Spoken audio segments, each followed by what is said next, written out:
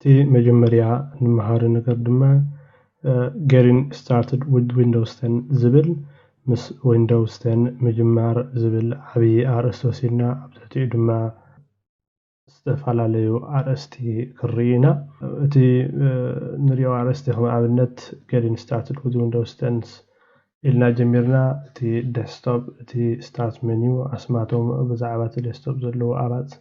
بملو من اللي نكبرينا كابو قصيلنا دما opening and running apps زبل أرسوسينا أبو دما كمي قرنا إنا apps نخفت كمي قرنا إنا حصوهم استخفت app كمي قرنا نلليو زبل قصيل بالناون اتي نشتي لا أبو feature snapping apps تبل نع كري إنا مالتيو كابو قصيلنا دما user account زبل أرسوسينا تي account settings تناتو settings انتايو أبو خنتاي زتقالليو انتاي زحازيو زبل Microsoft account مس local account زبحالو نقرات اللو خلطة زيوم كنتايو مت Microsoft account كنبل كلنا انتايو تي local account كنبل كلنا انتايو تايفل اليوم بزبل كرينا كمون كمي قرنا إنا حدش account نسرح كويت new account مالتيو حدش account كمي قرنا إنا نحد سب نسرحلو كمي قرنا إنا نفطرلو نتسرحنا يدما ندحري دستي لنا كمي قرنا إنا ندمسو زبل كلهم زيوم أب تحتي user accounts basics زبهالو خريو مينا مالتيو تلبيلنا دما help and support كرينا حجزن دقفن زوحبنا بمايكروسوفت دما انتاي حجزات ويما انتاي نحنافتي كمبيوتر نقرات مستفنا انتاي قربات اللو مايكروسوفت زهبنا كم virtual assistant زامسالة tips زبهالو كم دوا أفتو ويب سايتهم تعينت حاجة زهبنا بزبل RST وسيلنا كرينا مالتيو مجرشتا أبزيناي getting started with Windows زبل عبي RST Windows update إنا كري Windows update انتاي مالتيو حدش software تي زلو أم عبيلهم زخون نقرات سيقام دهاليو الريوم حدش software أور حدي ولا كالتوارحي ولا بسومن يسدمو نت software نسو كمي قرنا إنا تنهنا نتسعنو كمي قرنا إنا نتزلن كمبيوتر نحدثو بزبل Windows update basics رينا تي مسارتاوي زخونة كابد ما advanced زخونة option زهبنا مرجعات عمرنا كتسلنا ون apps update بحال مهنياتو application زعنا يملو أفتي Microsoft Store دما كابو نصعنهم apps اللو نصون كحمي قرنا إنا updates نقبرم تي خالق خمي غيريو update زهون بزبل أفتي Windows update كرئي إنا مالتيو بقر ببحادة زيوم أرستات زياتهم أفتي getting started with Windows 10 زبل عبي RST أبتحتيو زوم أرست زيوم ببحادة ناقبرنا كريومينا سناي مجمع يورلا أبزي نريو دما starting with Windows 10 زبل كرينا مسو Windows 10 مجمع نمالتيو كابو قصيلنا دما اتي ديسكتوب إلنا صوعنا زنبرنا انتاي مهانو مردعاتات كنبينا قصيلنا ون اتي start menu انتاي مهانو قريينا انتاي زحزلو شاوي تتحستو قريينا كابو دما افت موداتا working in tablets mode زبل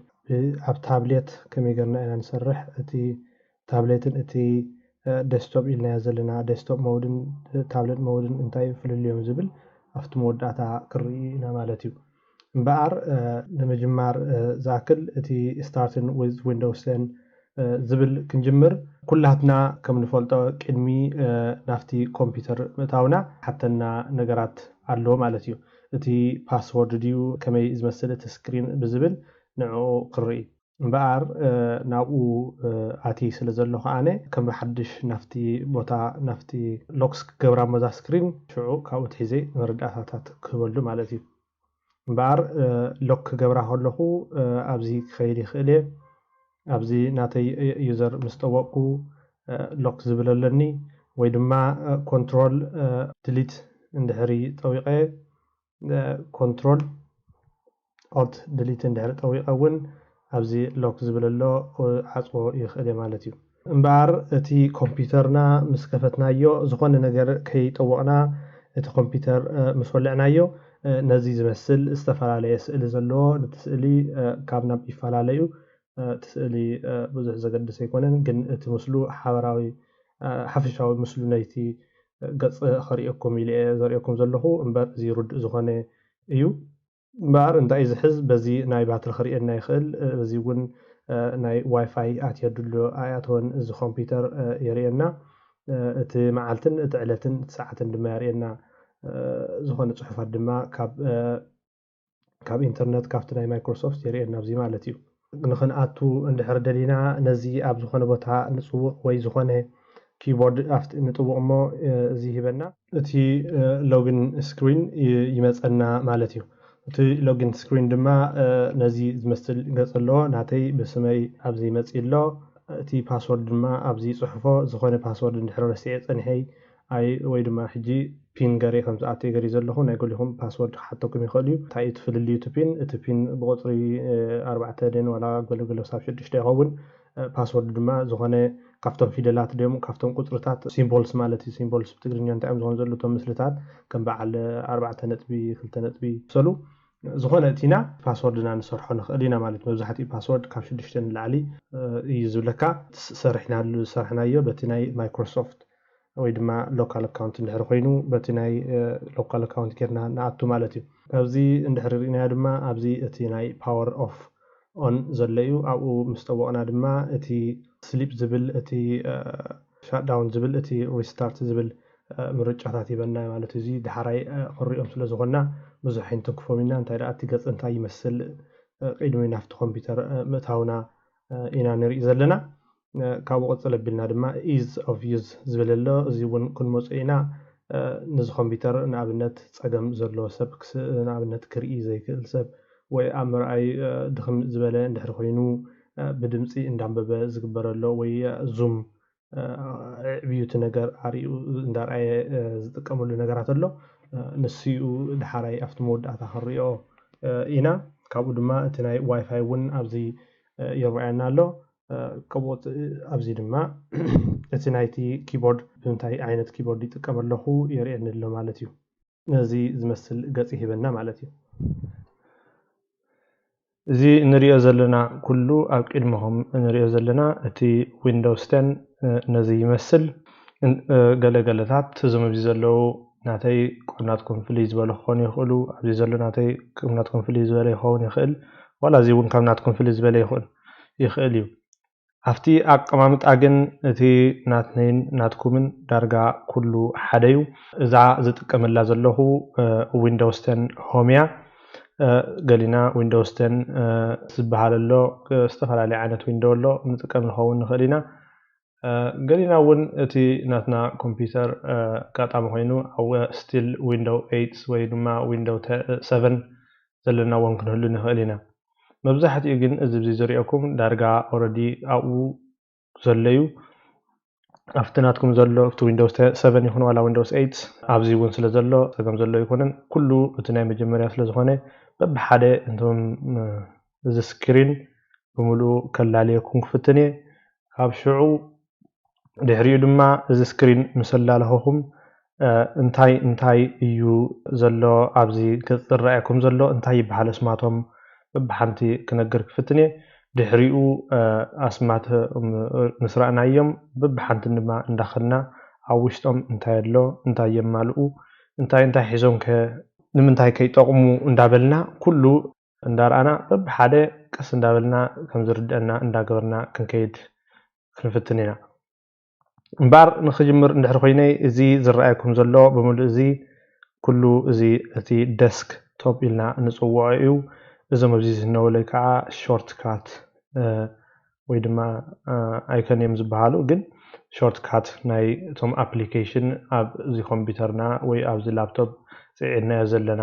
እዩ ማለት እዩ ናብዚ ትሕት ኢልና እንድሕር ሪእናዮ በዚ ዝንህለ እዚ ስታርት ሜኒው ወይ ድማ ስታርት ኣኸላ ተባሂላ ትፅዋዕ እያ እዚኣ እንታይ ከም ዘለዋ ድሓራይ ተመሊስና እንታይ ከም ዝጠቅም እንታይ ዝሓዝት እያ ዝብል ተመሊስና ክንሪኦ ኢና ካብኡ ንየማነ ኣቢልና ክንከይድ ከለና እዚ እቲ ሰርች ባር تبهيلو يزصواع ناي قلينا قرب فلي زباله خون يخلي ازيا طرح ترخ تخون تخليا ግን ብመብዛሕትኡ ኣብ ነዚኣ እዩ ዝመስል ካብኡ ሕልፍ ኢልና ዝነና ኣብዚ ዝነለት ንሪኣ ዘለና ኮርታና ተባሂላ ትፅዋዕ ናይ ድምፂ ብድምፅኻ ተዛረቦ እሞ እቲ ዝደለኻዮ ነገራት ሰርች ጌርካ ንክትረኽቦም እትሕግዘካ እያ ኣብ ናይ ገሊና ከም እዚ ከባብ ክትህሉ ትኽእል እያ ኣብ ናይ ገሊኡ እውን ከም ናይ ማይክሮፎን ዘለዋ ቅርፂ ኣለያ ካብኡ ንየማነ ቢልና ክንከይድ ከለና ኣብዚ ታስክ ቪው ዝብል ዝንህለ ኣለናይ ማለት እዩ ታስክ ቪው ከዓ እንታይ ምዃኖም ድሓራይ በብሓደ ክንመፅኦም ስለ ዝኾና ፀገም ዘሎ ይኮነን ግን እንታይ እንዳተፈላለዩ ንርኣዮም ታስክ ቪው ከዓ ናይ ዝሓለፈ ወይ ናይ ቅድመ ቢልና ከፊትናዮም ዝነበርና ኣፕሊኬሽናት ንኸሪአና እዩ ዝጠቕመና ካብኡ ሕልፍ ኢልና ዝነና እቶም ኣነ ንዓይ ክጥቀመሎም ዝኽእል እየ ዝበልክዎም ኩሎም እቶም ኣይከን ወይ ድማ እቶም ኣፕሊኬሽን ኣብዚ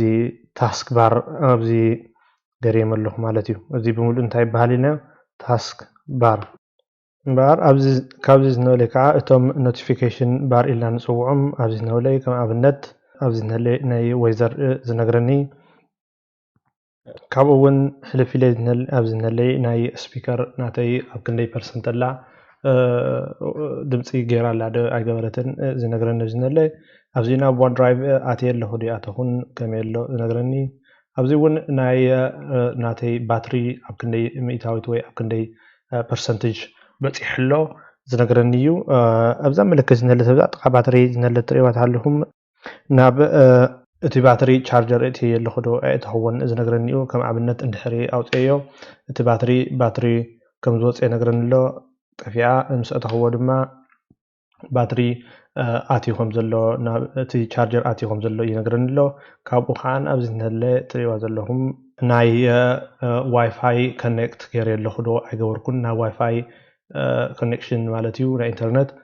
ኣትየ ኣለኹ ዶ ኣተኹን ዝነግረኒ እዩ ብዋይፋይ ተኮይኑ ነዚ ዝመስል ተሪአና ብኣብኡ ከሎ ብኬብል በቲ ገመድ ማለት እዩ እንድሕሪ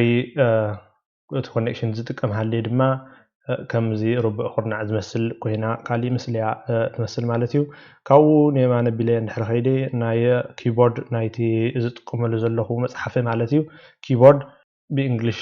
ዝፅሕፍ ዘለኹ ትነግረኒላ ከም ኣብነት እንድሕሪ ቀይረዮ ብናይ ኣምሓርኛ ወይ ድማ ብናይ ግእዝ ኣልፋቤት ከም ዝፅሕፍ ዘለኹ ትነግረኒ ነለት ተመሊሱ ከዓ ብናይ እንግሊሽ ዝብለ ዝነለት ማለት እዩ ኣብ ናትኩም እዚኣ ዘይክትህሉ ክትክእል እያ ኣብ ናተይ ግን ኣላ ማለት እዩ ባዕለይ ስለ ዝገበርክዋ እያ ንክትገብርዋ ተልኢኹም ብቕልል ዝበለ መንገዲ ኣለዎ እዩ ካብኡ ክድል እንድሕር ኢልና እቲ ዕለትን እቲ መዓልትን እቲ ሰዓትን ዝነግረና ኣብዚ ዝነለይ ማለት እዩ እዚኦም ብምሎም እንታይ ኢልናዮም ኖቲፊኬሽን ባር ዝበሃሉ ማለት እዩ እዚ ከዓነ ከም ንእሽተይ ትመስል ዝንህለት ኣብዚ እንድሕር ርኢናያ ናይ ከም መሰጅ ዝመስል እዚ ቁጥር 3 እዚ ናይቲ መፂን ዘሎ መሰጃ ዝነግር እዩ እንታይ የሪአና ኣሎ እዚያት የሪአና ኣሎ ማለት እዩ እቶም ኣብዚ ዝነበለይ ኩሎም ከም ታብሌት ሞድ እዩ ዋላ ዋይፋይ ኔትወርክ ዝነበለይ ኦል ሴቲን ዋላ ሎኬሽን ፍላይት ሞድ ተደሊኻ ሞባይል ሆትስፖት እንድሕር ደሊኻ ንኣብነት ሕጂ ኩሉ ብዙሕ ዝነበለይ ድሓራይ ተመሊስና እንታይ ምዃኑ ክሪኦ ክንፍትና ግን ብዝተኸኣለ መጠን ነዚ ተሪእካ ማለት እዩ ኣብዚ ላዕሊ ከዓ ዝኾነ ኣብዴት ድዩ ዋላ ዝኾነ ሓድሽ እንድሕሪ ዝመፅእ ሃልዩ እዚ ትነግረኒ ማለት እዩ ኣብነት እዚ ሕጂ ተጥፊአዮ እንዳኸደት ኣብዴት ከም ዝድልየኒ ኣብዚ ይነግረኒ ኣሎ ኣብዚ ዋን ድራይቭ እውን ከም ዝመፀት ይነግረኒ ኣሎ ቀፂልና ንሪኦ እቲ ስታርት ሜኒው ከመይ ምዃኑ ከመይ ጌርና ነንሳ ንዕብያ ክንሪኣ ኢና ከለና ብኡ ቢልና ድማ እቶም ኣፕሊኬሽናት ከመይ ጌርና ንኸፍቶም ኣበየበይ ከይድና ኢና ንኸፍቶም ዝብል ክንርኢ ኢና ከምኡ እውን እቶም ዝደለናዮም ኣፕሊኬሽናት ኣብዚ ታስክ ባር ድዩ ከመይ ጌርና ነእትዎም ከመይ ጌሩ ዝተኸፈተ ዘሎ ኣፕ ከዓ ከመይ ጌርና ንደልዮ ከምኡ እውን ከመይ ጌርካ ንዓፅዎ ዝብል ክንርኢ ኢና ኣብ መወዳእታ ከዓ እታ ንእሽተይ ፊቸር ኣላ ስናፕን ትብል ንሳ ከመይ ጌርና ንጥቀመላ እንታይ እያ ዝብል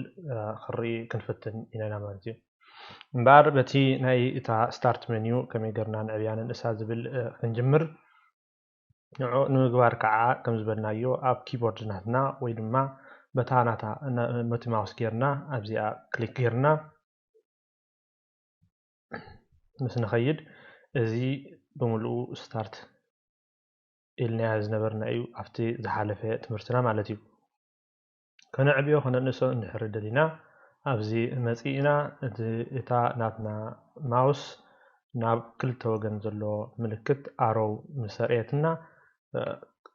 نتاناتنا ماوس نحزامو كيسددنا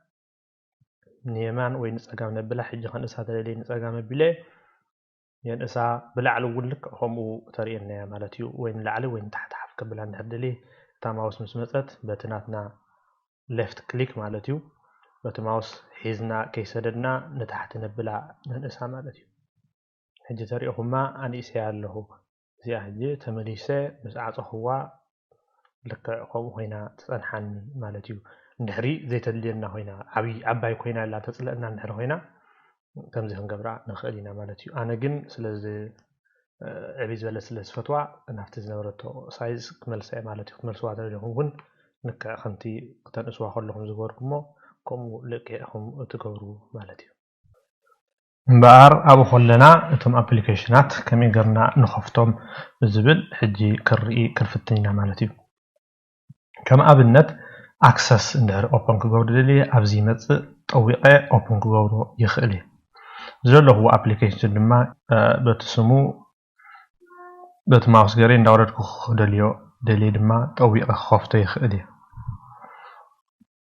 زبلنا يو أبزي أمتين أبزي حيزنا نزي أون أوريج ندابلنا بتناتنا ماوس كريو نفتن رينا المقالشنا رحيونا كن كفته نخلينا مالتي كالي ون أفتز حالفة كنظر أنا يو نتي ألفابت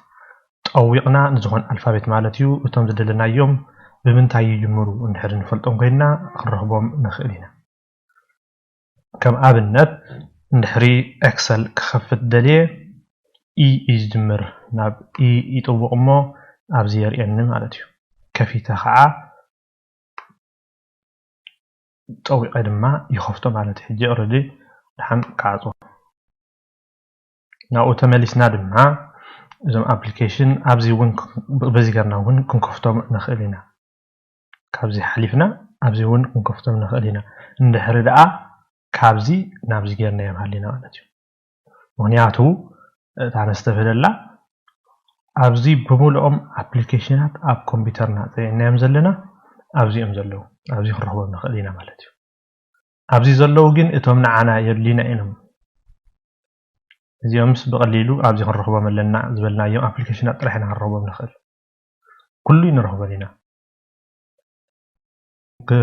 بزي قرنا وين كنكفتو نخلينا مالتي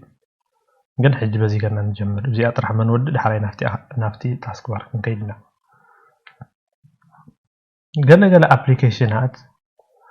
أبزي بسماتهم كنرهبا مزي نخل نكون نخلينا وذا application ده أنا بكيدو كمسعان كير مسعان كور قتني أنا بدي أخيدهم بالنخلينا وجنا أبنت notepad ندهر دليا ناب إنك خيري خلي هنياتو note إن سلز جمر مالتي إن مسبلكا إن هنالي نتفليكس اللو notepad plus اللو أنا اللي يزلله جد notepad راح notepad plus هيدا هو عند خالي ابلكيشن قلنا نوتباد تبعل أو زي نوتيفيكيشن مانجر فور ادوبي كرييتيف كلاود زبلون الله زي هون هيدا هو اب انس يلاني نابيد اخيدا كبيدي خالي ندحر استفيلكم له زي كل ابلكيشن زينا يزلنا نناتو تلو غدينا هنبلو ولا تايكن نناتو الله كما امن ترينا اكسس ناتلاتا زيا ناتلاتا زي ناتالو زي illustrator ناتلو لايتروم كملو اوداسيتي كملو زي كالكوليتر وناتو ملكتلو تستفيلكم كيف ابزي نوال ابزي زلوا تستفيلنالن حد عينت ايكن اللون مالتي تسالي زي املكت زيا ناي فولدر يا تايلنا ناي فولدر مالتي ناي فولدر ملكت يا كابون حلف لنا ترينا يجن أبنت بزي نسات رح يزلا أبزي ولا حنت ملكت يلن أبزي وينكم أبزن فولدر زلوا سئلتات ترينا ينجن أروون الله بزي أن يشتي ملكت نقول قل عفاز الله تملكت الله تتصيقنا ينعا كالي أبليكيشن بتحتي خمز اللي ينقرنا له بتحتي خمز الأبليكيشن ينقرنا له تفولدر ب لك باتي ناي alphabetical order زخنة تسريع له كابنت capture 1 ندحر خيدنا already CC سلجمر تصقم زلو يكونن أبزي ون CC سلجمر كله تصقم يكونن أبنت أبزي ولا نخيد قاليو أو دي جمر نلي جن أبنت database زوزن نلي نسو أبعد دي خون زقبو أنو أبا ناي إم أو دي جمر نلي أو يخيز زقبو جن إذا فولدر زيا نقول سلام تقليل حيزات زلنا زبستي أزلو كرخ بين خلينا بالفابت كيدنا نت أبليكيشن مالتي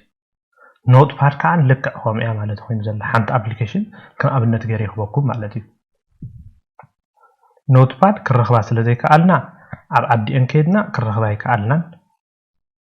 أنا جيني فلت أصل زخونكو كرخ باي خلي نعتو أب ويندوز أكسسوري هم زلا أنا فلتان قولي أبليكيشن كتفلت أي تخليني حاجة أبنت ويندوز أكسسوري نهر خيدي أبزلاتنا نوت باد تبل أبكن دا أب إنتمس أب تحتي W ويندوز أكسسوري مالتيو مزي ألا زيز مزقت المهنيات كعا part of Windows Accessories لزخونت نايزي نزيس لزخونت نجي قال أبليكيشنات أبيكم زلو خنسقنا من خلينا أي نشجر مهنيات بخالق من قدي نزي خرخو بس لزي خلينا مالتي ملادا سمون فلتر نحوينا مالتي جن أبنت أبزي لنا بزي كان نخرخو بنخلينا نوت باد نحر صحيفة مزي على أبزي جن كم يقرنا نتكمل لا أبزي السيرش مسمعنا أفكالي تمرتي خريعينا مالتي الجزية حنسا أبزي نحلنا مالتي تايرينا أبزي أبليكيشن أبزي هنكفتو نخلينا أبزي وندحر أبزي أغمدنا من دحر حلينا هنكفتو نخلينا زبل رئينا مالتي بخالق من قدوون كرخوهم نخلينا مالتي كم أبنت أبزي تحت زي قرنا من دحر حلينا مالتي أبزي تحت زي تريوا من دحر حليهم انتهي لنا نازي مجمريا عن توي إذا ذكرتهم أفتغز حلفة تمرتي زي تاسك بار أبزي تاسك بار زلو حاني إزم آيكانات كم يقرنا نقمطهم وي أبو نقبرم زبل كاريوكم كفتني مالتي دحر دا عصينا يو انت هنقبر نخلينا أبزي نولي نابزي أتكن قرن تدلينا زي أبزي زلو أبزي نولي أنا زقور كل مهنيات نتايو أنا بقلل زبالة من قدي نسي زدلوه أبليكيشن كاب أبزي كيدي زدليو وي أبزي ستارت منيو خيدي زدليو أبزي بقلل زبالة تسوى قبله كوفتو زخل يزحق مالتي نابزي تم زدلنا يوم كان أبنت إكسل إن اللي باوربوينت غير اللي زي كروم إن اللي زي فوتوشوب اللي تحت زعما سولو OBS نبعلو غير اللي زنه اللي مهيات أنا بقلل زبالة مزم أبليكيشن زيهم كوفتهم سلزدلوه أو خا بقللو كرخوهم سلزدلوه أو زي غير يعمل له في تاسك بار مالتيو ناو خنقبرم من دحدنا أبليكيشن كم يقدر كاتو قبرم كرينا مالتيو انت هنقبر نخيل مجمرتا نغدو نخدو نابزا ستارت منيو إلى نخيل مهنياتو انتايلنا نمنا أبليكيشن كلهم زيعنا يمزلنا أبزي اللو بخلطة من قد اللو هنقبر نخيل قال أبليكيشن أبزي زيعنا أبزي لك زي كم زناي زي عينت زدلنا يا أبليكيشن أبزي ونقبر نخيلنا أبزي تايل مالتيو كابزي تايل هجنا أبنت أفتي نتيجة لا خري مالتيو وان زي نوتس نلي نعملت وان نوتس كابزي متقبله تاي جبرا رايت كليك تايلي الله رايت كليك مالت نتي ما نايزول نايتي ماوس ناتنا ويد ما نتي باد أباي لابتوب زول نتكلم تحلينا رايت كليك نقبر كاونا أوشعو أبزي مورز زول نخيد مالتيو እንታይ ይብለና ኣሎ እዚ ተሪእናዮ pin to taskbar እዚ እንታይ ሰማይልና ነው እናንተ ወይ taskbar pin ማለት ካን ንዛ ምልክት እዚኣ ማለት እዩ ናብ taskbar ኣቀምጦ ኣብቲ taskbar ሲ ግበሮ ትልነለት ንዓንጥዋ ንዓምስ ተወቅዋ በቀጣ ኣብዚያ መጽሐነለት እታ ዋናውት ማለት እዩ እዚያ ዋናውት ኣብዚያ ቋጣ መጽሐነላ እንደህረ خዝብላ ካብዚ خዝብላ ደልየ ከዓ ተመሊሰ እዚ ዕጾብ ብለ ተመሊሰ ካብዚ خዝብላ እንደደልየ ዘይደልያ እንደገና ንዓ ራይት ክሊክ ይገብራ ራይት ክሊክ ገሪ ድማ unpin አንተ ወይ እንታይ ትነራ pin unpin ማለት ከዓ እንደገና እቲ ፒን ገርካ ዝነበርካ አሚጥካ ነበርካ አንጻር ማለት እዩ ካብዚያ ተዝብላ unpin from taskbar ከይዳላ ማለት እዩ بخالي من قد خاء كم يقرنا نقبره نحريلنا تملسنا نابزي نخيد ناب تا ستارت منيو تبل مالتيو تون كلهم ابليكيشن ابزلو انت بي ابزي قطع مثل يريا زنوركو كابدي خرا باخيله قال ابليكيشنات ግን كلهم ابزي يلو ነው سو انت يقبر ابزي بزي اغري نتحت خورد يخلي حساب اوز بصح مالتيو وان نوت ስለተጀመረ ኦት ስለተጀመረ او خير يخلي بقلل زباله ግን እንታይ ይገብር ነዚ ጾጦም ምን ዝኾነ ነዚ ዋላ አይ ኾውን ይኽእል ዋላ ቢ አብ ዘለዎ ፍዝ ዘለዎ ቦታ ነታ አልፋቤት ጥራሕ ንጽቆጣ ሓንሳብ ምጽqጥናዮ ቶም አልፋቤት ብሙሉኦም ከምጸልና ዋን ብኦ ስለዝጅምር አቦ ይኸይድ አቦ ኸይደ ስትሬት ስለ በቀልል ዝበለ ንኽረኽቦን ማለት እዩ ዋላ እንተዚ ኮይኑ በዚ እንዳወረድኩ ክረኽቦ ይኽእል ራይት ክሊክ ይገብር ራይት ክሊክ ማለት እንታይ ኢልና ያለና በቲናትካ ማውስ بيمان وجن زلو تطوع مالتي بسقام يمان سل زلو مور تخيد مور كيد كهان pin to taskbar ترلا pin to taskbar مزيا نبزي مزيحتنا لا مالتي pin to taskbar هجي كمبيوتري عطيه يادي نصبحتي تمليسي دي او يحصل اني تخيدين يا بعليك صاب زي زولكوا مالتي كزبلا تدليك انت يقبر right click ገረ unpin from taskbar እዚ ንኩሉ ዓይነት አፕሊኬሽን ይሰራ ማለት እዩ ከዚ ላይ ሄጅ ስለይደለ هو ለዚ አብዚ ስለይጥቀመላ አይደልያኔ አዝቢል ያለው እዚያ አጠቃቀማ እዚያ ዛ pin and unpin ትብል pin ንኽትገብሮ ንኽትቀምጣ ተለሊኻቡ unpin ከዓ ከተዝብላ ወይ ከተልግሳ ተለሊኻ እዚያ ትድምስሳ ኣለኻ ካብዚ ኮምፒውተር ማለት ይኮነ እንታይዳ ካብዚ ኢኻ ተዝብላ ዘለኻ እምበር ስቲል ታ አፕሊኬሽን ኣብቲ ዝደልና ይፍትና መስኡል ላ እጂ ዚያ ቀለል ዝበለት ነቲ አፕሊኬሽን ናትና ናብዚ ክንገብሮ ተሪልና ማለት እዩ ኣብዚ ተሪና የውን ናብዚ ክነትዋ ተሪልና ወን ካብ እስማ ተሰለ መንገድ ኣሎ ማለት እዩ ኣብዚ ነለት ኦሬዲ ኣትያ ስለ ዘላ ከዝብላ አይደልኒ ማለት እዩ እጂ ንኣብነት ኣክሰስ ትልነለት ንዑ ብጸጋም ማውስ ጸቂጠ ከይሰደድኩ ማለት እዩ ሕዜ ጸቂጠ ድራግ እዚ ድራግ ዝበሃል በትግርኛ እንታይ መስሓብ ማለት እዩ ስስሕቦ ስሒበ ኣብዚ ሰማያዊ ምሳበትኒ ይሰዶ ማለት እዩ ሰዲድዮ ዝነለ እዚ ካልእ መንገዲ ድሕራይ ተመሊስና ጽቡቅ ገና ስለሪእ ጽቡቅ ዘለይ ከነ ግን ሕጂ ኸዓ እንደገና ካብኡ ከዝብሎ ትለይ ካን ኡንፒን ገሪኻ ይብሎ ብኻልእ መንገዲ ኸዓ ኣክንዲ ድራግ ዝገብሮ ኸዓ ፒን ቱ ስታርት ኣብ ታሕቲ ዝመጽእ ካብ ታሕቲ ድሓር ከዝብሎ ይኽእል ናብ ዝደልኸው ቦታ هذا سميع وصعت بيننا مالتي نجي سميع مسابقة تمر سمالتي هذا مالتي زي كلام من قدس لهنا الحريص اللي نملصه سكون زلوا يكون نبلها نود مالتي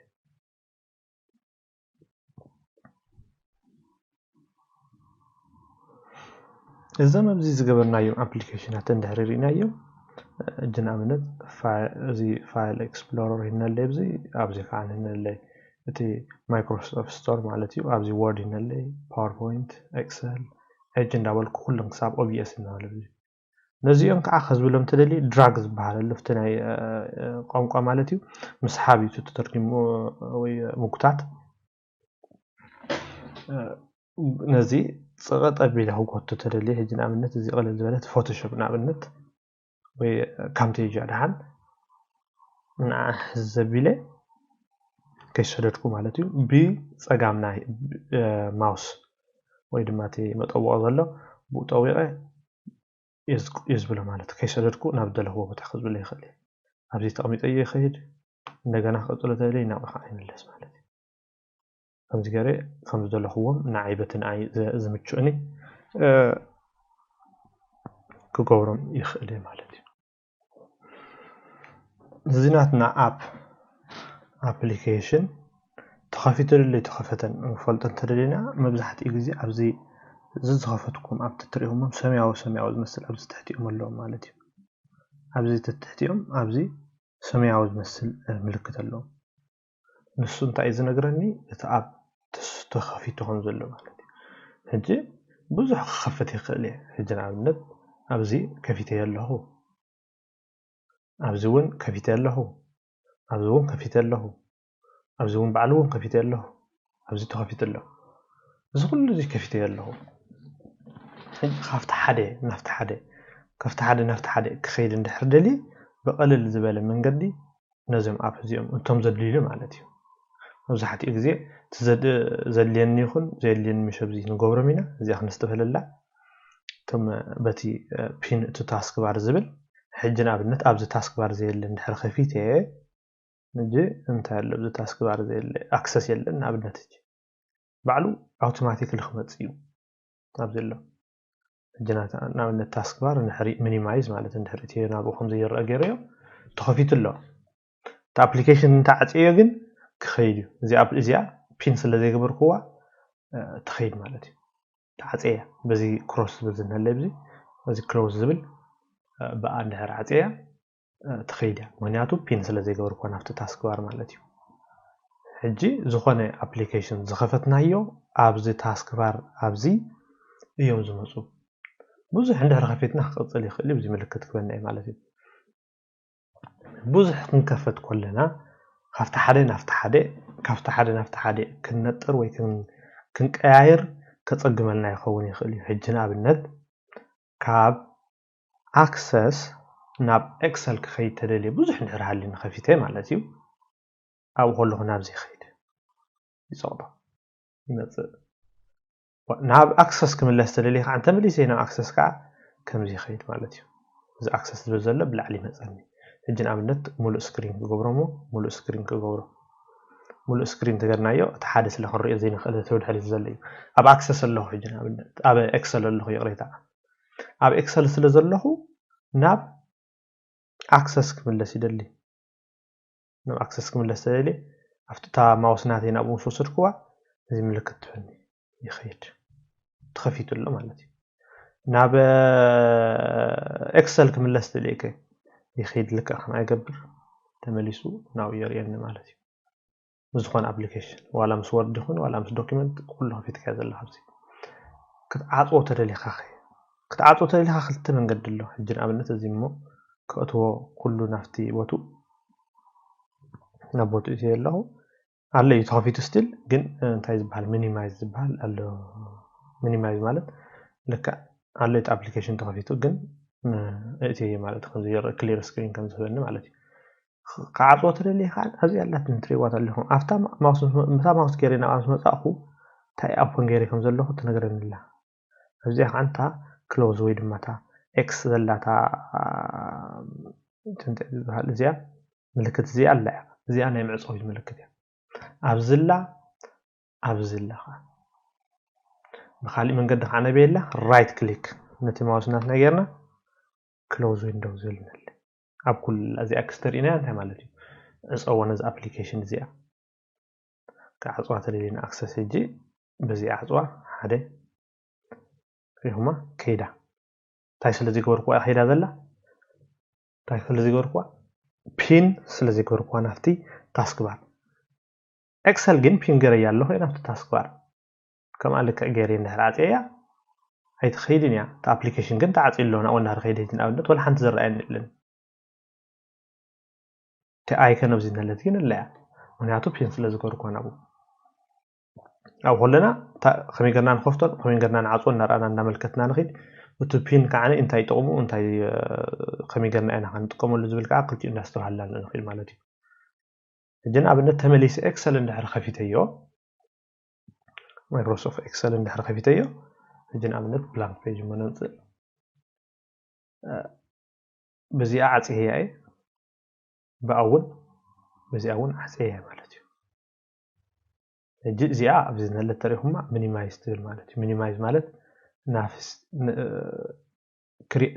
ይጥቀመላ ይደለኹን ግን ክዓፅዋ ከዓኒ ይደለኹን ኣብዚ እትዋ ብዓሪመ ይገብራ ንኩሉ ኣለወኒ እዚ ምልክት ማለት እዩ እዚ ንኩሉ ኣለዎ ወይ ከዓኒ ነዚኣ እንደገና መሊሰ ሃርማ እሞ ትዕፆ እንደገና መሊሰ ሃርማ ትኸፍታ እንደገና ተመሊሰ ሃርማ እትዋ ማለት እዩ ሚኒማይዝ ትገብራ ግን ተዓፅዋ የላ ማለት እዩ ብኻልእ መንገዲ እውን እቶም ኣፕሊኬሽናት ከፊተዮም ዘለኹ ከሪኦም ይኽእል እየ ምክንያቱ ብዙሕ ክኸፍት ይኽእል እየ ሓንሳ ብጅን ኣብነት ንስኹም ብዙሕ ዘይትጥቀሙ ክትኾኑ ትኽእሉ ሕጂ ኣነ ብዙሕ ስራሕ ክህልወኒ ከሎ ክሳብ 20 ዝኸውን ኣፕሊኬሽናት ይኸፍት እየ 20 ዝኾኑ ኣፕሊኬሽን ኣብየ ኣለኹ ኣብየነይቲ ኣፕሊኬሽን ዘላ ሕጂ ንኣብነት ካብ ኤክሰል ናብ ፓወርፖይንት ካብ ፓወርፖይንት ናብ ኦቢኤስ ካብ ኦቢኤስ ናብ ፎቶሾፕ ካብ ፎቶሾፕ ናብ ናቲ ብራውዘር ክሮም ወይ ክኸውን ይኽእል ናብኡ እንድሕር ዝኸይድ ሃልየ እቲ ምኻዱ ከፀግመኒ ይኽእል እዩ ማለት እዩ ሕጂ እንታይ ኢና ንጥቀም ዓንታ ኣብቲ መጀመርያ ዝነበረ ምልላይ ናይ እዚ ንዝክራት ኮይና እዚኣ እንታይ እንያ ነርና ታስክ ቪው እዚ ጥቕማ ማለት እዩ ሃሪመ እያ ከፊተዩ ዘበልኩ ዘለኹ ኩሉ መፂን ኣሎ ማለት እዩ ከፊተዩ ዘለኹ ኩሉ ካሊእ እንታይ መፂን ከፊተዩ ዝነበርኩ ከዓኒ መፂን ኣሎ ማለት ከምዚ ሂስትሪ ዓይነት ማለት እዩ ናይ ዝሓለፈ ናይ ትማሊ ናይ ቅድሚ ሰዓት 2 ሰዓት ናይ ትማሊ ናይ በቕቲ ትማሊ ዝነበረ ኣፕሊኬሽናት ከፊተዩ ዝነበርኩ ይነግረኒ ማለት እዩ ሕጂ ንኣብነት በዚኣ ብዝነለት ንታሕቲ ፀቐይጠ እንድሕር ወሪደ ይነግረኒ ኣሎ ትማሊ ዝኸፈትኮ ድዩ ሕጂ ንኣብነት ዕለት 11 ጁላይ 8 ጁላይ 29 ጁን ከይዲ ኣሎ ከፊተዩ ዝነበርኩ ማለት እዩ نلي يمصلي ناي بقليل زدلنا نقول له ما عند خفتنا بنور حجنا اكسل نحر باوربوينت خيت لي باوربوينت نزاي صقطع اكسل خيت لي اكسل صقطع كعصوات لي ون بزي الله تمصويت زيات عطيا طقلالا كلها طاصو تصلا معناتي تا مينيمايز تبل زلا تاريميا ግን يأتوا طرح ዘለኹም ኣይትዕጾን እያ ሕጂ ንኣብነት ከይተደልና ኣይምለስ ትሄዳላ ተመሊሰ ናብ ታስክ ቪው ከዓን ከዓፅዋ ተደልየ ከዓን ኣፅየ ኣለኹ የላ ነዚ እንደገና ተመሊሰ ክኸፍታ ዝኽእል እምበር ወላ ሓንቲ ክገብራ ይክእልኒ ማለት እዩ እዚ ከዓፅዋ ተደልየ ከምዚ ገይረ ይዓፅዋ ማለት እዩ እቲ ምዕፃውን ምኽፋትን ዝብል ነዚ ክመስል እዩ እቲ ፒን ከመይ ጌርና ንገብሮ ርኢና ኣለና ካፍቲ ታስክ ባር ከመይ ጌርና ፒን ንገብሮ ናብ ወይ ድማ ንዝብሎ ፒን ማለት እዩ ኣብ ታስክ ባር ዘሎ ሰማያዊ ዝመስል ምልክት ሕብሪ ኣብ ኩሉ ማዕረ ማለት ይኮነን ከመይ ጌርካ ኮስተማይዝ ትገብሮ ድሓራይ ክንገብሮ ንኽእል እንደልና ሕብሪ ክንገብሮ ንኽእል ኢና ግን በቲ ኣፕሊኬሽን መጀመርታ ክትከፍቶ ከለኻ መብዛሕትኡ ግዜ ሰማያዊ ስለ ዝኸውን ሰማያዊ ዝኸውን ማለት እዩ ባዕልኻ እንድሕሪ ኮስተማይዝ ወይ ተመሊስካ ባዕልኻ እንድሕሪ ሕብሪ ዘይቀየርካ ማለት እዩ ንሱ እንታይ ምልክት ኣለዎ ኢልና እቲ ሰማያዊ እንድሕር ሃልዩ ብዝእግሪ ናይ እዚ ኣፕሊኬሽናት ተኸፊቶም ዘለዉ እዚ ነግረና ተኸፊቱ ኣሎ እዚ ኣፕሊኬሽን እዚ ዘይተኸፍተ እንድሕር ኮይኑ ግን ወላ ሓንቲ ምልክት የብሉን እቲ ባዕሉ ኣይከን ጥራሕ እዩ ዘርእየና ማለት እዩ ክንዓፅዎም ተደሊና እታ ኤክስ ዘላ ንጥቀም ክነእትዎም ማለት እዩ ክንጥቀመሎም ኢና ክንዓፅዎም ይደለና ግን ኣብ ሓንቲ ወገን እንትን ክንሰርሕ ክነእትዎም እንድሕር ደሊና ግን እታ ሚኒማይዝ ዝበሃል ዘላ ንሰርሓ ንጥቀመላ ማለት እዩ እዚ ብዙሕ ኣፕሊኬሽናት እንድሕር ከፊትና ኣለና የናይ ከበየናይ ንኸይድ እንድሕር ዘፀግመና ሃልዩ ከዓ እዚ ታስክ ቪው ዝብል ዘሎ ንሱ ተጠቂምና ካብቲ ሓደ ናብቲ ሓደ ክንነጥር ንኽእል ኢና ማለት እዩ እታ ካሊእ ኢልና ዝነበርና ከዓን እታ ስናፒን እትብል ማለት እዩ ስናፒን እንታይ ምዃና ክሪኣ ኢና ማለት እዩ ስናፒን እንድሕር ደሊና ከመይ ማለት እዩ ኣብ ሓደ ስክሪን ክልተ ነገር ብሓንሳብ እንዳሰራሕኻ ወይ ክልተ ካብ ክልተ ንላዕሊ እንዳሰራሕኻ ትጥቀመላ መሳርሒት እያ ሕጂ እዚ ስናፒን ዝብል ከመይ ጌርካ ትጥቀመሉ ዝብል ቀስ ኢልና ክንሪኦ ኣለና ማለት እዩ ሕጂ ከም ኣብነት እንድሕሪ اندحري مايكروسوفت اندحري اوبن جيري حالي انتي يقبر يخلي عبزي مايكروسوفت مالتي عبزي بوتا صحفه بزي بلو بوتا رئي اشتري يقبلا صحفه بزي بلو بوتا رئي تحماوسي يقبر عمو بسناتي ناي صقام زلو كليك مقبري كليك جيري يخيد حساب نابزي كورنر يخيد مالتي نابزي قرنع الجدريهم هذا قالت مسنات يقبل لا زي حجي مول سكرينيا زي أريحهم الله نلعل نحرب ليها مول سكرينيا بلج تبلت رأيكم دلانتي نازي أنو قلنا نحرق رياقين فرق ما تيحن هلا تفريقة سجد هو بفرق وحين هلا مالتي مساعة خطا حط قدر اللي نعملت اج ندحر خط قدر اللي زي تقل مالتي جبزين أبنت سيرش ناقبركو أبزين أنا جوجل كفت بلي سيرش ناقبركو أبزين دا صراحة خوش تقل مالتي زيا كم زي تقمن كاب كلتن لعلون كتقبرها تخليخ كاب كلتن لعل ندحر دا تكبر حل دليخ أنت تكبر تخليخ لك عمتنا عنده بيجرنا رايت كليك نقبر ليفت كليك ما نقبر ليفت كليك جرنا نابزي نخيل مالتي إذا أنا فرق مسحبتنا نلعل كذا نخيل نديبه ما لهم تربي تفرق مالتي مسوخ عندها تحوس لليخا هذا اللي مسوخ حوس للي ناب النت بزيك عن خلي كرم خفت نحر لليخا كرم يخفت مالتي جي بسلست خسر يخلي 5 قريب 4 ونقدر يا خليه تدلي مالتي لك اخون غيرين انتي لا لهم ابوتا نابزي حيسكا نابزي تخيد نسكرك عن لا تبله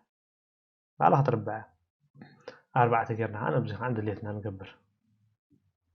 زي 4 وقن غيرك حد وقت خلي عزيزين قرب نس لزبل عبي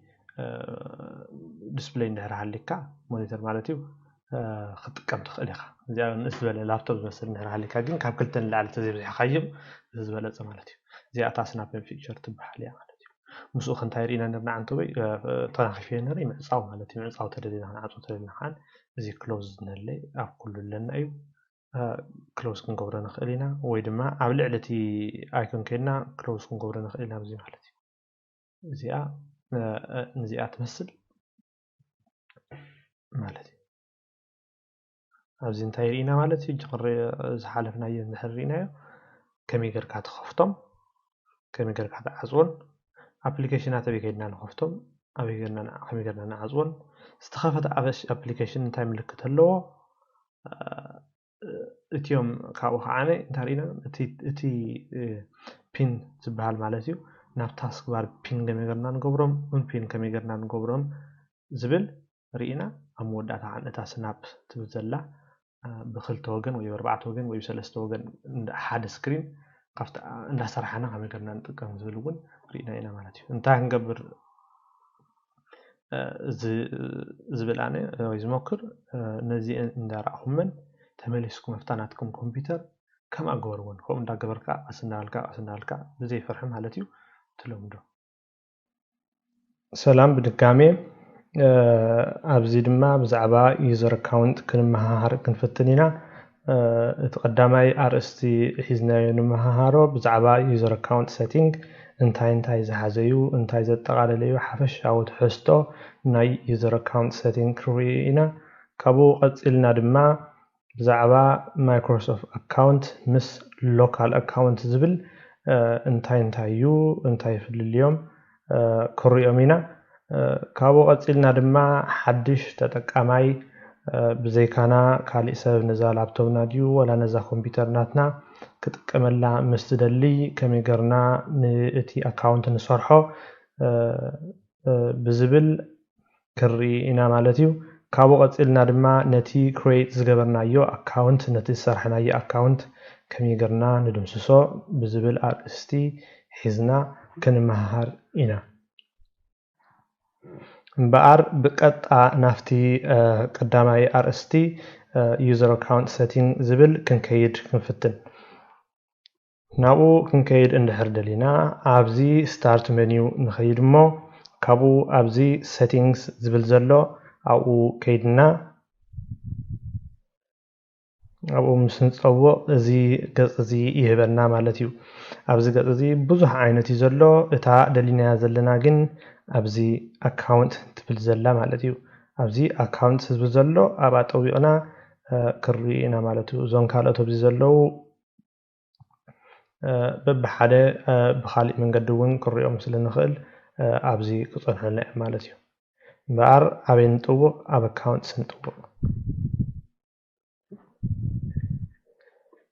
أب account مستطوقنا إتي قدام يقص نريو زي نزي يمثل أبزي عند حريرنا يو إتي أتي زل سبب من مخانو سمو ينقرأ كامو كابو بموصل إتي عينة إيميل تتكين كال زلها ينقرأ كابو دما إزي تتكامي إزي يوزر إزي انت عينة حلفنة اللغة أبزو كمبيوتر بزبل administrator إلو administrator دما إتي لعلواي حلفنة زلو أبزو كمبيوتر كاب مدمساس ديو كله إذا كمبيوتر زيا عند حلفنة زلو يو زنقرنا مالتيو كابو دما نزي account زي مانج كتقورو كتما حدرو تلي خبز عبانات كاسيتين ديو subscription تورحا وزخفل كفل ديو بملؤ زي عمسلة أبزي كيركا طريقة مالتيو كاو تحتيلنا نحريرنا يو sign in with the local account instead زبل زلو تي sign in with the local account instead زبل زي انتاي موهان إذا نقرنا زي مايكروسوفت account يو مهنياتو إيميل غري سلعتي زلوه مالتيو زي إيميل زي لما لك قالنا جيميل قالنا ياهو هلونا يخون كلا سبون هوت ميل ديو اوتلوك يهلونا مالتيو زي هوت ميل اند اوتلوك دما ناي مايكروسوفت اكاونت يو بز اكاونت زي غير تطقيمه دما نابز كمبيوتر زي اتير له زي يوتي مايكروسوفت اكاونت زبلنا مالتيو كاب كندو مس لوكال اكاونت دما ايميل زي ليكا نسو بوهان مالتيو دحراي تملسنا هرينا كابو دما نتي بروفايل ناتي بيكتشر سئل نحرخ تولد لي نز كاميرا طويقي كاميرا بزانا لابتوب وإذا كمبيوتر كاميرا نحرها اللي واب غيري سئلي ابزي قمط مالتيو وي دما كاب ناتي دوكيمنت قلم حجه تسايل لازم مركز سئلي يمص وزي دما هيلب زبل ابزي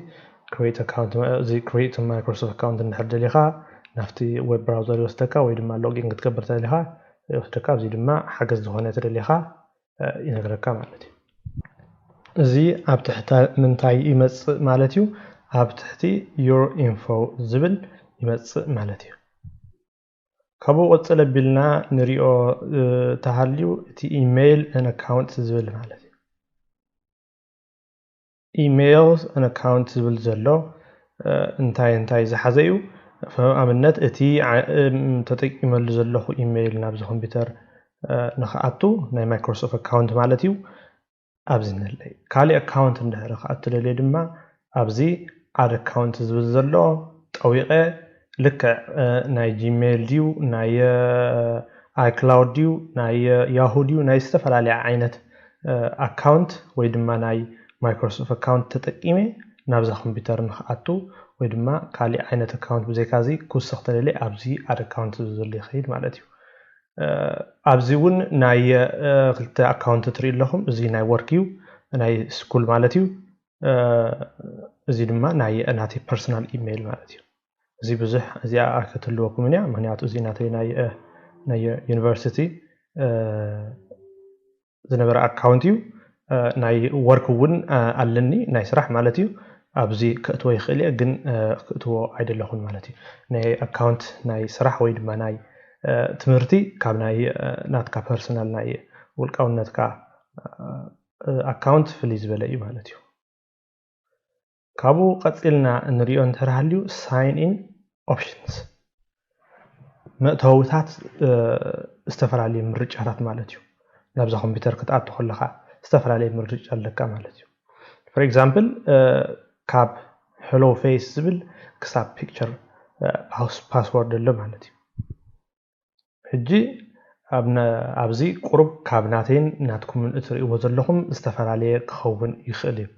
مهنياتو ناتي حداش لابتوبيا كابزن مالتي سي أبز قرب أوان زوجة لابتوب سلزخنت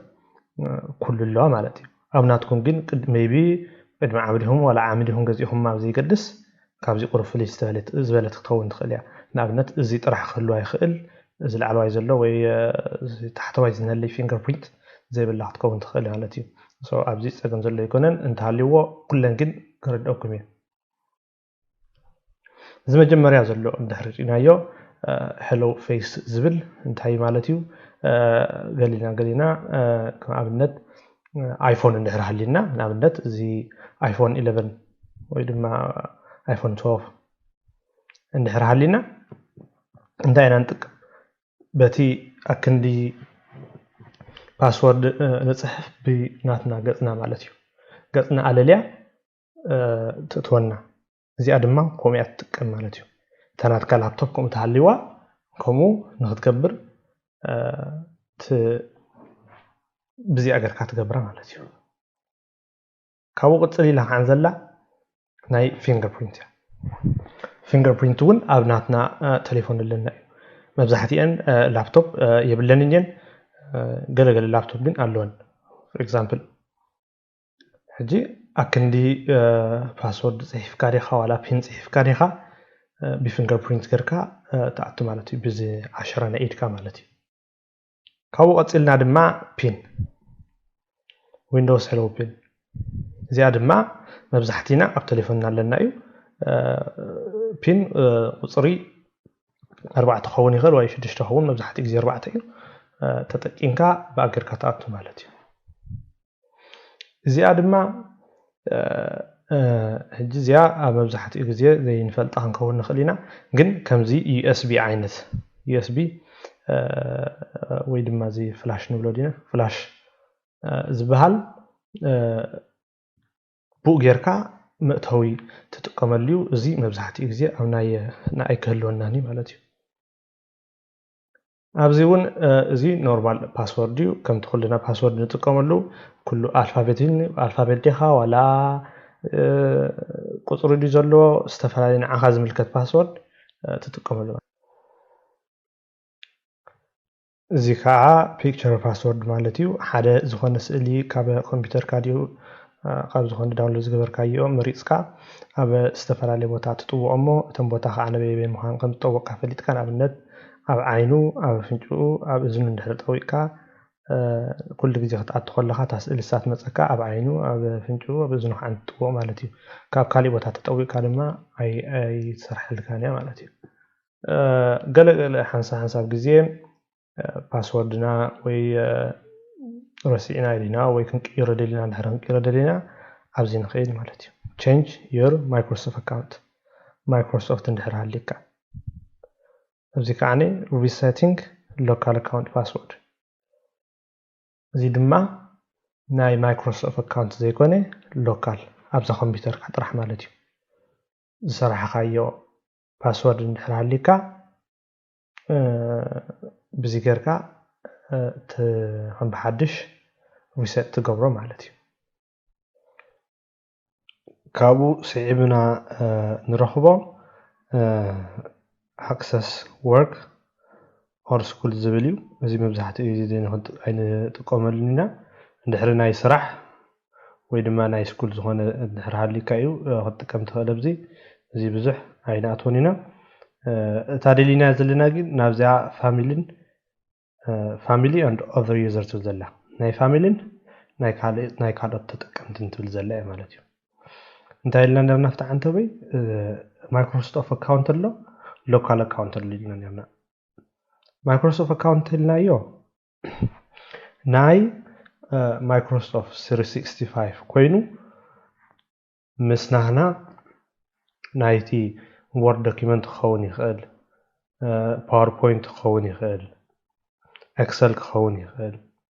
ሙስኡ ርክብ ዘለዎ እዩ ምክንያቱ እቲ አካውንት ንሱ መስቲ ንጥቀመሎም ዘለና አፕሊኬሽናት ሙስኡ ርክብ ዘለዎ እዩ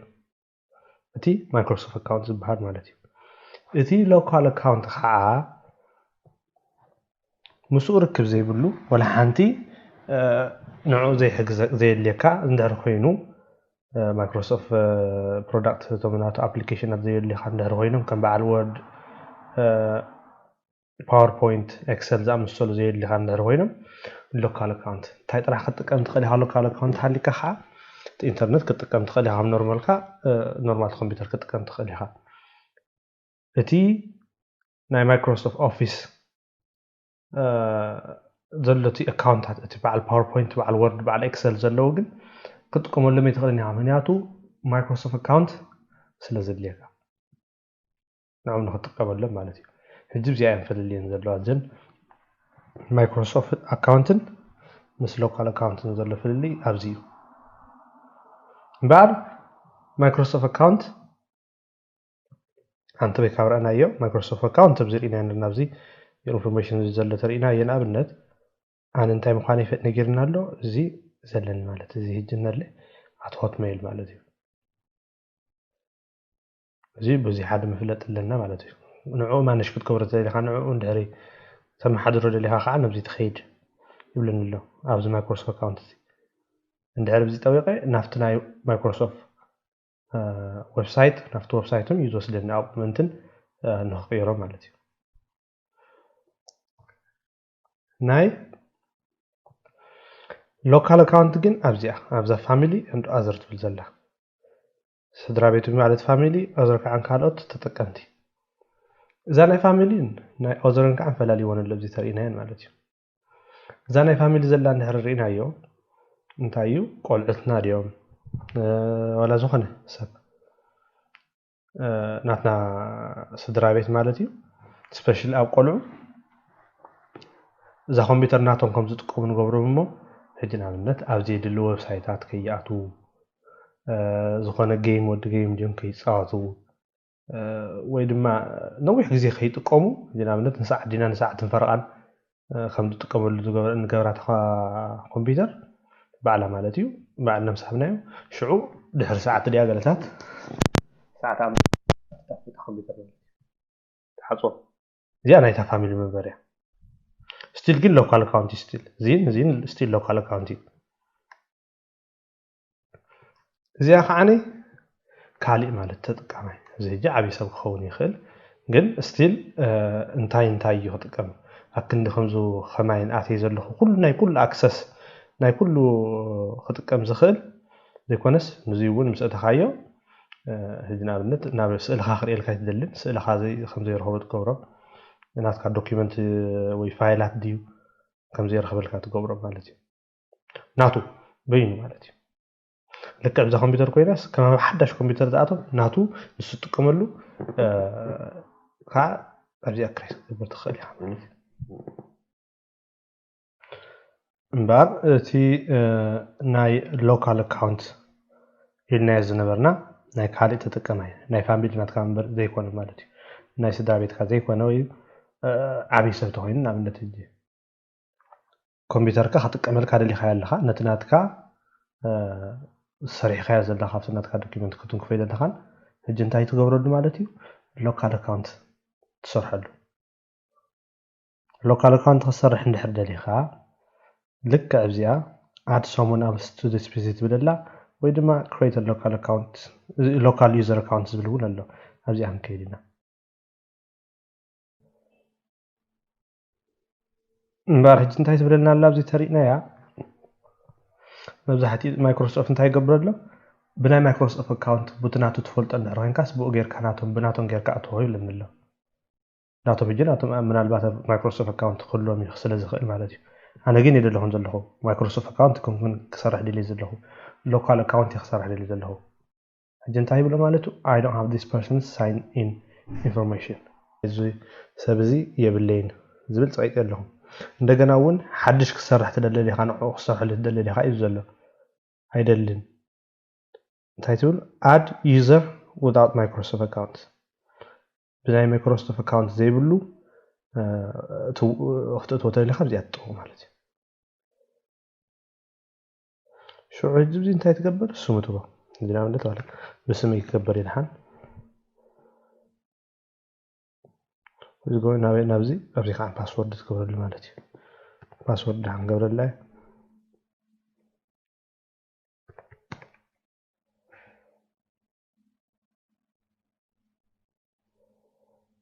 نمزي كنت حيتن له ندحر باسورد ناتكا تمثو ناتكا دحر رسي خايو كم بحدش ندحر رسي خايو forget password غيركا ريسيت تكبر ندحر دليخا تاخلو كالو security question كلو كالو سلسته عين security question مرجع حيبنا معناتي حابزي دلنا مريصنا نحنا نذكره نقبر معناتي هجي انا خمر خل هجينا منت what is the first name of your oldest cousin يبلن له زي حجه مرز خلي نايتي عبي زمر كاسي سو من نايتي عبي زمر كاسي اللي يبلن له اجينا منت زي خطش خلي ولا حنتي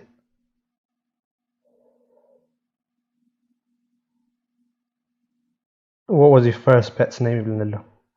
ناتكاوي خل فيديو وي دمودي وي زخونه ناي غزخا እንስሳ ዘቤት ዝነበሩ ስሞም መን ይበሃል ይለን ኣሎ ወርቂት ክንገብሮ ኢና ማለት እዚ ባን ዝክሮ ማለት ድሌተ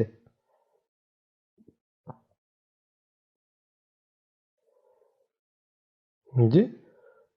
what is the name of the first school you attended ተመጀመሪያ ዝኽርካይ ትምህርት ቤት ይበሃል ናይ ዛዕዲ ሓን ገብር እየ ማለት እዩ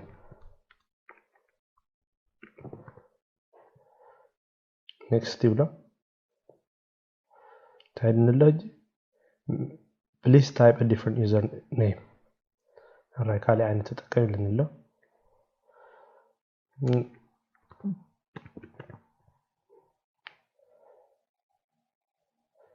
ምክንያቱ ኦሬዲ ምስቲ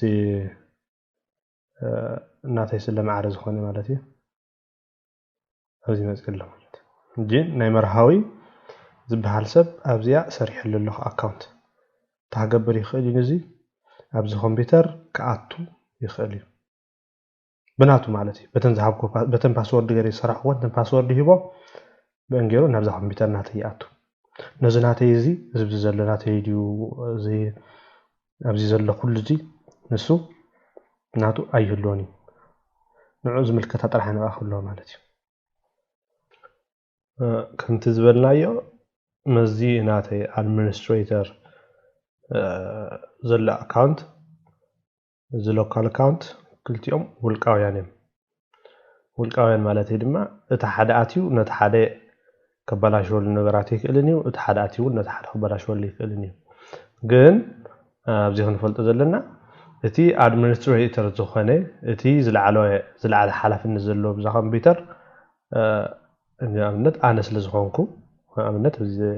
ሓንቲ ወይ ከም ዘራኽኹም ኣብዚ ኢንፎ ዝብል ዘሎ እንታይ ኢልና ኣሎ ኣብዚ ኣድሚኒስትሬተር ዝብል ኣሎ እዚ ግን ኖርማል ኣካውንት እዩ ሓላፍነት የብሉ ነብዚ ኮምፒውተር እንታይ ዳ ከምቲ ሳልሳይ ኣካል ተጠቃሚ ኮይኑ ዘሎ ስለ ዝኾነ ኣነ ከዝብሎ ክቕይረሉ ይኽእል እየ ንሱ ግን ነቲ ናተይ ወላ ሓንቲ ክትንክፎ ይክእልን እዩ ኣትዩ እታ ዘድልዮ ተጠቂሙ ስርሑ በይነን ነቲ ናተይ ከይተንከፈ ክጥቀም ይኽእል እዩ ማለት እዩ ካብ ኣብነት ሕጂ ክንድምስሶ ወይ እቲ ኣካውንት ክንቅይሮ እቲ ዓይነት ኣካውንት ካብ ኖርማል ኣካውንት ስታንዳርድ ኣካውንት ማለት እዩ ናብ ኣድሚኒስትሬተር እውን ክንቅይሮ ንኽእል ኢና ተፀቂጠ ንኣብነት እቲ መርሃዊ ዝብል ዘሎ ተፀቂጠ change account type ዝብለና ኣሎ change account type ማለት ክሬና ፀጥኩ ምርጫ ይበን ኣሎ እዚ ተፀቂጠ ክልተ ዓይነት ምርጫ ይበን ኣሎ ስታንዳርድ ዩዘር ኣድሚኒስትሬተር ዝብል ኣሎ ኣድሚኒስትሬተር ግን ኣነ ጥራሕ ስለ ዝኾንኩ ክኸውን ይደለኹ ነዚ መርሃዊ መዝጊብ ዘለኹ ማለት እዩ ሶ ከም ዘላታ ስታንዳርድ ዩዘር ማለት እዩ ኖርማል እዩ ወላ ሓንቲ ከም ኖርማል ተጠቃማይ ማለት እዩ እዚ ኦሬዲ ካንሰል ይደልያ ነው ለሓንቲ ካንሰል ትገብራ ኣድሚኒስትሬተር ተደሊናዮ ግን እንታይ ማለት እዩ ሓላፍነት ኣለሱ ማለት እዩ ሓላፍነትና ንዕኡ ንህቦ ኣለና ማለት እዩ ንሱ ቀይር የሎ ልክዕ ከምቲ ነዚኣ ክንሰርሓ ዝኽኣልና ክሬት ክንገብራ ዝኽኣልና ክንምስሳ እውን ንኽእል ኢና ኣብዚ ኣትና ማለት ኣብዚ ሪሙቭ ዝብል ዘሎ ፀቂጠ ነዛ ኣካውንት መርሃዊት ዘላ ክንምስሳ ይክእል እየ ንሱ ግን ንዓይ ከምኡ ክገብረኒ ይኽእልኒ እዚ ትፍልልይ ዘሎ እቲ ኣድሚኒስትሬተርን እቲ ስታንዳርድ ኣካውንትን ማለት እዩ ምሳረምክዎ እንታይ ብለኒ ኣሎ ኣብዚ ዝብለኒ ዘሎ ብሓፂሩ ጥርንፈ ቢል ሓሳብ እንታይ እዩ መጠንቀቕታ ይበኒ ኣሎ እዚ ሰብ እዚ ገለ ዝሰርሖ ወይ قال سيف زغور افتي ناتو دوكيمنت اريا افتي فايل اكسبلورر كل سلازخل شورد ها خدم سيلن له وياتس زخانه سيف زغورو ወይ ዝሰርሖ ዝነበረ ነገራት ብውስኡ ክድምሰስ ስለ ዝኽእል ምክንያቱ እቲ ኣካውንት ጠቕሊለ ካብ ኮምፒተር እዩ ዘልክሳብ ዘለኹ ኣነ ግን ኦልሬዲ መርሃዊ ሕጂ ስለ ዝሰራሕኽዎ ስለ ዝፈልጥ ወላ ሓንቲ ኣገዳሲ ነገራት ስለ ዘይብሉ ይድምሰሶ ማለት እዩ ዲሊት ኣካውንት and data እንታይ ማለት እዩ እቲ ኣካውንት ይድምሰሶ ኣለኹ እትኡ ዘሎ ናቱ ስርሒት ማለት እዩ ስራሓት ይድምሰሶ ሕጂ ነዚ ቁርብ ግዜ ወሲዳ ንልት دمسيات الله عليه حج مرة زبالة اللي قال زبالة اللي كأتوه تاني دما هم تمرسيتهم على تيوم ناي user account خنتي كم يقرنا صريحنا نتلو كلام user مالتيو ويدما مايكروسوفت account ديو جوجل account زلوا من ده روينهم أبزوهم من أتوه من خلينا أبينا نعمة أبزي create Microsoft account نقبل نخلينا أبزي صنحنا يون ندا صرحنا خلنا عن تبيرينا ينرنا هنا في الليو زي مثل معناته لما قلنا كم نجم نسوون رأينا لنا أبزي دما بزعبا help and support زبل RS توسيدنا حاجة زندقفن زقورل كمايكروسوفت استفعل لي من قد اللوميو ثلاثة عينات كرينا سنكعة اتي virtual assistant زبل مالتيو virtual assistant تايو بالكمبيوتر لك أخم نسبت الزارب زلخا تتصحف زلخا بمسب تتصحف اللمو نسوحان حاجز يبكا مالتيو تخاوقت إننا نريد ما تيبس تبهال الله لك أخم خوينو أكو كندوغن كم لك أخم نايسب متصحف زي كونس دلها حتى تنمو كم يقدر كاتو قبره عن مسيريا كمالتي كاو قتلنا ون اتي مايكروسوفت سبورت افتناتو ويب سايت كيدكا زحجزخا حاجه زلو كريو إنا ثلاثه زينا غير مالتي بار بتي مجمريا زبلنايو فيرتشوال اسيستنت على اي مالتي فيرتشوال اسيستنت تجبزي انتي لم يمصوعوا get help ازناتهم get help تبل مالتي أبي كنكيدنا مالتيو get g سلازخانة أب g كنكيدنا نبزيلا get help لك حمزي من سب تصحف زلخا تصحف انتاي تصقمكا أبزي صحفه انتاي حتى دليلنا انتايو شجرنا ذل حتى وياتي حجز دليلنا نزلنا أبزي تصحفه لك أنا سادم ما خمس نايسة ثم أنا لسه كذلو قوم جيرا ياتم لسلكا مالتي حجنا أبنت account خمي جاري خمس سرح تفي إني خوّن هدي account خمي جاري خمس سرح مالتي انتهي ولا مالتي create an account يبلا كم سؤال هو حاجز كتب لنا انتهي لا صفاتني create a local user or administrator account in Windows 10 دخل لها ناي فيديو ده لها استفعل لي من رجعت بين الله مالتي تعال دلي هذا خان زيا مسارم كوانا بيت وستنيا نافتي اونلاين جنا من كارمه مسكركو كم يقدر كاتغورو نغرن الله جنا من ستيب باي ستيب دي قطر حاده اب ستارت مني تو سيتنج كيد كابو اكاونت خيد اكاونت مسكركا فاميليان اوزر زبزلو او خيد او دما تبلها اد سامون الت تبلها عليه كل ستيب ميسلو بب حاده ينغرنا معناته زين تايز حقزنا كم يقدر كاتغورو مسطفنا حتى حتامو بقطع ملسي تهبنا معناته حجنا ابو نملس حجن تايت لنا لابزي ازي سي نتي صقا مغاطي من فلز نوركاس حجز كار حجاز دوخن كارحيب كايو تولن يس ونياتو كم يقدر كخمس صرحو كم يقدر كخمس تغورو سلازر ايتن معناته جي يس يبلا معناته ثانك يو تملس زولكم معناته እዚ ሕጂ ትፍሊ ዘበላ ካፍቲ ካልኦት ዘሎ ልክ ከምዚ تصحف زلها مسب معرفون دي يكون ثاني أجل بعلوقته الكمبيوتر automatically يحجزك زي أنت قاعد have virtual assistant زلنايا أنت علم سمانات أنت يا get help كرهبات لنا أبزيت حفنا get help خنبلنا خلينا get help مسيحتنا لا أبزي مسيحتنا لا تدلينا ون أبزي خيرنا جيس لتجمر أبزي مسيحتنا لا استفعل على متن كتمسألنا تخيل زدلنا يبزي كنا حتى نخيل إنا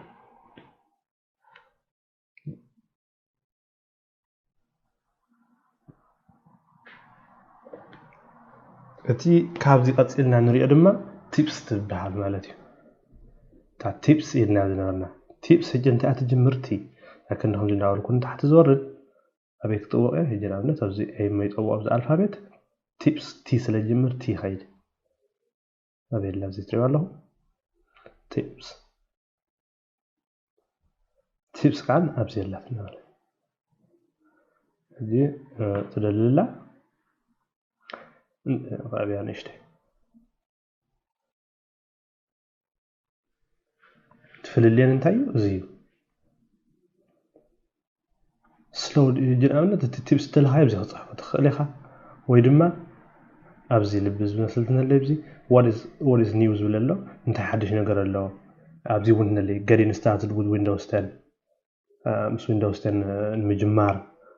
ويدما أبزي نقول كيبورد شورت كات أبنت شورت كات مالتي أكن بماوس جيركا ناتقط تخيل كافت كيبورد طويكا نوتخفته مالتي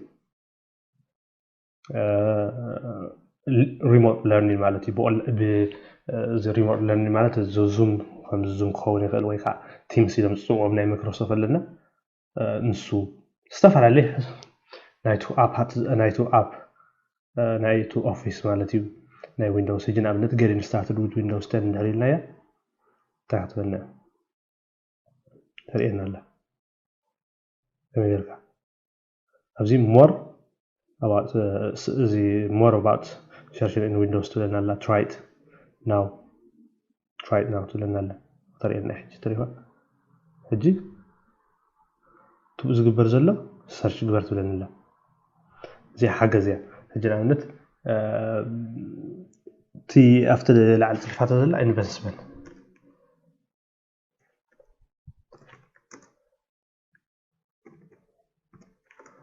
normal try ورا بتسيرش وسي try ورا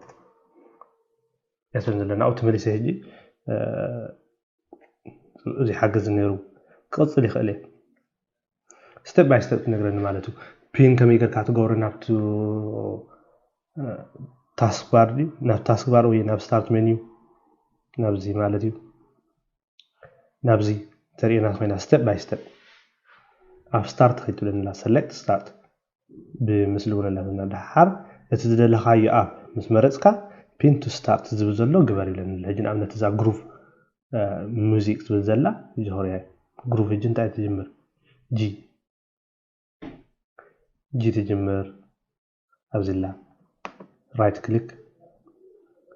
يجي already open from start أبزي سلزلا ثانية already لا أستعد زي أجري سلزلا هو زي جروف تبل أبزلا يقرأها أبزلا سلزلا دينامنت كروم ده دليل start بينوس ولقو أبزي مثلا الله حالي ون بزي حتى إيه كمالتي كم يجرك جروب تجورم organized تجورم تمدلي خزل لي أب حدا وتحت تجورم مالتي كنا بنت جدليني زي ما حساب قريم اللي هو كنا بنتسلسل إلى بعبي تجورم مالتي كون دالت ون هجنا بنت في مسكت قير تريلها عادتي حبر تحت قير تريلها select start setting ديلات نلا في مثل كان نتخستحكا تغيره يجيب بزح اللبزي مالتي زي بعلهم قب حدر ايوه يجينا بنتنا كيبورد شورت كات تولن الله يجي سناب كتقبر تايلي حاسي تا ويندوز كي زلا تقطعمو شيفت تبهر زلا لا دعرك على اس كالي حس كنت يالو ايموجي خسدت بزح له open file explorer quickly تيلا windows يتقط plus e جنا من تفتينا windows plus e هما قطش انا بزي تخفيتها مالتي اكندي فازوهم ابزي كيدي زخفتا مالتي زي هيجي بزح حاجز زلو زي نزي ابزي نمهار زلنا ترستو ندحر حزنايو نصحفو هيجي نعمل تبزي create an account ندحري تمجمريا تبعنا your account your picture دوزلو زي كتقبر تخلي خانا بزي خيدي بلاك الله تقيرو change picture ويدي ما بدي تطو نورمال يقرا لك حالتي فيلم تقيرو تالي خابزي كوستمايز كتقبرو نتحبر مالتي ابزي تخيل كم يغيركا تقبرو كل يرينا له جت تمهرنا يون ابزي كيدنا ببي حاده كنفتلو نخلينا مالتي زيا تا تيبس تبحال زلاله في اللي مستا virtual assistant بلنا يا مستا get help tools نرت تستويلكم لا زي step by step نغركا تي ادم حبريتا تبكا تملسلكا خان بعلا مالتي زي نزيت تمثل كاو قتلنا نريو اتي ناي اونلاين تزعبي حاجز زلوم افتناتهم اونلاين افتو ناي مايكروسوفت سبورت زبل او زعبي حاجز زلوم مالتي جنا بالنت اب انترنت نراهينا اوريدي زخفت كل لبزي ابزي خفتي يلهو جن انت دلينا نابنت سيزي مصحف كتفو جوجل كاتو مايكروسوفت جو صحفي سبورت مايكروسوفت سبورت غير له ابزيله حاجز زي مصين له مالتي اول اوريدي خيدي سلازنور كبزي هجبزي ترينا يو ابزي بتعم بوزح زغونه حاجز لهم زخونه زطفنا زبله حاجز لهم نعو زملكتون علومي يهبخا نسو نحري ناتنا نجر نحري زي عريلنا سبات ونلو يعني حق سبات كملسلنا كزاربنا زخولو معناتي الجزي بزعل زي من معلتق نزارب نحرينا زبلص ግን كلنا خيدنا ابز ويب سايت مايكروسوفت سبورت نحريلنا ادينا ويدما مايكروسوفت هيلب إلنا نحر خيدنا نابز خمسنا معناتي استفعل عليه برودكت اللومي ناي مايكروسوفت جنابنت ناي مايكروسوفت 365 اللوم اوفيس اللوم اوتلوك اللوم وان درايف زي براوزر ناتو اللوم تيم اكس بوكس ويدما بزح اللومي ابزي سي سيرش تقبر تاريخا سيرش تقبر مالتي جنابنت ويندوز ندحر صحيفه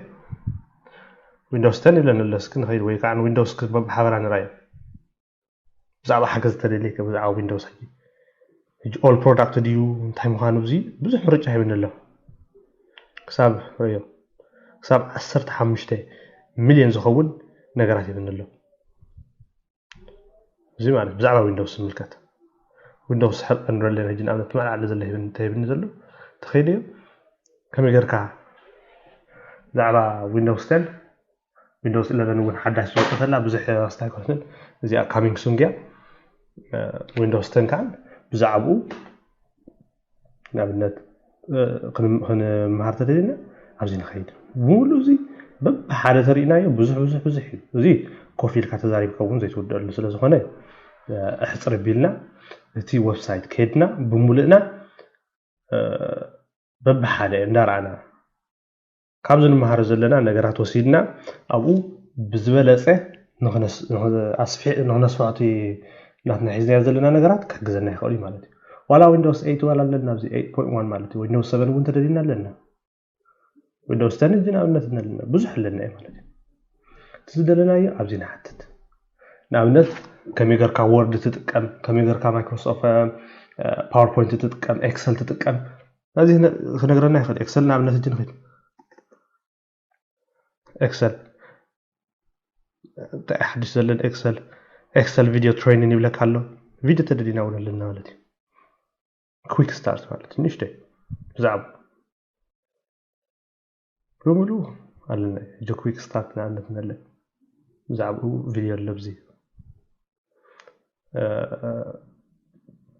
جيت بخالي بإنجليش لزهوني ما تإنجليش زخسب جد وزي ما تخري إخلي ولما بمرأي ترحون نتزجورو زلنا دراخة ختصرحات إخا مالتي بعرف زي ياخلنا تزرعنا يوم ثلاثة عينات حاجز زهوبنا نستعرحهم زلوا ورينا تمجمريا زلنا يو تي virtual assistant مالتي تي get help زبل زنبري رينا يو نسو زدلنا يو نقرأت حطونا حطمو ملس دما إهبنا نافت ويب سايت قال شو حمل سلنا زي غير نافت ويب سايت وسدنا step by step دما ببتارا كم يقرنا هنقوري نقرنا مالتي تي tips زبلنا يجن كابو فلي زبله نتزدلنا ينقر سيرش غيرنا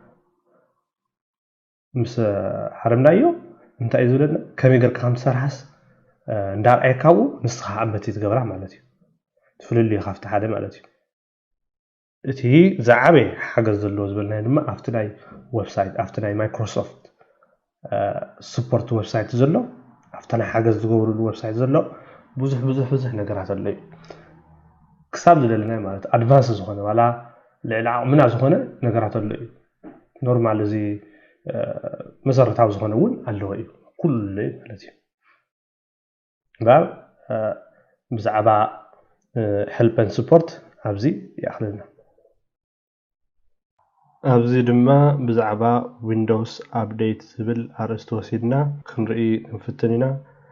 ዊንዶውስ ኣፕዴት እንታይ ማለት እዩ ሓድሽ ዝኾነ ናይታ ዝኾነ ሶፍትዌር ዲዩ ናይዚ ኦፕሬቲንግ ሲስተም ዲዩ ናይቶም ኣፕስ ተጻዒኖም ዘለዉ ኣብዚ ኮምፒውተር ዲዩ ናይ ኩሉ ሓድሽ ነገር ክፍኖ ከሎ ንዕኡ ካብዚ ኣረጊት ናብቲ ሓድሽ ከተሰጋግሮ ከለኻ ንማለት እዩ ዊንዶውስ ኣፕዴት ማለት እዩ ኣብ ትሕቲ ዊንዶውስ ኣፕዴት ሰለስተ ነገራት ከፊልና ክርኢ ኢና እቲ ዊንዶውስ ኣፕዴት ቤሲክ ዝኾነ እቲ መሰረታዊ ኖርማል ዝኾነ ዊንዶውስ ኣፕዴት ክርኢ ኢና ካብኡ ድማ ኣድቫንስ ኦፕሽን ዝብል ኣሎ ክርኢ ኢና ኣብ መጨረሻ ድማ ኣፕስ ኣፕዴት ዝብል ነቶም ኣፕስ ከመይ ጌርና ኣፕዴት ንገብሮም ብዝብል ኣርእስትታት ሒዝና ክንመሃር ኢና እምበኣር ናፍቲ ዊንዶውስ ኣፕዴት እንድሕር ክንከይድ ደሊና ኣብዚ ክንፅሕፍ ንኽእል ኢና ግን ዋላ በቲ መንገዲ ግን ኣብ ሴቲንግ ንኸይድ እሞ ኣብ ሴቲንግ ምስከድና ማእኸል ክገብሮ እዚ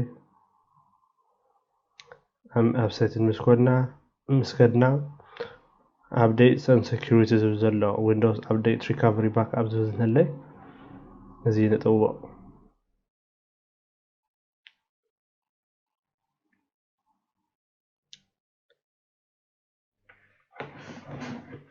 እምበኣር እቲ ቤሲክ ዊንዶውስ ኣፕዴት ቤሲክ ዝኾነ ንዕኡ ክርኢ እምበኣር ንሱ ክርኢ እንድሕር ኮይንና እንታይ ኢና ንርኢ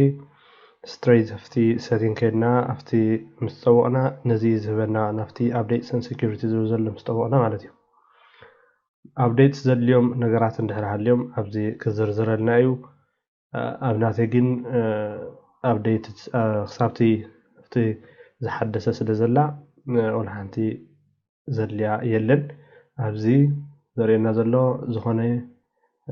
update ክብል ከለኹ ትናቱ እንታይ ማለት እቲ ኣፕዴት ዝኸውን ዘሎ ካብቲ ኣረጊት ናብ ዝሓደሰ ንኽተምፅኦ እንተደሊኻ ነቲ ዝሓደሰ ሶፍትዌር ንዕኡ ንኽጥቀም እቲ ኣፕዴት ዝጥቀምሉ ዝብልዎ ዘለዉ ኣፕዴት እንዳበልኩ ክኸይድ ንዓ ክትርድእዋ ማለት እየ ኣብዚ ቼክ ፎር ኣፕዴት ነቲ ሓድሽ ሶፍትዌር ነቲ ዝኣረገ ሶፍትዌር ንዕኡ ክንጥቀኦ እንድሕር ኮይንና ኣፕዴት ንገብሮ ማለት እዩ ሕጂ እዚኣ እንታይ መግበሪት እያ መርኣይ ዘድልየና ኣፕዴት ዘድልዮ ነገራት ኣሎ ድዩ የለን ክርኢ እንተኮይና ኣብዚ ንጥውቕ ኣብዚ ተሪእናዮ pause updates for 7 days ዝብል ኣሎ ኣብዚ ድማ እንታይ እዩ ን7 መዓልቲ እቲ update ጠጠው ንክተብሎ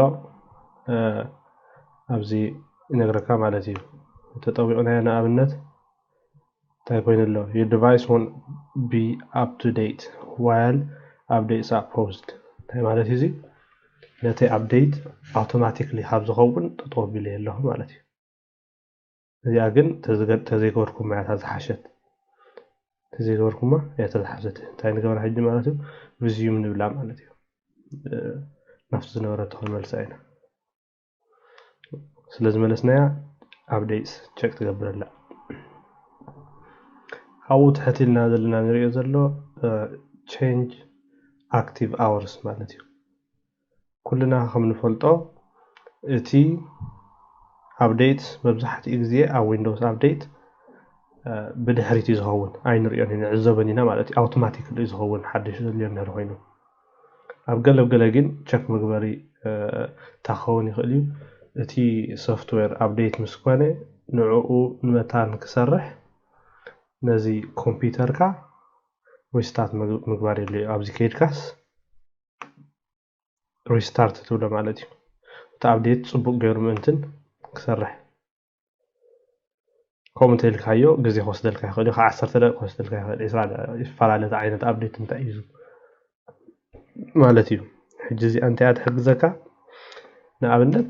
ካብ ሰዓት 8 ክሳብ ሰዓት 5 ዘሎ እዚ ኮምፒውተር ስለ ዝጥቀመላ ኣብቲ እዋን ዝጥቀመላ ዝኾነ update ንኸይትገብር ሰሪሐ ኣለኹ ማለት እዩ ገሪያ ኣለኹ ካብ ሰዓት 8 ክሳብ ሰዓት 5 ዘሎ ዝኾነ ዓይነት update እንድሕር መፅኡ ሪስታርት ከይትገብር ኣብዚ ይፀቕጦ ማለት እዩ ኣብዚ እንዳለ እዚ እውን ኦን ክገብሮ ይኽእል እዩ ኣውቶማቲክሊ adjust እዚ hour ማለት እዩ ኩሉ ግዜ እዚኣ ዋላ ኦን ትገብርናዮ ዝበለፀ ይኸውን ከመይ ማለት እዩ እንዳትጥቀምኩላ ከለኹ እዛ ኮምፒውተር ኣብ መንጎ ስራሕ መፅያ update ገይራ ባዕላ ሪስታርት ገይራ ከተጥፍኣ ኣይትኽእልን እያ ኮምፒውተር ማለት እዩ እዚኣ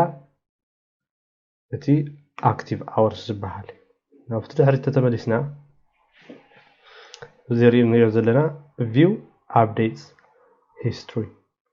ናይ ዝሓለፈ update ዝገበርናዮም ናቶም ቸክ ክንገብሮም እንድሕር ደሊና ንኣብነት ቅድሚ ሰዓት ድዩ ቅድሚ 2 ሰዓት ድዩ ትማሊ ድዩ እንታይ ንኣብዴት ገይሩ እንታይ ኣብዴት ኮይኑ ብዙ ኮምፒውተር እንድሕር ቸክ ክንገብር እንደሊና ኣብዚ ንኸይድ ማለት እዩ ሕጂ ኣብነት ኣብኡ እንድሕር ጠዊቐ ከም ትሪእዎ ዘለኹም እቶም ኣብዴት ዝኾኑ ኩሎም የርእየኒ ኣሎ ክሳብ 2020 ከማን እዞም ኣብዴት ዝኾኑ ማለት እዩ ገለ ኣብዴትስ ከዓ ነዛ ኮምፒውተርና ኣዝሒላ ይኽእል እዩ እንታይ ማለት እቲ ካብቲ ዝነበረ ኣረጊተ ሶፍትዌር ምስ ተመሓየሸ ኮምፒውተር ፅቡቅ ዘይሰርሕ ክትኸውን ትኽእል እያ ወይ ዘየድልየካ ክኸውን ይኽእል እቲ ኣብዴት ዝኾነ ኣውቶማቲክሊ ማለት እዩ እንታይ ክትገብሮ ትኽእል ኢኻ ክተውፅኦ ትኽእል ኢኻ ኣብዚ uninstall updates ተጠዊቐዮ ነዚኦም ኣብዴት ዝኾኑ ነገራት ኣብዚ ዘለው ከውፅኦም ማለት እዩ ኣይደለኹዎን ናብቲ ዝነበረቶ ንክትምለስ ሕጂ ንኣብነት እዚ እንድሕር ከውፅለለይ ምስ ጠወቕኩ ኣብዚ ኣሎ uninstall ዝብል ንዕኡ ምስ ጠወቕክዎ ይወፅእ ማለት እዩ ሪና እዚ እቲ ሂስትሪ የርእየካ ነቲ ሂስትሪ ናይ ዝሓለፈ ናይ ትማሊ ናይ ቅድሚ ሰዓት ክሳብ ቅድሚ ሰዓት ዋላ ናይ ሓፂሩ ካብታ ዘለኻያ ንድሕሪት ተመሊሱ ኣብዴት ዝኾነ ኣብዛ ኮምፒውተርካ ዘርእየካ እዩ ንዕኡ እውን ነቲ ዝሓለፈ ኣብዴት ሳብ ከመይ ጌርካ ኢንስቶል ትገብሮ ከዓ ኣብዚ ክተውፅኦ ማለት እዩ ካብቲ ኮምፒውተርካ ጠቕሊልካ ክትድምስሶ እምበኣር እዛ ሕጂ ክንሪኣ ዝነበርን ዝፀናሕና እታ ቤሲክስ ዝበሃላ እየን እቲ መሰረታዊ ዝኾነ ናይ ኣብዴትስ እዩ ካብኡ ቀፂልና ተሪእናዮ ኣድቫንስድ ኦፕሽን ዝብል ኣብኡ ኣድቫንስድ ኦፕሽንስ ተወሳኺ ነገራት እዮም እዚኦም ከዓ ካብቲ እዚኦም መሰረታውያን ማለት ቤሲክ ዝኾኑ ክርኢ ፀኒሕና ኣብዚ ዘሎ ኣብዴትስ እዚ ድማ ኣድቫንስ ዝኾነ ቁሩብ ክውስኽ ዘበለ እዚ ኣድቫንስ ከዓ ኮንትሮል ንገብረሉ ነቲ updatesና ማለት እዩ ሕጂ ንኣብነት receive updates from other Microsoft products when you update Windows ካሊእ ዓይነት product ካሊእ ዓይነት ሶፍትዌራት ነቲ ናይ ማይክሮሶፍት ኣፕዴት ክትገብሮ ከለኻሲ ካሊእ ዓይነት ፕሮዳክት እውን ክትጥቀም ትቅበል ትኽእል ኢኻ ማለት እዩ እዚ ከዓ ካብነት download updates over mentor connections extra charge may apply እዚ ተወሳኺ እዮም እዚ የድልዩና ሓንቲ ደልየና ዘላ ግን እዚኣ እዚ ብዙሕ ተዘይስተዋልና ኦፍ ተኾነ ፀገም ዘሎ ይኮነ እዚኣ ሕጂ restart this device as soon as possible when a start is required to install an update. Windows will display a notice before the start and the device must be on and plugged in. ታይለና ለዚ እዚኣ ዲቫይስ እዚኣ ዝኾነ ኣፕዴት ምስ መጽአ እንድሕር ደኣ ሪስታርት ዘድልዮ ነታ ኮምፒውተር ኣጥፊኡ ባዕሉ ኣውቶማቲክሊ ከዓ ዝውልዓ ማለት እዩ ሪስታርት ዘድልዮ እንድሕር ኮይኑ ንእሽተይ መሰጅ ይበቃ እሞ እታ ፒሲ ናትካ ከዓ ኣብ ቻርጅ ማለት እዩ እቲ ኸያ ክጸንሕ ከም ዘለካ ይነግረካ ማለት እዩ እዚ ሕጂ ኦን ተዘይገበርናያ ግን ዝበለጸ ምክንያቱ ምርጫ ይብልናን ክሰርሕ ንጸንሕ ንኸውን ኣብ መንጎ መጽኡ እዚ ኦን ምስ ገበርናዮ ሪስታርት ደልያላ ዲቫይስ ናትካ ይብለና እዚ ተዘይደሊና ኸ ምክንያቱ ሪስታርት ኢልዋ ተንሰርሐሉ ዘለና ክዓጽ እዩ ካብ ስራሕና ጠጠው ከብለና እዩ ዝተፈላለዩ ማለት እዩ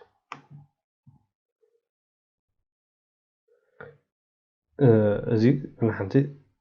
ብዙሕ ተገደሰ ይኮነን እምበር እታ ቤሲክ ኣፕዴት ዝበልናያ እታ ኣድቫንስ ኦፕሽን ዝበልናየን እዚአን ማለት እዩ እታ ሳልሰይቲ ኢልናያ ዝነበርና ድማ እታ ናይ apps update እዩ ቶም apps ኣፍቲ ማይክሮሶፍት ስቶር ዘለዎ ማለት እዩ እዚኣ ንዓጽዋ እሞ ናይ ማይክሮሶፍት ስቶር already ኣብዚ ኣላትኒ ኣብዚ እንተደልየ እውን ኣብዚ ከይደ ኣብዚ እውን ኣላትኒ ኣብ ኤም ከይደ እውን ኣብዚ ዘላ ማለት እዩ ሕጂ ናብዚኣ ኸይድና ታይርየና ኣለብዚ ተርእናዮ ዳውንሎድስ and updates ዝብል ዘሎ ከይድ ኣብ ዳውንሎድስ and updates ምስ ከድና እዛ ሰለስተ ዘላ ዳውንሎድስ and updates ቸክ እንገብሮ ማለት እዩ ዝርዝር እቶም ኣብ ኮምፒውተርና ተጻዒኖም ዘሎ እዞም ኣፕሊኬሽናት ከርየና ማለት እዩ ኣፕዴት ዘልየና እንዳር ኮይኑ ኣብዚ ክመጸና እዩ ኣብነት available updates 29 ኣለዋኒ 29 ኣለዋኒ ነዚ ኩሉ እዚ ኣፕዴት ዝገብሮ ተደልየ ኣፕዴት ኦል ክብለኒ እዩ እቲ ኣውቶማቲክሊ ኣፕዴት ዝኸውን ኣውቶማቲክሊ ኣፕዴት ክኸውን እዩ ገሊኡ ግን እንድሕሪ ዋላ ኣፕዴት ኦል ይበሎ ባዕሉ ነዚ ጠዊqa ኣፕዴት ከም ዝገብሮ በብሓደ ተገሪዩ ጥራሕ ዝሰርሐሉ ማለት እዩ እዚኣ እታ ኣፕዴት እያ ሓድሽ ኣፕዴት ኣለለን ዘለን ክትርኢ ኮንካ ከዓ get updates ዝብል ዘሎ ተኸይድ ኣብ ካልእ ድማ ቸክ ክገብሮም እንድሕር ደልየ ኣብዚ settings ይኸይድ settings ምስ ከድኩም ነቲ ከመይ ገይሩ ኣፕዴት ይኸውን እዚ ኣፕሊኬሽናት ኮንትሮል ምግባር እዩ እዚ መጀመርታ ዘሎ ኣፕዴት apps automatically ዝብል ዘሎ እቲዮም ኣፕሊኬሽናት ኢንስቶል ዘድልዮም ወይ ድማ ኣፕዴት ዘድልዮም ኣውቶማቲክሊ ባዕሉ ኮምፒውተር ከም ዝገብሮ ገይረ ኣለኹ ብኸመያ ኦን ኢላትን ዘሎ ኦፍ ተገይረዮ ባዕለይ መጽኤ ቸክ ገይረ ዳውንሎድ ይገብሮ ማለት ኣፕዴት ይገብሮ أو قتيلة دما لايف تايلز زبللو لايف تايلز زم تايلز بحالو زلو عينة اللي عمنا بنابز عنتوي هفتزا حلفة مرتنا زيوم تايل إلنا تصوعنا مننا لايف مالتو دما هاوزين أبنت نستفل بزي نيوز زلو ويدما بزي تيوان له يكاير تلايف زبحال زلو ستريت نووي مالتي تلايف لك خمزي لايف نحلفو قططا زريئنا نتي مقيار مالتي هجن أبنت ويزر تخوين هجن أبنت ويزر اندا تغير بعد أبديت اندخونه يقايرم نسو لايف ستايل زبحال زلو إذا لايف ستايل زي كتفون كل عني خليه جدابنت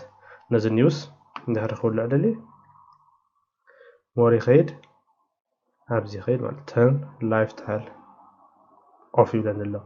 أون سلزلي تولي سلزلي أوف تليه ولا عندي سيد نيوز ناي نيوز ملك طرح يبلن الله أنا دهر جريجين أون كفر أبزي لك أوتو سينكس تاكيد تغير الله زي إيتي لايف ستايل زلزل بزي زي خان قطف يخد كل يخد نوعه مالتي أبزيون فيديوهات أوتوماتيكلي بلاي كم تكونوا إنقر لهم مالتي زي لما لا جيمز بحصر زبالة نزي تمثلتنا أب تاول زخيل دانا أب مايكروسوفت ستور زلو كم يقرنا أبديت تشيك نكبره أبزي داونلود سن أبديتس السيتنج تكون قيرة تدلنا أب سيتنجز كيدنا نغيره مالتي انتهي رينا مجمريا زرعنا يو اتي بيسك زخونه ناي ويندوز ابديت رينا ينرنا كمي قرنا بوز نغبرو كمي قرنا اتي معالتنا سرحنا كلنا ابديتس وي دما ريستارت كي يخون ات كمبيوترناتنا كي يطفئ اب منغو سرح ات غزيه كمي قرنا كنترول نغبرو رينا نرنا كابو دما ادفانس اوبشن زبل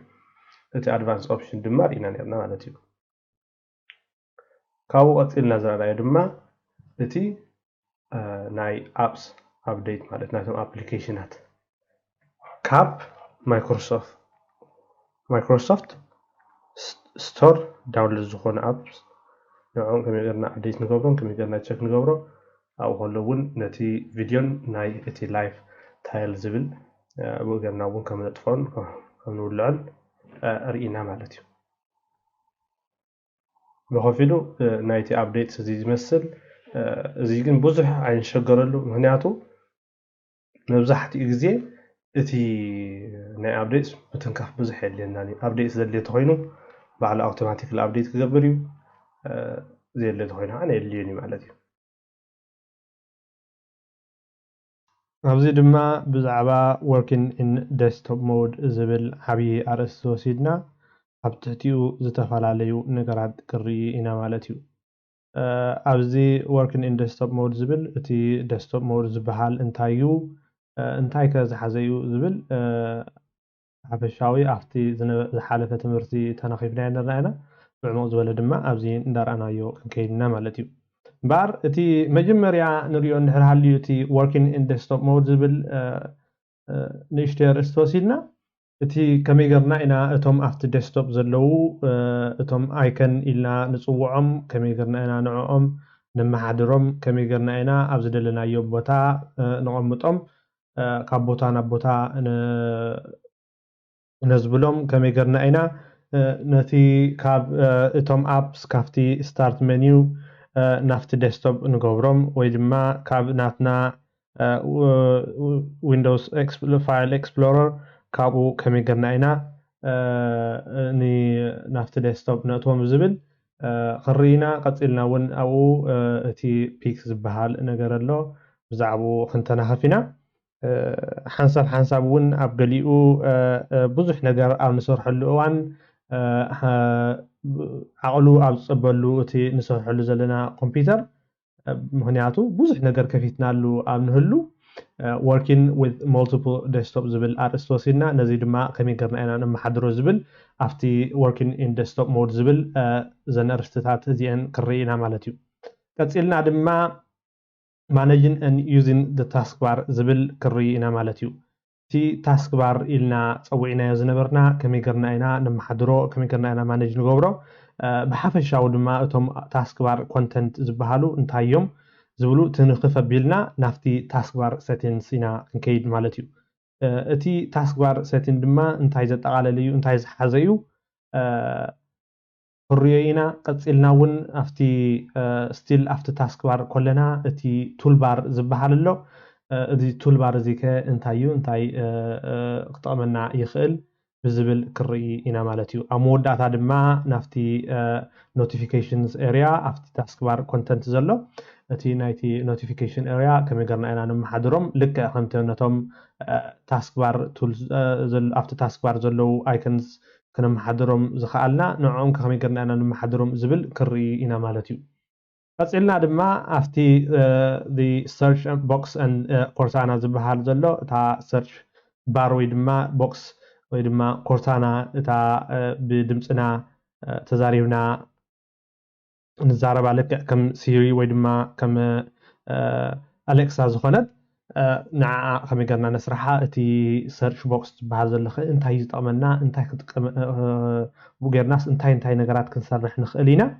بزبل أرس وسيدنا نعوم كريوم كنفتنينا مالتي قلنا دما نعو مسرعنا notifications and action center زبهالو علو نعوم ادساتين ناتوم كريومينا كمي قرنا انا نتي notifications center ويدما action center زبهال بنعنا زمسلنا توم نعنا زلينا نقراتو بقوميتنا زيلينا دبسيسنا كمي قرنا انا نتقوملو زبل كري إنا مالتيو قصل بيلنا دما using Windows and dialogue زبحال حصر بيلنا بزعبا تي window إلنا نصوعو انتايو تي زبحال ويدما انتاي زمسليو تي window إلنا نصوعو تي dialogue انتايو توم افتي window إلنا نصوعو دما تي menu ويدما تي ribbon إلنا نصوعو انتاي مخانو مردعتا كنهبينا مالتيو أما جرشتا أبزي working in desktop mode زبل أبي أرستي إتنيشتي أرستي نريو the start menu يا مالتيو تا start menu إلنا زنبرنا نسا ناتا حفشاوي تحستا رينا كمي قرنا إنا كابنا نكاساقس بزبل رينا أمود داتا دما the tablet mode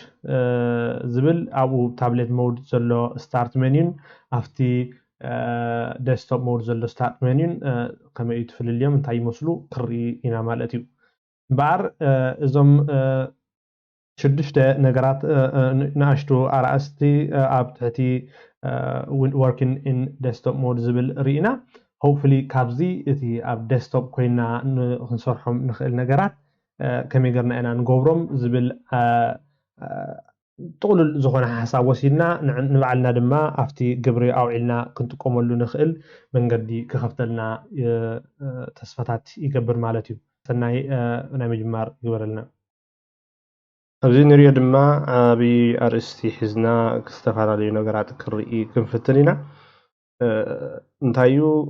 working in desktop mode زبل أرست عبي أرستي حزنا أبتحتي دما استفار علي نقرات بخفال كرئينا مالتيو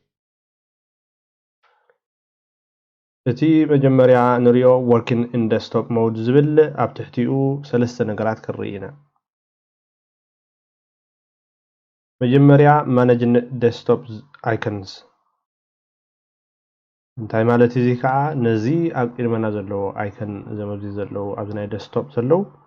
ንዕኦም ከመይ ጌርና ነመሓድሮም ዝብል ቀዳማይ ርእስቲ ንእሽተይ ርእስቲ ኣርእስቲ ወሲድና ክርኢ ኢና ካብኡ ድማ ፒክ ትበሃል ንእሽተይ كمي قرنا نتقملا انتاي تقمنا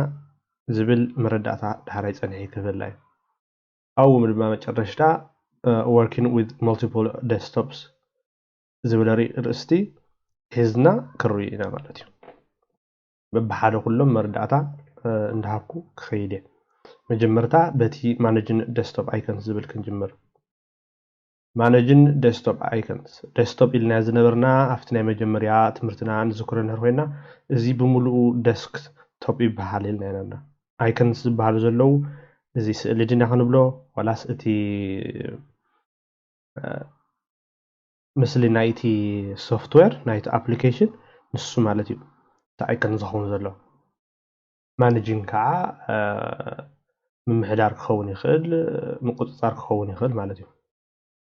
كم يقولنا وزي نما حدرو زبل أرست خنوس دينا مالتي بار نزم بكلمنا نريم زلنا استفعل عليه نقول هنا أمنا ناتنا زلو استفعل عليه خون يخل يوم ምክንያቱ ኣነ ዳውንሎድ ዝገብሮም ኣፕሊኬሽን ንስኹም ዳውንሎድ ትገብርዎም ኣፕሊኬሽን ዝተፈላለዩ ስለ ዝኾኑ ብዝሕ እውን ክፈላለዩ ይኽእሉ እዮም ምክንያቱ ኣነ ኣብዚ ዝቐመጥኩምን ንስኹም ዝቐመጥኩምን ክፈላለዩ ስለ ዝኽእል እምበኣር ነዚ ሓደ መጀመርያ ክንገብሮ ንኽእል ኣብቲ ናይ ምሕደራ ኣብቲ ማነጅ ክንገብሮ ከለና እዚ መይቢ ቁሩብ ንእስና ክኸውን ይኽእል ወይ ዓብይና ክኸውን ይኽእል ወይ እውን ዝኾነ ኮይኑ ክኸውን ይኽእል እዩ ሳይዙ ማለት እየ ዓቐኑ ንዕኡ ክንዕርዮ እንድሕር ኮይና ራይት ክሊክ ንገብር እሞ ናይ የማናይ ንፀቅጥ ቪው ዝብል ዘሎ ንኸይድ ቪው ዘሎ ዝብል ዘሎ ምስ ከድና ኣብዚ እንታይ ምርጫ ሂብና ኣሎ ላርጅ ኣይኮንስ ሚድየም ኣይኮንስ ስሞል ኣይኮንስ ላርጅ እንድሕር ገይረዮ ዓብይ ማለት እዩ እዚ ማእኸላይ እዚ ድማ ንእሽተይ ስሞል ኣይኮንስ እንድሕር ገይረዮ ትሪእዎ ኣለኹም ፋሒሉ በዚ እውን ከይድ ኣሎ ንእሽተይ ኮይኑ ማለት እዩ ደቂቑ እዚ ናብዚ ከምፀ እየ እንታይ ገብሮ ኣለኹ ንዕኡ እቲ ድራግ ዝበሃል እቲ ምስሓብ ወይ ድማ እቲ ምጉታት ዝኸውን ዘሎ ብትግርኛ ንዕኡ ጎቲተ ናብዚ የምፅ ኣለኹ እዚ ንእሽተይ ከዕብዮ ተደልየ ድማ ተመሊሰ ይልክዕ ኣብታ ቪው ይኸይድ እሞ ሚድየም ይትቐንዲ እቲ ናቱ ሳይዝ ላርጅ ክገብሮ ይኽእል እየ ብጣዕሚ ዓብይ ኮይኑ ኣሎ ማለት እዩ ገለገለ ሰብ ከምዚ ደስ ክብሎ ክኸውን ይኽእል እዩ ኣነ ግን ከምዚ ይፈትዎም ነቶም ዝፈትዎም ማእኸላይ እዩ ቪው ሚድየም ክገብሮ እየ ማለት እዩ እቲ ዝነበሮ ተመሊሱ ብኻሊእ እውን ክነመሓድሮም ንኽእል ኢና ከመይ ሶርት ባይ ዝበሃል ኣሎ ኔም ክንገብር ንኽእል ኢና ብስም ካብ ኤ ክሳብ ዘድ መስማት ክስርዑልና ይኽእሉ እዮም ብሳይዞም ብዓቐኖም ናቶም ማለት እዩ እቲ ዓይነት ኣፕሊኬሽኑ ወይ ድማ እቲ ዴት ሞዲፋይድ ማለት እዩ ካብቲ ኣቐዲመ ዝገበርክዎን እቲ ሕጂ ዝገበርክዎን ካብዚ ሕጂ ዝገበርክዎ ብላዕሊ ይኸውን ብዚ እቲ ቅድም ዝገበርክዎ ድማ ብታሕቲ ይኸውን ማለት እዩ እንጂ ንኣብነት ኔም ዝተገርናዮ ተቐይሮም ኣለዉ ማለት እዩ ተቐይሮም ኣለዉ ሳይዝ ተገርናዮ እውን ተቐይሮም ኣለዉ ብኣይተም ታይፕ ተገርናዮም እውን ተቐይሮም ኣለዉ ወይም ዴት ሞዲፋይድ ተልናዮም ከዓ ተቐይሮም ኣለዉ ከም ዝበልኩም በዚ ዘሎት እዚ ኣብዚ ናይ ቀረባ እዋን እቲ ናይ ቅድም እዋን ከዓ ነብዚ ኣሎ እቲ ሳይዝ ድሓን ንገብሮ ኖርማል ከም ዘሎ ይኹን ፀገም ዘሎ ይኮነን እዚ ማለት እዩ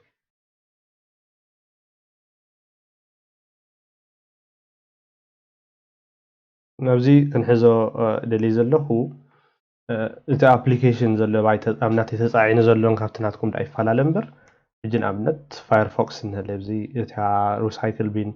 ክሮም ዝኾነ ዳውንሎድ እንድሕር ገይርኩም ሃለኹም እቲ ኣይከን ናቱ እቲ ምስሊ ናቱ ኣይቕየርን እዩ ኣብ ናተይን ኣብ ናትኩም ዘሎ ኩሉ ግዜ ማዕረ እዩ ምክንያቱ ናይቶም ካምፓኒ ንሱ መለለይ ስለ ዝኾነ ናይቶም ንዑ ዝሰርሑ መለሊኦም ስለ ዝኾነ ንሱ ይኸውን ማለት እዩ ክንቅይሮ ግን ንኽእል ኢና ኣብዚ ክንቅይሮ ንኽእል ኢና መስሉ ማለት እዩ ከም ዝበልኩኹም ነዚ ንኣብነት ናይ ሪሳይክል ቢን ዘሎ ካልእ እውን ዝተፈላለዩ ኣለዉ እዚ ዘለዉ እቲ ምስሎም ክንቅይሮ ንኽእል ኢና እዚ ባዕሉ ባይ ዲፎልት ማለት እዩ እቲ ካምፓኒ ስትሬት ባዕሉ እዚ ኣይኮን እዚ ኣይሉ ዝገብረሉ እምበር ዝተፈላለየ ምርጫ እውን ይህበና እዩ ክንቅይሮ ተደሊና እንታይ ንገብር ራይት ክሊክ ንገብር ናይ የማን ንፀቅጥ ፐርሰናላይዝ ዝብል ዘሎ ኣብዚ ንኸይድ ኣብዚ ምስ ከድና እዚኣ እዛ ፐርሰናላይዝ ትብል ብዙሕ ክንምለስ ኢና ዳሕራይ ሕጂ ድልይና ዘሎ ግን ነዛ ሪሳይክል ቢን ዝብል ዘሎን እቲ ካልእ ዓይነት የናይ ዝቕየርን ክሪኦ ኢና ስእሉ ትምስሉ ማለት እዩ ትብዚ ዝነለይ ናብኡ ክንቅይሮ ተደሊና ፊምስ ዝብል ዘሎ ንኸይድ زي يصنحلنا كنملسو سلا زخنا اب تحت نورد مو تحت مسوردنا ديسكتوب ايكون سيتن يسب زلو نطبقه ابزي دمه زي هبنا له معناتي تن نخلن كنقيرو نخل ناي كمبيوتر زبل يوزرز فايل نتورك ريسايكل بين نس معناتي كنترول بانل تبهالا نزين كنقايرن دليتنا خنغبرن نخلينا زي ايغوركون سلا زلو خيبزي زي لنا ابنت كمبيوتر زبل زلو ندحر دليو ابلاي يبلو ناوي كمصيو ابز ندلي مصيو اكندي نابزي كيدم documents كيده this PC زلو زخيد እንታይ ይገብር ነዚ ሰዓት ኣብዚ ስለ ዘላ ነዚ ዳብል ክሊክ ገይረ ስትሬት ወይ ነው ይወስደን ማለት እዩ እዚ ብኸምዚ ኢና ሾርት ካት ንብሎ ማለት እዩ ሕፅረት መንገዲ በቋራጭ መንገዲ ነው ማለት እዩ ታክ እንደሆለ እንዳልኩ እዚ ዝኸይድ በዚ ገይረ ዳብል ክሊክ ኩሉ ግዜ ኣብዚ ዴስክቶፕ ዘሎ ሓደ ክሊክ ገርና እንታይ ለ ዳብል ክሊክ ማለት እዚ ዳብል ኩልና ንፈልጣ ንጥቀመላ ኢና ክልተ ግዜ ማለት እዩ ሓደ ተጠዊቅናዮ ወላ ሓንቲ ኮን ዳብል ክሊክ ተገርና እዩ ዝኸፍት መብዛሕትኡ እዩ ዘሎ ማለት እዩ እጅም ባር ነዚ አይደለ ሆዋን ኣለኹ ከጥፋተ ድማ ሃርማሞ ከይዳ ጠፊ ኣላ ያላን ማለት እዩ ንስሉ ክንቅይሮ ተደዲና ከም ኣብነት ነዚ አንደ ክንቅይራ እንተደልና ኣብዚ ቼንጅ አይከን ንስብ ዘሎ ንኸይድ ምስሊ ለና ኣብዚ ብዙሕ ብለለሁም ዝተፈላለዩ ምስልታት ኣለውና በዚ እውን ኣብዚ እንደኸና ክንሪኦም ንኽእል ኢና ካብዚ መሪፅና ንዓና ደስ ዝበለና ክንቅይሮ ንኽእል ኢና ብለለሁም ብዙሕ ነገር እዩ ዘሎ እዚ ማለት እዩ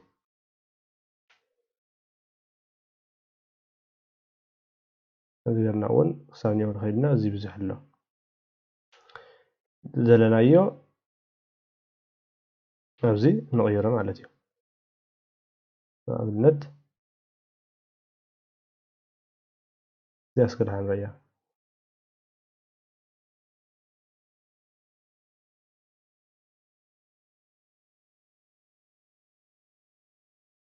والله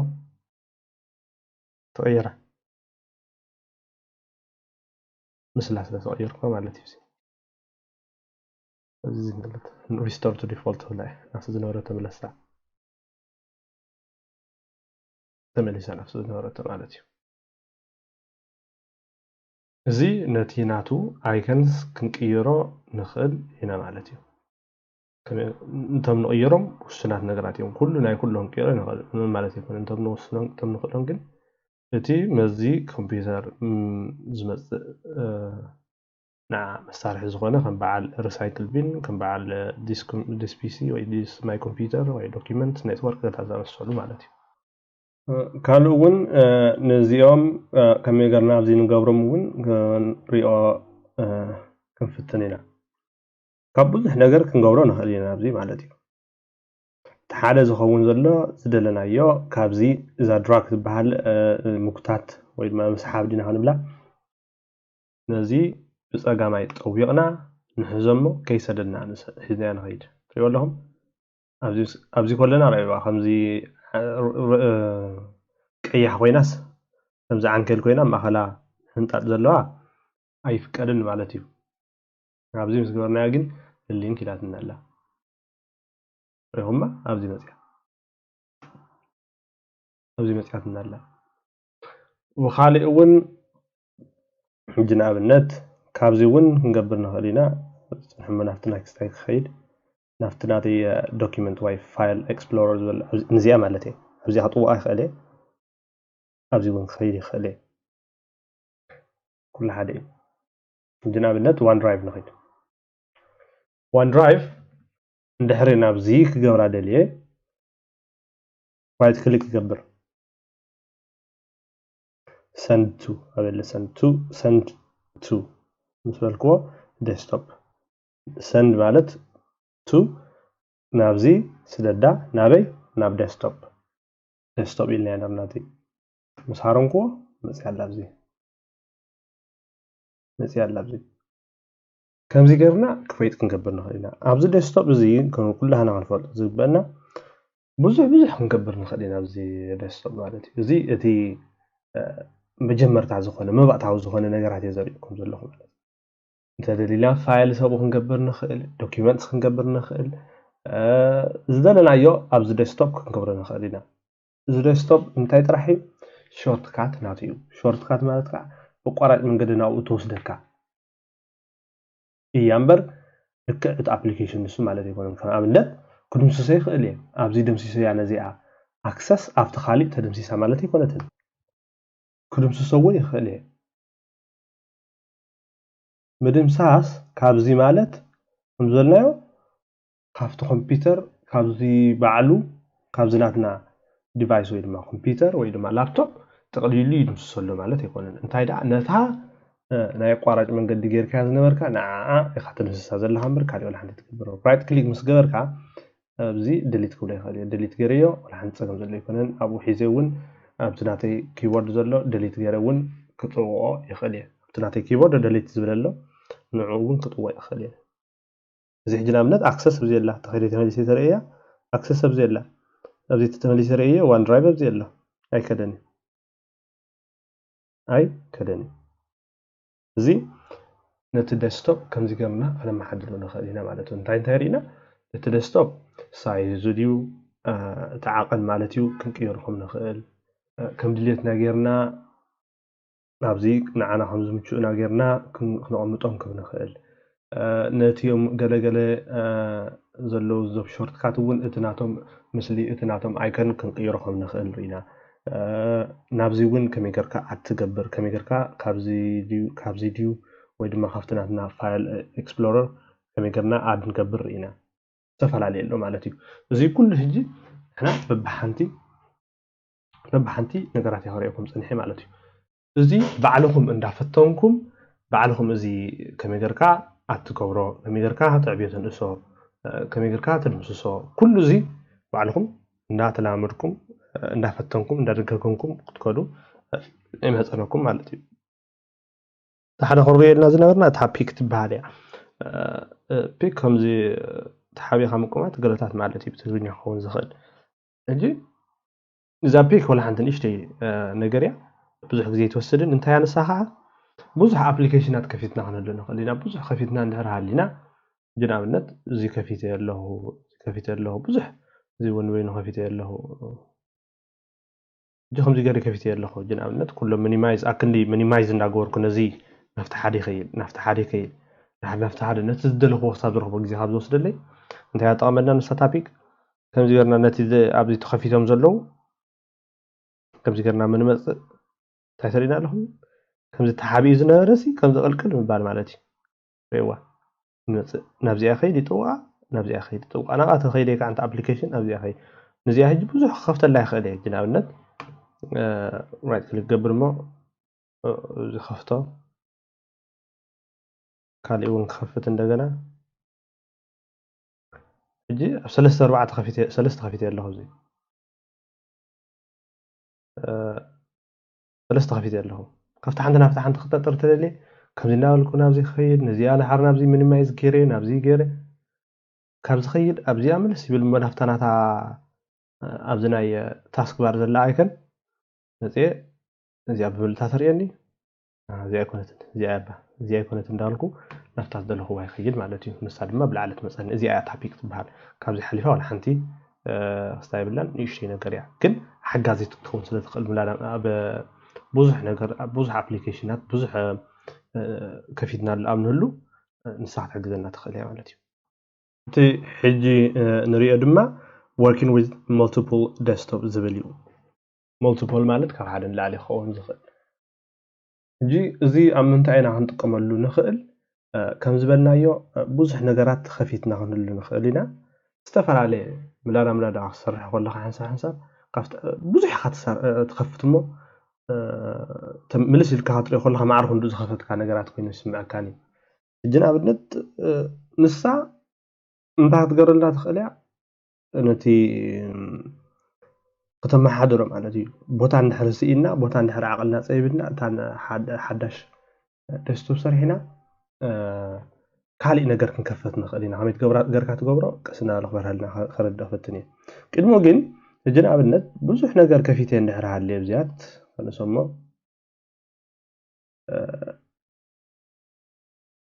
ብዙሕ ነገር ከፊተ እንድሕር ሃልየ እንዳንኣስኩ እዚ ክኸፍቶን ማለት ንኽርድአና ነቲ ብዙሕ ነገር ምኽፋተይ ሕጂ ንኣብነት ሓዳስ እንዳሰራሕኩ ክሰርሕ ብዙሕ ማለት እዩ ሕጂ እዚ ፋሕ ብትን ኢሉ እዚ ዓቕልና ፀቢብና ክህሉ ይኽእል እዩ ዝተፈላለዩ ኣብዚ ነገራት ከፊተ ኣለኹ ኣብዚ እውን ከፊተ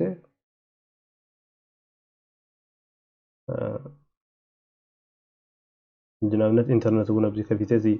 እች ከፊተ ኣብዚ ንለይ ከምዚ ኢሉ እንድሕር ተጨቕጭቕ ሃልዩ ክነመሓድሮ ወይ ካብቲ ሓደ ክንሰርሕ ፅቡቅ ጌርና ክንሰርሕ ኣየድሃፈአናን እዩ ማለት እዩ ንከምኡ ከዓ ነቲ ምስ ካብ ሓደ ንላዕሊ ዝኸውን ዴስክቶፕ ተጠቂምካ ንክትሰርሕ ኣብዚ ዝሕግዘካ ማለት እዩ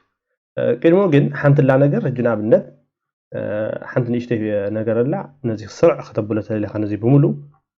እዚ ፋሕፋሕ ኢሉ ኣሎ ዝሰርዖ ተደሊኻ ዝሕግዘካ ነገር ኣላ ራይት ክሊክ ንገብር እሞ ቦታ ጥሩሑ ዘሎ ቦታ ረኺብና ኣብዚ ታሕቲ ምስ ኣበልና ኣብዚ ነለት እዚኣ ካስኬድ ዊንዶውስ ዝብል ምሳረንኩዋ ይኸማር ብምልአን ሰሪዓ ሒባትኒ ኣለኹም ፅቡቅ ጌራ ሰሪዓ ሒባትኒ እዚኣ ሓንቲ ነገር ክንጥቀም ንኽእል ኢና ግን ነዚኣ እንድሕር ጠዊቐያ ንላዕሊ ክትመፅያ ነዚኣ ክንጠዊቓ መሲያ ንላዕሊ ክትመፅያ እንተ ሓንቲ ተጠዊቐያ ነዚ ተጠዊቓ ንላዕሊ ክትመፅያ መሊሱ ከዓ ተሓዋዊሱ ኣሎ ማለት እዩ መሊሱ ተሓዋዊሱ ነለ ኣብዚያ ከዓ እታ working in with the multiple desktops ዝብል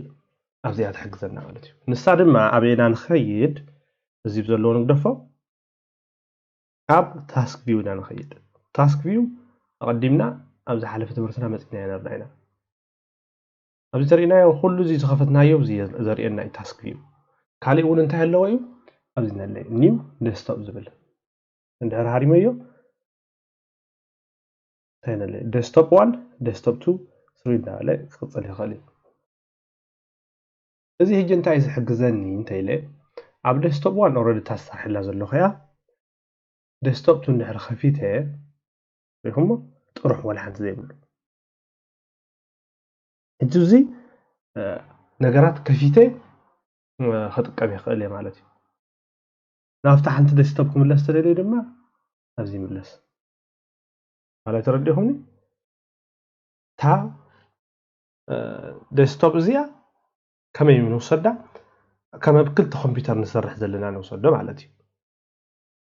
እዚኣ ብዙሕ ነገራት ክንሰርሕ ከለና ብዙሕ ነገራት ከፊትና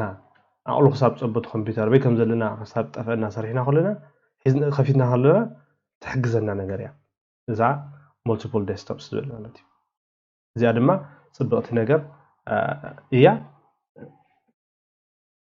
ነቲ ክስታይ ድማ ክንመሓድሮ ንኽእል ኢና ማኔጅ ክንገብሮ ንኽእል ኢና ማለት ክንዓፅዋ ተደሊና ድማ እንድሕር ዘይደሊና ነዚኣ ኤክስት ነለት ጠዊቕና ተጠዊቕና ተመሊሳላ ወላ ሓንቲ እዚ ነለይ ማለት እዚ ክእትዎ ተደልየ ጠቕላላ እቲ ኣለኹ ብዊንዶውስ ዲ ጠቂጠይ ማለት እዩ ፀገም ዘሎ ይኮነ ንሱ ቀሲልኩም ክትበፅሕዎ ስለ ትኽእሉ እምበኣር ናይ ዴስክቶፕ ከመይ ጌርና ነመሓድሮ ከመይ ጌርና ነከዋውኖ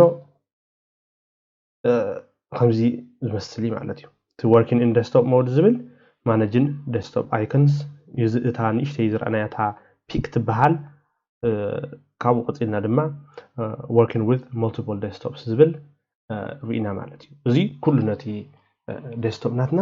ከነመሓድሮ ዝሕግዘና ነገራት እዩ ማለት እዩ ካብዚ ቀፂልና ድማ managing and using the taskbar ዝብል ነዚ ብታሕቲ ዘሎ ከመይ ጌርና ክንጥቀመሉ ኣብቲ ዝመፅእ ትምህርትና ክንርኢ ኢና ማለት እዩ ሕጂ ድማ managing and using the taskbar ዝብል ኣርእስቲ ሒዝና ክንመሃር ክንፍትን ኢና ኣብ ቀደም ቢልና ዝሓለፈ ዝነበረ ትምህርትና ብዛዕባ managing ወይ ድማ working in desktop mode ዝብል ከመይ ጌርና ማኔጅ ንገብሮ ከመይ ጌርና ንሰርሕ ዝብል ርኢና ነርና እዚ ማለት እዩ ሕጂ ድማ ነዞም ታስክ ባር ኢልና ዝፀዋዕናዮ ነዚ ብታሕቲ ዘሎ ከመይ ጌርና ማኔጅ ንገብሮ ከመይ ጌርና ነመሓድሮ ዝብል ክርኢ ክንፍትን ኢና ማለት እዩ تقدماي نريو نتي كونتنتيو اتي كونتنت مالتي اتي انتاي مبزي زلو انتاي زتقالل يزبل افتنا مجمريا لسنا افتنا جمريا نبر تمرتنا خمزرانايو حلف كلهم مالتيو قصيله اتي سيتنج كرينا كابون قصيله اتي تول بار زبل نايزي تاسك بار كريئ مالتيو اموداتا دما نتي ناي نوتيفيكيشن بار اتي كونتنت ناتو كريئ إنا مالتي بار بتي نعمل جمريا نجمر اتي تاسبار كونتنت انتايو كم تمهرنا يو زي تبغينا تمهرنا نسمعتم زي اتي تاسك زي سيرش بار لنا نرنا زي بزلو كورتانا لنا نرنا زي ما تاسك فيو لنا نرنا زيهم زي كورتانا زي سيرش بارن أزمت زلوا تبغينا تاين مهانم كروي منا زيون كم يقرنا عاد نجبر كم يقرنا فين نجورا كم يقرا open كم زخانة كم يقرنا نللي زبل تنكيف ناس لزدرنا حلف قبله زي حج للي زلوا نابزي notification area خيدي مالتي بعد تنا مجمريا تدلينا نابنت زي ترينايو ملي إلا نهتي ملي إلا بوتا خسر حلو يخليه بوتا خغر فلو مالت كعبيو ستدلي دما رايت كليك يكبر مبزي ابزي بوتا زي بلو بوتا طرح زخونه مالتيو ابزي ترينايو لوك د تاسك بار دللو كدمسو جن كدمسو تهرينا ابزي تريوم دلهم بزحلو جنابنت شو كورتانا بوتن دللو نزيا كم نريا تهاطيطيا هما يلان تمليسن هرنا او خيدي تيكي غبرا تمليس هلا نز تاسك فيون لك خمو كنغبرو نخلينا نتو تاسك فيون نلي استفعل بزين هولي زي كيبورد بوتن كيبورد مالت اب سكرين تاتش سكرين تخوينا نابنت ناتي تاتش سكرين تزخونت كيبورد بزيلا زوطو كيبورد بزي مسينا مالتي حجتاش እንዳገበርኩ بزي يصحف اكندي افتي كيبورد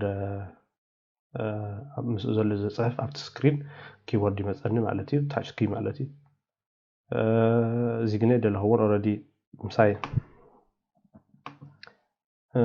كيبورد ስለዘለና አይለኝኒ ሰዋት ፊየሎ ሆናልና እዚ ሾው ታች ፓድ ቦተን ዝብልውን ለው ታች ፓድ ቦተን ካ አክንቲ ማውስና ምሽለ ንጥቀመሉ ናይ ስፔሻል ላፕቶፕ ታሊና ንሱ ስክሪንና ማለት እዩ ጀናም ተጻይጠያ አብዝላ هما ተጻይጠያ ጀናም ንትከመጽ ዝነለ እዚ የማን የጻጋምና ለብዚ የማን ነለ ለከአቲ ስታይ ማለት እዩ ለከ እንስንዑ ሚሚክ ትገብሮ زيونه اللي نسله زخانه كطفاي بار نفتا تا لوك دي تاسك بار تلزلا كنمص زي انتايا تصايطيا ان ابنت نقدردنا منتن تصايطيا نزيا كعبيان كنساني خل نزيا تاسك بار هجن ابنت ناوي مص ابزيا بص يلو تريوالهم تا نلعلن تحتن زلوا ملكت أرو نسن ناي كتعبين نختار نسن تخل نجر زنقرأن مرة عبيه خد قولي تخليني هاجن أيوة كسب زيوت إحنا كن جنابنا زي عم تحت أمك خالي بوزح نجر جنابنا زي بوزح نجر أوبن جر كاتخوكا أمك خالي جنابنا كل نهر ساب سكرين تخيله قرب هذا سكساب زي أزخيل كوني وخيلي كل زيس مرحنتي ما ديسي ملكي عملن ولا تسكرين كابمول أوسيل ولا زيس ولا حنتي تقوم لنا هذه تروحهم على دي نسي أبوهم إيه خا خندزي بالكون كده جبرات خليها تايت حجزك حجنا من أبتحتي يخون زم ندهرز السخالي دينا منت أكسس خفته يقول أبز تحت بس إلا مالتي نخالي خطاي حجزني أبزي تريهم دلهم زيهم كلهم زتقوم لهم يعني نابزي كقبرهم زخلي ثم أنا زلي نجين سبيكر نهلي وان درايف تلاقي باتري زين إنترنت ويد ما أنا واي فاي على ديلن زبل نصهم أبغى قريم له خاله خص خلهم يخلي زين أمنت نبلوتوث خص خلي يخلي سحبه بيله أبزي كقبر يخلي بطلنا مالتي كمل صوت اللي خا كمل صوت اللي خان حيزة ريتا نع حيزة ناوي يبرسو مالتي ناوي يبرسو زي تتنتو لوقت تصوير تلي مالتي لوقت جريا خبزين لعلن تحدي أي تولينيا نفتاز نورتها مليسة جين نفتاز نورتها خل كله من تحت مليسة هجي لوكي جبرة ريتاتي أو هجي لوكي جبرة نبدأ ده هو جبرة يكلي إنه على عروت مثلني أي تخليني مالتي زيا تا تاسكبر بوتان حريت صيبنا كنا كفحو نخلينا جن سنسيه بكان مالتيسي ملك يعملون عبي يوزي غير كاي يوزي بقولوا هذا اللي كان اشتي سكرين يوزي بلا طرح ندحر خويناس بزح دس يبلا كان زي من تحت امك يخل ميبي مزحتي نبدي نتقم لهم كون نخلينا او كالي اجين ابنت كلتا سكرين كتقم يخلي كلتا كمبيوتر مالتي اذا لابتوب كتقم لا يخلي حد عبي سكرين دما اجين ابنت ناي صراحه لنا عبي سكرين كساب 46 انش زلونه مالتي كمزي كيرف سكرين زبال ديسبلاي مالتي نص حجي عبي سلازخونه تايغبر خغله نزي بيزل تحت زل بمول ابي غبرو سكرين دما او يغبرو مالتي افتا سكرين سا زي مزحتينا زي فرطهم قولنا هذينا ويرينا زي نفلطكم كون هذينا بزحين شجرلو مالتي جينا بوت احمل سامو لوك غبر اسل زي دلخو لوك بقى حجي حف كبلايكل كف كبلايكل مالتي أبزي نريو دما أتي تاسكبار ساتين زبهاليو تاسكبار ساتين كنكيد نحري كوينا كل غزية أفسو نايتي تاسكبار زلو بيمانا بطرح زلو بتا بيمانا نطبو أمو مستوى أنا تي أوبشن مسابنا تاسكبار ساتين زبلل النافت موداتا مالتي أبو مستوى أنا نتي ساتين يزخفتلنا تي ساتين دما ناي تاسكبار نزيو زمسل እቲ ኣብ ላዕሊ ንረኽቦ መጀመርያ ሎክ ዘ ታስክ ባር ዝብል ዘሎ ነቲ ኣቐዲምና ክረኽባ ዝፀንሐና እዚ ኣብዚ ኣብ የማን ጠዊቕና ንረኽባ ዝነበርና ሎክ ዘ ታስክ ባር ትብል እዚ ኣብዚ እውን ንረኽባ ማለት እዩ ክልቲአን ሓዲአን እቲ ስራሓ ኣቐዲምና ስለ ዝረአናያ ክንሓልፋ ኢና ካብኡ ቅፅል ኣቢልና ድማ ኣውቶማቲክሊ ሃይድ ዘ ታስክ ባር ኢን ዴስክቶፕ ሞድ ዝብል ዘሎ ኣብቲ ዴስክቶፕ ሞድ ክትከውን ከላ ኣብዚ ሕጂ ዘላቶ ማለት እዩ ነዞም ኣብ ታሕቲ ዘለዉ ሲ ብምልኦም ሃይድ ወይ ድማ ሕብእዮም ወይ ይተሓብኡ ኣውቶማቲክሊ ዝብል ዘሎ ምርጫ እዩ ከም ኣብነት እንድሕሪ ወሊዐያ ኦን ገይረያ ጠፊኡ ኣሎ ጠፊኡ ማለት የለን ማለት ኣይኮነን እንታይ ደኣ እታ ናተይ ማውስ ናብኡ ቢለ ምስ ወሰድክዋ እዩ ዝመፅእ ናብ ንላዕሊ ቢለ ምስ ወሰድክዋ ድማ መሊሱ ይኣቱ ይሕባእ ማለት እዩ እዚኣ ኩሉ ግዜ ቅድመይ ክኾኑ ስለ ዝፈትዎም እቶም ታስክባር ኩሉ ግዜ ኦፍ እየ ዝገብራ ማለት እዩ እሞ ኦፍ ገብራ ልክዕ እዛ ክረኽባ ክሪኣ ፀናሕና ኣብዚ ድማ ኣብ ታብሌት ሞድ ድማ ከምኡላትና ማለት እዩ ኣብ ታብሌት ሞድ ከምኡላትና እዚኣ እውን ኦን ኦፍ ክንገብራ ንኽእል ኢና እዚ ኣብዚ ታሕቲ እዚኣ ንሪኣ ዘለና ዩዝ ስሞል ታስክባር ቦተን ትብለና ዘላ ከምቲ ዝረአናዮ ነዚ ክንድሕሪ ቦታ ፀቢብና ነዚ ታስክባር ከንዕብዮ ርኢና ነርና መታን ቦታ ክህልወና እዚኣ እንድሕሪ ጌርናያ ድማ ነዚኦም ኣድቂቓ ወይ ድማ ንኣሽቱ ጌራ እያ ተርእየካ ማለት እዩ እንድሕሪ ጠዊቐያ እንድሕሪ ርኢናዮም ብጣዕሚ ደቀቕቲ ጌራቶም ኣላ ብዙሕ ቦታ እውን ገዲፋትልና ኣላ ዝኾነ ነገር ክንስኸሉ ንኽእል ማለት እዩ ኣነ እዚኦም ቁሩብ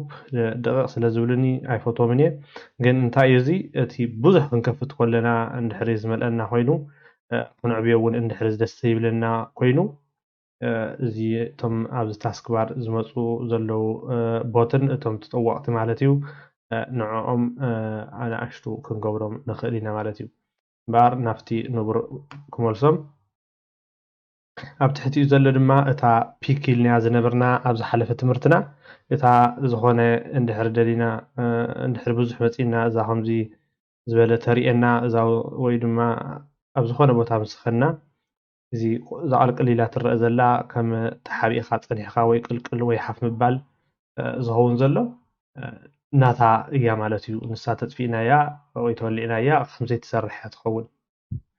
እዚኣ ብዙሕ ይንገደሰላ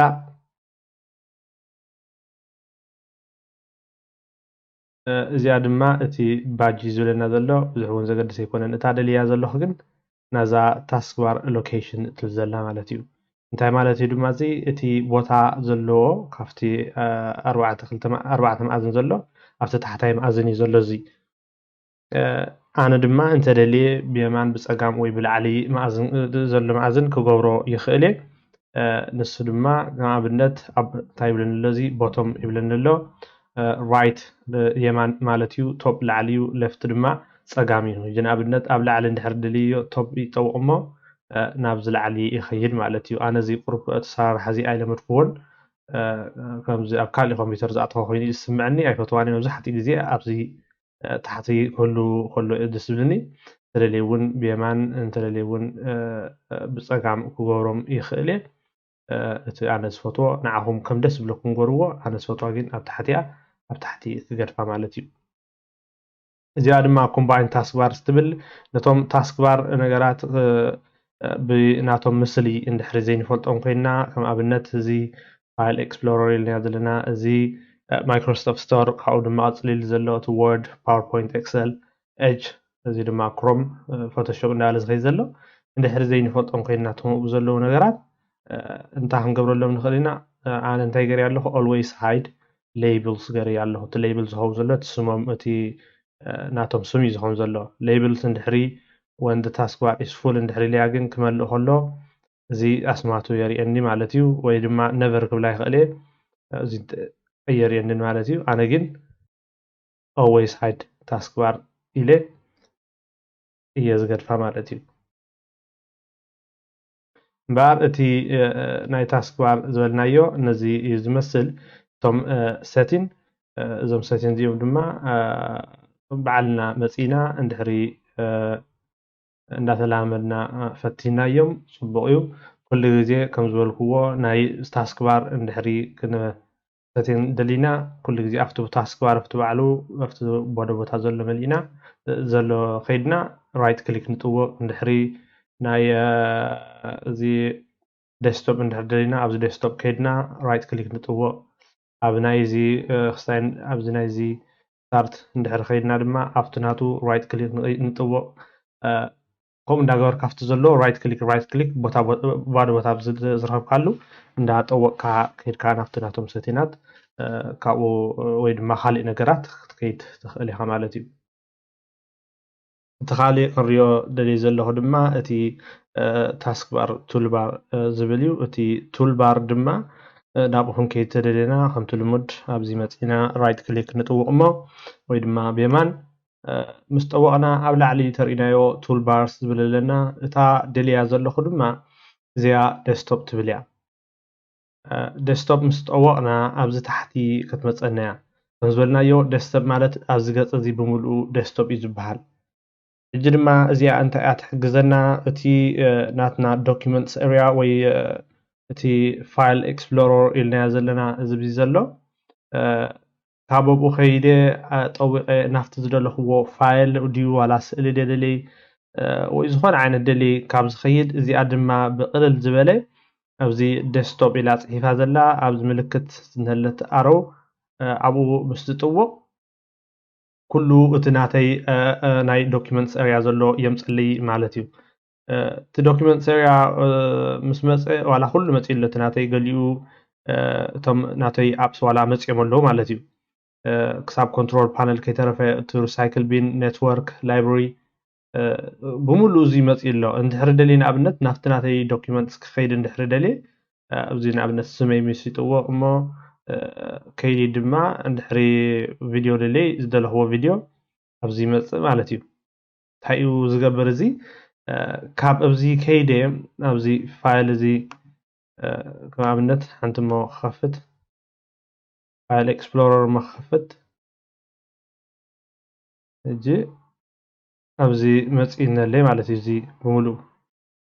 اجي نابنت this pc زبل خيدي خيدي ابزي دما تخيدي this pc يمص معناتي this pc مس بصحو already مصي له this pc مس بصحو ازيات مرچ هيبن له زي دما ابزي له معناتي اجي كومو እንዳገበርኩ ኣብዚ ከለኹ ልክ ኣብቲ ናተይ ዴስክቶፕ ከለኹ ናብ ገለ ከይከድኩ ናፍቲ ዝደለኽዎ ነገራት ንክገብር ይብለና ኣብነት ዚስ ፒሲ እንድሕር ከይደ ናይ 3D ድዩ ወይ ዘለኽዎ ኣብዚ እንሄለይ ወይ ድማ ዴስክቶፕ ይመፅእ ወይ ድማ ዶኪመንትስ መፅእ ኣለኹ ዶኪመንትስ ከይደ ድማ እቲ ዝደለኽዎ ፋይል ንኣብነት ካምቴጅያ ዝብል ዘሎ ሪኮርድ ዝገበርክዎ ተሃልዩ ንኣብነት ይመፅእ ዝኾነ ዝደለኽዎ ኣብዚ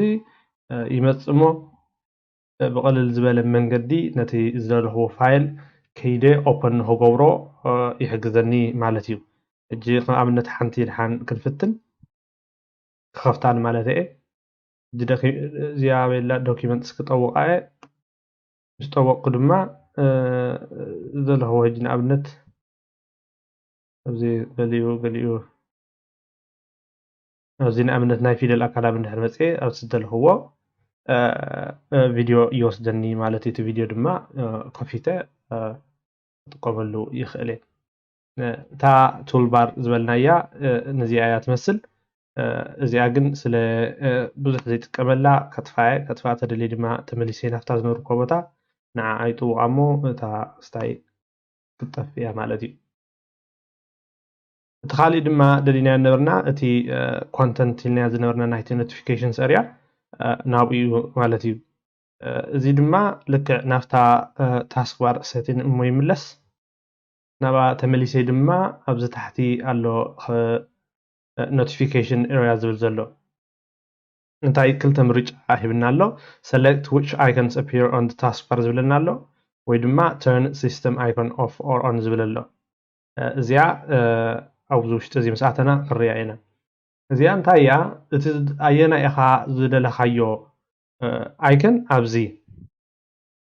ክርአ እትደልዮስ ኣየናይ ምዃኑስ ካብዚ ሰሌክት ግበር ወይ ድማ ምረፅ ዝብለን ዘሎ ክመርፅ እንድሕር ደልየ ናብኡ ይኸይድ እሞ ምስ ጠወቅኩዋ ኩሎም እቶም ኣብዚ ክገብሮም ዝኽእል ነገራት ኣምፅያትለየላ ማለት እዩ እንተሪእናዮም ብምሎም እቲ ቮሊዩም እንሄለ ቮሊዩም ኣብዚ መፅእ ኣሎ ፓወር ዝብል ኣሎ ኦን ገይረዮ ኣለኹ ፓወር መፅእ ኣሎ ኣብዚ ኔትወርክ መፅእ ኣሎ ኦን ገይረዮ ኣለኹ ኔትወርክ መፅእ ኣሎ ኣብዚ ማለት እዩ ከምኡ እንዳገበርና እቶም ዝደለናዮም ነገራት ናብዚ ክንገብሮም ንኽእል ኢና ካልኦት እውን ካብዚ ኣምፂና እውን ኣብዛ እዚኣ ዘላ ኣምፂና እውን ናብዚ ክንገብሮም ንኽእል ኢና ማለት እዩ እዚ ነዚ ዝመስል እዩ እታ ዓንተበይ ዝረአናያ እዛ እዚ ትምለስ ናብቲ ድሕሪት እሞ እዚኣ turn system icons off or on ትብል ዘላ እታ ሲስተም ኣይኮን ዘላ ድማ እዛ ኣብዚ ዘላ እያ ማለት እዩ ኦፍ ተገይርዮ ኩሉ ኦን ገይርዎ ኣሎ ኦፍ ተገይርዮ ድማ ተወሰኑ ነገራት ጥራሓት ኣሎ ማለት እዩ ነዚኣየን ዝመስላ ኣይ ሆፕ ተረዲእናኹም ክኾና ተስፋ ይግብር እንታይ ይብለኩም ግን ከይድኩም ነዚ ኣብዚ ትሪእዎ ዘለኹም ብተግባር ድማ ኣብቲ ኮምፒተርኩም ኮይንኩም ክትገብርዎ ነቲ ዝተምሃርኩሞ ክሕግዘኩም ስለ ዝኽእል ከምኡ ተግበርኩም ፅቡቅ ኮይኑ ይስምዓኒ ማለት እዩ ኣብዚ ድማ ብዛዕባ እቲ ሰርች ባርን ብዛዕባ ኮርታናን ክርኢ ክንፍትን ኢና መጀመርያ እቲ ሰርች ባር ዝብል ዘሎ ክሪኦ ድሓር ቀፂልና እታ ኮርታና ክንሪኣ ኢና ማለት እዩ እምበኣር እቲ ሰርች ባር ኢልና ይነበርና ኣብቲ ዝሓለፈ ፍቲ ናይ ምልላይ ዝነበረ እዚ ኣብዚ ዘሎ እዩ ገለገሊና እዚ ሜቢ ኣብ ናትና ዘይንሪኦ ክንህሉ ሜቢ ዘየለ ክኸውን ይኽእል እዩ እንድሕሪ ደኣ እዚ ሃልዩ ኣብዚ ከይድና ኣብዚ ሃይድ ወይ ዝብል ዘሎ ከምዚ ኢሉ ክኸውን ስለ ዝኽእል ኣብዚ ራይት ክሊክ ጌርና ኣብዚ ሰርች ዝብል ዘሎ ሃይድ ወይ ከዓኒ ኣይኮን ጥራሕ እውን ክንገብራ ንኽእል ኢና እዛ ምልክት ወይ ድማ ከምዚኣ ስለ ዝፈትዋ ብምሉኡ ከም ዘርኢ ክንገብሮ ንኽእል ኢና ማለት እዩ بار ازي سيرش بار ازي لك بزح نجار كنت قمولو نخلينا أفتي حدا كنقول نخل أتي زم أبعد سبزي زلوا بملهم إن حردا كاب كم زين قبرنا سيرش نقبرم أبزي كنا تسمم إن حرنا فرتقينا كنصحفو نخلينا مالتيو كالي ون دوكيمنتس ون كر أبزي سيرش جرنا كركب نخلينا أبنت كريوكم أنا كل مالتيو دوكيمنتس ማለት ዝኾነ ፋይል ናይ ወርድ ድዩ ወላ ናይ ፓወርፖይንት ወላ ናይ ኤክሰል ዝኾነ ፋይላት ኣብቲ ዶክመንት ሴቭ ገርናዮም እንድሕር ሃሊና ብገርና ክንረኽቦም ንኽእል ኢና ስሞም እንድሕር ንፈልጦ ኮይና ማለት እዩ ቀፂልና ካሊእ እውን ኣብቲ ዌብሳይት እውን ቸክ ክንገብር ንኽእል ኢና ዌብሳይት ማለት ኣብቲ ሳይት ከይድና ሰርች ገርና ዝደለናዮ ነገራት ክንረክብ ንኽእል ኢና ማለት እዩ بار جنا أبنت زخون أب نحرد ليه هج خم أبنت إكسل أبزي سلزلا أبزي لاتنيا أبزي ون أبي خيدة أبزي خرخباي خيدة أبزي ون خرخباي خيدة سلز قبرقوا مالتيو نحري زي ناو خيد زي دلي قطفي لخرخبان نحرد ليه سما أبزي يصحف عمو اكسل اللي مصحفكو بعلا اتعب تمصنلا زي بيست ماتشيلو اتي نعو لكنا تصحيفه زلهو زمحاسل مصيل لبزي مالتي همزنا غوركو ابات زخون اب كبل خركب يخلي نابنت وورد اندحر صحيفه نلي تانا زمسل مصيل خالي مرጫውን ይበንሎ ካብነት ካሊ አፕ ውን ወርፓድ ዝባሃሉ ወይ ከዓና ኦፊስ ዳሃደ ሊኻ ወይ ድማ ኣብ ዶክመንት ስለሃውን ኣብ ዘለ ዶክመንት ሴሪየን ማለት እዩ ኣብ ዝተፈላለዩ ቦታ ክረክብ ይኽእል ንኣብነት እንድሕሪ ሓንቲ ኣፕ ደለይ ሃሌ ኣብነት ኖትፓድ ኖት እንድሕሪ ጽሒፈ ኣብዚ ከይደ እውን ነቲ ነዚያ ሰርች ኣብዚ ጥራሕ ደለይ እውን ክብላ ይኽእል ኣብዚ እንታይ ትብለሎ ኦል ዝብለሎ ኣብዚ እውን ኣፕስ ዝብለሎ ዶክመንት ዝብለሎ ዌብ ኣብዚ ድማ ሞር ኣሎ ብዙሕ ነገራት ኢሜይል ክሳብ ፎልደር ሙዚቃ ናይ ሰባት ዋላ ስእሊ ኩሉ ኣብዚ ክረኽቦ ብዘይ ሰርች ገይረ ክረኽቦ ይኽእል ነቲ ሰርች ናተይ ነቲ ዝደልዮ ዘለኹ ነገራት ምንትን ጽቡቕ ገይረ ክትረኽበለይ እንድሕሪ ኣፕ ኮይኑ ነዚ ኣፕ ይጥውቕሞ ኣፕ ናይ ኣፕ ጥራሕ ተምፀለይ ማለት እዩ ዶክመንት ኮይኑ ድማ ናብ ዶክመንት ተምፀለይ ዶክመንት ስለ ዝኾነ ትሪእዎ ኣለኹም ዶክመንት ንዕኡ ዝመስል መፂ ማለት እዩ ጅን ኣብነት እዚ ዶክመንት ወርድ ኣብ ወርድ ዶክመንት ዝፅሓፍክዎ ናተዩ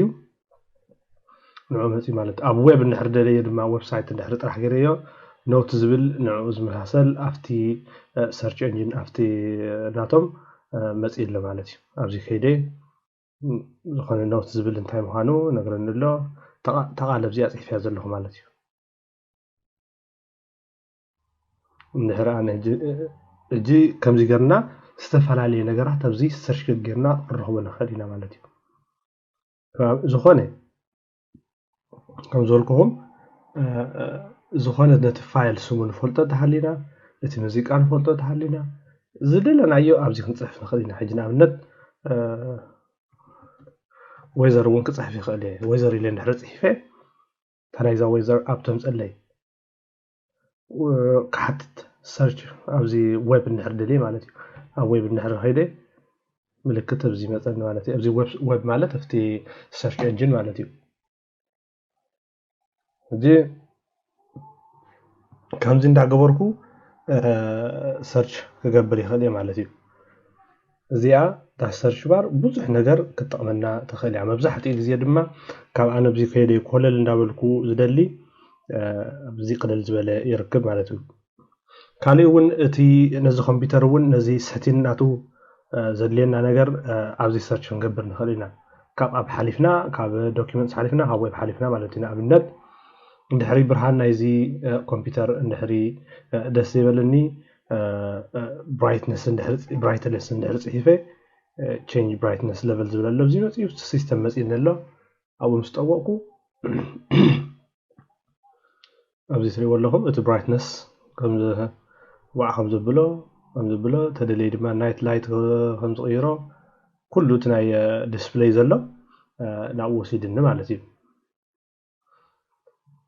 ዝደለኹ ወሰቲ ነብዚ ክረክብ ይኽእል እየ ማለት እዩ ሕጂ ዝኾነ ሰቲናት ኣብዚ ከይደ ሰቲን ከይደ ናብዚ ካብ ዝመፅእ ኣብዚ ሰርች ገብሮ ማለት እዩ ሕጂ ከም ኣብነት እቲ ከይደ ዝነበርኩ ኣብዚ እንተለ እታ ከይደ ዝነበርኩ ነዛ ዲስፕሌይ ክንክእይር ማለት እዩ ዘሎ እንታይ ዳ ኣብ ከለኹ እዚ ኖርማል ቀጢፈ ብራይትነስ ኢለይ ፅሒፈ ቼንጅ ብራይትነስ ሌቨል ዝብል መፂሎ ማለት እዩ ሕጂ ከም ኣብነት ኣብዚ ሰቲን ትርእይዎ እንተሃለኹም ኩሎም ዝደለናዮም ኣብዚ ሰቲን ኣለዉ ሕጂ ንኣብነት ብሉቱዝ እንድሕር ይሰርሓልዩ ካብ ኣብ ሰቲን ከይደ ኣብዚ ሰቲን እዚ ምስ ከፈተለይ ኣብዚ ከይደ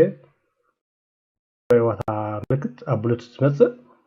ታገብር ይኽእል እየ ነዚ መካዕፅኦ ኣብዚ ብሉቱዝ ይፅሕፍ ዘለኹም ብሉቱዝ and over devices ኢሉ መፂና ኣሎ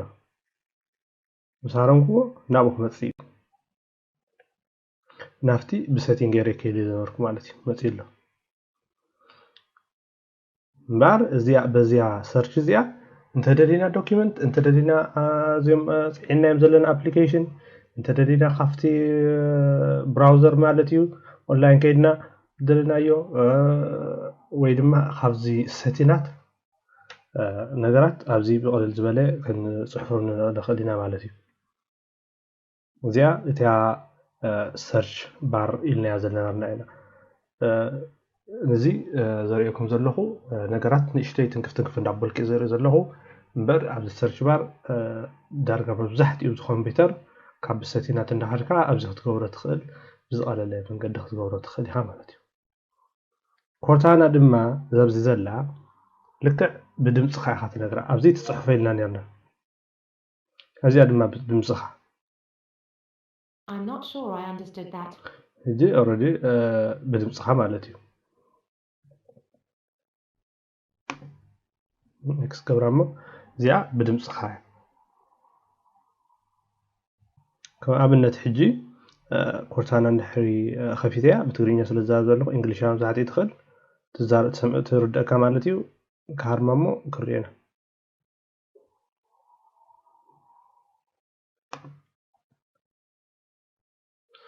What is the weather like today?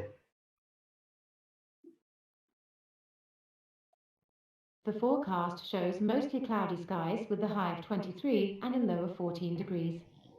Right now, it is cloudy and 20 degrees. The weather እንታይ ምዃኑ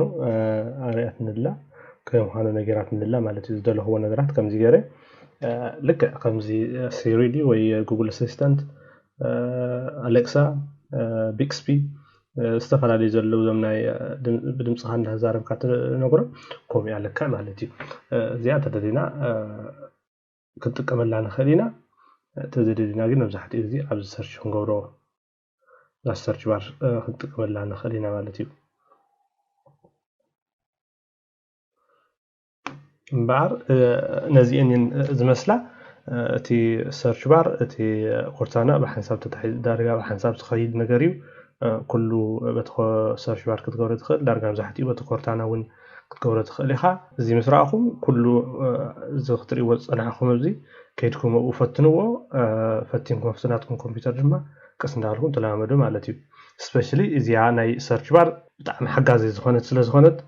ክትጥቀሙላ ክትፍትንዋ ተፈቲንኩም ድማ ክትለማመድዋ ተስፋ ይገብር ኣብዚ ድማ ብዛዕባ ኖቲፊኬሽንስ እና ኣክሽን ሰንተር ዝብል ኣርእስቲ ወሲድና ክልተ ነገር ኣብ ትሕቲኡ ክርኢ ኢና ማለት እዩ ተቀዳማይ ንሪኦ እቲ ኖቲፊኬሽን ሰቲን ዝብል እዩ እቲ ካልኣይ ድማ ኮስተማይዝ ኣክሽን ሰንተር ዝብል ማለት እዩ እንታይ እዮም እዚኦም ከዓ እቶም ኖቲፊኬሽን ዝበሃል ዝኾነ ሓበሬታ ክመፀና ከሎን ማለት እዩ እቲ ኣክሽን ሰንተር ዝበሃል ከዓ እዚ ማለት እዩ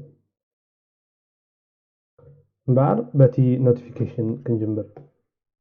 ከም ዝበልናዮ እዛ ሰርች ባር እዚኣ ብዙሕ ክንጥቀመላ ንኽእል ኢና ሕጂ ንኣብነት ናብ ኖቲፊኬሽን and ኣክሽን ሰንተር እንድሕር ክኸይድ ደልየ ኣብዚ ኖቲፊኬሽን ይፅሕፍ እሞ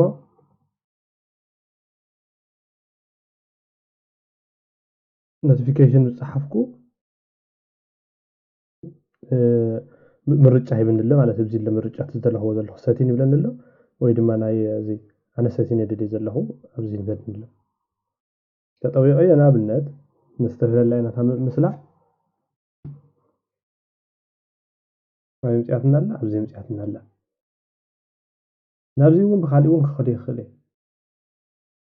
በን ክኸደ ይኽእል ሰቲን ይኸይድ እሞ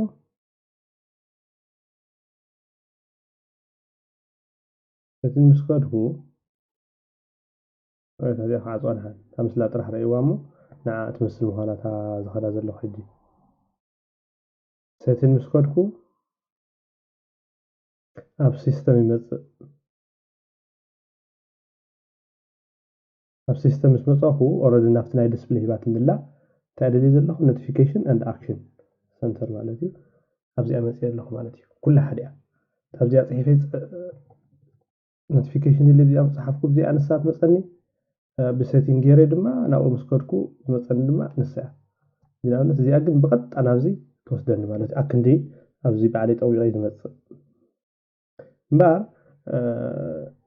notification أبزي تساتين كريو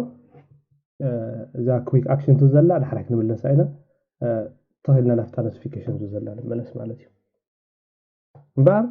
أبزي أنت أنا كنترول كنجبر نخل أبزي سيتنزي أتي notification حبريتها زخانة أبي مسأكا بين ملكتي بكا زبد كل خنرينا مالتي جن أب النت زي ما جماعة يزال ترينا أيوه show notification on the lock screen ولا لا هاي مالتي تا screen lock screen مساعد أنا يا كمبيوتر مساعد أنا يا مسدفة أنا يكون كنت زلهم مساعد أنا يا أفتح lock screen زله تباسورد لازم حتى له أبو زخانة حبريتها أريني زخانة مسج متك يخوني خل زخانة أبديت اللي زخوني زخانة حبريتها أو ينزل مالتي كابودما show reminders and incoming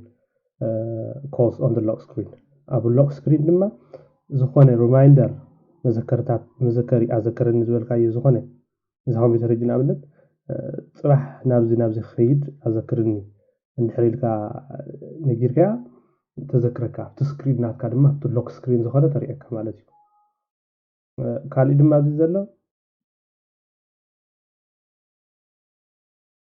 أبزي زلو allow notifications to play sound تايب لنا زلو زخانة حبريتها حمصك خلو دمص خمس قبر قمر يبلنا دمصي زيهم كلهم يجي خلو أم كتفهم يخلي زي دما زخانة أبديت خمسك خلو ناي زخانة زي بوزح كله تدلنا نطفو تدلنا نولع نخلينا مالتي جي زي مولم فتنوا ومهم زي تاي قبر تاي ياري مالتي فبحالة غيرنا نجزي حساس لزهال تخاليون the get notifications from these apps the application كابينا application زخون حبريت خمسة كتدلون أبزي كتطفى وقت ولا تخلي حمالتي نرجع بزحتي أنقري ولا هذا جناب النت كابزي كمتني notification كوان درايف كاب زي أدوبي كرييتيف كلاود كمايكروسوفت ستور settings زخون جافا تحليني زخون إيميلات تحليني مايكروسوفت تيم أبزي حبريت هاي متسألني مالتي كتفهمون يخلي كتفهمون يخلي ترلي كتفهم يخلي مالتي so زي تي notification area مالتي كابنت كوكم كابنت alarm من حرسة area alarm كذولنا alarm أبزي تصحف alarm صحفنا alarm مالتي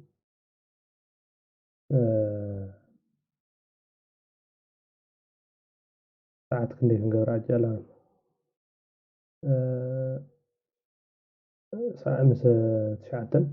شدشتن لا زي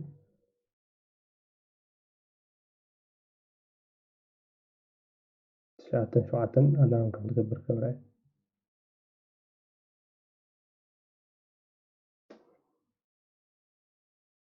شعتن شدشتن ألارم قري لالله maybe hopefully I'll get in it home notification will only show if this is awake يقول لهم دمت جيرا أبزي وانتهي إن الله مالتي زي إدمات notification ذلكم ذله زي تيك تجرنايو تا اب وين تيك تقلناها مالتي እዚያ تا notification settings ዝበልናዮ እዚ ይመስል እዞም ዝደለናዮ ብዘሎ አፕ እውን ክንጥፎም ንኽእል ኢና ማለት እዩ ካብየ ናይ አፕና ሓበሬታ መፅና ደሊና ዘለና ክንጥፎ ንኽእል ኢና ክንጥፎ ክንብልዖ ንኽእል ኢና እምበር ናፍታ customizing the action center ዝብል ነዚ action center ከም ድሌትና ንዓና ዝምችአና ደሊና ገርና ከነማሓደሮ ወይ ድማ ክንቀያይሮ ከም ንኽእል ኣብዚና እዚኣ እታ ኩዊክ አክሽን ትዘላ ናብኣ ክንምለስ ማለት እዩ እዛ ኩዊክ አክሽን ነዚ ብዚ ዘሎ ኣትልና ዘላ ሕጂ ነዚ ሶሪ ኦሬታ ነዚ ብዚ ዘሎ እዞም ብዚ ዘለው ሲ ብዚኣ ጌርካ ኤዲት ጌርካ ክትዝብሎም ወይ ክትውስኸሎም ክትቀያይሮም ትኽእል ኢኻ ሕጂ ኣብዚ ዘሎ ሪና ያለና እዚኦም ታብሌት ሞድ ተቀጣይጠዮ ናብ ታብሌት ሞድ ዘውስደኒ ኩሉ ማለት ብሕፅር ዝበለ ዝረኽቦ ማለት እዩ ሕጂ ንኣብነት ኤዲት ገብሮም እዮም ኤዲት ዩ ኩዊክ አክሽንስ እንድሕረልኒ ምስሎም ተቀይሮም ኣብዚ ልዕሊኦም ድማ ከምዚ ናይ ፒን ዝመስል ከምዚ ናይ ተማር ዓይነት ዝመስል መፅኢሎ ከዝብሎም ይኽእል ሕጂ ንኣብነት rotation lock ዝብል ዘሎ ሕጂ ንኣብነት እንድሕር ዝብለዮ ዘቢሉ ኣሎ nearby sharing ዝብል እንድሕር ዘቢሉ ነታ ክስታይ ጥዋኣ ማለት እዩ ክቅይሮ እንድሕር ደሊና እዚ ድማ እዛ ናብዚ ክቅይራ ደሊለ ቦታ ይቅይራ ስለዚ ናብ ታሕቲ ትምፅያ ናብ ታሕቲ ትመፅእ ናብ ላዕሊ ትወስድያ ናብ ላዕሊ እንደለኽዎ ማለት እዩ ዘሎ እዚ ካብዚ ዝደምሰስኮ ድማ ከምፀ ተደሊ ኣብዚ ኣዲ ኸይድ ኣድከይድ ተዝደምሰስኮ ነዚአን እየን ንኣብነት ነዚኣ ዋይፋይ ኣምፅያ ኣለኹ rotation መፅኢለ ማለት እዩ ንኣብነት ፕሮጀክት የደለኽዎን እዚ ካልኦት ተገደስቲ ስለዝኾኑ ንሓንገድፎም እየ ማለት እዩ እዚኣ እታ ከመይ ጌርና ኮስተማይዝ ንገብሮ ነዚ ኖቲፊኬሽን ኤሪያ ማለት እዩ እምበር ነታ ናይ ኖቲፊኬሽን ሰንተር ከምዚ ጌርና ኤዲት ከም ንገብራ ርኢና ናይቲ ሳይትን እውን እዞም ዘለው ከመይ ጌርና ንቆም ንብልዖምን ክነጥፍኦምን ከም ንኽእል ርኢና ማለት እዩ ከም ዝበልናዮ ናዚ ኖቲፊኬሽን ዝብል ኣብዚ ሰርች ጌርና ክንረኽቦ ንኽእል ኢና ብሴቲንግ ጌርና ኣብዚ ከይድና ኣብ ድሓረ ሲስተም ከይድና እውን ክንረኽቦ ንኽእል ኢና ማለት እዩ እዚኣ ነዚ ትመስል ሕፅር ዝበለት እያ ነራ ግን ኣገደስቲ ስለ ዝኾነ ክርአን ክኢልና ማለት እዩ እዛ ናይ እዚ ዓንተበይ ስለ ተመሊስና ዝረኣናዮ ናይዚ ናይ ኖቲፊኬሽን ኤሪያ ሕልፊልና ስለ ዝረኣናዮ ኣቐዲምና ብዙሕ ምትንካፍ ዘድልዮ ይኮነን እተን ዘይረኣናየን ዝነበርና እዚአን እየን ተሪፈና ነይረን ማለት እዩ ኣብዚ ድማ using windows and dialogues ዝብል ኣርእስቲ ወሲድና ኣብ ትሕቲኡ 134 ዝኾኑ ነገራት ክርኢ ኢና እንታይ እዩ እቲ ዊንዶውስ ዝበሃል ዘሎ እቲ ዳያሎግ ዝበሃል ዘሎ ኣስንዳና ናብዚ መብርሂ እንዳሃብና መስከልና ክርደና ማለት እዩ እዚ መጀመርያ ነገር ንሪኦ እንድሕር ሃልዩ እቲ features of the windows ክንርኢና ካብኡ ቀፂለ ድማ moving and resizing windows ዝብል ኣርእስቲ ክወስድ እየ ማለት እዩ ብዝተኻእለ መጠን እቲ features of the windows and the moving and resizing windows ዝብል እንዳርጋ ብሓንሳብ ገይረ ዳራኹም ክኸይደ ማለት እዩ ቀፂለ ድማ dialogues and menu ክርየ ካብኡ ድማ እቲ ribbons ዝበሃል ኣሎ እንታይ እዩ ክርኢ ክንፍትን ኢና ማለት እዩ እዚኣ ቀለል ዝበለት እያ ገሊና ንፈልጦ ክንከውን ንኽእል ኢና ግን ብዝተኻእለ መጠን ክሪኦ ክንላለዩ ስለ ዘለና ክጅምር እየ ማለት እዩ እምበር እቲ ፊቸርስ እንታይ ንማለት እዩ ኣብነት እንዳገበርኩ ክሪአኩም እየ ከም ኣብነት ኖትፓድ መክፅሕፍ ኣብዚ ትዝክርዎ ትኾንኩም ብዛዕባ ሰርች እንዳተምሃርና ኣብዚ ኩሉ ዝደለናዮ ፅሒፍና ክንረኽቦ ንኽእል ኢና ኢልና ነርና ኖትፓድ እንለት ንዓም ኦፕን ክገብራ ብዚ ገይረ እቲ ዊንዶውስ ኢልና ንፅውዕ ዘለና እንታይ ክርደአና ማለት እዩ ሕጂ እዚኣ እንድሕር ርኢና እዚኣ ብሙሉኣ ሓንቲ ዊንዶው እያ ትበሃል ማለት እዩ እዚ ዊንዶውስ ዝበሃል እዚ ብልምዲ ኣብ ናይ ማይክሮሶፍት ፕሮዳክት ከም ዊንዶው ተባሂሉ እዩ ዝፅዋዕ ማለት እዩ እቲ ዊንዶው ድማ ሓደ ናቱ መለለይ ነገር ኣለዎ كم عبنت اتم بزي زلو نجارات اتي ناي minimize مقبري اتي ناي maximize and زلو تي x close مقبري تي x مثل زلو اتي ناي title بوتا زي اتي حدا قرصي او ناي كلهم او ناي ويندوز زعانو نجارات بزيكاتهم كاب اب ستور نمصم نزي زمثل قرصي زلو مالتيو ولا وورد يكون ولا باوربوينت ولا اكسل انترنت نخيد زخونه اندحر عليو نزي زمثل يزلو زيم زلو يزخون مالتيو بار نزي نخاني حانت ويندو نبل مالتيو close the window اندحر لكم نزي اخم تعصوا مالتيو maximize و minimize the window تيدم نزي عصوا مالتيو تمليسي دما maximize ون كان كم زي غير بلا مالتيو ويدما ناب restore down زبل يقبراي نسانفت وتا مالتيو زيا اتا ويندوز مالت اتناتو فيتشر نزي مسل مالتيو مبزحتي ويندوز اندحر رينايو اتم بزح ابزي نولي الويو اتم مبزحتي ويندوز اتي سم جزي انتايتل دبلنالو نوت باد دبلنالو انتايتل مالت اتي سم سلازي هابنايو سم زي بليلو بعلو انتايتل ديلو تايتل هابنايون ارستي هابنايون إلو بعلو زهابيو نوت باد زبل دما تي سوفتوير نتقوم لزلنا سومي يزخون زل مالت مبزحتي ام دما كمزي زمسل قرص له زيا وحد زبل سلازلو اتا نوت باد زريكم زلهم بر نبعل وورد ندحر خينا نبعل باوربوينت ندخلنا ناتهم تمرت سلازليوم عبي نجر سلازخونه بزي اغري كردكم مالتيو حجي اتي نزيا كم زبلنايو اتي موفين اند ريسايزن زبلنايو موف كنغبرا تدلينا ابزي مبزحت اكزيب زلعل بزي زلو او ناي كل ويندوز مالتي ويندو كلخو انتاي لكم نيري اذا خمزي زمسلت زلخفت اب نس ويندو يزبحال موف كغبرا ندحر دلينا ابنت ابزي طرحو زلو بوتا يخيلمو نابزي انقاساقسو مالتي اب كل ناي ويندوز خفتكو ابليكيشنات كومو كغبر تخولل مالتي ريسايز كغبر تلي دما بزيا ناي ملكت ناي تحتن ناي لعلن ارو ملكت زلو من تحت تلي وين لعلي بزيون كومو كغبر يخليه بربعتي مازن طرح زي كونس بسي قرنعون كغبر يخليه مالتي جناب نتاز قرنع خيده كغبرو يخنسو خعبي يخليه بزخونه قرنع يخد مالتي زي او ناي كل ويندوز كنغبرو نخل نغراتيو اتي ناي ويندو مالتيو اتا ويندوز يا دما انت دلي سيف كغبرو تدلي كما ابنت ابزي مبزحتي غزي اف فايل كيت كا سيف كغبرو سيف اسيله وي دما سيف غيري سم هيبه ابز دلو هو جن ابنت ابزي سيف كغبرو دحر دلي اب ديسكتوب يخيدمو سم هيبه جن ابنت تيست خبلا اتا عينت فايل دما .txt مالتيو تكست فايليو سيف مسغوركو انتي سماري هما تيست لي صحف كلها تيست تغيرالا نسا دما بزي مصيالا مالتيو تيا دايلوج إلنا يازنورنا دما كريوكم اتا دايلوج دما كمية حج خم ابنت زخونه فايل اوبن ندحري قبر دلي زي كفيت لهم اوبن دحري نزي كنقاسقاسو يخلي نزي كنقاسقاسو يخلي فلي زبلا ነገር ታላይ ግን ትሪዋለሁም زين زين اللون بزي زياتا دايلوج ابزي خصقط ندحر دلي ትሪዋለሁም اي تغبرلين يا مالتي نعا مغنياتو امونغو حنت مسرح زلهو حدخ اوبن كغبر كفايل الي اخيلي زلهو نسا كي غوركوا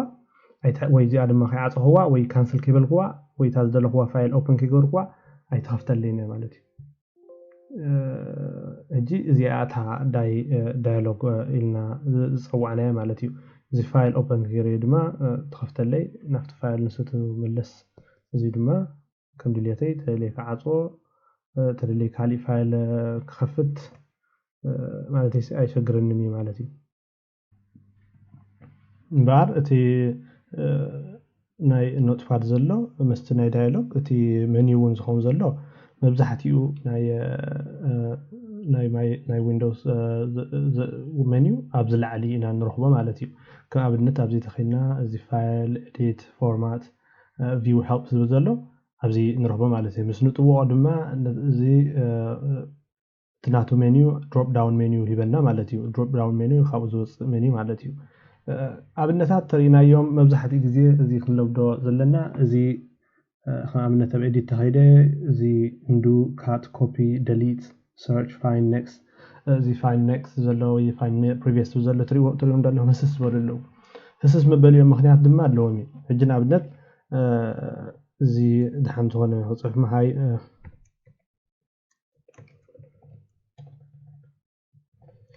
እጂ ሃይ ማይ ኔም ኢዝ ዮናስ ይለለኹምሽ ነዚያ እንድሕሪ ታሪኹም ኣለኹም ዛ እንዱ ስለዚ ዝበልኩዋ እንድሕሪት ወይ ድማ ሕጂ ሃይላይት ገይረ ኣለኹ ትሪኦ ኣለኹም ኮፒ መጽኢሉ ታይ ስለ ዝኾነ እዩ ዘይ ሓሳስ ዝኾን ዘሎ ሓሳስ ተኮይኑ ኣይሰርሕኒ ማለት እዩ ዘይሰርሐሉ ምክንያት ድማ እንታይ ኢኻ ኮፒ ክገብር ደሊኻ ንዘለኻ ወይ እንታይ ኢኻ ካት ክገብር ደሊኻ ንቆርጽ ደሊኻ ንዘለኻ ወይ ድማ እንታይ ኢኻ ክድምስስ ደሊት ክገብር ደሊኻ ንዘለኻ ይዝለን ዘሎ ምክንያቱ ወላ ሓንቲ የለን እያ ወላ ሓንቲ ስለዘየለ እዚ ደሊት ግበር ሕጂና ኣብነት ሃይላይት ገይረ ግን ነዘን ሃይላይት ገይረን ዘለኹ ንዕአን ደሊት ግበረን ኢለኹ እዚ ስለዝኽእል ካት ግበር ይኽእል ኣይኽእል ኮፒ ደሊት ሰርች ፋይንድ እዚ ኩሉ ሪኦሞ መጽኢሉ ማለት እዩ ኮፒ ግበር የትልያ ኮፒ ገይራ ተላ ኣብዚ ትሕት ምሰልኩ ድማ እቲ ፔስት ዝብል ዘሎ ይመጸኒ ፔስት ብሎ ይመጽ ማለት እዩ ነዚ ደሊት ተልየ ድማ ደሊት ይኸውን ኦሬዲ ደሊት ስለ ዝበልኩዎ እንደገና ኮፒ ክገብረለኒ እቲ ክስተት ናብ ዝነበሮ ህስስ ዝበለ ይምለስ ማለት እዩ ኣብ ከለኹ እውን ከይረስዕኹዋ መብዛሕትኡ ግዜ ኣብዚ ኣለና ኣብቲ ናይ ዊንዶው ሕጂ ንኣብነት ብዙሕ ነገር እንድሕሪ ብዙሕ እዚኣ ትሪእዋ ኣለኹም መብዛሕትኡ ግዜ ከምዚ ዝበለ ዊንዶው ኣለና እዩ ናይ ሳይድ እውን ኣለና እዩ ነዊሕ ነገር እንድሕሪ ናብዚ ፅሒፍና ልክዕ ኣለና እዚ ኣብ ኩሉ ዊንዶውስ ኣለና እዚ ማለት እዩ እቲ ሪብን ኢልና ዝነበርና ድማ እዚ መብዛሕትኡ ኣብ ቅድም ዝነበረ ናይ ዊንዶውስ ኢና ንጥቀመሉ ነርና ደሊኹም ዘርከብኩም መብዛሕትኦም ኣይርከብኩም ንርኩም ክትኮኑ ኢሉ ግምተለኒ እዚ ከምዚ ነይሩ መብዛሕትኡ ግዜ ነቲ ዝደለኻዮ ኣብ ሜኒው መትኸይድ ኣብዚ ሜኒው ኢልና ዘለና ከም ድሮፕ ዳውን ሜኒው ኮይኑ ድማ ይመረፀልካ ማለት እዩ ሕጂ ግን ሓድሽ ነገር እዩ መጽኢ ዘሎ ማለት እቲ ሪብን ኢሉ ዝጽዋዕ ኢልና ንጽውዖ ከምኡ እዩ መጽኢ ዘሎ ንኣብነት እዚኣ ኖትፓድ ከምቲ ናይ ቀደም ኣብ ኣረጊት እያ ዘላ ሓደ ነገር ክሪኦ ንኽእል ድማ እዚ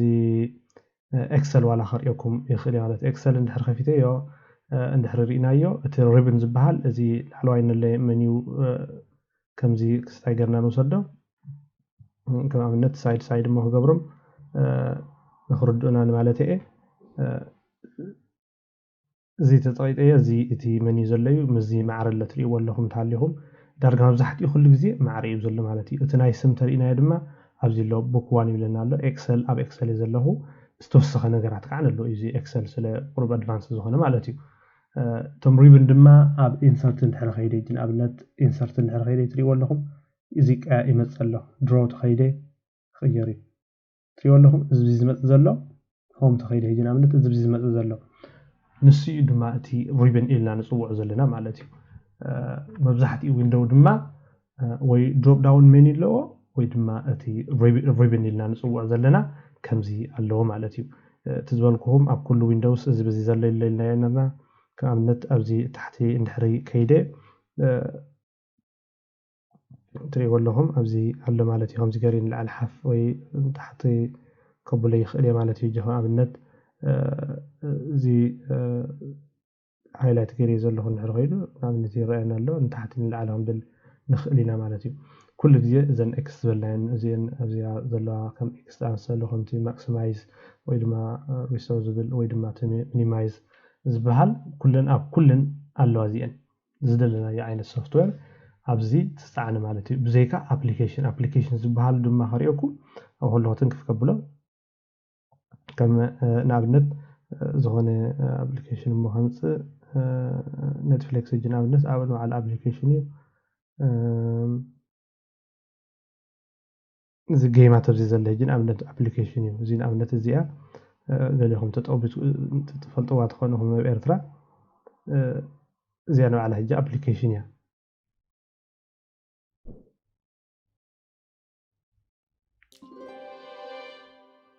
فليز بلا نفتي مالتي زي كافت حدا فليز بلتي مالتي بزياتي اللي تجو باك زي لبزي زلوا تنقلات كم زي بس اللي كأون فليز بلت مالتي أبليكيشنات ግን መብዛሕትኡ ግዜ ስለ ዘይንጥቀመሉ ንስታት እቲ ንጥቀመሉ ኣብዚ ናይ ማይክሮሶፍት ዝወርድ ዝፀዓን ነገራት መብዛሕትኡ ኩሉ ግዜ ኣትሊስት መብዛሕትኡ ዳርጋ 80 ክሳብ 90 ዝበልናዮ ከምዚ ዓይነት ኣለዎ ማለት እዩ ነዚ ዝመስል ቅርፂ ኣለዎ ናይ ዩዝን ዊንዶውስ ኤንድ እቲ ዳያሎግ ዝበሃል ኣብዚ ኣኽልና እታ ዳያሎግ ዝበልናያ ዋላ ኣብዚ ይኹን تسرح قصر حلنا مالتي جن أبنت زهون أوبن كبر النحر لي أبا this piece مسخركو ويد ما براوس خيلي ناس يلا قطوة لي أي تفكر اللين كالي بزهون مالتي أبزي صرحت لي جن أبنت أبزي زي والهم ولا حنتي نزي أقدم إكس كل الله مالتي تاريلوكس ولا زي hopefully تي ናይ ዊንዶውስ ኢልና ንፅውዖ እቲ ብምሉኡ ምዃኑ እቲ ዳያሎግ ድማ እቲ ኣያ ከመይ ጌርካ ትጥቀመሉ እንታይ ዓይነት ዝመስል ምስሊ ናይ ዊንዶው ድማ እንታይ ይመስሉ ዝብል ንእሽተይ ስእላዊ ዝኾነ መልክዕ ወሲድና ንከውን ተስፋ ይገብር ኣብዚ ካኽለና እዩ ኣብዚ ድማ ብዛዕባ እታ ስታርት ሜኒው ክንርኢ ክንፍትን ኢና እንታይ ክንርኢ ኢና እቲ overview of the start menu ክንርኢ ኢና ቀፂልና ድማ navigation ወይ ድማ navigating the start menu ክንርኢ ኢና ካብኡ ቀፂሉ ድማ start menu in tablet mode ዝብል ክንርኢ ክንፍትን ኢና ማለት እዩ እምበር በቲ overview of the start menu ክንርኢ እንታይ እዩ እቲ ሓፈሻዊ ትሕዝቶ ናይቲ start menu እንታይ ምዃኑ ትንክፍቲ ክነብሎ ኢና ምክንያቱ ኣብ ዝሓለፈ ትምህርትና ብብዙሕ ወገን ስለተነሓፍናዮ ዝነበርና ማለት እዩ بار تا ستارت منيو كلنا نفلتاينا زيايا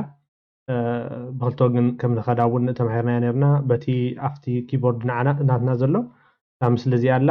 ብኣገርና ሃሪምና ክንከይድ ንኽእል ኢና ወይ ድማ በቲ ማውስ ኣብዚ ሃሪምና ክንከይድ ንኽእል ኢና ማለት እዩ ታ ስታርት መንዩ ከምዚ ከም ትመስል ርኢናያ ነርና ኣብ ሰለስተ እውን ተመቒላ ኣላ እቲ ስታርት እቲ በዓል ስምና እቲ ኣትዩ ዘሎ ሰብ ዶክመንት ፒክቸር setting power ዘመሰለ ከምኡ ድማ ማእኸል እቶም ኣፕሊኬሽን እዞም ኣፕስ ኣብዚ ተፃዒኖም ዘለዉ ኣብዚ ምእኽል ኢላ በዚ ድማ እቲ ስታርት ኢልና ዝነበርና ኣብዚ እቶም በዓልና ንዓና ይኮኑና እዮም ዝበልናዮም ኣብዚ ዝንሄሊ ማለት እዩ እምበር ንእሽተይ ከመፍልጦ ክኾነና ኣብ እዚ ዊንዶውስ 8 ወይ ድማ 8.1 ክወፅእ ከሎ ካብ ዊንዶውስ 7 ማለት እዩ ዊንዶውስ 7 ኩላህና ክንፈልጦ ከምዚ ዝመስል ኣብዚ ነይርዋ ኣብዚ ምሳረንካ ከምዚኦም ዝኣመሰሉ ካልእ ዓይነት ቅርፂ ዘለዎ ይመፀና ነይሩ ማለት እዩ ኣብ ዊንዶው 8 ግን ጠቕላላ እዮም ቀይሮማ ነይሮም ማይክሮሶፍት 8.1 ማለት እዩ ከምዚ ዝኣመሰለ እዮም ጥቆሙ ነይሮም ማለት እዩ እዚ ጠቕላላ ጥፊኦም ነይሮም ኩሉ እዚ ጥፊኦም ነይሮም ጠቕላላ ከምዚ ጥራሕ ብታይል ኢልና ንፅውዖም ብኡ ጥራሕ ከም ተንቀሳቃስዮም ገይሮማ ነይሮም ብዙሕ ሰብ ስለይተሓጎሰ ድማ ኣብቲ ዊንዶውስ 10 ምስ መፀት እቲ ናይ ዊንዶውስ 7 ዝነበረ ፅቡቕ ነገርን ገለ ካብ ዊንዶው 8 ከዓ ኣምፅኦም ኣብ ሓንቲ ካልእ ሓድሽ ነገር ፈጢሮም ከምዚ ዝመስል ፈጢሮም ማለት እዩ ናይዛ ስታርት ሜኒው እምበር እታ ስታርት ሜኒው ከም ዝበልናዮ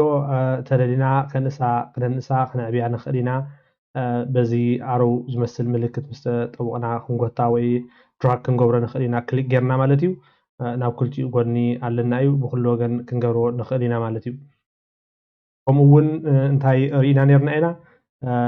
ኣብዚ ከመይ ጌርና ከም ንንቀሳቐስ ማለት እዩ እቲ ናቪጌት ዝበልናዮ ከምዚ ጌርና ኣብዚ ጠዊቕና ኣብቲ ፊደል ጠዊቕና ኣብቲ ኣልፋቤት ጠዊቕና ምስ ንጥቡቕ ናይ ኩሎም እቶም ኣልፋቤት የምፀልና እሞ ናብቲ ዝደለናዮ ይወስደና ንኣብነት ኤም ተደሊና ወይ ድማ ኦ ተደሊና ናፍቲ ኦ ይወስደና ማለት እዩ እዚ ኩላህና ንፈልጦ ንኸውን ኢና ኢለ ግምት ይህብ እየ ምክንያቱ ኣቐዲምና ስለ ዝረአናዮ بزي ون بزي اللاتنا بزي قد نزنلت كم زي زيا ترينايا بزحتي جزي ترى نبزي خنكون كلنا عملت نبزي مهملس دارغانيش تي تفلتنيا مسكد كاغن قرب عبيت بالمالتيو نع حس كاد ما انت حتوين لعل خطبل تخليها كم زبلنا يون بزح نجر نبزي ارت كنقبر نخلينا رايت كليك جيرنا ابزي بين كنقبر نخل كل نخلينا او تزي حالي دما بين تو ستارت زبل كنقبر نخلينا إلنا بزي حاف الشعب الشم ريني أنا نزيع مالتيو مبار أبزي دما زي كمي قرنا personalize كم نقبراون كريعنا personalize مالس نتنا عنا زمجنا رينا تحبري خمزي تسلم زبالة حبري زلني زلبزي تحبروين كنكايرو كم نخل خريعكم مالتيو حبري كنكير تخينا كل جزء أبزي ديسكتوب نمتصمو رايت كليك ويدما بيمان مستوقو أبز تحت زلو personalize زبللو نابزي كيدي دما مسحرون هو نابزي يمصن له تحبر زغيرو البوتا بخالي من قدبون كخيد خلي ساتين يخيد كل جزء نبل نستفهللو زي ابزي زريوكم نجر بحد وجن يزريوكم زلخو مبزحت جزء بخلت وجن سلست وجن بربعة وجن زخيد ونلو بربعة وجن نحر فريقكم كيني زي بزح استاي اي بني بتقلل زباله قلطف زباله من قد خريقكم سلازلني يزريوكم زلخو مالته نابنت الجزي ساتين كيده سيتين كاين دما اب personalization زول زل بزي كيده نابزي مصن لمالتي بقلل زبل ግን ናብዚያ በቋራጭ ኣብዚ ራይት ክሊክ ገይረ personalize ብዘሎ መስሃሮንኩ ተኺላ ናብኣት መጽን ማለት እዩ ኣብዚ እውን ከም ዝበልናዮ ክንጽሕፎ ንኽእል ኢና እምበር ናፍቲ ስታርት ክንመጽሞ ኣብዚ ታሕቲ ትሪእዎ ተሃሊኹም ስታርት ምስ መጻና ነቶም show more tiles on start ዝብዘሎ እዞም ታይል ኢልናዮም ዝነበርና زمزي زلو يوم شو مور تغيرنا يو مور كم زرئي قبرنا مالتيو يقول لهم عابيو نفس نور عند بلي سوري هم ابزي بلانيرا ابزي بيل عنتو يحام بس مالتيو مور بوتا خمس بنا يوز نغرنا شو ابس listed in start menu زلو اب start menu زلو ابس listed ارينا عند حرج فينا يو تايهنا مالت اير انزل لزي نابي كنكيدنا ابزي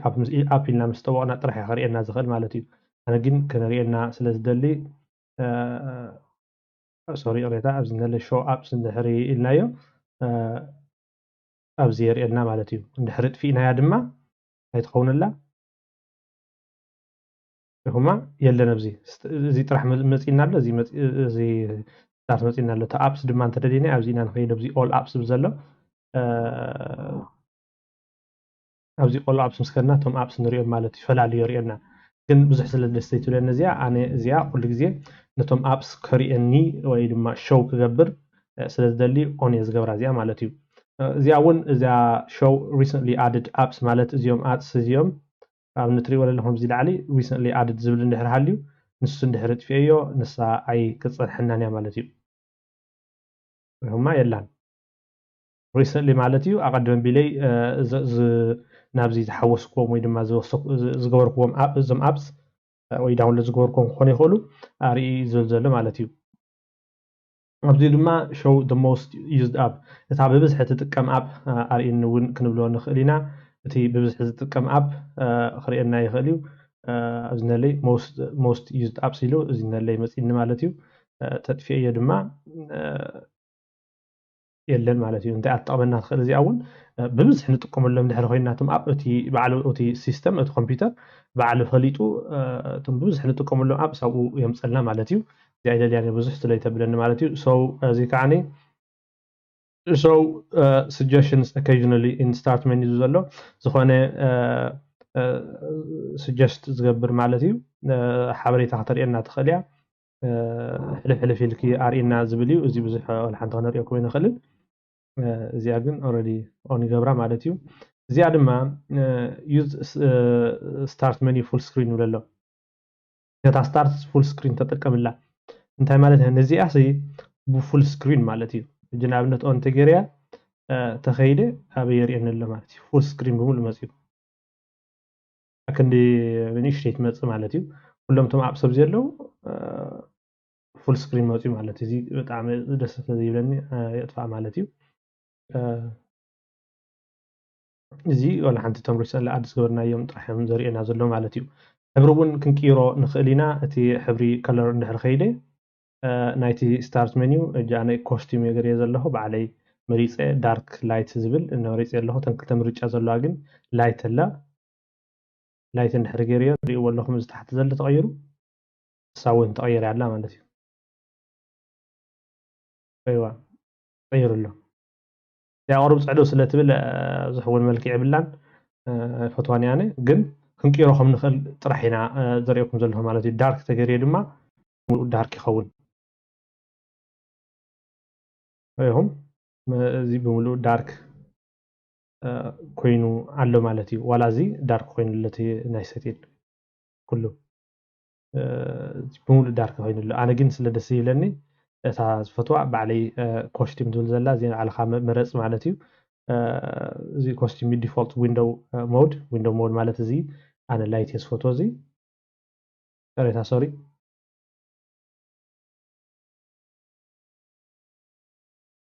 زي لايتيس فوتو مالتي زي خمل ساعة زي دارك يا زلا لايت يا زلا سوري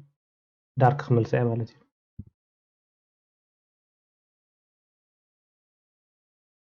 زي دما لا هم يسفوتو مالتي اوريدي دارك مصي على زيا دارك اجنتاي مريص يله مالتي نزوم زلو دارك خونو نتي زخفت ويندو دما زي لايت كلر حوري دمق زبل حوري خون مالت خمس زري زلنا زي دما تي ترانسفير زي ترانسبيرنت خون نتي مالتي بز تحت نحري اون اوف جيريا دمق حوري زخون تقولهم دمق صليم ابزي استوهل له نحري جيري بدحريت مرادا تسالي قرب كريان خلينا خمزي مسيات عينت كوم يزخون معناتي زي تي اكسنت كلر دما زي تحبري خمز بلنايو اب ابس كما يتخفيتهم زل نفلط إلا نرنا بز تحتيهم تريهم دلهم مبزحتيهم تخفيتهم زلو 500 عاوز مسل له نعو دما كنقيرو نخلينا انا زا بلو تمثل يغير لهم زلو خجنا من ريد نغورو نخلينا ريد وين نلي استفعل حبري كابزي مريضنا ون نغورو نخلينا زي جنابነት ኣነ እታ ብሉ ዓይነት መብዛሕትኡ ዝፈትዋ እዚኣ ማለት እዩ እታ ብሉ ትኹን እቲ ሕብሪ እንታይ እዚ ኣብቲ ናይ መወዳእታ ብዛዕባ ናይ ሕብሪ ከመይ ጌርና ንቀያየር ዝብል ምስ መፃና ኣብቲ መወዳእታ ዘሎ ትምህርትና ኣብኡ ፅቡቅ ጌርና ክሪኦ ንኽእል ኢና ማለት እዩ ናይቲ ሕብሪ ብዝደለናዮ ክንቅይሮ ንኽእል ኢና ኣብዚ እዚ ብምሉእ ፎንት ከይተረፈ እቲ ንዓይ ፎንት ዝኸውን ዘሎ እቲ ፅሕፈት እዩ ኩሉ ክንቀያየሮ ከም ንኽእል ኣብዚ ንእሽተይ ተረኸብ ኣቢሎም ኢልኩም ኣለኹ እቲ ዋና ደልየ ዘለኹ ግን ነዛ ስታርት ሜኒዩ ከመይ ጌርና ንቕይሮ ከመይ ጌርና ንዓና ከም ትምችአና ንገብራ ኢና ክርኢ ፀኒሕና ማለት እዩ እምበር እሞ እዚኣ ከጥፋ እቲ ካሊእ ደሊና ነበርና ድማ ስታርት ሜኒዩ እንደስ ኣብ ታብሌት ሞድ ኢና ክሪኣ ኢልና ነርና ማለት እዩ እዚ ታብሌት ሞድ ኣበይ ክንከዳ ንኽእል ኢና ኢልና ነርና ብቕልል ዝበለ ኣብዚ ክንከዳ ንኽእል ኢና ታብሌት ሞድ ኣብዚ ክንከዶ ንኽእል ኢና ማለት እዩ እዚ ታብሌት ሞድ እዩ የለኹም እዚ ታብሌት ሞድ ዘሎ ማለት እዩ ኣብዚ ድማ ልክዕ ከምቲ ኣብዚ ዝነበረ ኣብዛ ስታርት ሜኒዩ ኣብቲ ናይ ዴስክቶፕ ሞድ ክሪኣ ከለና ኤዲት ክንገብሮ ከነንቀሳቕሶ ንኽእል ዝነበርና ኣብዚ እውን ከምኡ ክንገብር ንኽእል ኢና ንኣብነት ሕጂ ንኣብነት እዚኣ ጉግል ክሮም ብኢደይ ክጥቀም ብኢደይ ይጥቀም ኣለኹ ሕጂ ንኣብነት ጉግል ክሮም እንድሕሪ ሒዘያ ብኢደይ ሒዘዋ ኣለኹ ተቐይሩ ማለት እዩ ናበይ ክንቀሳቐሳ ይኽእል እየ ትደልየ ክንቀሳቐሳ ተደልየ ናብዚ ክንቀሳቐሳ ይኽእል እየ እዛ ላዕለወይቲ ዘላ ሕጂ ድሓን ምስሊ በዚ ክስታይ ገይረ ክሪአኩም እንተን ክረድአኩም እምበር ብኢደይ ዝትንክፎ ዘለኹ ብኢድካ ምስ ሓስካዮ እዩ ዝመፀካ እዚ እዛ እዚኣ ዘላ ትሪእዋ ዘለኹም ምልክት እዚኣ ኡንፒን ማለት እዩ ካብዚ ጠቕሊለ ከጥፍኣ ሓፈሻዊ ኣብዚ ንዓ እንታይ እንድሕሪ ናታ ኦፕሽን ደልየ ድማ እንቲ ራይት ክሊክ ንገብሮ ብዚ ጥውቕ እሞ ይመፀኒ ማለት ብዙሕ ነገር ካብዚ ዘሎ ህዝቢ ዘሎ ድሓን ብዙሕ ይትገደስሉ ተዋና ነገር ደልየ ዘለኹ ግን እቲ ልክዕ ኣብቲ ሓደ ዝመፀና ዘሎ ኦፕሽናት ኣብዚ እውን ከም ዘሎ ክሪአኩም ኢለ እየ እቲ ካሊእ እውን ነዚ ስሙ እውን كنغيرو نخእል ኢና ማለት እዩ ወይ ድማ ኡምፒን ክንገብሮ ንኽእል ኢና ካብቲ ግሩፕ እጅ ንኣብነት ስሙ ክንቅይሮ ተደሊና ስሙ ንቕይሮ ልክዕ ብሓፂሩ ኣብቲ ናይቲ ዴስክቶፕ ሞድ ኮላ ክንገብሮ ንኽእል ኣብቲ ስታርት ሜኒዩ ኣብዚ ናይ ታብሌት ሜኒዩ እውን ክንገብሮ ከም ንኽእል ትንክፍ ትንክፍ ዝብለልኩም ዘለኹ ዝደለናዮም ኣፕ ድማ ኣብዚ ምብሎም ኣለው ንሪኦም ኣለና ኩሎም ኣብዚ ኣለው እቶም ኣፕ ሕጂ ንኣብነት ሓደ ኣፕ እንድሕሪ ክውስኽ ናብኡ ክትወደለይ ንዕኡ ይሕዞሞ ነለይ ፒን ቱ ስታርት ነለይ ዝብል ፒን ቱ ስታርት ንገብሮ ፒን ኮይኑ ኣሎ ኣብዚ ስታርት ንመፅኦ ኣብዚ ዘሎ ማለት እዩ መፅኡ ኣብዚ ነለይ ማለት እዩ ኣብዚ እዚኣ እታ ናይ ታብሌት ሞድ ከሪአኩም ኢለይ ዝነበርኩ እቲ ታብሌት ሞድ ብዙሕ ስለ ክንጥቀመሉ ዘይንኽእል እየ ትንክፍ ትንክፍ ቢለይ ዝሓልፎ ዘለኹ ምክንያቱ ብዛዕባ ናይ ታብሌት ሞድ ከዓ ርእሱ ዝከኣለ ትምህርቲ ካሊእ ክህልዎ ስለ ዝኽእል ግን ኣብታ ናይ ስታርት ሜኒዩ ክትመፅእ ከላ ግን ኣብኣ ከለኹ ትንክፍ ትንክፍ ኣቢለ የሪአኩም ኣለኹ ካብታ ታብሌት ሞድ ፈፅሞ ነዚ ይመስል እምበር ብዛዕባ እታ ስታርት ሜኒዩ ከመይ ጌርና እቲ ሓፈሻዊ ዝኾነ ናታ ትሕዝቶ ክንርኢ ፀኒሕና ርኢና እውን ከመይ ጌርና ኢና ክንቀሳቀስ ንኽእል ከም ኣባጥ ሰብዚ ናብዚ እንዳኸድና ኣብ ክንከፍት በዚ ክንከይድ ከም ንኽእል ብዙሕ ነገር ክንርኢ ፀኒሕና እታ ስታርት ሜኒዩ ታብሌት ሞድ ትብል ድማ ከምታ ክንሪኣ ዝፀንሐና ኢና ማለት እዩ ነዚአን ይመስላ ኣብዚ ተኸለና እዚኣ ትምህርቲ እዚኣ ሕጂ ናፍቶም ኣልልየኩም ዝነበርኩ ኣስማቶም በብሓደ እንዳጀመርኩ ክኸይድ እየ ንምጅማር ዝኣክል ኣፍታ ዊንዶውስ ወይ ድማ ኣፍታ ስታርት ሜኒዩ ትብል ክኸይድ እየ ኣብዚኣ ማለት እዩ በዚኣ ክንጅምር ኢና ዓንተበይ እንታይ ኢልናያ ነርና ስማ ትዝክርዋ እንድሕር ኮይንኩም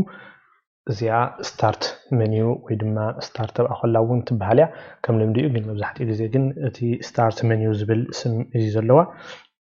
ኣብዚኣ እንታይ እያ ዘጠቃለለት እንታይ እንታይ ሒዛ ትርከብ ክንርኢ ክንፍትን ኢና ማለት እዩ እምበኣር ምስላ እንድሕሪ ሪኢኹማ ከም ናይ ዊንዶው ዝብል ዊንዶውስ ማለት እዚ ፍንስትራ ኢልና ንፅውዖ ንዕኡ ንማለት እዩ ዊንዶውስ ንዚኣ ትመስል ኣብቲ ናትና ኪቦርድ ኣብቲ ናትና መፅሓፊ ኣብቲ ታሕቲ ኣብ ጥቃ ኦልት ትብል ዘላ ወይ ድማ ኤፍ ወይ ድማ ሓንሳብ ኮንትሮል ሲቲአርኤል ዘለዎ ኣብቲ ጥቕኡ ትፀንሕ እያ እንድሕሪ ንዚኣ ክንፀቕጣ ወይ ክነምፅኣ እንድሕሪ ደሊና ንዓኣ ብምፅቃጥ ክነምፅኣ በቲ ናትና ማውስ ጌርና ክነምፅኣ ንኽእል ኢና ብካሊእ እውን በቲ ናትና ኪቦርድ ጌርና ፅሬጥና ክነምፅኣ ንኽእል ኢና ማለት እዩ ተሪእናያ ሓንቲ ብኪቦርድ ጌርና ኣብቲ ኪቦርድ ልክዕ ንዓኣ ትመስል ኣላትና ኣብቲ በቲ ማውስ ከዓ ክሊክ ጌርና ክነምፅኣ ንፍትን ኢና ማለት እዩ እንድሕሪ ሪእናዮ እዚ ነቲ ንዝዩ ዝመስል ኣብ ናተይ ደምናትኩምን ክፈላለየ ይኽእል እዩ እቲ ኣቀማምጦ ግን ዳርጋ ኩሉ ኣብ ናተይን ኣብ ናትኩምን ዘሎ ማዕረዩ እቶም ኣፕሊኬሽናት ጥራሕዮም ክፈላለዩ ዝኽእሉ እምበኣር ኣብዚ ናተይ እንድሕሪ ሪእናዮም በብሓደ ኣስማቶም እንታይ እንታይ ምዃኖም በየንታይ ተቀማምጦም ኣየናይ ምስ ኣየናይ ዘሎ ዝብል ከሪአኩም ክፍትን እየ እምበኣር በዚ ቢልና እንድሕሪ ሪእናዮ በዚ ታሕቲ ክጅምር ክፍትን እየ ኣብዚ ዝንህለይ እቲ ፓወር ናይዚ ከጥፋኣ እንድሕሪ ደልየ ኣብዚ ዝንህለይ እንድሕሪ ዳ ዝፀይጠዮ ሰለስተ ምርጫ የምፀለይ ኣሎ ስሊፕ ዝብል ሻትዳውን ዝብል ወይ ድማ ሪስታርት ዝብል ማለት እዩ እቲ ስሊፕ ዝብል እንድሕር ሃልዩ እንድሕር ዳ ኮይኑ እንታይ ማለት እዩ ዝኾነ ኣፕሊኬሽን ፅዒና ከፊትናዮ ኮለና እንዳሰርሐና ኣብ ወርድ ዶኪመንት ድዩ ወይ ኣብ ፕሬዘንቴሽን እንዳሰርሐና ኮለና እንድሕሪ ክንዕርፍ ወይ ድማ ንእሽተይ ዕረፍቲ ወይ ብሬክ ክንወስድ እንድሕር ደሊና ነቲ ነዚኣ ስሊፕ ዝንለት ፀቂጥና እቲ ኣፕሊኬሽን ናትና ከይተዓፀወ እቲ ዝሰርሐሉ ዘለና ስራሕና ከይተደምሰሰ ኣብኡ ንክፀንሐና እንታ ኮምፒተር ግን ሎክ ስክሪን ዝብል ሎክ ክንገብራ ክንዓፅዋ ንኽእል ኢና ምክንያቱ ዝኾነ ሰብ ብድሕሪና መፅኡ ንከይጥቀመላ እሞ ዝብል نጥቀመሉ እዩ ማለት እዩ እዚ ከዓ ተቲልና እንድሕርኢናዮ ሻት ዳውን ዝብል እዩ ሻት ዳውን ከዓ ጠቕላላ ነታ ዘለናዮ ነታ ኮምፒውተርና ብጠቕላላ ኩሉ ፓወራ ኦፍ ዝገብር እዩ እዚ ከዓ እንታይ ኣለዎ ፀገም ወይ ጥቕሚ እንተሪኢናዮ ነቶም ኣፕሊኬሽናት ከፊትናዮም ዘለና ነቲ ንሰርሐሉ ዝነበርና ከይፈለጥ ሴፍ ከይገበርና ኣብ ዝድለየና ቦታ ከይቐመጥናዮ እንድሕር ደኣ ፀቂጥናያ ነዚኣ ነቲ ኣፕሊኬሽን ስኑእ ዓፅያ ክድምስሰልና ትኽእል እያ ምክንያቱ እዚኣ ነቲ ኩሉ ኣፕሊኬሽናት ተዓፅዩ ዘሎ ንዕኡ ብምሉእ ዓፅያ ሻት ዳውን ነዚ ኣፕሊኬሽን እዚ ነታ ኮምፒውተር ጠቕላላ ፓወር ተጥፍእ እያ ማለት እዩ ኣብዚኣ ዝንህልት እንተሪኢናያ እውን እዚኣ ልክዕ ከምታ ሻት ዳውን ኮይና እንታይ ደኣ እዩ ፍልይ ዘበላ ዘሎ ነታ ኮምፒውተር ነታ ላፕቶፕ ነታ ናትና ዲቫይስ ማለት እዩ ንዓኣ ሪስታርት ማለት ድማ ነቲ እታ ኮምፒውተር ባዕላ ጠፊኣ ባዕላ ድማ ትምለስ ሽዑ ትውላዕ ማለት እዩ ተወሊዓ ነቲ ፓስወርድ ጥራሕ ተሓተና ማለት እዩ ንሕናስ ነቲ ናቱ ፓወር ኦን ዝብል ዘሎ ኣብቲ ናትና ነቲ ኮምፒውተርናስ ኣየድልየናን እዩ ማለት እዩ ሪስታርት ንጥቀመሉ ከዓ ኣብ ዝኾነ እቲ ኮምፒውተርና ሲስተም ሪቡት ተድልይዋ ድዩ ወይ እቲ ሪስታርት ክንገብራ ደሊና ዲና እንድሕር ደሊና ነዚኣ ፀቂጥና ንጥቀም ማለት እዩ ካብኡ ልዕሊ ንህለይ እቲ ሴቲንግ እቲ ቀንዲ ሴቲንግ ናይ እዚ ኮምፒውተር እዩ እዚ ሴቲንግ እዚ ብዙሕ ነገራት ስለሒዙ ዘሎ ብዝተኻእለ መጠን ዳሕራይ ተመሊስና ክንሪኦ ኢና ሴቲንግ ኣብዚ ይፅንሐልና ማለት እዩ እዚ ፒክቸር እዚ ንህለይ ብሕፅር ዝበለ ነቲ ኣብቲ ፋይል ኤክስፕሎረር ዝበሃል ኣብኡ ዘሎ ናትና ፒክቸር ወይ ድማ ስእልታት ንኽኒ እንድሕር ደኣ ክንከዶ ወይ ክንረኽቦ እንድሕር ደሊና በዚ ጠዊቕና ክንከይድ ንኽእል ኢና ከምኡ እውን እዛ ዶኪመንት ኣብዚ ዝንህለት ልክዕ ናብቲ ፋይል ኤክስፕሎረር እያ ስትሬት ኣዌይ ተወስደና ማለት እዩ ካብኡ ልዕሊ ንሕሪና ርኢናዮ ነቲ ናተይ ኣትዩ ዘሎ ሰብ ኣብቲ ዩዘር ማለት እዩ እቲ ተጠቃሚ ኣትዮም መንከም ኣትዮም ዘሎ እያ ትነግረካ ከም ኣብነት ኣነ እንሆለይ ኣብዚ ዮናስ ኢሉ ናተይ ፅሒፍ ወይንለይ መንከም ዝኣተወ ድማ ትነግር ማለት እዩ እዚ እዚኣ ብምሉኣ እንታይ ኢልናያ እታ ስታርት ትበሃል እያ ኣብዚ ዘለው ተሪኢናዮም ድማ እቶም ኣፕሊኬሽን ኣብዚ ኮምፒውተር ወይ ድማ ኣብዚ ላፕቶፕ ፅዒነዮም ዘለኹ ብምሉኦም ክነግረና እዮም ትነግረና ማለት እዩ ነዚኦም ድማ ብቕልል ዝበለ ፀቂጠ ዝኾነ ኦፕን ክገብር ተደልየ ንኣብነት ኣክሰስ ኦፕን እንድሕር ክገብሮ ደልየ ንዓ ፀቂጠ በቲ ናተይ ማውስ ማለት እዩ ክኸፍቶ ብቕልል ዝበለ መንገዲ ይኽእል ማለት እዩ እዚኦም እንድሕሪ ኣብዚ ልዕሊ ንህለይ እዚ ሪሰንትሊ ኣድድ ዝብል ኣብ ቅድሚ ሕጂ ኣድ ዝገበርክዎ ማለት እዩ እዚ ኣቐድመ ቢለ ኣብ ቁርብ እዋናት ዝፀዓንክዎ ኣፕሊኬሽን እንተሃልዩ ሪሰንትሊ ኣድድ ኢሉ ይመፀኒ ንለ ንኣብነት ኦቢኤስ እንድሕር ሪአ ወይ ድማ ሉምዚ ንለይ ቀደመ ቢለ ስለ ዝረኣኽዎ እዩ ስለ ዝፀዓንክዎ ናብዚ ኮምፒውተር የርእየኒ ኣሎ ማለት እዩ ኣብዚ ነለት እዚኣ ወይ እዛ ሃሽ ትመስል እዚኣ ሃሽ ና ንፅውዓ እንድሕር ርኢናዮ ድማ ብናምበር ብቁፅሪ ዝጅምሩ ወይ ድማ ዘበሉ ኣብዚ ኩሉ ይመፅእ ማለት እዩ እንተሪኢናዮም እዚኦም ብምሉኦም ብኣልፋቤቲካል ኦርደር ወይ ድማ ኣሰንዲንግ ኦርደር ናይቲ ኣልፋቤት ማለት እዩ እዮም ተፃዒኖም ዘለው ብምሉኦም ማለት እዩ ከም ኣብነት እንተሪኢናዮ ብኤ ጀሚሩ ኦል ዘ ዌይ እቲ ክሳብ ዘድ ይኸይድ ማለት እዩ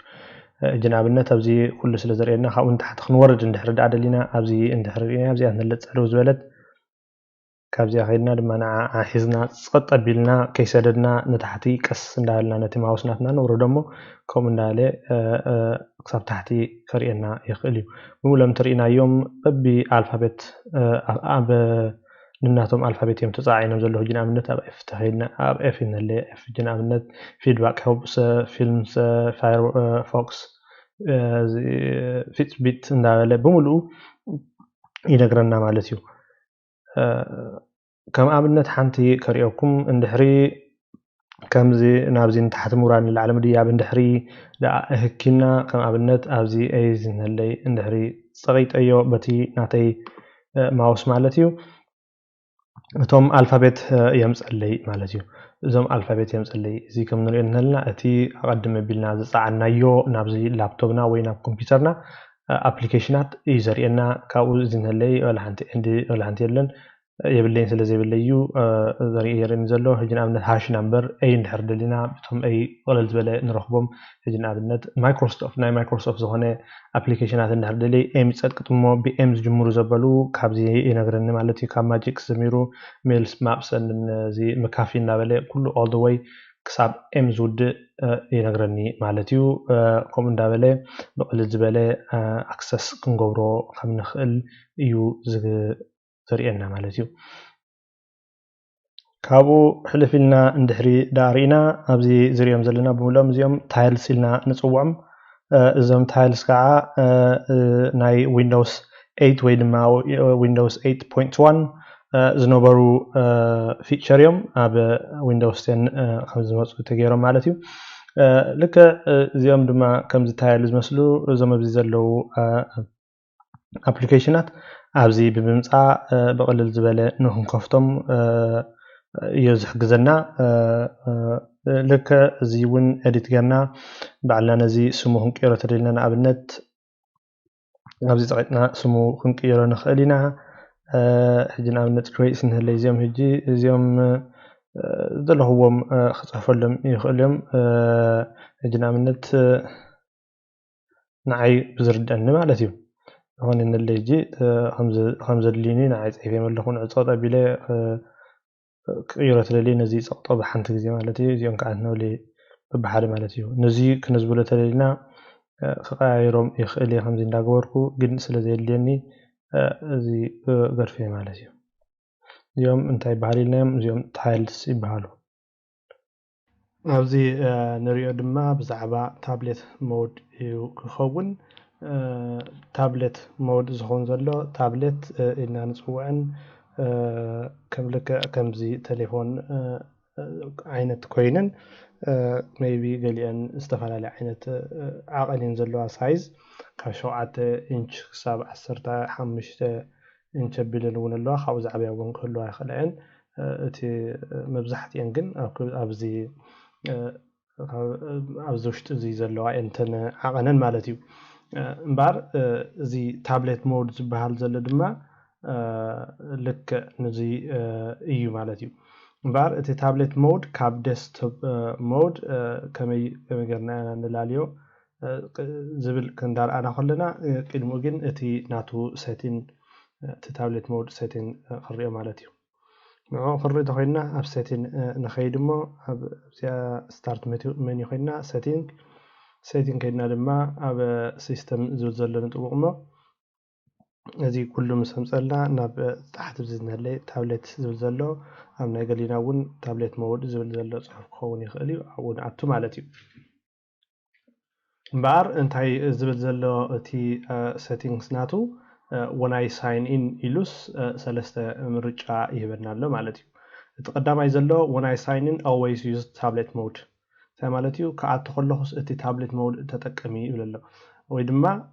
when I sign in never use tablet mode ክኣቱ ከለኹ ድማ እቲ ታብሌት ሞድ ኣይትጥቀመሉ ሕጂ እንታይ እየን እዚአን ቅድሚ ናብዚኣ ዘላ ምምፃና እቲ ኮምፒውተርካ ልክዕ ከፈት ምስ ኣበልካየስ ናብ ታብሌት ሞድ ኣክንዲ ናብ ዴስክቶፕ ሞድ ዝመፅእ ሲ ናብ ታብሌት ሞድ ይመፅእ ማለት እዩ እታ ታብሌት ሞድ ከመይ ገፃ ከመይ ትመስል ክሪኣ ኢና ፀኒሕና እታ ዴስክቶፕ ሞድ ትመስል ኦልሬዲ ንሪኣ ኣለና ዘቂልመና ዘላ እያ እዚ ዴስክቶፕ ሞድ ዝበሃል እዩ ኣክንዲ ናብዚ ዝመፅስ ስትሬት ወይ ናብቲ ታብሌት ሞድ ከም ዝመፅእ ይነግረና ገብራ ኣብዚ ማለት እዩ ወይ ድማ never use ኣይትጥቀምላ ፈፂምኪ ኣይትጥቀምላ ስትሬት ወይ ናብዚ ዴስክቶፕ ሞድ ጥራሕ እምበር ናብቲ ታብሌት ሞድ ከም ዘይትመፅእ ትነግረና ማለት እዩ እዛ ሳልሰይቲ ድማ ዳላ use the appropriate mode for my hardware ዝብል ማለት እዩ ሕጂ እዚኣ እንታይ እያ ኣነ ንሳያ ገሪያ ዘለኹ ገለገለ ላፕቶፓት እዚ ታች ስክሪን ኣለዋ ታች ስክሪን ማለት ድማ ብኢድካ ኣብቲ ስክሪን ናተን ክትንክፎ ትኽእል ብጌርካ ልክ ናይ ቴሌፎን ክትጥቀመለን ትኽእል ማለት እዩ ኣከ ክንደይ ብማውስን ወይ ድማ በቲ ታች ፓድ ناي تابلت غير كتتقبلن ناي يقريت ناي لابتوب غير كتتقبلن مالتي ناتي تقومو زغونت المهنيات ريهم سلازخونت انتاي لي سلازخونت تناتي انتاي لي غدي فيها مالتي use the appropriate mode for my hardware مالتي حجي زي تي ناب تابلت مود تغيرات متصخل حجي نابنت ابزي سالي غير يخريكم ناتي لابتوب 360 ديجري كتصف تخليا عطيفه دما كم تابلت كتقمل يخلي تمليسه دما كم لابتوب كتقمل يخلي كومو سلازخونه دما تابلت ناب تابلت مسع صفقوا ناي تابلت مود اوتوماتيكلي تغيرلي مس ملسكوا ناب لابتوب بصا دما اوتوماتيكلي نفتي ديسكتوب مود تملس مالتي لك ازيون when I use this device as a tablet يقول له ask me before switching هجي እዚ እንዳተጠቀምኩ ከለኹ እዛ ዲቫይስ እዚኣ ቅድሚ ናብ ታብሌት ሞድ ምቕያርክስ ሕተትን ትብለላ እዛ ማእኸሊት ዘላ ዘላዕለዊቱ ድማ ናብ ታብሌት ሞድ ዋላ የፀፋ ነዛ ላፕቶበይ ዋላ የፀፋ ዘይገድስ ኣይተቐየር እዩ ዝብል ዘሎ ወይ ድማ እዚ always switch to tablet mode ዝብል ዘሎ ኣነ ክትሓተኒ እየ ዝደሊ ቅድሚ ምቕያራ ማለት እዩ እዘን ታብሌት ሞድ ዝመስላ እዚ ሕልፍሕልፊና ተን ሰትናተን እዚ ናት ይመስል ምክንያቱ ብዙሕ ይትገደስሉ እዚ እቲ ታብሌት ሞድ ብዙሕ ስለዘይኮን ኣይትጥቀምሉ ኢሎም ማለትይሲ ቶፕ ወይ ድማ ዴስክቶፕ ስለንምፅ ዘለና ንርኢ ዘለና እቲ ትምህርትናስ ብዙሕ ኣብቲ ታብሌት ሞድ ከይድና ማለት እዩ እታ ታብሌት ሞድ እዚኣ ምስ ሓፅኽዋ ከምፃ እንድሕር ደሊ ኣብዚ ከምፃ ይኽእል እየ ኣብዚ ኖቲፊኬሽን ሰንተር ወይ ድማ ኣብዚ ኣክሽን ሰንተር ከይዲ ማለት እዩ ኣብዚ ላ ታብሌት ሞድ ትብል ምልክታ ከም ርብዕ ኩርናዕ ዘላታ ኢድ ምልክት ዘላታ ማለት እዩ ንዓ ምስ ተቐጥቅዋ ጠቕላላ እዚ ምስሊ ናይዚ ክቅየር እዩ ናብዚ ስክሪን እዚኣ ክትመፀኒ ማለት እዩ ሕጂ እዚ እዛ ማውስ ክጠፍያ ከም ታች ስክሪን ገይረ ይጥቀመሉ እቶም ኣብናተይ ልክ ከምዚ ናይ ቴሌፎንና ከይድና ንጥቀመሉ ከምኡ ክጥቀመሎም ይኽእል ማለት እዩ ኩሉ ማለት እዩ ይቕየረኒ እዚ ተቐይር ኣሎ እቲ መምለሲ ናይ ኣብዚ የለኒ ማለት እዩ ዝኾነ ተነይረ ዝምለሰሉ ነገር ማለት እዩ እዚኣ ታብሌት ሞድ እያ ማለት እዩ ታብሌት ሞድ ነዚኣ ትመስል ብሕፅር ዝበለ ልክዕ ነዚ ንቴሌፎንና ትመስል ጌርና ቀረፃ ማለት እዩ እምበር ካብዛ ታብሌት ሞድ ክወፅእ ተደለየ ድማ ኣብዚኣ ታብሌት ሞድ ትብል ዘላ ወሊዕያ ዘለኹ ንዓ ምስ ጥፋኽዋ ወፅየ ኣለኹ ማለት እዩ ታብሌት ሞድ ነዚ ትመስል ሰላም ብድጋሜ ኣብዚ ንሪኦ ድማ ብዛዕባ using settings and control panel ዝብል ክርኢ ኢና ኣብኡ ድማ ኣብ ትሕቲኡ ዝተፈላለዩ ኣርእስቲ ክርኢ ኢና እቲ መጀመርያ ንሪኦ እቲ setting and control panel ዝብል ፍልልዮም እንዳርኣና ከመይ ጌርና ኢና ንጥቀመሎም ዝብል ክርኢ ኢና ማለት እዩ ቅፅል ኣቢልና ድማ እቲ basic setting ዝኾነ ክርኢ ኢና basic setting ማለት ከም በዓል date እቲ ሰዓት እቲ ዕለት እቲ ቋንቋ እቲ ቦታ እዚ ናትና ማውስ ከመይ ጌርና ንጥቀመሎም ዝብል ድማ ኣብ ትሕቲ basic settings ኢልና ክርኢ ኢና ማለት እዩ ቀፂልና ድማ እቲ ንሪኦ እቲ display setting ዝበሃል እዩ እቲ display setting እንታይ ምዃኑ መብርሂ ሂብና እንታይ ዘጠቓለለ እዩ እቲ screen resolution ኢልና ንፅውዖ እንታይ ምዃኑ እንዳበረልና ክኸይድ እዩ እቲ multiple display ድማ ክንጥቀም ከም ንኽእል ኣብዚ ከመይ ጌርና ክንጥቀም ዝብል ክርኢ ኢና ማለት እዩ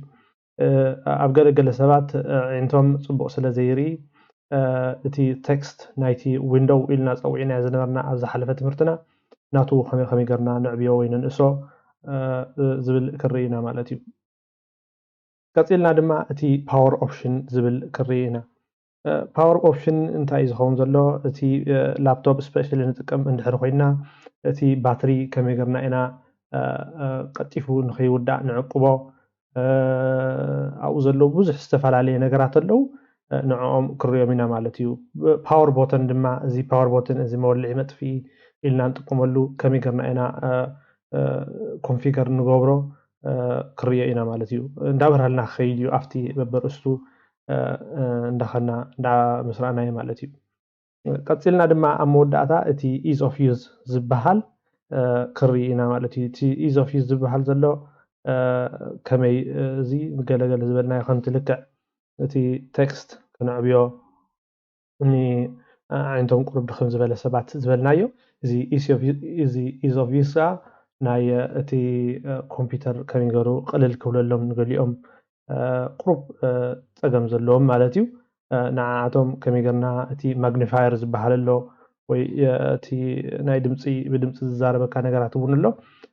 ክሪኢና afti ease of use ዝብሃል ማለት እዩ እምበር ኣብዚ using settings and control panel ዝብሃል ዝተፈላለዩ ነገራት ክሪኢና እዚኦም ሕጂ ዘይበርሁልና እንታይ ምዃኖም ቁርብ ክድንፅዩና ይኽእሉ እዮም በብውሽጢ በብሓደ እንዳኸና ምስራእናዮም ግን እንዳበርሁልና ክኸይድ ማለት እዩ እምበር بقطع نفتي مجمريا زلو تمرتنا خنكيد أوزي دما بزعبا using settings and control panel زبل كنري كنفتنينا تبزي نريا دما افتي using settings and control panel زبل اتي setting and control panel زبهال انتايو انتاي مسلوم انتاي سفرال اللو خريا مينا حفشاو مالت قلتو كنت فيلنا اتي navigating the control panel and user settings زبل كعا كرينا مالتيو تي كنترول بانل زبحال افتي ناي قدم زنبره ناي ويندوز اوبريتنج سيستم زتقوملو زنبره يو تي سيتنج دما ابزي حدشتي ناتوم اوبريتنج سيستم سبيشالي اب ويندوز 10 زمصي مالتيو قدمو جن اتم ويندوز 10 زلا سيتين تو كنترول بانل كلتي لين ابزي مالتيو خليت يندما مبزحتي ነገር هجن ابنت اب كنترول بانل قدم كم بعل برينتر دها تقبل لها بلوتوث ወይ ዝኾነ ኣብዲኻ ከተውፅእ ደሊኻ ገልታት መብዛሕትኡ ኩሉ ግዜ ኣብቲ ኮንትሮል ፓነል ከይድካ ክትገብሮ ማለት እዩ ሕጂ ድማ ሴቲንግ ከዓ ኣብ ዊንዶውስ 10 መፅኡ እቲ ኣብ ኮንትሮል ፓነል ክትገብሮ ትኽእል ደርጋ መብዛሕትኡ ኣብ ሴቲንግ ክትገብሮ ትኽእል ኢኻ ማለት እዩ ሕጂ እምበር ክልቲኦን ሒዘንኦ ዘለዋ ክሪኦ ኢና ትፍልየን ድማ እንዳርኣና ክንከይድ ኢና ማለት እዩ እምበር ኮንትሮል ፓነል ክንከይድ መጀመርያ ክንከፍቶ ከም ዝበልናዮ እዚ ሰርች ጌርና ክንረኽቦ ንኽእል ኢና ኮንትሮል ኢልና መፅሓፍና ኮንትሮል ፓነል መፂና ኣሎ ወይ ድማ ኣብዚ ከይድና ኣብ ክረኽቦ ይንኽእል ኢና ኮንትሮል ሲ ዝጅምር ዝጅምር ክረኽቦ ይንኽእልን ኣብ ምንታይ ከም ዝጅምር ግን ኦልሬዲ ስለንፈልጦ ኣነ ኣብቲ ዊንዶውስ ሲስተም ዝብል ዘሎ ክኸይድ ማለት እዩ ኣብዚ ዊንዶውስ ሲስተም ከይዲ ድማ ክረኽቦ ይኽእል እየ እጂ ምስ ከፈትናዮ እንተሪእናዮ ነዚ ዝመስል እቲ ኮንትሮል ፓነል ማለት እዩ እዚ ቁርብ ኣውሒዶም ኣለዉ ኣብዚ ዘሎ ቅድም ብዙሕ ነገራት እዩ ነይርዎ ግን ሕጂ ውሕድ ዝበለ ነገራት እዩ ዘለዎ ማለት እዩ ሴቲንግ ድማ በተመሳሳሊ ነገር ኣብዚ ሴቲንግ ኣብዚ ክንከይድ ንኽእል ኢና ወይ ድማ ኣብዚ ሴቲንግ ኢልና ክንፅሕፍ ንኽእል ኢና ማለት እዩ ኩሉ ሓደ እዩ እምበር እዚ ሴቲንግ ከዓ ነዚ እያ ትመስል እዚአን ክልቲአን ብክልተ ወገን በዚ ሓንቲ ክገብረን ከምኡ ክንገብሮ እንድሕር ኮይና እንታይ ንገብር ነርና ኢለኩም እታ ስናፒን ትብል ዝነበረት ንሳ ክንጥቀም ኢና ንዓ ክንጥቀም ተለና ድማ ኣብ ዝለዓለ ይኸይድ እሞ ይሕዞ ነቲ ማውስ ነቲ ናይ ፀጋም ሽዑ ድራግ ይገብሮ ማለት እዩ ሽዑ ናብ ፀግዒ ይኸይድ ናብዚ ፀግዒ ናብዚ ማለት እዩ ምስ ኸይድ ይሰዳ እታ ዝደለኽዋ ድማ ባዕላ ኣውቶማቲክ ከምዚ ትመፅያ እዚኣ ደልዩ ዘለኹ ኢሉ ይመርፅ ኮንትሮል ፓነል ከዓ በዚ ገብራ ማለት እዩ እዛ በዚ ፀጋም ዘላ ኮንትሮል ፓነል እያ እዚኣ ድማ ሴቲንግ ናይ ዊንዶውስ ሴቲንግ እያ ማለት እዩ ዊንዶውስ ሴቲንግ መብዛሕትኡ ግዜ ኣብዚ ሰርች ጌርካ ክትረኽቦ ትኽእል ኢኻ ናቱ እውን ኣብዚ ሰርች ጌርካ ክትረኽቦ ትኽእል ኢኻ እቲ ዝደለኻዮ ማለት እዩ እንተሪእናዮም እቲ ሲስተም ኤንድ ሴኩሪቲ ዝበሃል ኩሉ መብዛሕትኡ ዳርጋ ብማዕረ እዩ ዝኸይድ ንኣብነት ኣብዚ ተሪእናዮ ሲስተም ኤንድ ሴኩሪቲ ኣሎ እንድሕሪ ከም ባክኣፕ ዝኣመሰለ ክንጥቀም ንኽእል እቲ ዩዘር ኣካውንት እቲ ኣካውንት ከመይ ጌርና ንእቱ ዝብል ኣብዚ ክንጥቀም ንኽእል እቲ ኔትወርክ ናይ ኢንተርኔት ከመይ ጌርና ቸክ ንገብሮ ኣብዚ ድማ ኣፒረንስ ኤንድ ፐርሶናላይዜሽን ዝብል ዘሎ እቲ ሕብሪ ከመይ ጌርና ንቕይሮ ኣብዚ ክንገብር ንኽእል ኢና ሃርድዌር ሳውንድ ዝብል ዘሎ ድማ እቲ ዝኾነ ዲቫይስ ከም በዓል ፕሪንተር ዝኣመሰሉ ወይ ሞባይል ዝኣመሰሉ ዝኾነ ሕፂሩስ ነዛ ኮምፒውተር ኮኔክት ክንገብሮ ዝደለና ኣብዚ ከይድና ንገብሮ ማለት እዩ أبون clocks and region እቲ ሰዓት ክንቀያየሮ ንኽእል እንድሕር ኮይና ኣብዚ ድማ እቲ ፕሮግራም ድማ እቶም ኣፕሊኬሽን ተፃዒኖም ዘለው ክነውፆም እንድሕር ደሊና ካብዚ ኮምፒተር ጠቕሊልና ማለት እዩ ኣብዚ ከይድና እውን ክንገብሮም ንኽእል ኢና እዚ ኢዝ ኦፍ ዩዝ ድማ ንኣብነት ብዙሕ ኣብ ዓይኒ ፀገም ዘለዎ ድዩ ገለ ዘለዎ ሰብ በዚ ጌርካ ኢኻ እቲ ንዕኡ ክትዕብዮ ትኽእል ቴክስት ወይ ድማ ብድምፂ ክትገብረሉ ትኽእል ድማ ብዛ ኢዝ ኦፍ ዩዝ ማለት እዩ እጂ ዝተመሳሰለ ነገር ከዓ ኣብዚ ናይ ሰቲን ኣሎ ማለት እዩ እቲ ሲስተም ነቲ ዲስፕሌይ ሳውንድ ኖቲፊኬሽን ዝበሃል እቲ ዲቫይስ ኢልና ዝነበርና ኣብዚ ሃርድዌር ሳውንድ ዘሎ እቲ ፎን ዝበሃል ዘሎ እጂ ኣብዚ የለን ማለት እዩ እቲ ኣብዚ ኢና ክንከይድ ስቲል እቲ ኔትወርክ ኢልና ዝነበርና ኣብዚ ኔትወርክን ኢንተርኔት ኣሎ እቲ ፐርሰናል እዚ ድማ እዚ ፐርሰናላይዝ ዝብል ዘሎ ኣብዚ ነለይ መዚ appearance ኢልና ዘብሎ ዘለና ማዕረ ማለት እዩ እቶም apps ድማ ኣብዚ ፕሮግራም ኢልና ዘለና እቲ time and language ኢልና ዝነበርና ኣብዚ መዚ clock and region እጂ እቲ ምስሎም ዝተመሳሰለ ኮይኑ ኣብዚ ድማ ሕድስ ኣቢሎም ከም ዘመናዊ ዓይነት ቅርፂ ዘለዎ ትሒዞም ኣብዚ ኣምፅኦሞ ማለት እዩ እጂ እቲ ፊዝ ዝነለይ ኣብ ዘሎ ብዙሕ እቲ ናይ updates and security ዝበሃል ዘሎ ኩሉ ኣብዚ ዘሎ ኣሎ እዩ ማለት እዩ እጂ ንኣብነት እንድሕሪ ኣብቲ ናይ ቅድም ፕሪንተር እንድሕሪ ክትደልየ ኣብዚ ኸይድ ቪው ዲቫይስ ወይ ድማ ኣድ ዲቫይስ ዘሎ ወይ ድማ ቪው ዲቫይስ and ፕሪንተር ዘሎ ይኸይድ እሞ ከድኩ እንደሪናዮ ዘለኹዎን እንታይ ዓይነት ፕሪንተር ይደልየ ኣብዚ ኣድ ይገብር ወይ ድማ ኣብዚ ኣድ ከይደ ኣብዚ ኣድ ይገብር ማለት እዩ ኣድ ምስ ገበርኩ እቲ ዝመፀኒ ናይቲ ዊንዶውስ ከምዚ ናይ ቅድም ዓይነት ከምዚ ሰርች ዝገብር እዩ ማለት እዩ ኣብ ኩልና ድማ ናብዚ ኣድ እንድሕር ክገብር ኮይነ ዲቫይስ ኣብ ዲቫይስ ይኸይድ እሞ ከም ናይ ሜኒው ዓይነት ኣምፅኡ የምፀለይ ብዚ ፕሪንተር ስካነር ይኸይድ ኣደ ምስ በልኩ ኣብዚ ባዕሉ ኖርማል ይመፅእ ማለት እዩ ኣብዚ ባዕሉ ሰርች ይገብር ትሪኢኹሞ እቲ ፍልልዩ ከምዚ ዝመስል ማለት እዩ ኣብኡ ከለና ነዚ እውን ሕልፍሕልፍ እየ ዝብሎ ዘለኹ ምክንያቱ ብዙሕ ነገር ስለ ዘሎ ኣብዚ እውን ክንቅይሮ ንኽእል ኢና ነቲ ሳይዝ ንኣብነት ሚድየም ክንገብሮ ንኽእል ስሞል ሊስት ክንገብሮ ንኽእል ኮንተንት ክንገብሮ ንኽእል ወይ ድማ ላርጅ ኤክስትራ ላርጅ ክንገብሮ ንኽእል ኣብዚ መብዛሕትኡ ግዜ ብዚ ናይ ሰቲን ድማ የብልናን ማለት እዩ እቲ ነዚ ዝመስል እቲ ፍልልየን እንተሪእናዮ ዳርጋ ሓደ ዓይነት እዩ እቲ በዚ ክትገብሮ ትኽእል ነገራት በዚ ክትገብሮ ትኽእል ኢኻ በዚ ክትገብሮ ትኽእል ድማ በዚ ክትገብሮ ትኽእል ኢኻ ኣብ ገለታት ውሱናት ነገራት ተዘይኮይኖም ማለት እዩ እምበር መብዛሕትኡ ግዜ ኣነ እዛ ሴቲንግ እየ ዝጥቀም እዚኣ ካብዚ ይጥቀመላ እዛ ኮንትሮል ፓነል ሓርገይ ሓያለ ዝኾነ ማለት ዓመታት ኣለኒ ንምንታይ እዩ ኣብዚ ክገብሮ ትኽእል ኢለስ ንምንታይ መን ኣብዚ ዝኸይድ ኣለኒ ብዝብል እዛ ሴቲንግ ድማ ብቕልል ዝበለ ኣብዚ ከይደ ክረኽባ ስለ ዝኽእል ካብ ኮንትሮል ፓነል እናበልኩ ፅሒፈ ኮልል ዝብል እዚ ድማ ቅልል ዝበለ መብዛሕትኡ ሰርች ጌርና ኣብዚ ንረኽቦ ድማ ንኣብነት ዲስፕሌይ እንድሕር ኢለይ ፅሒፈይ ወይ ድማ ፕሪንተር እንድሕር ኢለይ ፅሒፈይ ንኣብነት እቲ ዝመፀኒ ፍቲ ላዕሊ ናይዚ እዩ እቲ ብዚ ዝመፀኒ ምርጫ ናይዚ እዩ ፕሪንተር ስካነር ዝብል ናይዚ ምርጫ ዝመፀኒ ማለት እዩ ናብዚ እንድሕር ደልየ ድማ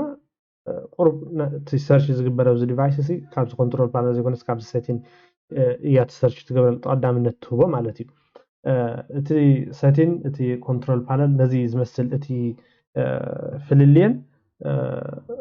ስርሐን ድማ ብዙሕ ነገር ክንገብሮ ንኽእል ኣብዚ ሴቲንግ ወይ ድማ ኮንትሮል ፓነል ከይድና እቲ ቀንዲ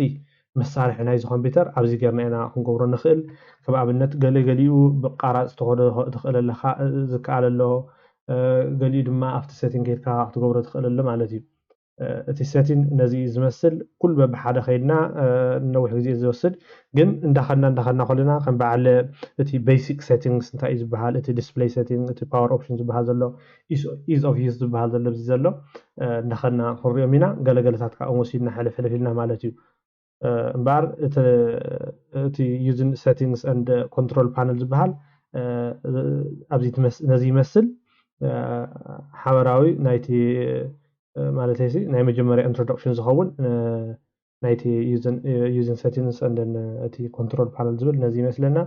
قصيلنا نايتي basic settings ዝኾነ ኣብዚ መጽ ዘሎ ትምህርቲ ክንርኢና ማለት እዩ ኣብዚ ድማ ብዛዕባ እቲ basic settings ዝብል ርእስቲ ወሲድና ክንርኢ ኢና እንታይ ንሱ ከዓ ነቲ መሰረታዊ ዝኾነ settings ናይቲ language ዝጠቃለለ ዘሎ ናቶ ክርኢና ማለት እዩ example እቲ መጀመርያ ንሪኦ እቲ date and time ዝብል ክርኢና እቲ መዓልትን እቲ ግዜን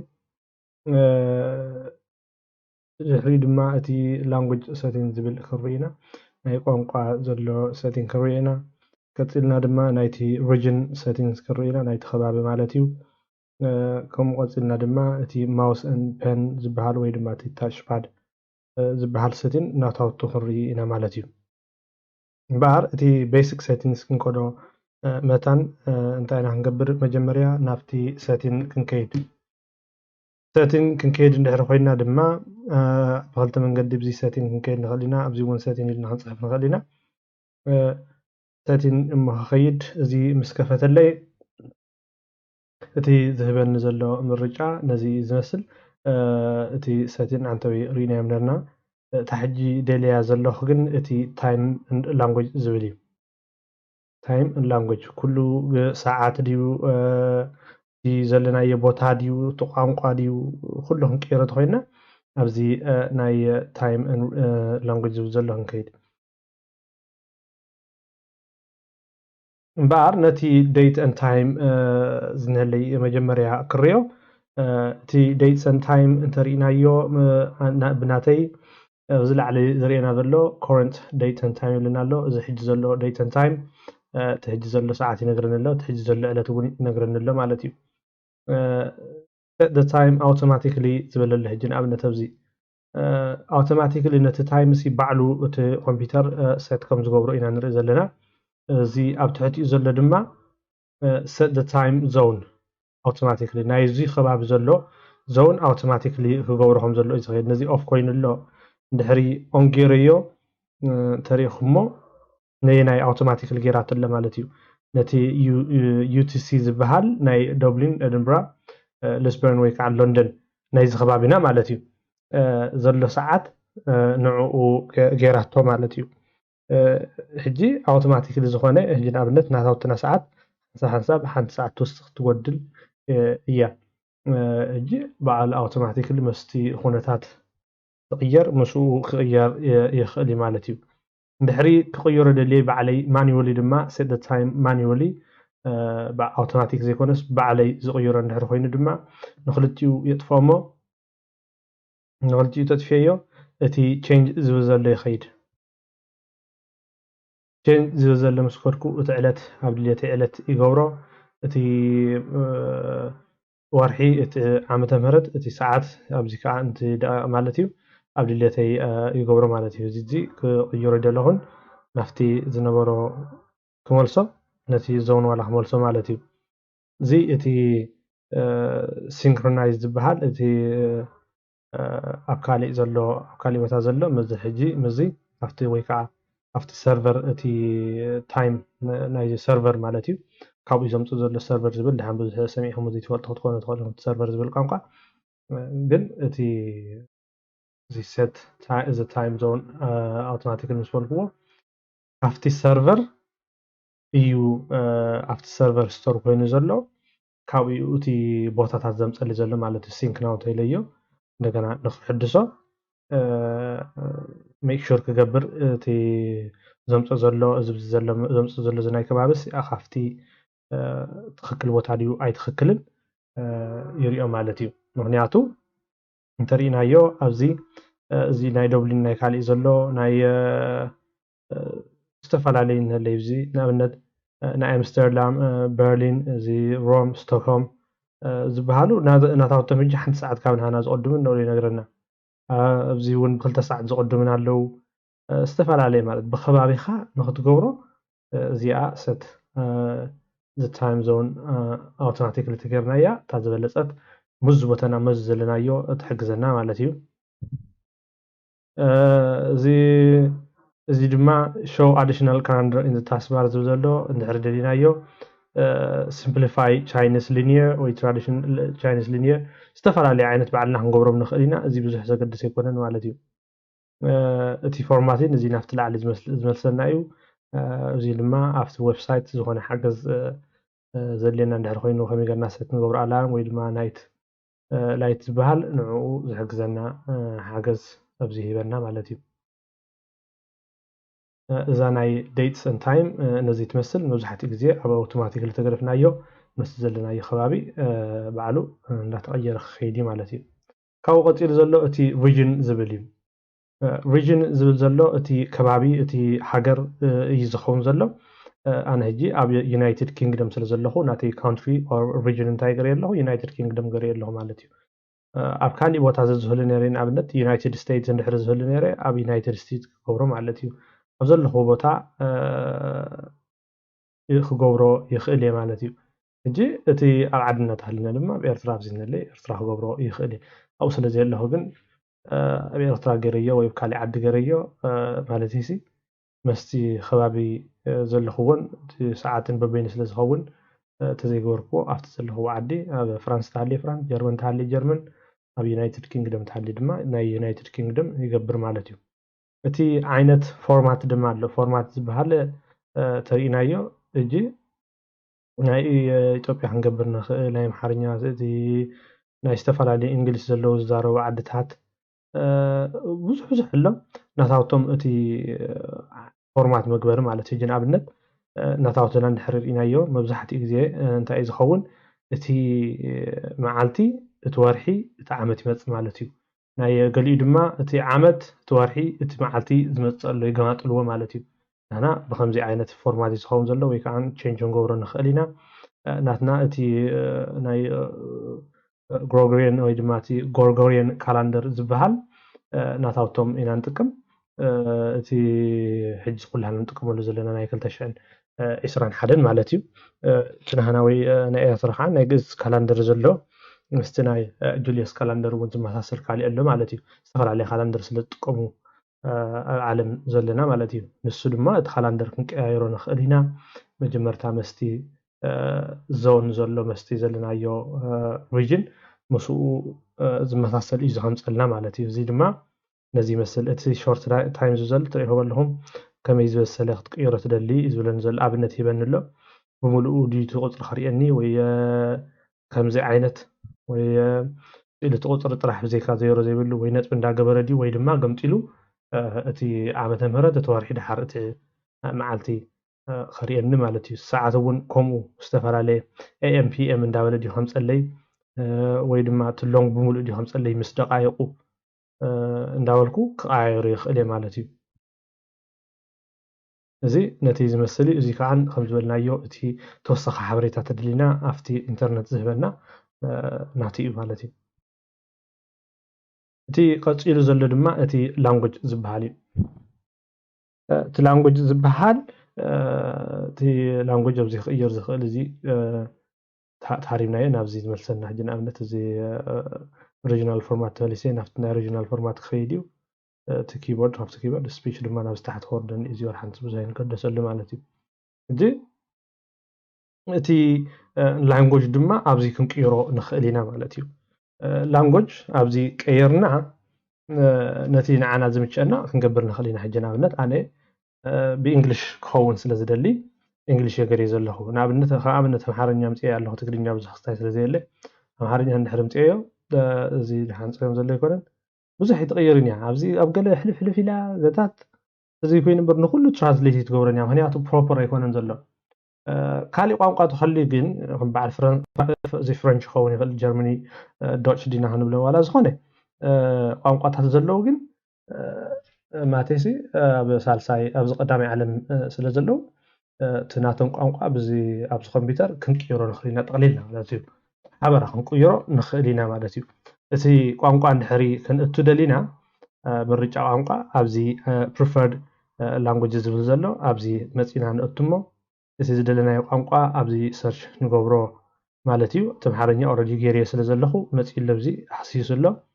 እንደ ሆፕፉሊ ትግርኛ ኣልሬዲ የለን እስኪ ቼክ ክገብሮ ነይሩ ትግርኛ ሕጂ እንድአ ኣልሬዲ የለን ብዙሕ ማለት ዝሕጉዝ ኣይኮነን እዩ ከምቲ ዝድለ ኣይኮነን እዩ ግን ኣብዚ ምህላው እውን በቲ ሓደ ወገን ደስ ይብለካ ማለት እዩ እስኪ ትግርኛ ኢለ ክፅሕፍ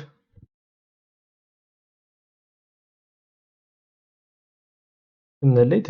ትግራይ ኤርትራ ዝብል እንለይ ትግርኛ ኢትዮጵያ ከዓ ነብዚ የለ ማለት እዩ ትግርኛ ኤርትራ እንድሕር ከተወደልየ ንኣብነት ኔክስት ይብሎ ኔክስት ምስ በልክዎ እንደገና ኢንስቶል ይብለኒ ኢንስቶል ገብሮ ማለት እዩ ኣብዚ መፅእ እንለ ማለት እዩ እንተርእየ ድማ ኣብዚ ትሪእዎ ኣለኹም ኣብዚ መፅእ ኣሎ እጂ ክፅሕፍ ይኽእል እየ በቲ ናይ ትግርኛና ወይ ድማ ኣምሓርኛ እንለይ ወይ ድማ እቲ ቤት እንግሊሽ ናይ ዛዕዲ ዩናይትድ ኪንግደም በቲ ኪቦርድ ናተይ ገይረ ክፅሕፍ ይኽእል ማለት እዩ ንኣብነት ኖትፓድ እሞ ከምፅእ ኣብ ከለና ብትግርኛ ክንፅሕፍ እንድሕሪ እንደሊ ኮይና ኣብ ከለና ክሪኦኩም ማለት ሕጂ ብእንግሊሽ ክፅሕፍ ማለት እዩ ሶሪ ማይ ኔም ኢዝ ዮናስ ብትግርኛ እንድሕሪ ብኣምሓርኛ እንድሕሪ ገይረዮ ከዓነ ኣምሓርኛ ክፅሕፍ እቲ ናይ ኣምሓርኛ ፊደልን እቲ ናትና ግእዝ ስለ ዝኾነ ፀገም ዘሎ ይኮነን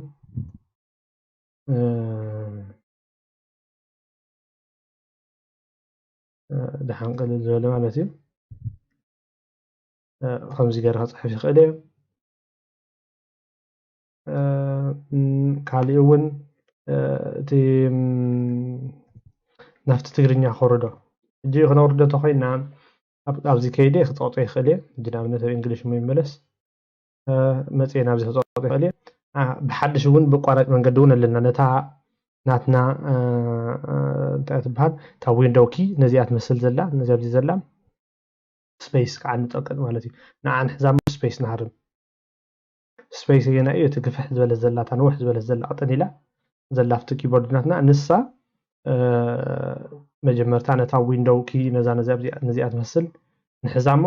ሽዑ ነታ ስፔስ ኪ ምስ ሃርምናያ ይመፅእ ኣሎ ሪኦ ትሪእዎ ኣለኹም መፂእ ንለይ ካብ ኣምሓርኛ ናብ ትግርኛ እንዳፀቆጥኩ ድማ ንታሕቲ ይወርድ ኣብታ ዝደለኽዋ ሰፀሕ ትግርኛ ክፀሕፍ ተደልየ ድማ ልክዕ ከምቲ ናይ ኣምሓርኛ ኣይኮነትን ከምዚ ምርጫ ሂበኒ ቁርብ እዚኣ ክፅሕፈላ ኣፀጋሚታ ካብታ ናይ ኣምሓርኛ ቁርብ ተሓይሽ ምክንያቱ ገለገለ ፊደላት ክፅሕፈሎም ስለ ዘይትኽእል ክፅሕፍ እንድሕር ኮይነ ሕጂ ንኣብነት ጥራሕ እዩ ዘርእየኒ ንታሕቲ ወሪደ ኣብ ሕያ ክወርድ ከምዚ ገይረ ንታሕቲ እንዳወረድኩ እየ ዝኸይድ ማለት እዩ እዚ ቁርበ ፅግመልካ ማለት እዩ እታ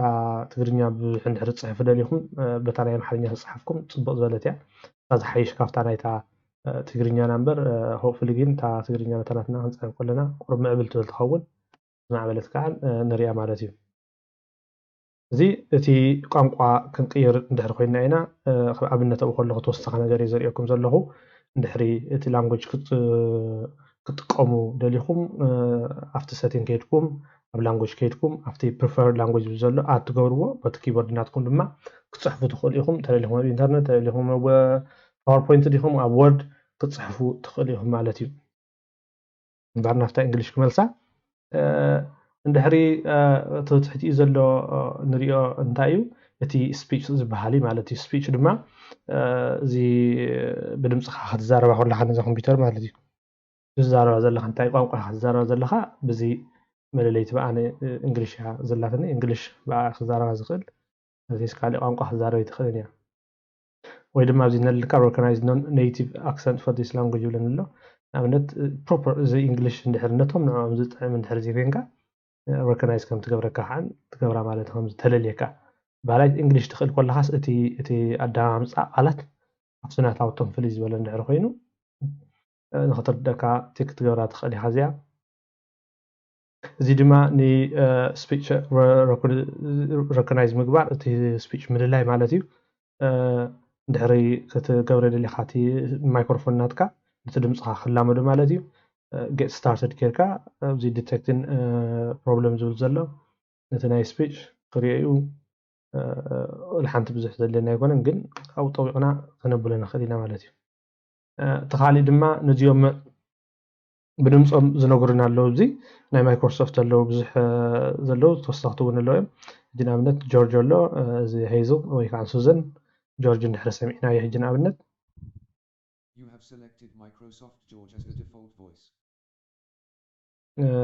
ወይ ድማ ሄይዞ ድማ ተሰሚዕና selected Microsoft Hazel as the default voice. زنا زي قرب حسزول الجنتاي زي تي جل سب تصقم زلو يخون يخل بدمصي ندا غبر يخيد ما كليك ندا غبر نسوم دما يوم دامبولو زتقم سبات كمبيوتر لو نعاتم زتقميو بزي دما بعلي اد فويس كبر تدي دما اد فويس يغبر استفعالي قنقوا لوني نعيك حجوز نزخلو ابزي جمم زلو وسنا على بزي هلن كاب عربي كسا تشاينيز كذا انجلش فرنش سويدش كذا مالتي نتاوتم زوسل انجلش قنقوا لو እንታይ እዚ ዝሕግዘኒ መብዛሕትኡ ግዜ ሰብ ፀገም ዘለዎ ማለት እዩ ማለትስ ክሪእ ወይ ድዩ ወይ ዝኾነ ፀገም ዘለዎ ብሓፂሩ ነቲ ድምፂ ከምዚ ገይሩ የንብብ ወይ ምርኣይ ፅቡቅ ገይሩ ዘይኽእል ንሶም ድማ እንዳንበብሉ እንታይ ከም ህጅናብ ነቲ ዝመፅእ ከሎ የንብብሉ ንሱ ድማ ስፒች ከም ትብል ዘላ ፈሊጡ ይጥውቃ ወይ ዝኾነ ነገራት ይገብር ማለት እዩ أنا سبيتش زي أتمثل زهون حاجة استراتيجية دمع زو سميع زلوا على الإنترنت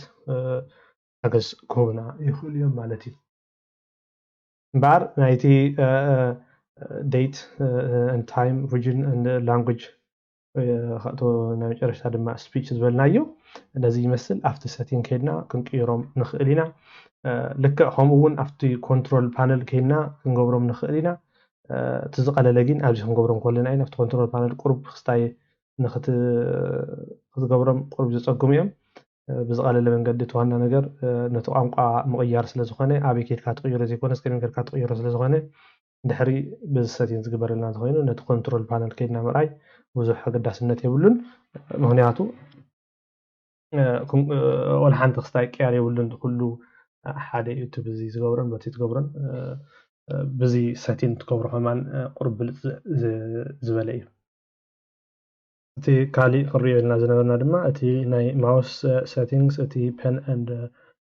تاتش باد زبل سيتينغز ناتاوتم قرية ناي نرنا بارنعون كنقبر ندحر خوينا افتي كل جزء افتي سيتينغ انا هنكيد سيتينغ ابزي خمزبلنايو ابزي خنصحفا نخلينا ابزي خيدلنا ون بعد ابزي خنطوقا نخلينا بقربا سلخرخبا نخل بار اتي سيتينغز ندحر كنقبر كوينا بزعبا ناي اتي ماوس ديو اتي بن وي دما اتي تاتش باد زبحال ابزي ديفايسز الى نكيد مالتي ديفايسز مسكنا بزح استفالالي نغرات يبنالو مالتي تمجمر يحبنا زلو ترينايو بخلينا تنكف كبل نزن كلتا امبرتن كالتي خريق ميلينري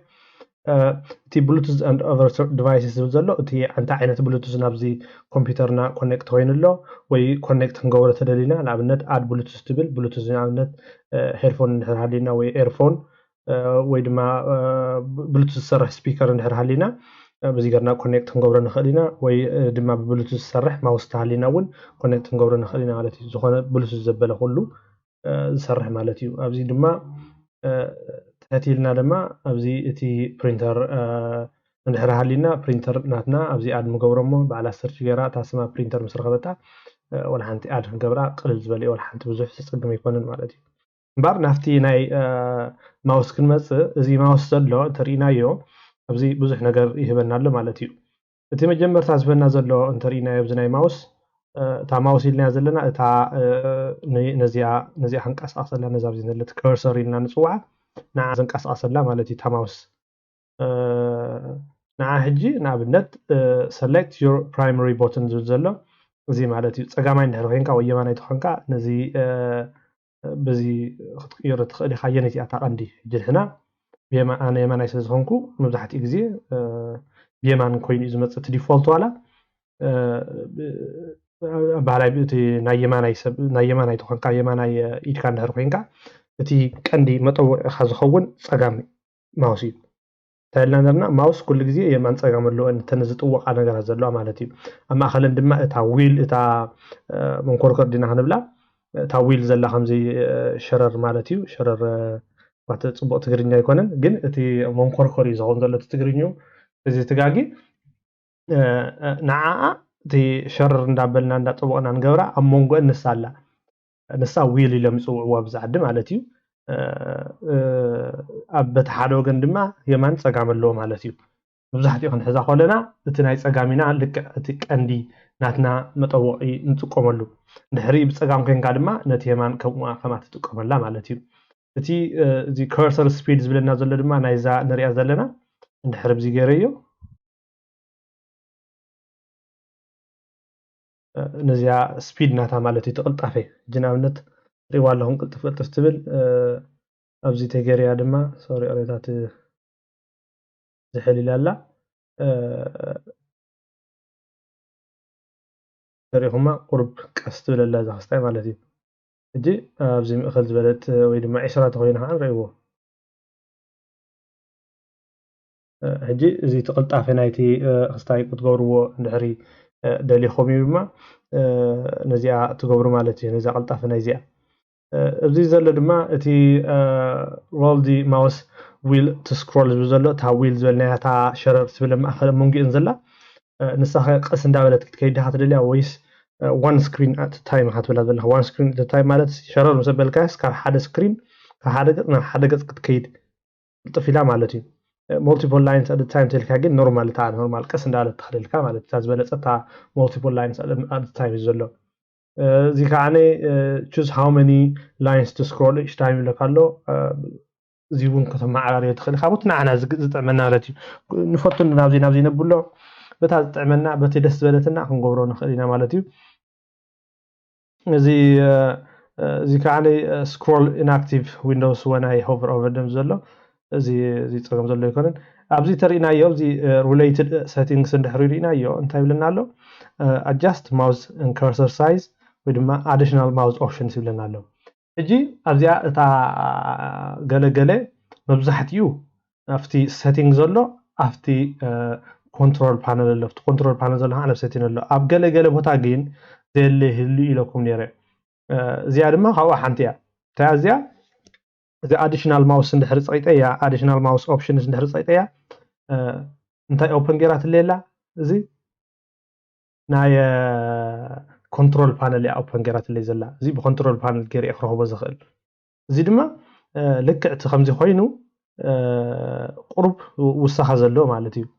زي كليك لوك زبحال له زي عريوة ماوس يجن أبنت كم أبنت زولكم تي تساقام زيو تي مان زيو تاويل تبحال زلا دما زم أخل زلا مالتي جي زي دما switch primary and secondary buttons زبلا زبلا على زلا زرعنا يو يو مالتي pointer نابنت زيو على تسبيد لك أخن زبي زلي زي pointer ندحر خينا زي pointer ندحر خينا نزيها ناتنا cursor نزيا ابز نلت ملكتيت كنقيرا نخلينا دلنايو جناونت ولا بامبيرو غبره خالي ابز نل بيرو تدلي مالتي اوكي طرح قبلالني جي ازي بزح ነገር ለና ابزي بعلنا نتانا دس بلتنا كنغبرو نخلينا مالتي كابو صلينا ندحرينا يدما اتي سبيد ناتاخ كمي مالتي سي بتاع مسلو ده ولا فاست زبزللك اتخمزي مالتي زي كاني زي automatically move pointer to the default button in dialog box اللي أنا ذكروا تخمكم التي أمونغ الناس راح كلها زي صراحة كان نقدر نحرها اليوم التي رينا أنا dialog box نحر زي تردينا تملسنا نرأيه نع نحري زي automatically on جريا انت ايات خون تا ماوس ناتي ستريت اوي ناو قلط نس ندحرو مصن خلو يا ندحر صيطيا قلطف لنا وي ملس مالتي ذا ماوس او تصحقا كوم مصقا خلوس ناو تخيد زيون فيزيبيليتي هنلي زي فيزيبيليتي ديسبلاي مالتي زي ندحرو اون غيريو تي والله ذا ماوس ناتي زي الدحري ان غدفت ነገር تخيدላ مالتي زي بزح عين حمكا يخدي زي انت زغدفكا يصبوي ويل دما زيا زبلكوا معرف انديهم فاست تخون تدليوا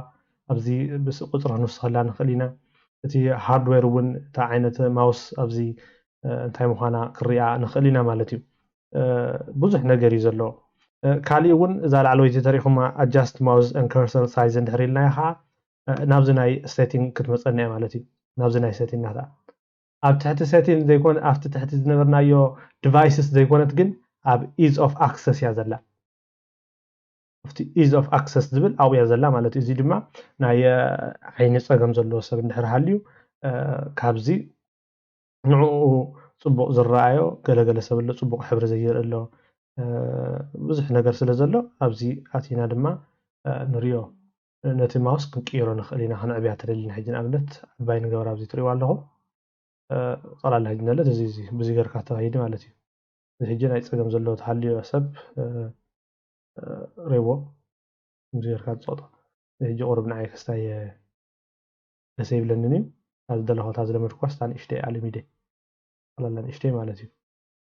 እኽልቲያ ብዙሕ ነገር ኣሎ ብዚ ሕጂ ንኣብነት ክፀላም ክገብራ ተይለ ወይ ድማ ከምዚ ማለት እዩ ትሪእዎ ኣለኹም ዝተፈላለዩ ሕብሪ ትህበካ ኣብዚ ክስታይ ሕብሪ ትቕይር እያ ኣብ ፀሊም እንተኮይና ሕጂ ንኣብነት ትሪእዎ ኣለኹም ሕጂ ዓባይ እማ ክገብራ ከምዚ ትኸውን ማለት እዩ ትሪእዎ ተሃሊኹም ነቲ ብድሕቲኣ ዘሎ ከምዚ ተርእየካ ማለት እዩ እዚ ሕብራዊ ተሃሊ ሕጂ ንኣብነት ብጫ ገለገለ ሰብ ኣሎ ሕብሪ ፅቡቅ ገይሩ ዘይርኢ ካብዞም ሕብርታት እዚ ዝገብረሉ መብዛሕትኡ ሰብ ዝዓደ ብጫ ነቲ ሕብሪ ፅቡቅ ገይሩ ንኸሪኦ ዝሕግዞ ኣሎ ብዙሕ ነገር ስለ ዘሎ ኣብዚ ክንቅይሮ ንኽእል ኢና ማለት እዩ እምበር ናፍታ ዝነበረ ተኽመልሳ እዚ ከምኡታት እንዳበልና ናይቲ ማውስ እዚ ከዓ ሓደ ነገር ኣብ ሰቲንግ ዘሎ እቲ ሓደ ብልጫ እዩ እቲ ሓደ ግን ሪኢና እውን ነርና ናይቲ ሞር ኣድቫንስ ዝኾነ ኣዲሽናል ነገራት ድማ ናብ ክምለስ ሞ ናብኡ ኣዲሽናል ማውስ ኦፕሽን ድማ ኣብቲ ኮንትሮል ፓነል ከም ዝርከብ ሪኢናዮ ማለት እዩ እንታይ እዩ ዘርእየና ሕጂ እዚ እቲ ሰቲንን እቲ ኮንትሮል ፓነልን ብሓንሳብ ሓቢሩ ኣብ ገለገለ ቦታታት ይሰርሕ ምዃኑ እዩ ዘርእየና ዘሎ ማለት እዩ ካሊእ ንሪኦ ድማ እቲ ታች ፓድ እዮ ዝኾን ዘሎ ማለት እዩ ታች ፓድ ድማ ኣብዚ ነለ ናብኡ ክንከይድ እቲ ምስሊ ንረኣየ በዚ ዘሎ እታ ማውስ ትመስል እዚኣ ኣብ ኢድካ ትንቀሳቐሳ ታች ፓድ ድማ መብዛሕትኡ ግዜ ኣብ ላፕቶፕ ንረኽቦ እዩ ታች ፓድ ዝበሃል ታች ፓድ ኦን ዶ ኦፍ ዝብል ኣሎ ኣብዚ leave touch pad on when a mouse is connected ዋላ ማውስ ትወልድ እምበር እቲ ታች ፓድ ኦን ከም ዝኸውን ኢኻ ትብል ዘለኻ ኣብዚ ድማ ልክዕ ነቲ ናይ ታች ፓድ ከርሰር እውን እቲ ስፒድ ናታ እውን ከም ትቕይሮ ትሪእዎ ተሃሊኹም እዚ ስፒድ ተቐይር ንለ ብጣዕሚ ከይድለ ንእሽተይ ትንክፎ ዘለኹ ግን ሃው ይብለካ ማለት እዩ እዚ እውን ልክዕ ከምኡ እዩ ታች ፓድ ስለ ዝጥቀም ዘለኹ እየ taps ዝበሃል ኣሎ use taps to click and select turn down the sensitivity if they are activated while you're typing ዘሎ እጂ ንኣብነት ዳብል ታፕ እንድሕር ገይረ ዋን ክሊክ እንድሕር ገይረ ወይ ብክልተ ኢደይ ንኣብነት ክልተ ፃብዕተይ ገይረ ታሕቲ እንድሕር ወሪደ እዚ ዝብለኒ ዘሎ ንኣብነት ትሪእዎ ታፕ with a single finger to single click እጂ ሓንቲ ግዜ ክሊክ ዝገበርኩ በታ ማውዝን ሓንቲ ግዜ በዚኣ ድማ ታፕ ዝገበርኩ ኣብታ ናተይ ታች ፓድን ማዕረን ዝኾና ዘለዋ ታፕ with two fingers to right click እንድሕር ገብር ደልየ ብክልተ ፊንገር ናተይ ኣብቲ ክስታይ ሃርም ከምታ ራይት ክሊክ ዝገብራ ወይ ድማ ታፕ twice and drag to multi select ብዙሕ ሃይላይት ገብር ተደልየ ንኣብነት ከምዚ ሃይላይት ገብር ተደልየ ነዚ ሪኢኹም ኣለኹም ከምኡ ይኸይድ ማለት እዩ press the button right corner of the touchpad to right click after right corner ማለት እዩ ዝልየ ማን ወገን ዘሎ ጅብዚ ኦልሬዲ ስለዚ ዝቅጠኒ እምበር ኣብዚ ተጠይጠይረ የናብነት ይመፅእ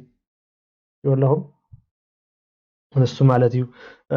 drag two fingers to scroll ኣብ ሕጂ ንኣብነት እታ ዊል ኣብቲ ማውስ ትጥቀም ንታሕትን ንላዕልን ክትብል ኣነ ድማ ዘን ክልተ ፊንገር ናተይ ገይረ እየ ዝጥቀም ከምዚ ማለት እዩ ኣክንዲ ሰለስተ ግን ክልተ ሰለስተ ማለት እዩ ሕጂ ንኣብነት ብሰለስተ ፊንገር ናተይ ገይረ ንኣብነት ከምዚ ክገብር ይኽእል እየ ምርጫ ኣብ ዘለኒ ሕጂ ንኣብነት ሰለስተ ፊንገር ኣፍታ ሰለስተ ፃብዕተይ ማለት እዩ ልክዕ ከምዛ እዛ ስእሊ ዘላ ብሰለስተ ፃብዕተይ ገይረ ንላዕሊ ሓፍ እንድሕር ቢለያ ናብ ምንታይ ይኸይድ ናብ ሞልቲ ታስኪንግ ቪው ትሪእዎ ኣለኹም ናብኣ ኸይዳ ሾው ዴስክቶፕ እንድሕር ኮይና ከዓ ንታሕቲ ይመልሳ ናብዚ እንድሕር ገይረዮ ኸ ናብ ኣፕ ካብ ኣፕ ናብ ኣፕ ይሰግር ንየማን ተገይረዮ ኸ ልክዕ ከምኡ ማለት እዩ اجي زي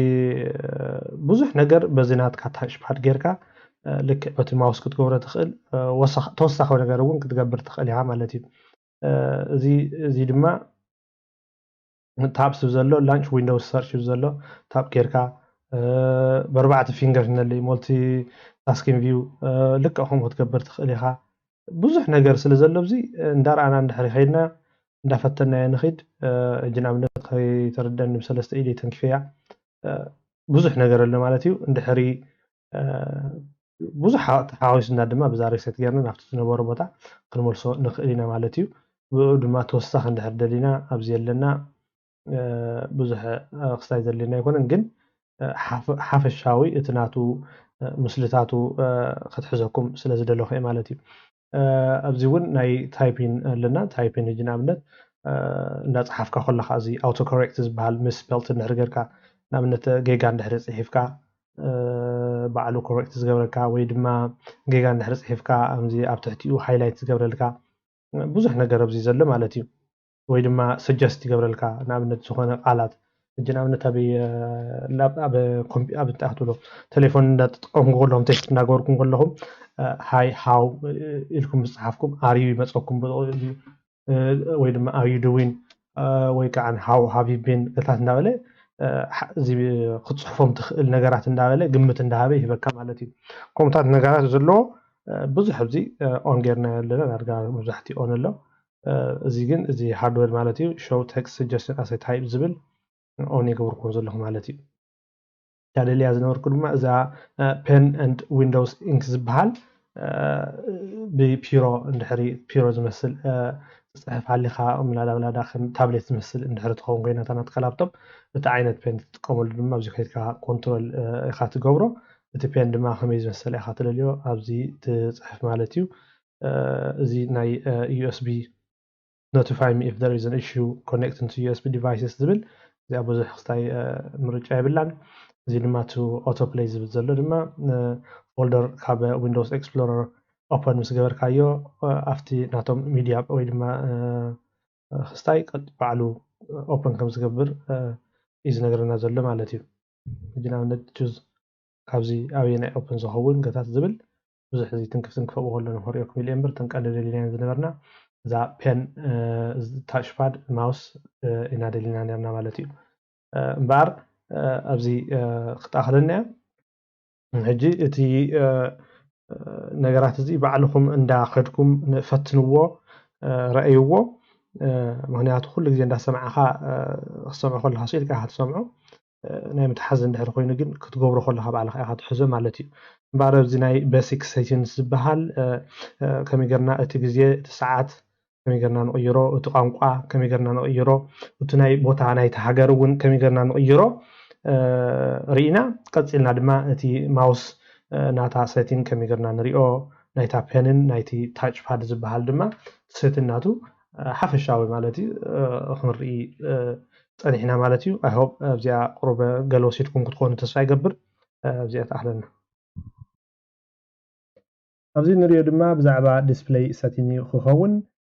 ዲስፕሌይ ሰቲንግ ርኢና ካብኡ ድማ ቀፂልና እቲ ስክሪን ሬዞሉሽን ዝበሃል እንታይ ምዃኑ ክንርኢና ካብኡ ድማ ኣብ ማልቲፕል ዲስፕሌይ ዝብል ከመይ ጌርና ኣብኡ ንሰርሕ እንታይ ይጠቕመና ክንርኢና ኣብ መጨረሻ ድማ ከመይ ጌርና ኢና ቴክስት ንዕብዮ ኣብዚ ዊንዶውስ ማለት እዩ ክርኢና እምበር ናብቲ ዲስፕሌይ ሴቲንግ ክንከይድ ተኮይና ብብዙሕ ነገር ክንከይድ ንኽእል ኢና በቲ ሓደ ወገን ክንከዶ ንኽእል ሕፅር ዝበለ ኣቋራጭ መንገዲ ኣብዚ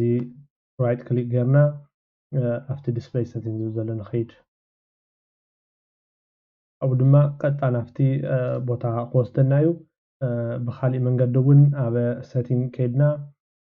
ኣብዚ ሴቲንግ ከይድና ኣብዚ ሲስተም ዝብል ዘሎ ከይድና እውን ክንረኽቦ ንኽእል ኢና ማለት እዩ እምበር እቲ ነገራት ብዙሕ ነገር ክንረኽቦ ንኽእል ኢና ናብቲ ዲስፕሌይ ሴቲንግ ክንከይድ ቀዳሚት ኢልና ነበርና ብኣርባዕ ክኸይድ ዲስፕሌይ ሴቲንግስ ዲስፕሌይ ሴቲንግ ምስ ከድና ነዚ ዝመስል ከሪአና እዩ እሱ ድማ እንታይ እዩ ዘሪአና ናይቲ ዲስፕሌይ ብላዕሊ መፅኡ ዘሎ እቲ brightness and color ይብለና ኣሎ እቲ brightness ዝኸውን ዘሎ እቲ ድምቀት ወይ እቲ ብርሃን ዝበና እዩ እቲ color ድማ እቲ ሕብሪ እምበር በዚኣ ጌርና ነቲ ሕብሪ ናይዚ ስክሪን ናትና ናይዚ ዲስፕሌይ እዚ ክነዕብዮ ወይ ክነብርሆ ክነድምቆ ወይ ድማ ሃሳስ ፀልምት ክነብሎ ንኽእል ኢና ማለት እዩ ኣነ እዚ ማእኸል ኣቢሉ ተኾነ ዝፈትዎ እዛ ኣብዚ ዘላ ንሪኣ ዘለና ድማ እዛ ናይት ላይት ትብል ዘላ ነቲ ሕብሪ እንታይ ዝኸውን እቲ መብራህቲ ምሸት ክኸውን ከሎ ቀትሪ ክኸውን ከሎ እቲ መብራህቲ ዝህበና ባዕሉ ይፈላለ ማለት እዩ እቲ ክልተ ዓይነት ሕብሪ እዩ ዘሎ እዚ እቲ ሓደ እቲ ሰማያዊ ሕብሪ ናይ ዘሎ እዩ እቲ ሓደ ድማ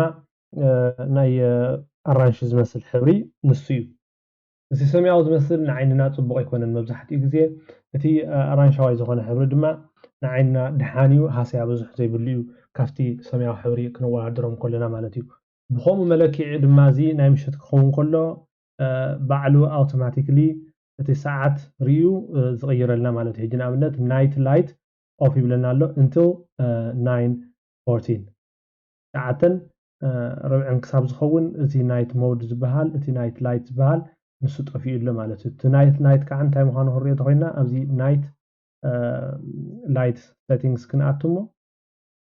እንታይ ምዃኑ ክንሪኦ ኢና እምበር ነዚ ዝመስል እቲ ሕብሪ ማዕረ ክንደይ ክደምቕ ደሊኻዮ ዝብል ዘሎ እንተኮይኑ እጂ ንኣብነት ኣብዚ እቲ ስትሮንግ ዝብል ዘሎ እቲ ናቱ ሓይሊ እቲ ድምቀት እዩ ተሪኹሞ ንፀጋም ተኸይደ ሰማያዊ ዓይነት ዝኾነ ሕብሪ ንየማን ተኸይደ ድማ ኣራንሺ ዝመስል ሕብሪ ይህበኒ ማለት እዩ እምበር ኣብ ማእኸል ተኾነ ፅቡቅ ኮይኑ ንዓይ ይስምዐኒ ኣብ ማእኸል ኣቢልናስ ሚዛናዊ ዝኾነ ሕብሪ ይህበና ማለት እዩ ብዙሕ ሓሳይ ዘይኮነ ብዙሕ ድማ ንኽትሪኦ ዘፅለአካ ዘይኮነ ምክንያቱ ሰብዚ ጌርካስ ቁሩብ ስለ ዘፅለአካ ገለገለ ሰብ ኣሎ ግን ከምዚ ክርኢ ዝኽእል ከምዚ ዓይነት ሕብሪ ፅቡቅ ደስ ዝብሎ ማለት እዩ እምበር እዚ ድማ ተርን ኦን ተርን ኦፍ ክትገብሮ ትኽእል ኢኻ ትሪእዎ ከለኹም ተጥፊአዮ እቲ ሕብሪ ንሱ ይኸውን እንድሕር ወሊዐ ድማ ክሳብ ሰዓት 9 ይፅበ ማለት እዩ ሰዓት 9 ምስ ተፀበየ ከምዚ ዝመስል ሕብሪ ኣራንሺ ዝመስል ትሪእዎ ኣለኹም ኣራንሻዊ ዓይነት ከምዚ ቁሩብ ኣብሎ ተጥፊአዮ ሪኢኹም ኣለኹም ኖርማል ሕብሪ ዘሎ እቲ ሰማያዊ ሕብሪ ንሕሪ እዚ ድማ ወሊዐ ድማ ክሳብ ሰዓት 5 ዝኸውን ከምዚ ዓይነት ሕብሪ ክበኒ ማለት እዩ እዚ ተጠፊኡ ባዕሉ ፅቡቅ ሰዓት 9 ኣቢሉ ምስ ኮነ ባዕሉ ኣውቶማቲክሊ ከም ዝኸውን ኢና ገርናዮ ዘለና ኣብዚ ድማ እቲ ስኬጁል ዝብል ዘሎ ስኬጁል ናይት ላይት ዝብል ዘሎ ንሱ ድማ ብሰዓት እቲ ዘሎ ጌርናዮ ዘለና እዚ ማለት እዩ ኦፍ ተጌርናዮ ወላ ሓንቲ የለን ኦን ተጌርናዮ ድማ ካብ ሰዓት 9 ክሳብ ሰዓት 5 20 ኣቢሉ ዝኸውን ዘሎ እቲ ናይ ናይት ላይት ዝበልናዮ ንሱ ይውላዕ ማለት እዩ ቀትሪ ክኸውን ከሎ ካብ 9 ወጋሕታ ድማ ካብ 5 20 ወጋሕታ ድማ እቲ ሕብሪ ናብ ሰማያዊ ገፁ እንዳኸደ ይኸይድ ማለት እዩ ወይ ድማ ሰዓት ኣብዚ እውን ሰዓት ክንዲዚ ኢልና ባዕልና እቲ ሰዓት ክንገብሮ ንኽእል ኢና ማለት እዩ እዚ ዘሎ ኣብዚኣ ትኾነለይ ናብታ ዝነበረታ ክመልሳ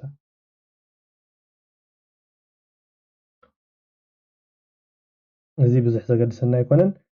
ብዙሕ ናይ ጌምስ ናይ ካልእ ነገራት ምስኡ ርክብ ዘሎ እዩ ክንገድፎ ኢና እቲ ካልእ ደሊናዮ ዘለና ድማ እቲ ሬዞሉሽን ዝብል እዩ ቅድሞ ግን እቲ ስኬል እሞ ክንሪኦ እቲ ስኬል ሕጂ እንታይ እዩ ነቲ ሳይዝ ናይቲ ዊንዶውስ ድዩ ዋላ ናይቶም ኣፕሊኬሽናት ናይ ኩሎም ሳይዙ ክንዕብዮ ክነንሶ ንኽእል ኢና ኣብዛ ናተይ ትሪእዋ ተሃሊኹም 125 ሚእታዊት ኢላ ኣላ መፅያ እሞ ሮኮመንድድ ኢላትና ኣላ ሮኮመንድድ ድማ ባዕሎም እትዮም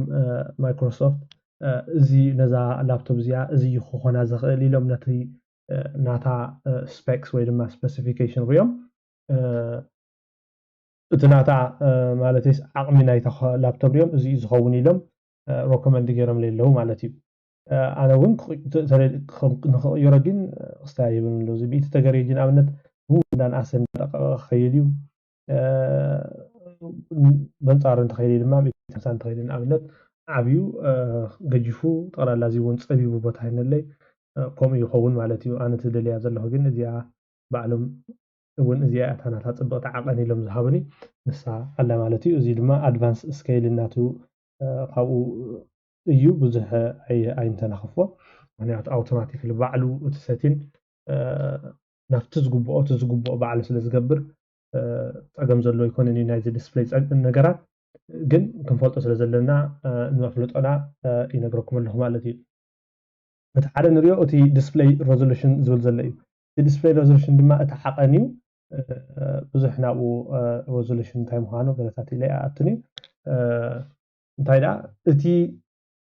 ናትና ኮምፒውተር ዓቐኑ እቲ ሬዞሉሽን ናቱ ክሳብ ክንዲ ዝበፅሕ ማለት እዩ 1920 ብ1800 ማለት እዩ 80 እዩ እቲ ዝለዓለ ናቱ ማለት እዩ ካብኡ ድማ ዝለዓለ ንታሕቲ ክወርድ ይኽእል እዩ ንታሕቲ እንድሕር ቪድዮ ንኣብነት ኣብዚ ቪድዮ እንድሕር ገይረ ትሪእዎ ኣለኹም ፅቡቕ የለን እዚ ጠቕላላ ዓብዩ ዙም ኮይኑ ኣሎ ከምዚ ዙም ዓይነት ውሰድዎ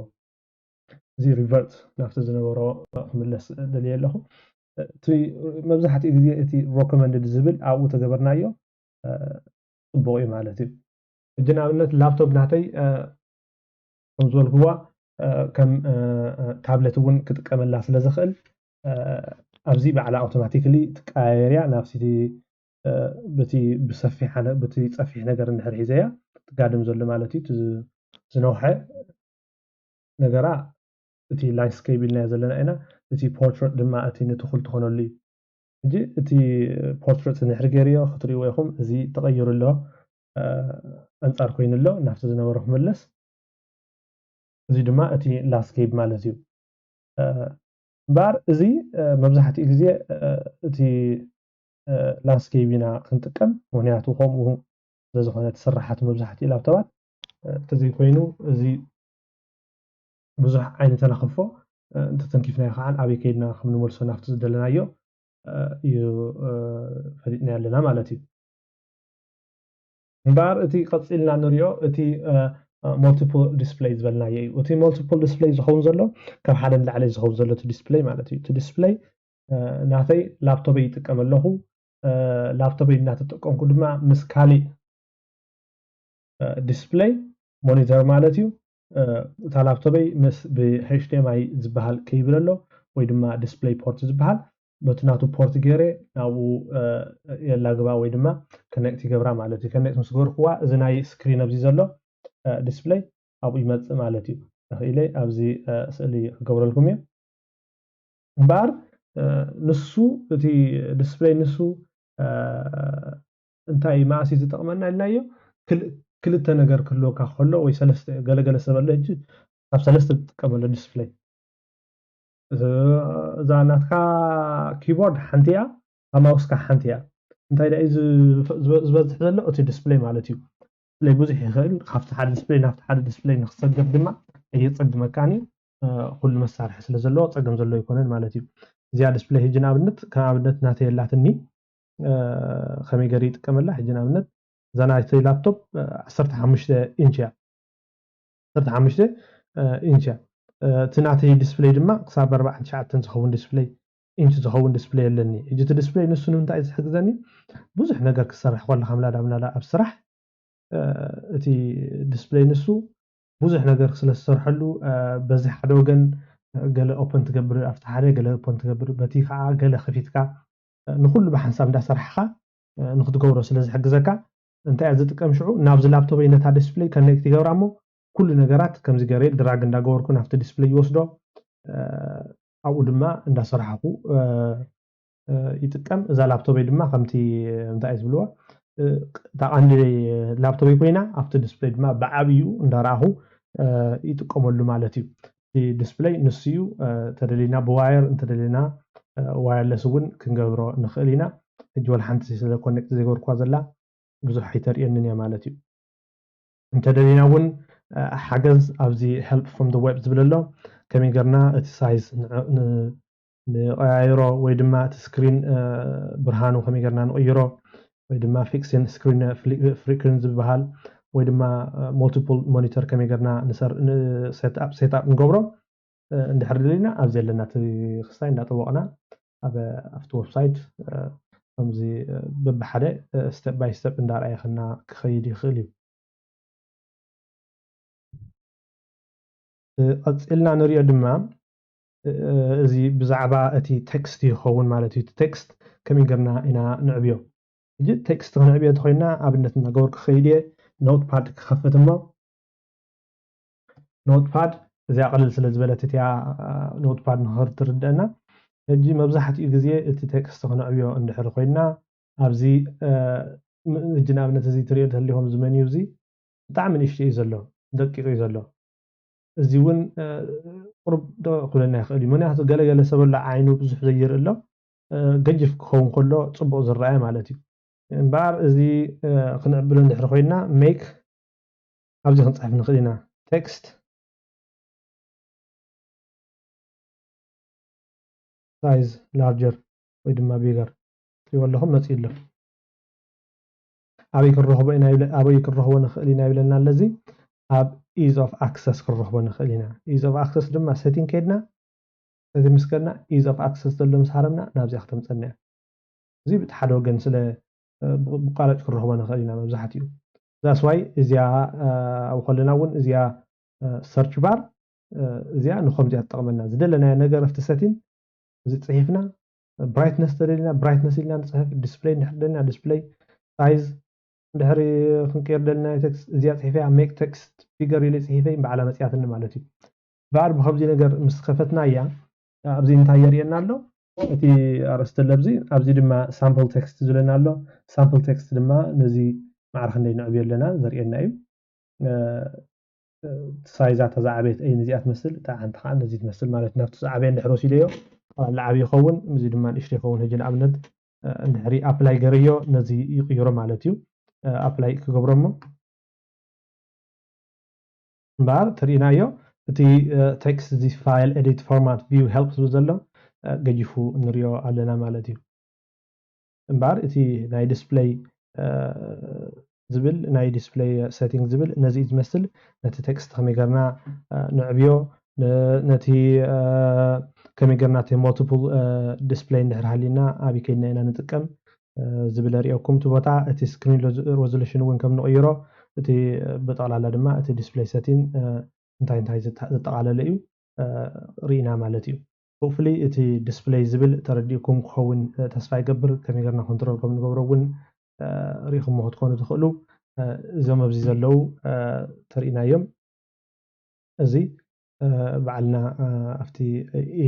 እዚ ኢዝ ኦፍ ኣክሰስ ዝብል ዘሎ ኣብኡ ምስ መፃና ክንሪኦ ኢና ማለት እዩ እታ ደሊናያ ዝነበርና እታ ናይ ቴክስት እያ እታ ናይ ቴክስት ድማ ኣብዚኣ ተኣኽለና ናብቲ ዝመፅእ ዘሎ ትምህርትና ብዛዕባ ፓወር ኦፕሽን ዝብል ናብኡ ንሕለፍ ኣብዚ ድማ ብዛዕባ ፓወር ኦፕሽን ዘለና ነገራት ክርኢ ክንፍትን ኢና መጀመርያ ንሪኦ ፓወር ሴቪን ኦፕሽንስ እቲ ፓወር ቦተን ዝበሃል ቀፂልና ድማ እቲ ክሬቲን ፓወር ፕላን ዝበሃል ቀፂልና ድማ እቲ ኣድቫንስ ፓወር ሴቲንግ ዘሎ ክሪኦ ክንፍትን ኢና ማለት እዩ እምበር በቲ ፓወር ሴቪን ኦፕሽን ክንጅምር እቲ ፓወር ኦፕሽን ክንድሕሪ ኣበየሎ ክረኽቦ ደሊና ሓደ በዚ ክረኽቦ ንኽእል ኢና ፓወር ኢልና ፅሒፍና ፓወር ኣብዚ ቤስት እዚ ፓወርፖይንት ስለ ብብዝሒ ዝጥቀም ብብዝሒ መፂእ ንለብዚ እንታይ ደልዩ ዘለኹ ግን ኣነ ኣብ ሴቲን እየ ደልዩ ዘለኹ ፓወር ኤንድ ስሊፕ ሴቲን ዝብል መፂእ ኣሎ ብዙሕ ዝተፈላለየ መፂእ ንለ ማለት እዩ ኣብዚ እውን ክኸይድ ይኽእል እየ ኣብዚ ምስ ከድኩ ኣብዚ ረኺበየ ኣለኹ ብካሊእ እውን ኣብ ሴቲንግ ከይደ ኣብ ሴቲንግ ከይደ ሴቲንግ ምስ ከድኩ ኣብ ሲስተም ምስ ጠወቕኩ ኣብዚ ምስ ሃበኒ እዚ ገፅ እዚ ይህበኒ እሞ ኣነ ድልየ ዘለኹ ፓወር ዝብል ዘሎ ፓወር ኤንድ ስሊፕ ኣብኣ ይኸይድ ማለት እዩ እምበኣር እዚ እንታይ እዩ ዝሕግዘና እንተልና ሓንሳብ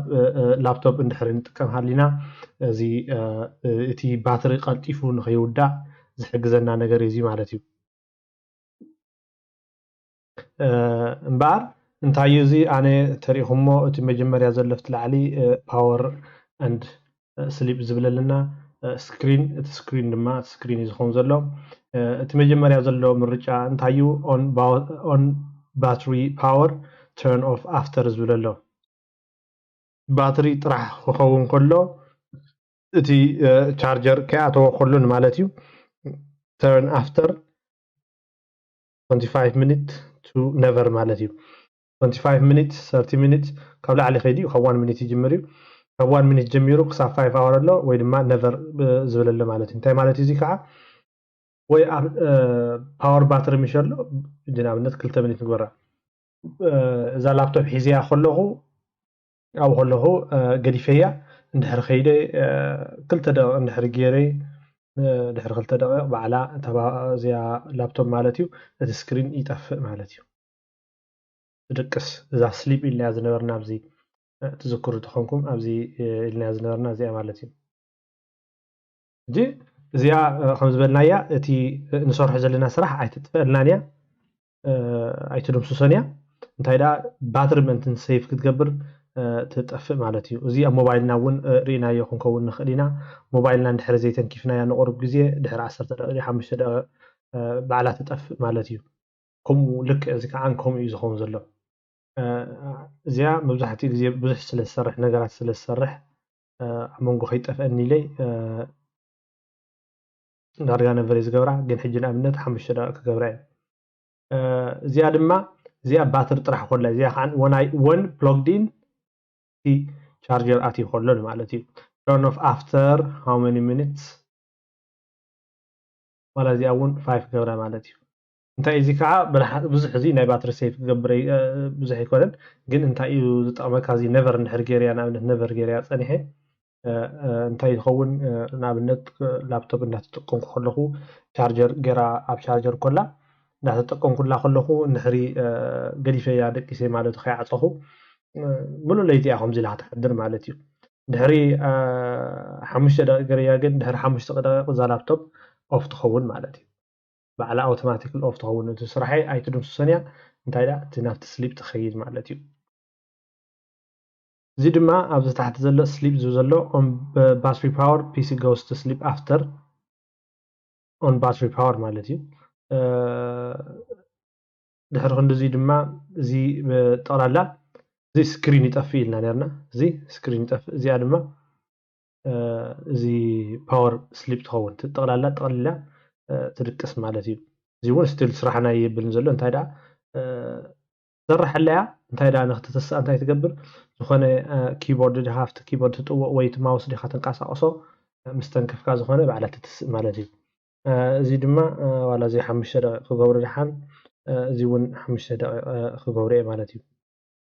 زي باتر طرح كلها زي دما مساتوتنا ب تي سوكيت اتينا كلنا مالتي تي ابزي نريو زلنا دما additional power settings بزو زلو زي additional power settings انتي مخانو كرينا مالتيو زي additional power settings بزلو زي مسحرمنا يو نام منتايو كيدو زلو ناب control panel يو خفيتلنا زلو مالتيو زي نام ندحان زي change كغبرو نابزي نخفت يدلي نري كليو automatically ناب استوقكم ابزي straight away كم صالكم يخلي زي كن تايو زخون زلو زي تي additional setting انتاي زحازي ترينا يو ابزي balance recommended اللي زلو automatically بعلي زغبر صنيح كن change plan setting كبلو او مسكركو كمزي زباله مرجعيو زهبن مالتيو ويدم أكالي ون زي ذا لابتوبنا مساعد صفنا ياقل زبلون مرج أخبرنا يخلي خابزين لعلى زبزح مالتي turn off the display زول display 5 minutes on battery 5 minutes on plugged in put the computer to sleep 5 minutes ويدما 5 minutes plugged in كتكون كلها زي انتايو advance زخونا خابزين نسو قينوس لك advance زخونا مالتي مور لنا حجنا بالنت ابزي كتكون كلها إلنا مور ادفانس زخونه turn off hard disk after زل hard disk مالتيو terminate internet explorer ولا كند زي طفايانا ومشلو بزح ادفانس غيري خيدي خلي زي كن بزح تزياتنا يزبلص هوين يسمعني اتي باتري هيج زي انت ايز غبرلنا سيف نه غبرلنا تبعيلي وقالوا مرج ابزي كمصنا يخليو اتا نزيا سكرين نزا لابتوبنا مساعه صفنايا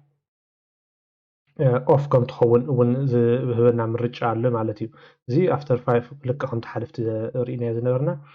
نسيو زي مالتي بار بخمزي ملكي نزي باور زي سيف كنقبرو نخلي لنا مالتي نبزي ترينا ون باتري لنا باتري انت باتري ان اللي زي باتري سيفر اون اللي يلا انت لكم زي lower screen brightness while the battery saver እጅን ኣብነት ከውፅም እዚ ባትሪ ስለ ዘለያ ባትሪ ሴቨር ክትኣቱ ትኽእል ያ ኦን ትገርያ ቁርብ ዳርክ ትገብሮ ነቲ ሴቭ እውን ባትሪ ትገብረለይ ማለት እዩ እዚ ሕጂ ፅቡቅ እዚኣ ኦን ተገርኩማ ንነዊሕ ግዜ እዛ ላፕቶፕኩም ክትጥቀሙላ ትኽእሉ ኢኹም ናይ ፓወር ሴቨር ድማ ኣብዚ ምልክት ተላትኩም እዚ ትሪእዋ ኣለኹም ምልክት ይገብረልካ ማለት እዩ ንሰሪዕዋ የላ እንታ ምልክት እስስ ከዓኒ ብልእቲ ስክሪን ማለት እዩ እዚአን እታ ፓወር ስሊፕ ትበሃል ዝበልናየ እየን ፓወር ኤንድ ስሊፕ ወይ ድማ እታ ባትሪ ነዚአን ይመስላ ማለት እዩ እቲ ፓወር ቦተን ድማ እንታይ እዩ ንሱ እዚ ክሪኦ ዝፀንሐና እዚ ኣብዚ ቼንጅ ፕላን ሴቲንግ እንዳበልና ክሪኦ ዝፀንሐና ልክዕ ከምቲ ኣብ ሴቲንግ ዘሎ ኣብዚ ዘሎ እዚ ማለት እዩ እቲ ፓወር እቲ በዚ ፓወር ቦተን ዘሎ ድማ ኣብይ ዝኸይድ ኣብዚ ተመሊስና ንመለስ እሞ ኣብዚ ዘሎ ቹዝ ዋት ፓወር ቦተን ዱ ይብለና ኣሎ ኣብኡ ንኸይድ እዚ ሕጂ ኣብ ኮንትሮል ፓነል ኣብዚ ክንረኽቦ ይንኽእል ኢና ኣብ ሴቲንግ ኣብዚ ሴቲንግ እዚ ክንረኽቦ ይንኽእል ኢና ኣብ ኮንትሮል ፓነል ጥራሕ ኢና ክንረኽቦ ኮንትሮል ፓነል ድማ ከም ዝበልናዮ ክንከይድ ተኾይና ሓበሬታ ይነግረና ኣሎ መጀመርያ ኮንትሮል ፓነል ንኸይድ እቲ ሃርድዌር ኤንድ ሳውንድ ዝብል ዘሎ ፓወር ኦፕሽን ሲስተም ሴቲንግ ማለት እዩ ድሓን ከሪኦኩም እዚኣ ከመይ ጌርካ ትገብርን ኣብዚ ኮንትሮል ፓነል نخيد كنترول بانل مصياتنا بلاعلي كنترول بانل مستقطنا هاردوير اند ساوند هاردوير اند ساوند زي مس مصانا باور اوبشن نابزي مصياتنا لا دحر choose what the power option يزبل زلو نمص ابزي كان انت ايتي باور بوتن زبلنايو اتيا موليت زلا مالتيو تا موليت مولد سجي انتاي زل زازيات مسليا ناي سليب ون اب قلب لابتوب نزيات مسل زلات الله اي زل when I press the power button sleep when on battery also sleep when plugged in اي ازي حجي اتي power button مس حرم كوسي straight away sleep كبر يزول زلو انصاب تحريمه يسي sleep كبر عكندي تايمر رجع هبنا لبزي do nothing ولا حنتي تكبري sleep مالتيو تا sleep زبلنايا نت ነገራት ናትና ከጥፈት still power ተጥቀምያ ግን ትዕጾ ዝኾነ ነገር በስተንከፍና ትትስእ እዚኣ ድማ hibernate ዝብል ዘላ ዘራናያ hibernate ድማ ልክ ከምታ sleep ኮይና እንታይ ዳላ power ኣይትጥቀምን እያ ብዙሕ power ኣይትጥቀምን እያ እዚኣ shut down ካን ጠቅላላ መጥፋእ ዘለና ስራሕ ተሃልዩ ኩሉ ይድምሰስ ማለት እዩ turn off the display ድማ ነዛ display ጥራሕ off ትገብራ ኣነ ኣብ sleep ገሪ ኣለኹ ማለት እዩ ኣብ ኩሉ ትምርጫ ማዕረይ ዘሎ እዚኣ ድማ when I press the sleep button ካን ዝብለሎ sleep button ኣብ ገለገለ ላፕቶፕ ኣለወኒ መብዛሕትአን ግን ዳርጋ የብለንን እየን ንሱ ከዓ ልክዕ እቲ ምርጫ ይመፀና ማለት እዩ sleep button ስለዝኾነ hibernate and sleep ጥራሕ እዩ ዘለዋ already ናይ sleep ተባሂላ ስለዝተሰርሐት ማለት እዩ እዚኣ ድማ ታ when I close the lid እቲ መኽደን ወይ ድማ እቲ ላፕቶፕና ምስ ዓፀፍናዮ ከንታ ክትኸውን እንደልያ እዩ ዘሎ sleep hibernate ወይ ድማ shut down እዩ ዝመፀና ማለት እዩ እቲ sleep ድና እንደልያ ወይስ hibernate ማዕረይ ምስ sleep ታይዳ ፓወር ትጥቀምን ኢልናያ shut down ድማ ጠቅላላ ምዕፃው ምስ ዓፀናያ ዝጠፍእ ማለት እዩ ዝሃሎ ይሃሎ ስራሕና ኩሉ ይድምሰስ እጂ እዚኣ ላፕቶፕይ ዕፁው ምሰበልኳስ እቲ በቲ መኽደና ማለት እዩ ብኡ ገይረ እንድሕር ዓፀያስ ክጠፍእ ብዙሕ ፅቡቅ ኣይኮነን እታ ሻትዳውን ክንገብራ ምክንያቱ ስራሕ ሒዝና ንፀንሕ ገለ ንፀንሕ ከይተረደና ዕፅፍ ተቢልና ዕፅፍ ያ ብኡ ገይራ በኢላ ማለት እዩ እምበር እዚአ እታ ፓወር ኦፕሽን ዝበልናያ ነዚኣ እያ ትመስል ማለት እዩ እምበር እዚ ኦልሬዲ ሴፍ ቼንጅ ኮይኑሎ ካንሰል ክብላ ኣይደልያን تخالي دما اتي باور بلان اللي زنبرنا ايو نسو دما ابي كرخبو نخلينا ببزح بنقد خنكو نخلينا عن تبي كيدي نري بأب كنترول بانلنا عندنا رهبة كنترول بانل اللي متصحفكم زي أبزي مسيحنا لا كنترول بانل إذا قطعمو أب هاردوير and sound زلزال يخيد أبو مسكور كل ما أب باور أوبشن عن تبي كينا نرنا يجي صبوا غير نخردنا بحنسا كم بحد صغير زلهم تي باور بلان دما ناتي باور بلان زلا selected بلان يبلن اللبزي بالانس يا زلا بالانس مالت ما خلايو ونيات سلسة عينتي زلنا بلان مستي لابتوب زمت باور سيفير لنا زيا بالانس زيا مالتيو هاي performance خان لنا مالتيو جي نسوم انتاي مهانم كريو مينا نات كون نعاها زمتشأكا كتسرح تخليها بس عن كم يتقبرو أب create a power plant زلزلة تخيد أو مسكرنا تمرجع مزيحنا الليل انتاي زلزلة هجتن سفل اللي انترينين power balance زلزلة recommended بعلم زيا تقبر كذا حاشي قوينا ميلهم خم حساب قريبهم ليلو نسعون زلع انتاي أسهجي automatically balances performance with energy consumption on capable hardware سبلكانو هجي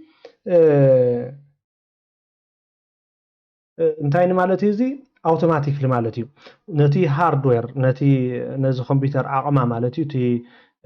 خم بعلها رام زع مساله تي سي بي يو بملو جرافيكس كارد زلو بملو تي زلو وشتا تقحت مالتي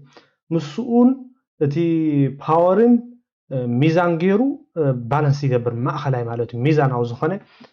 يقبر مالتي اي ناب حيل ناب قلطافه طرح يكون زدهب زلو ወይ ናብ ባትሪ ጥራሕ ሴቭ ምግባር ይኮነን ዘድህብ ዘሎ ማለት እዩ እዛ ማእኸለይቲ ግን ፓወር ሴቭ ተኮይኑ ግን saves energy by reducing your computer's performance while where possible ይብለሎ እንታይ ሕጂ እዚኣ እንታይ ክትገብረልና ትኽእል እያ ነቲ ኮምፒውተርና ኣብ ገለ ቦታታት ክትስሕላ ትኽእል እያ ገለ ዘየድልዩ ድማ ጠጠው ክተብሎም ትኽእል እያ እቶም ነዚ ባትሪ ዝውድኡ ዘለው ኣፕሊኬሽናት ማለት እዩ እዚኣ እታ ፓወር ሴቭ ምክንያቱ እዚኣ ቀንዲ መልእኽታ ني باور سيف كتقبر تي باتري قطيف انه يودي زيادة ما اذا هاي performance زلا favors performance but may use more energy تايزلو performance زمرت تي قلت عافية تي كمبيوتر كحملية تقطيف خسرح مالتيو جن energy عن كتقامي خليو عيليس باتر قطيف خدي الكاخ زي سلسة عينت من رجعة بعلو مست كمبيوتر زمتيو مالتيو ገለ ኮምፒውተር ላፕቶፓት ማለት እዩ እዛ ቀዳመይቲ ጥራሕ ዘላተን ኣለያ መብዛሕትአን እዚ ማለት እዩ ውሕዳት ነገራት እየን እዛ ፓወር ሴቪርን ሃይ ፐርፎርማንስ ዘለዎን ማለት እዩ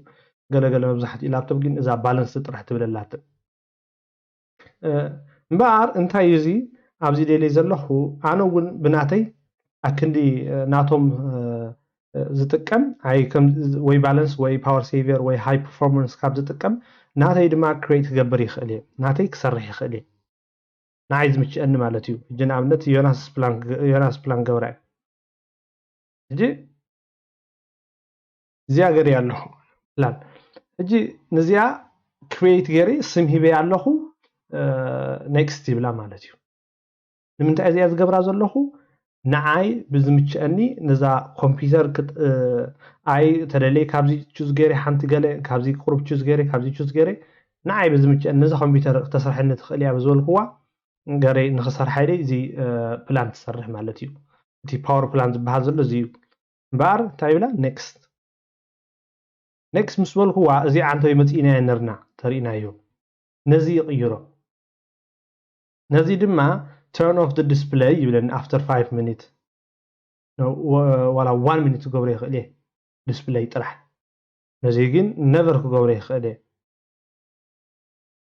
وذا كمبيوتر تسليب زول مالتي كمبيوتر تقليلا مالتي never كمبيوتر باتر خله كمبيوتر يتطفئ زول ويدما خابزه تقبر يخليه الجنابنت 1 minute زي 5 minute نقبر نمو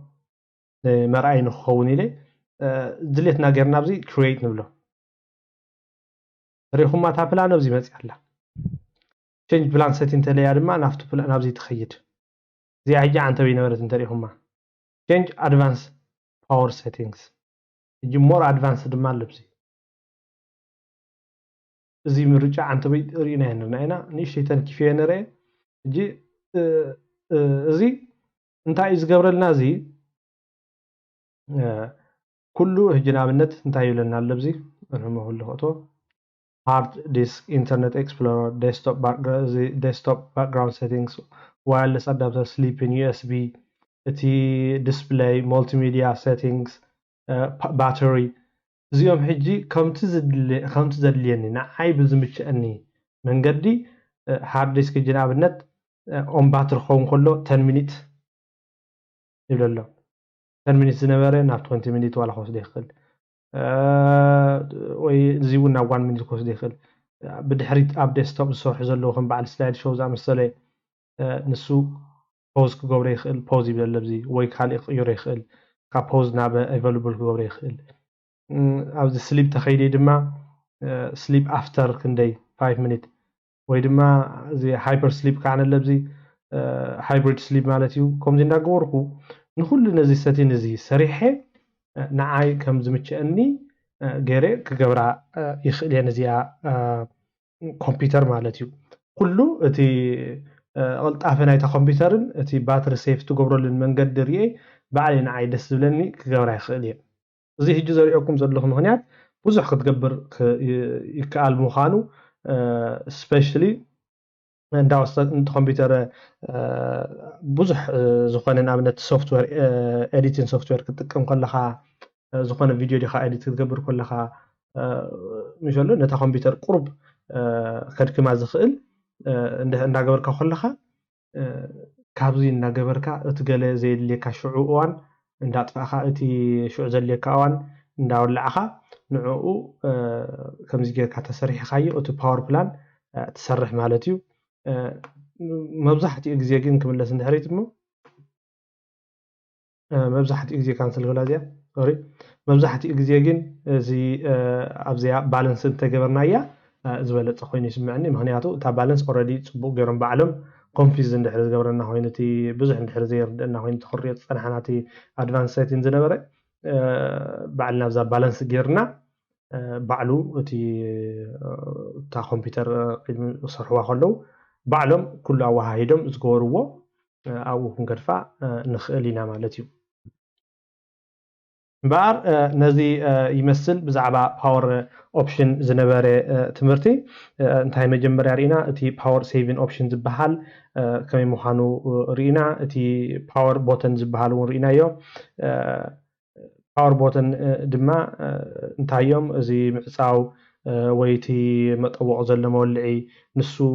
ዝደለናዮ ክንገብሮ ንኽእል ኢና ብዝብል ርኢና ካብኡ እውን እቲ ከመይ ጌርና እቲ ፓወር ፕላን ዝበሃል ንሰርሕ ርኢና ማለት እዩ ኣብኡ ከዓ ኣብኡ ከለና እቲ ኣድቫንስ ሴቲን ናይቲ ፓወር ፕላን ክሪኦ ፀኒሕና ማለት እዩ ሆፕፉሊ እዚኣ ናይ ፓወር ኦፕሽን ዝነበረት ቁሩብ ነገራት ወሲድኩም ክትኮኑ ትኽእሉ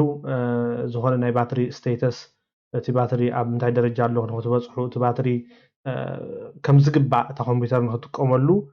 መሳርሒ ንክኾነኩም ገለ ወሲድኩም ክትኮኑ ተስፋ ይገብር ኣብዚ ድማ ብዛዕባ ኢዝ ኦፍ ኣክሰስ ዝብል ኣርእስቲ ወሲድና ኣብ ትሕቲኡ ዝተፈላለዩ ነገራት ክርኢ ኢና ማለት እዩ እንታይ እዩ ዝኸውን ዘሎ ኢዝ ኦፍ ኣክሰስ እንድሕር ዝተባሂልኩም እዛ ናተይ ማውስ ቁሩብ ሕብራ ቀይራላ ግሽፋ እውን ቀይራላ እዚ ነገራት እዚ ከመይ ጌርና ንቕይሮ እንታይ እዩ ዝብል ድሓራይ ከረድአኩም እየ እዚ ኢዝ ኦፍ ኣክሰስ እንታይ እዩ ዝሕግዘና ገለገለ ሰባት ኣብ ናይ ዓይኒ ድዩ ኣብ ናይ ዝኾነ ፀገም እንድሕር ሃልይዎም ነዚ ኮምፒውተር ብቐለል ዝበለ ባዕሎም ክጥቀምሉ ዝኽእሉ መንገዲ ዝፈጥር እዩ እቲ ኢዝ ኦፍ ኣክሰስ ማለት እዩ ኢዝ ኦፍ ኣክሰስ ኣብ ኮንትሮል ፓነል ክረኽቦ ንኽእል ኢና ኣብዚ ተፂሒፍና ንኣብነት ኮንትሮል ፓነል ኣብዚ ክረኽቦ ንኽእል ኢና ኢዝ ኦፍ ኣክሰስ ኣሎ ኣብዚ ኣብዚ ክንጥቀም ንኽእል ኢና እቲ ኣብ ካሊእ እውን ኣብዚ ሴቲንግ እውን ኣብዚ እውን ስሙ ተፂሒፍናዮ ኢዝ ኦፍ ኣክሰስ ኢልና ናብቲ ሴቲንግ ወስደና እዩ ወይ ድማ ኣብዚ ሴቲንግ ኣብዚ ንኸይድ እሞ ኢዝ ኦፍ ኣክሰስ ዝብል ኣብዚ መፂና ኣሎ ነዚ ዝመስል እዩ እቲ ኢዝ ኦፍ ኣክሰስ ማለት እዩ መብዛሕትኡ ግዜ ኣብዚ ናይ ሴቲንግ ኮይኑ ክረድአኩም እዚያ ንግዚኡ ኣብዚ ንዕፀዋ ነዛ ኮንትሮል ፓነል ናብዚ ኢዝ ኦፍ ኣክሰስ ክንመጽእ ማለት እዩ ኣብዚ ተሪኹሞ ገለገለታት ቅያር ዝገበርክዎም ኣለዉ ከም ኣብነት እዚ ኣብዚ ዘሎ ፒንክ ዝመስል እዚ ቅያር ኣሎ እዚ ማውስ ቅያር እዚ ማውስ ናተይ እዚ ፖይንተር እውን ቅያር ኣሎ ንሱ ድሓራይ ከመይ ጌርካ ትገብሮም እንታይ እዮም ዝሕግዙካ ኸ ክሪኦም ኢና ማለት እዩ እምበር እቲ ሰንተር ኣክሰስ ሰንተር ነዚኡ ዝመስል ብዙሕ ዘጠቃለለ እዩ ኣብዚ ዘለው ብዙሕ ነገራት ኣለው ክሪኦም ኢና ኩሎም በብሓደ እንዳገበርና እዚኣ ዲስፕሌይ እዚኣ ኣብ ኣፍቲ ብዛዕባ ዲስፕሌይ ሴቲንግስ እንዳተማሃርና ከለና ኣብኡ ርኢናያ ነርና ኢና ነቲ ቴክስት ነቲ ናይ ዊንዶው ቴክስት ከመይ ጌርካ ዓብይ ትገብሮ ዝብል ርኢና ነርና ኢና ንሱ ጅናብነት ዋላ ከሪኦኩም ንሕሪ ናብዚ ዓብይ ገርዮ እቲ ሳምፕል ቴክስት ዓብይ ዝበለ ኣሎ ከም ኣብነት ተጠቂምናላ ዝነበርና ኖትፓድ እያ ኖትፓድ ክኸፍታ እሞ ተሪእናዮ ኣብዚ እቲ ኖትፓድ ንኣሽትኦም ዘለው እቶም ደቕቕ ዝበልኦም ዘለው እቶም ሜኒው ንዕኦም ከመይ ጌርና ንዕብዮ ካልእ ነገር እውን ከም ዘዕቢ ክሪኦ ኢና ማለት እዩ ኣብዚ ኣፕላይ እሞ ክብል ሽዑ እቲ ቅያራት ክንሪኦ ኢና እምበር ተሪእናዮ ብዙሕ ቅያራት ተሰሪሕሎ ኣብዚ ንባዕሉ ሓደ እዚ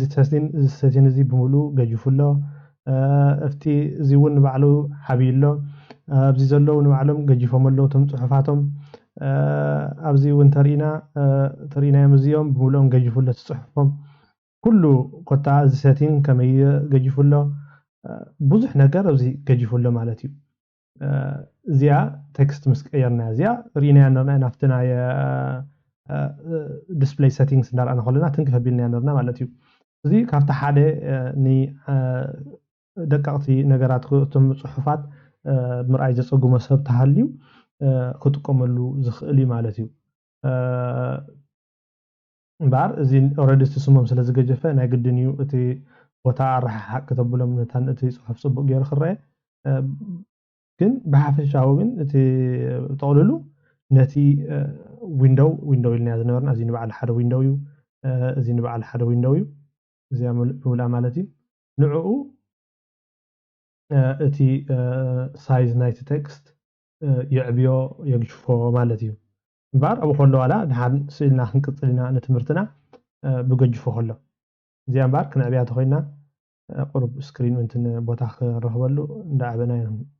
ከይድ እሞ ኣብዚ ክንገድፋ ኢና እዚኣ ሰቲን ድሓን እዚ ብምሉእ ስርኢና ነበርና ናብቲ ናይ ዲስፕሌይ ሰቲን ክገድፎ እየ ኣብዚ እቲ ቀፂልና ንሪኦ ድማ እቲ ማውስ ፖይንተር ዝብል እዩ ማውስ ፖይንተር እዚኣ ሒዝያ ዘሎ እዚኣ ስክሪን እዛ ሰማያዊት ኮይና ዘላ ንሳ እያ እታ ድማ እንታይ እያ ትሕግዘና ከም ዝበልናዮ ልክዕ እቲ ፀገም ዘለዎ ሰብ ፅቡቅ ገይሩ ክርኢ ዘይኽእል ሰብ ንዕኡ እያ ትሕግዞ ማለት እዩ እቲ ሳይዛ ክንቅይሮ ተኮይንና ናብዚ እንዳበልና ኣብዚ ክንቀያየሮ ንኽእል ኢና ናብዚ እንድሕር ወሲኽናያ እንዳዓበየት ትኸይድ ናብዚ እንድሕር ጌርናያ እንዳንኣሰት ትኸይድ ማለት እዩ እምበር እዚ ነቲ ማውስ ይቕይሮ እዩ እቲ ሳይዙ ማለት እዩ እዚ ናይ ማውስ ፖይንተር ነዚኣ ጥራሕ ኣብኡ ትሕት ኢልና ተሪእናዮም ድማ እቲ ቼንጅ ፖይንተርስ ከለር ይብለና ኣሎ ኣብዚ ፃዕዳ ክንገብራ ተኮይንና እታ ኖርማል ኩሉ ግዜ ንጥቀመላ እያ እዚኣ ኣብዚ ድማ ፀላም ኣብዚ ድማ ፃዕዳን ፀላምን ትኸውን ማለት እዩ እዚኣ ሕጂ ትቕያራ እንታይ እዩ ኣብ ፀሊም ክትኸውን ከለኻ ኣብ ፃዕዳ ክትከውን ከለኻ ፀሊም ትኸውን ኣብ ፀሊም ክትኸውን ከለኻ ድማ ፃዕዳ ትኸውን ማለት እዩ እታ ማውስ ባዕላ ኣውቶማቲክሊ ትኸውን ማለት እዩ ኣብ ፀሊም ክትወስዳ ከለኻ ኣብዚ ዘሎ እውን እቲ ሕብሪኡ ሕብሪ ዝተፈላለዩ ኣለውና ካብዚ ላይም ግሪን ቀጠልያ ማለት እዩ ብጫ ክሳብዚ ፐርፕል ዓይነት ኣለውና እዚኦም መብዛሕትኡ ግዜ ሰብ ዝጥቀመሎም እዮም ንዓይኑ ፅቡቅ ገይሮም ምንታን ከርእይዎ እንድሕር እንድሕር ዘይሃልዩ እቲ ሕብሪ ዝደለናዮ ኣብዚ ፒክ ኮስቱም ከለር ኢልና ኣብዚ እውን እቲ ብምሉእ እቲ ሕብሪ ኣለና እዩ ሕብሪ ዝደለናዮ ዓይነት ኣብዚ ክንመርፅ ንኽእል ኢና ማለት እዩ قصيلنا ترينايو تي فيدباك زبلنايو تابزيا تمت زنبرتيا زي فيدباك زي ون اون اوف كنغورو نخلينا make visual feedbacks for touch تي فيدباك نتايو ملسي هبكا مالتيو داركر ان لارجر يقبر لك زي هجي نتهم سبات نحجزهم تبعيلو ዝተሰርሐ ማለት እዩ ገለገለ ሰብ ሕጂ ጠዊቑ ዘይጠወቐን ይጠፍኡ ይኸውን እሞ እቲ ማውስ ባዕሉ መልሲ ይህቦ ምላሽ ይህቦ ከም ዝጠወቐ ዝኾነ ሒዙ ከም ዘሎ ምላሽ ይህቦ ብኡቢሉ ድማ እቲ ሰብ ይፈልጦ ማለት እዩ ጠቂቱ ከም ዘሎ ይፈልጥ ኣብዚ ድማ እቲ ሪሌትድ ሴቲንግ ዝበሃል ዘሎ እቲ ንዕኡ ዝመሰለ ሴቲናት ኣዲሽናል ናይ ማውስ ሴቲንግ ተወሳኺ ብዛዕባ ማውስ ክንከይድ ንኽእል ኢና ኣብዚ ድማ እቲ ታች ፓድ ዝብል ርኢናዮም ነርና እዚኦም ናብኦም ይንምለስን እቲ ካልእ ድማ እቲ ሄልፕ ጌት ሄልፕ ዝበሃል እቲ ሓገዝ እንድሕር ደሊኻ ተሪእና ኢና ንኣብነት ጌት ሄልፕ እንድሕር ኢለ ጠዊቐ እዚኣ ትዝክርዋ እንድሕር ኮይንኩም እቶም ሓገዝ ዘለውና ኣብዚ ካብቶም ሓንቲ እታ ጌት ሄልፕ ትብል እያ ኣብዚ ትደለናዮ ንፅሕፎ ሓገዝ ይመፀና ማለት እዩ እዚ ድማ ፊድባክ እዩ ታቐፂልና ንብላ ንሪኣ እታ ቴክስት ከርሰር ማለት እዩ እታ ቴክስት ከርሰር ከዓ እንተሪኢኹማ እዛ ኣብዚ ዘላ ትሪእዋ ኣለኹም እዛ ምልክት ኣብዚ ዘላ እታ ማለት እዩ ንኣብነት ኣብዚ ተፅሒፍና this is the text cursor ሕጂ እዚኣ እታ ቴክስት ከርሰር ትበሃል ዘላ እዛ ብልጭ ብልጭ ትብል ዘላ ኣብዚ ላዕሊ ማለት እዩ ንዓ ድማ መመልከቲ ዝኸውን ነገራት እንጂ ሃይላይት ገይረ ኣለኹ እታ ብልጭ ብልጭ ትብል ዘላ ክንሪኣ ኢና ማለት እዩ ሕጂ እዚኣ ቴክስት ከርሰር ማለት እዩ ቴክስት ሃይላይት ትገብረልካ ልክዕ ኣብዚ ኖት ከም ንሪኦ ዝነበርና ነዚ ኦን ክትገብሮ ተደሊኻ መብዛሕትኡ ግዜ ኦፍ ኮይና እያ ትመፅእ ኦፍቶ ኮይና የላን እያ እዚኣ ፒንክ ዝመስል ሕብሪ ከም ድሌትና ክንቅይሮ ንኽእል ኢና ሕብሪ ንዓና ዝመስለና ክንራጉዳ ተደሊና ድማ ነዚኣ ምክንያቱ ተሪኢኹማ ቀጣንያ ዘላ ኣብዚ ብላዕሊ ዘሎ ርጉድ ኢሉ እቲ ማእኸላ ዘሎ ግን ቀጢን እዩ ዘሎ ክንራጉዳ ተደሊና ድማ ኣብዚ ክንራጉዶ ንኽእል ኢና ብዝተፈላለየ መጠን ማለት እዩ ነቲ ንዓና በቲ ዝምችአና ነገራት ፅቡቅ ጌርና ነዚ ኮምፒውተር ንክንጥቀመሉ ብቅልል ዝበለ መንገዲ ንክንጥቀመሉ ዝሕግዘና ኣብዚ ብዙሕ ነገር ኣሎ ማለት እዩ ካብ ሕብሪ ትሒዝና ካብቲ ሳይዝ ናይቲ ማውስ ፖይንተር ናይቲ ከርሰር ንዑ ብምሉእ ክንቀያየሮ ንኽእል ኢና ሕብሪ ተደሊና ማለት ኣምታ ናይታ ማውስ ኣብዚ ክንመርፅ ንኽእል ኢና ማለት እዩ ኣብዚ ድማ እቲ ተወሳኺ ሓበሬታ እዩ ናብቲ ማውስ ፖይንተር ናብዚ የመልሰና ማለት እዩ ልክዕ እዚ ድማ ርኢናዮ ነርና እንትበል እታ ቀፂላ ዘላ እታ ማግኒፋየር ትብል እያ ማግኒፋየር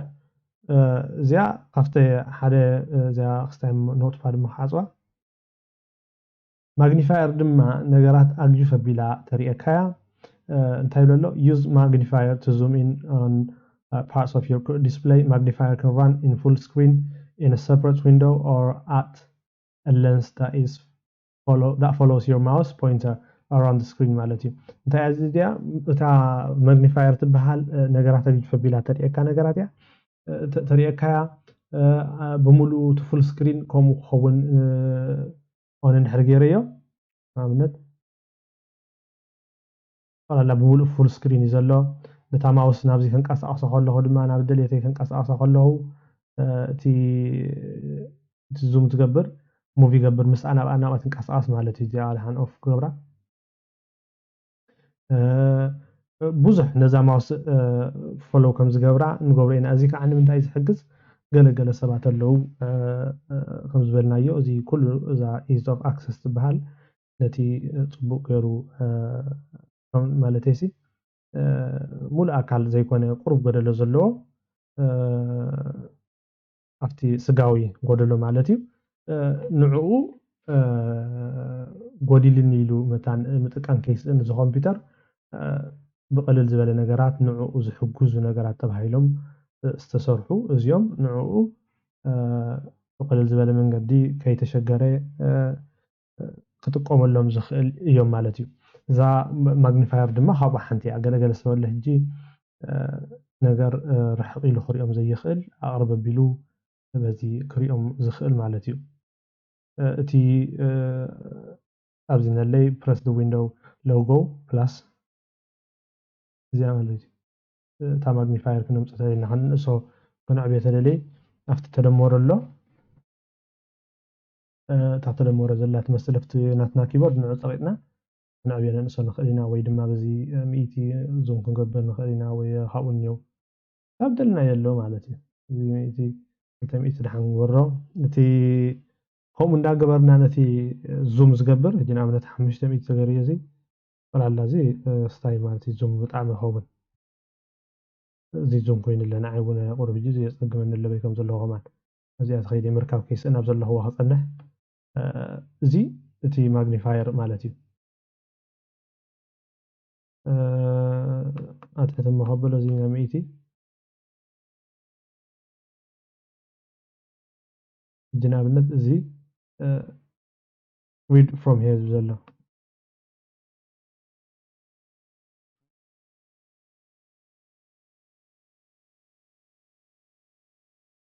ሪኹሞ ብኡ ገይረ ድማ እቲ ዳሕራይ ንመፀቲ ዝሕግዘና ብድምፂ ማለት እዩ ንሱ ድማ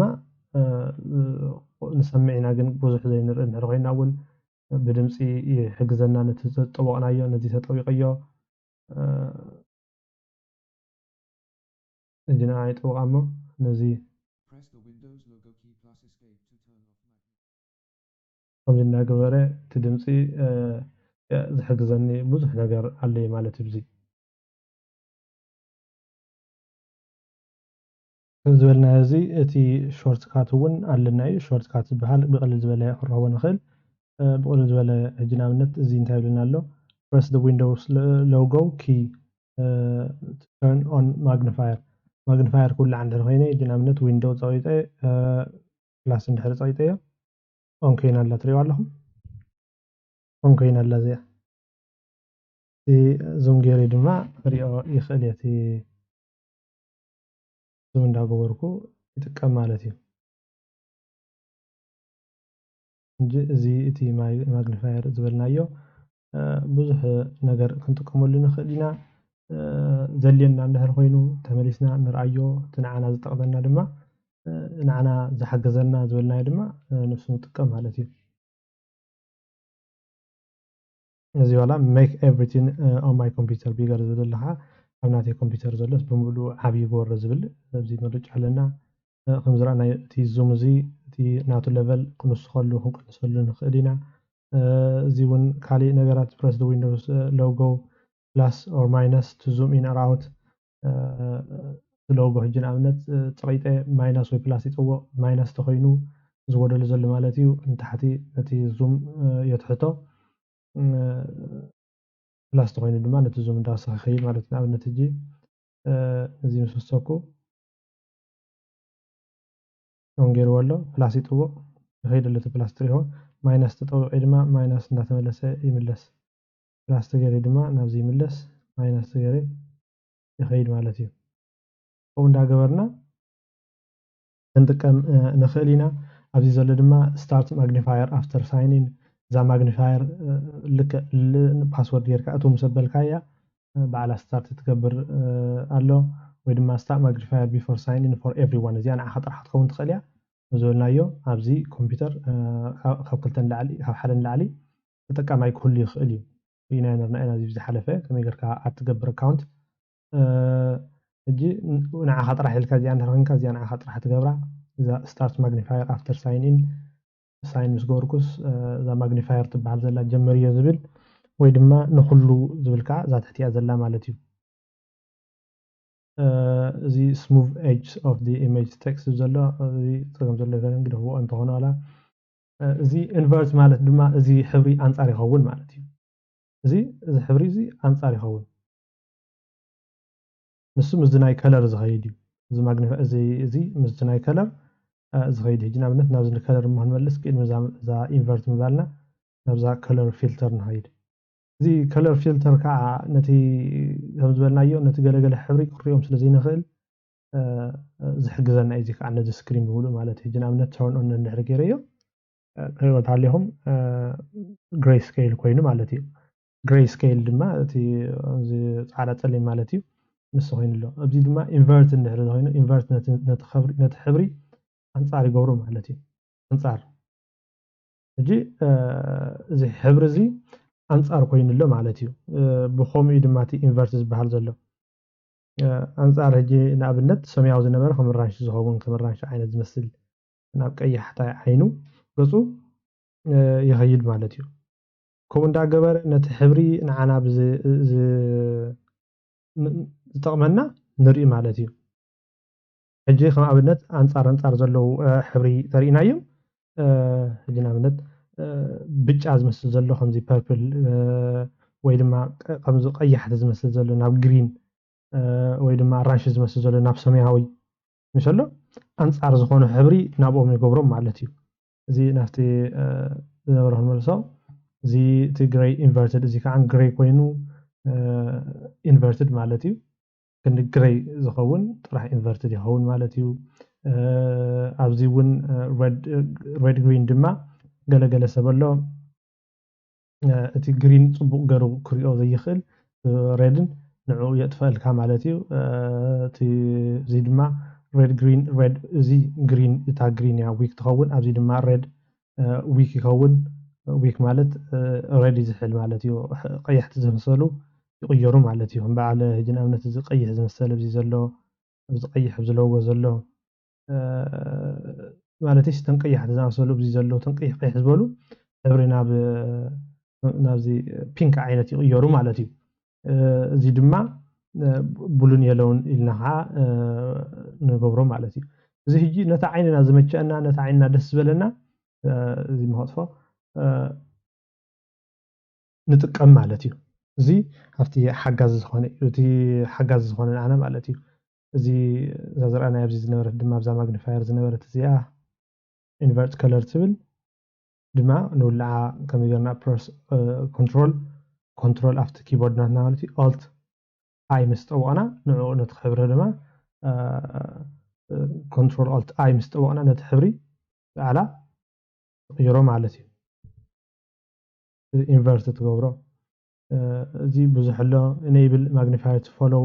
ሕጂ ማግኒፋየር ተርእና እያ እታ ማውስ ናብዚ ክገብራ ከለኹ ተወሊዐ ሕጂ ንኣብነት እዚ ማግኒፋየር እዚ ተወሊዑ ከምኡ ዝንላዕለ እሞ ክገብሮ እዚ ተተወሊዑ ሕጂ ንኣብነት እታ ማውስ ናብዚ ተገረያ ይወልኹም ምስኡ ሙቭ ይገብር እቲ ዙም ዝገብሮ ዘለና ማለት እዩ እንታይ ስለ ዝገበርና ኢና ንሱ እቲ ፎሎው ማውስ ኢልና ዝገርናዮ ዘለና ንሱ ስለ ዝጠወቕና ማለት እዩ እዚ ዘሎ ኪቦርድ ፎከስ ዝኾነ ነቲ ኪቦርድ እውን እንዳፅሓፍና ከለና ናብኡ ዙም ይገብረልና ነታ ቴክስት ከርሰር ዝበልና እንታ ከርሰር እዛ ኣብዚ ዘላ ማለት እዩ ንዓኣ ነቲ ናሬተር ድማ ዝብዚ ታሕቲ ዘሎ ክርኤና እቲ ኣንተ በይ ቀድሞ ኣቢልና ኣብቲ እቲ ድምፂ ዘንብበልና ማለት እዩ ንዕኡ እውን ክንሕግዝ እዚ ፎሎው ከም ትገብሮ ብዙሕ ነገር እዩ ዘሎ ማለት እዚ ክንገብሮ ንኽእል እንድሕሪ ዘድልየና ኮይኑ መፂና ኣብዚ ንፈታተኖ ሓገዝ ተደልየና ድማ ኣብዚ ጌት ሄልፕ ዝብል ስተፕ ባይ ስተፕ ርኤና እዩ እንድሕሪ ዘይርድአና ኮይኑ ሕጂ ንኣብነት ኣብዚ ፅሕፍ ኣብዚ ፅሒፍና ድማ እዚ ማግኒፋየር ኢልና ተፅሒፍና ሓገዝ ኣብዚ ዘለና እዩ ወይ ኣብዚ ዌብሳይት እውን ተጠቂጥናዮ ንኣብነት ዌብሳይት ሓገዝ ክበና ይኽእል እዩ ብዙሕ ነገራት ኣሎ ሓገዝ ከመይ ጌርና ንገብሮ ስለ ዘለው ብዙሕ ሓገዝ ክንረኽበሉ ንኽእል ኢና ነዚ ማለት እዩ እቲ ቀፂልና ንሪኦ ዘሎ እቲ ሃይ ኮንትራስት ዝብል እዩ እቲ ሃይ ኮንትራስት እውን ዝተመሳሰለ ንዓኡ ነገራት እዩ እዚ ድማ እዚ ነቲ ሕብሪ ዝቀያየሮ ማለት እዩ ንኣብነት እዚ ሃይ ኮንትራስት ጌርና ዘለና ትፀሊም ማለት እዩ ወይ ኮንትራስት ዋይት ድማ ክንገብሮ ንኽእል ኢና ፃዕዳ ዝበዝሖ ከምዚ ዝበሎም ወይ ድማ ብዙሕ ነገር እዩ ዘሎ ማለት እዩ ኣብዚ እውን እቲ ቴክስት ከምዚ ከምዝኸውን ይነግረና ኣሎ ቴክስት ሕጂ ንኣብነት ሃይፐር ቴክስት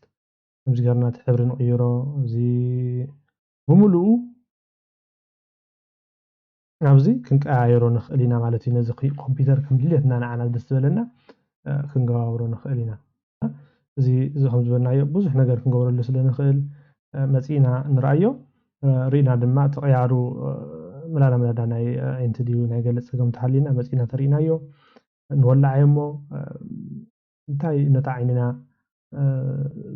ጽቡቅ ገይሩ ዝምችኦ ባዕልና ፈቲና ርኢና ንግበሮ ማለት እዩ ገለገለ ሰብ እውን ብሕክምና ከይዱ ብጫ ተገይርካሉ ጽቡቅ ጌርካ ሕብሪ ክትርኢ ትኽእል ኢኻ ሕጂ ንኣብነት እዚ ከለር ብላይንድ ዝበሃል ማለት እዩ እዚ እንታይ ማለት ንሱ ብጫ ኮይኑ ዝረአዮም ቀይሕ ኮይኑ ዝረአዮም ሰማያዊ ኮይኑ ዝረአዮም ሕጂ ንዕኡ ሓገዝ ተባሂሉ ትግበር ሕብርታት ኣሎ ጽቡቅ ገይሮም ነቲ ሕብሪ ንኽርእይዎ ማለት እዩ ንኹምታት እዩ ዝሓግዝ ማለት እዩ ኣብዚ ታሕቲ ዘሎ ተርእናዮ እቲ ነሬተር ኢልናዮ ዝነበርና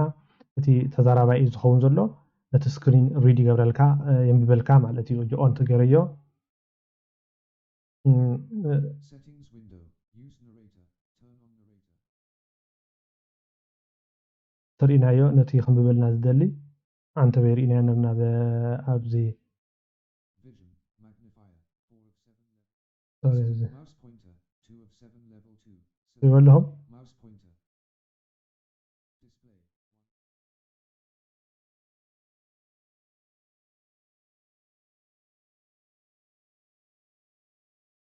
او እንዳበለ ነዚ ይሕግዘና ማለት እዩ selected high contrast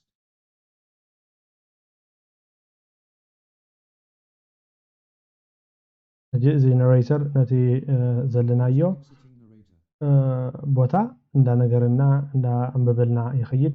ብኡቢልና ድማ ክንሰምዖ ንኽእል ኢና ማለት እዩ ልክዕ ከምቲ ናይቲ ማግኒፋየር ዝበልናዮ ድማ ነቲ ነሬተር ዝበሃል ምስኣተና ጀምሮ ወይ ድማ ንኩላህና ኣብዚ ኮምፒተር ትጥቀም ዘለና ወይ ንዓይ ጥራሕ ዝብል ብዙሕ ነገር ኣብዚ የለ ምርጫ ንኣብነት እዚ ኣፍቲ ሆም እቲ ነሬተር ዝበሃል ኣብቲ ስታርተር የኒ ሚኒማይዝ ነሬተር ሆም ቱ ሲስተም ትሬት ዝበሃል ኣለውን ብዙሕ ነገር ኣብዚ ክሪኦ ንኽእል ኢና ነቲ ናይ ድምፂ ንኽእል ኮይና ማለት እዩ መብዛሕትኡ ብእንግሊሽ ዝዛረብ እንግሊሽ ንኽእል ኮይና ድማ እቲ ሓገዝ እንድሕር ደሊና ከም ዝበልናዮ ብዙሕ ነገር ኣብዚ የለ ፅሑፍ ኣብዚ ድማ ኣብቲ ሓገዝ ከይድና ዝሕግዘና ነገራት ብዙሕ ስለ ዘሎ ብእንግሊሽ ምላላ ንኽእል ኮይና ምክንያቱ እንግሊሽ ስለ ዝዛረብ እንግሊሽ ዝዛረብ ንሱ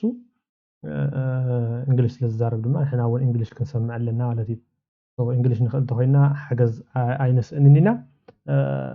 ነዚ ነሬተር እንድሕር ክንገብሮ ደሊና ኣብቲ ዌብሳይት ከይድና ኣብቲ ናይ ማይክሮሶፍት ዊንዶውስ 10 ነሬተር ኢልኩም ተኣቲኹም ክህበኩም ይኽእል እዩ እቲ ዘድሊ ሓበሬታ ማለት እዩ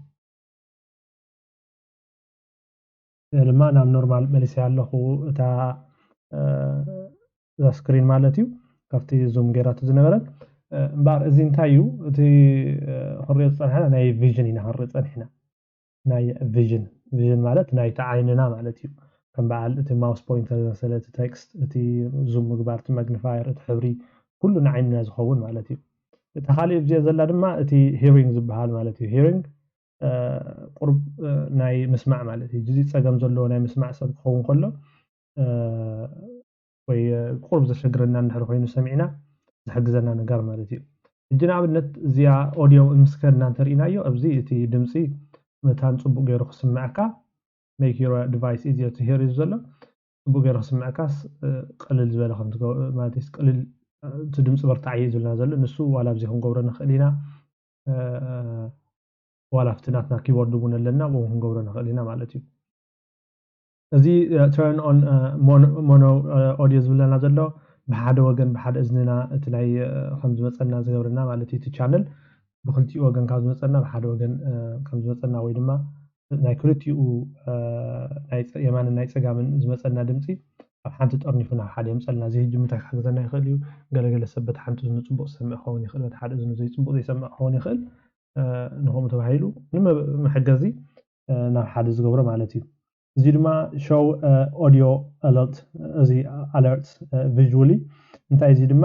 ዝኾነ ነገር ምስ ንገብር እቲ ብዓይንና ንሪኦ ነገራት ግብረ መልሲ ዝወሃበና እዩ ማለት እዩ እጂ ከዓ ኣብነት ክሪኦኩም እየ እጂ ንኣብነት እንታይ ምርጫ ኣለና ምክሪኦ እዚ no visual alert ዝብል ዘሎ ዋላ ሓንቲ ዝኾነ ይወፀካኒ ወይ ድማ flash the title bar of the activated ወይ ድማ active window እታ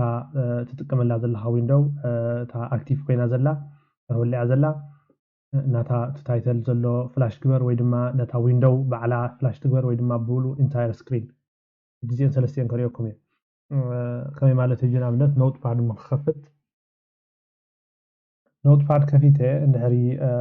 زخون اوبن كبر كوينه جي ابزي ريلس يسرح له صبو يسرح له خيه ግን ክወፅ እንድሕሪ ከይ እዚ ካንስል ወይ ትዝደለኹ ኦፕን ከይገበርኩ እንድሕሪ ፅሕፍ ደለይ ግብረ መልሲ ሂበኒ ማለት እዩ ድምፅን እቲ ሕብሪ ናይቲ ክስታይን ይቕየር ማለት እዩ ድሕሪ ታይትል ባር እንድሕሪ ኮይኑ ኖር ኦፍ ዘ ዊንዶውስ ወላ ሓንቲ ጥራሕ እቲ ግብረ መልሲ ዝበኒ ዘለና ማለት እዩ ወይ ድማ ኣክቲቬትድ ዊንዶው እንድሕሪ ኮይና ጥራሕ أكنت السكرين بملو مالتي أنا زي أطرح بالليش تبل بحبر مالتي جي زي زبالة قبل ملسي بنت منياتو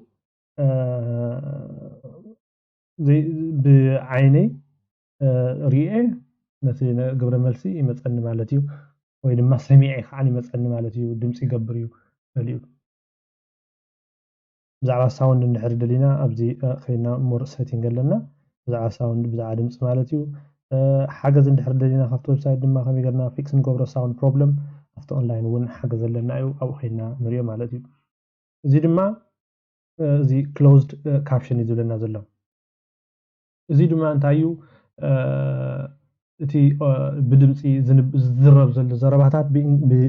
ብፅሕፈት የምፅልካ ከምዚ ሰብታይተል ዲና ንብሎ ንሕና ካፕሽን ንሱ ማለት እዩ እቲ ኣብ ትሕቲ ፅሑፍ እናተዛረበ ከሎ እቲ ሰብ ግብረ መልሲ ዝህበካ ንዕኡ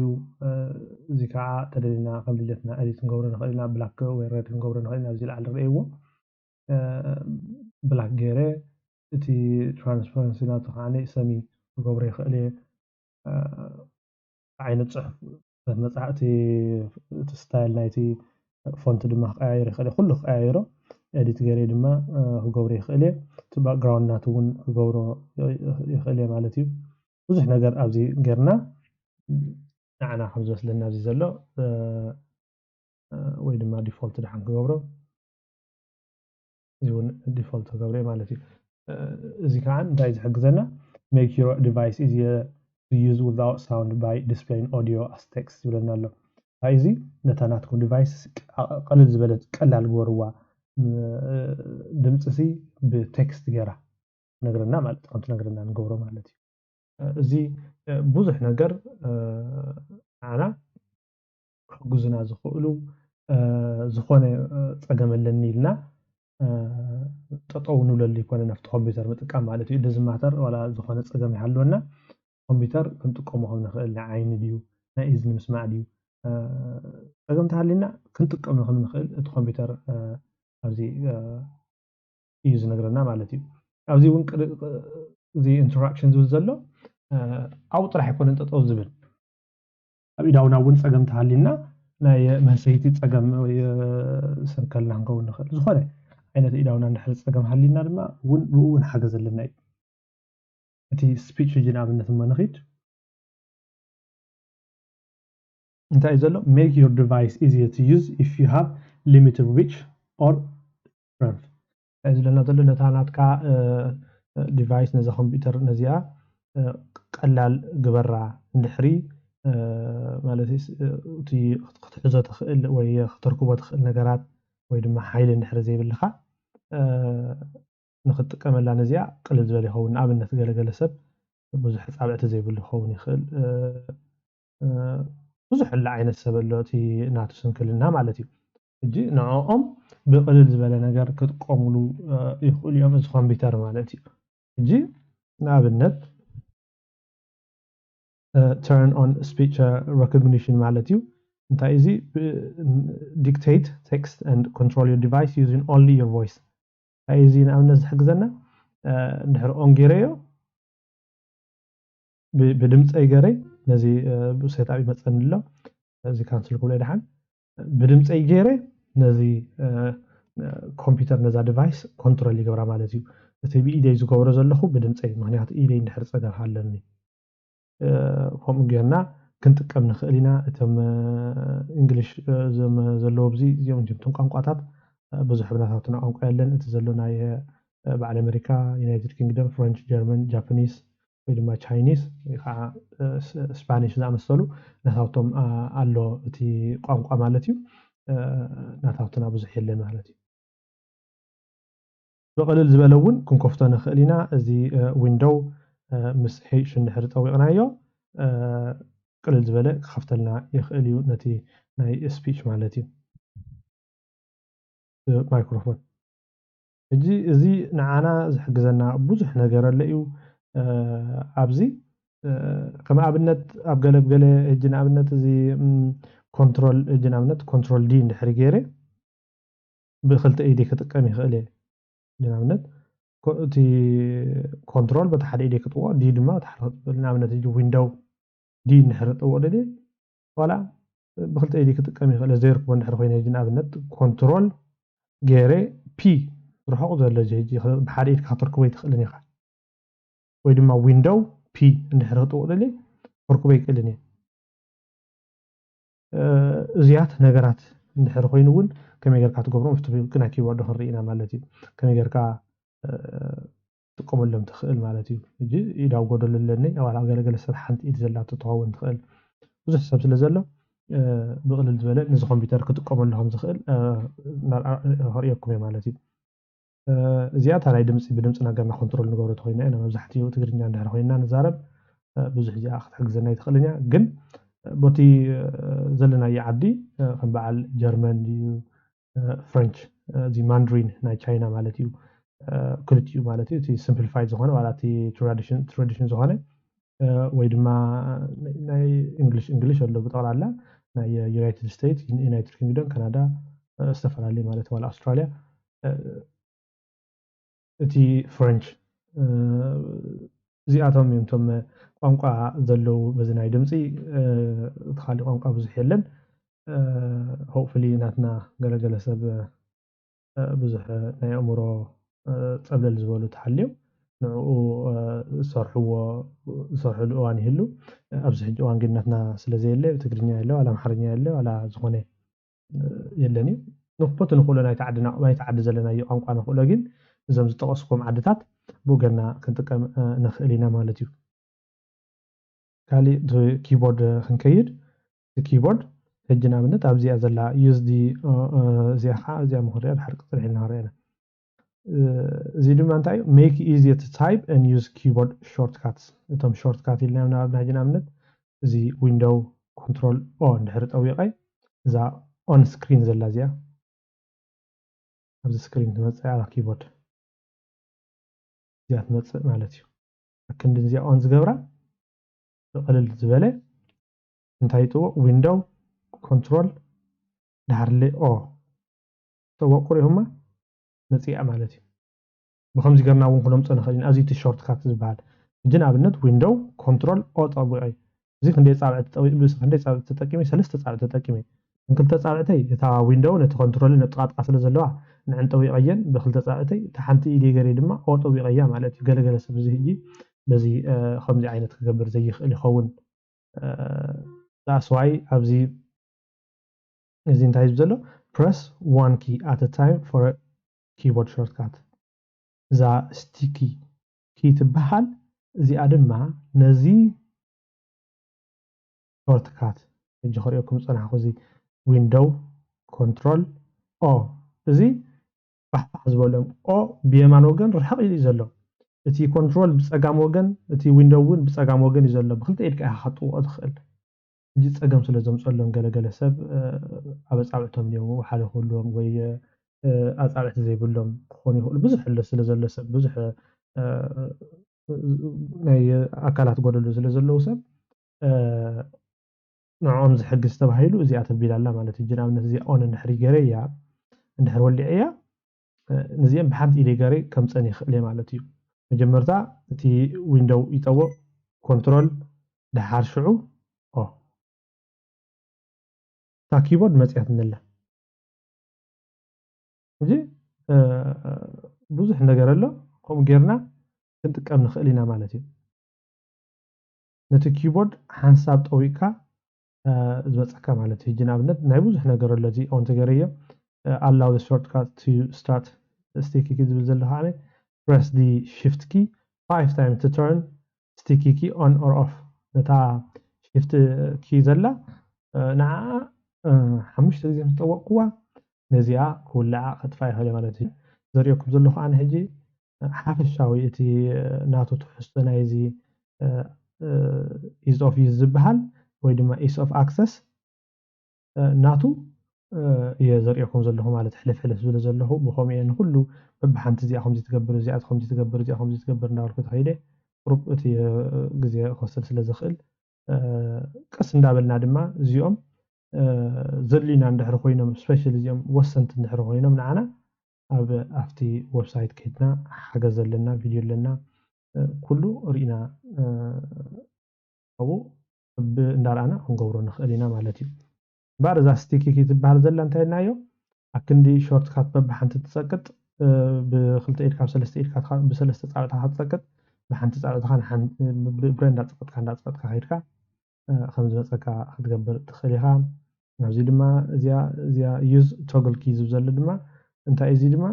play sound whenever you press cap lock number or scroll lock ማለት እዩ ሕጂ እንታይ እዚ እንድሕር ኦን ገይረዮ ድምፂ ይገብር ማለት እዩ እዚ ካብ ሪኹሞ ንዓይ ይነግረኒ ኣሎ መልሲ ይበኒ ኣሎ እዚ ካፒታል ምፅቆጥኩ ማለት እዩ ዝተፈላለዩ ድምፂ ዝኾነ ናምበር ተፀቂጠ ከምኡ ሕጂ እንታይ እዩ ዝነግረኒ ንዓይ ካፒታል ንዓይ እንድሕር ብዙሕ ናይ መስማዕ ፀገም ሃልዩኒ በዚ ብርሃን ይህበኒ በቲ ሓደ ወገን ከዓ ከም ዝፀሓፍኩ ይነግረኒ ማለት እዩ ገለ ከም ዝጠወቅኩ ይነግረኒ እዚ ከዓ allow the shortcut key to start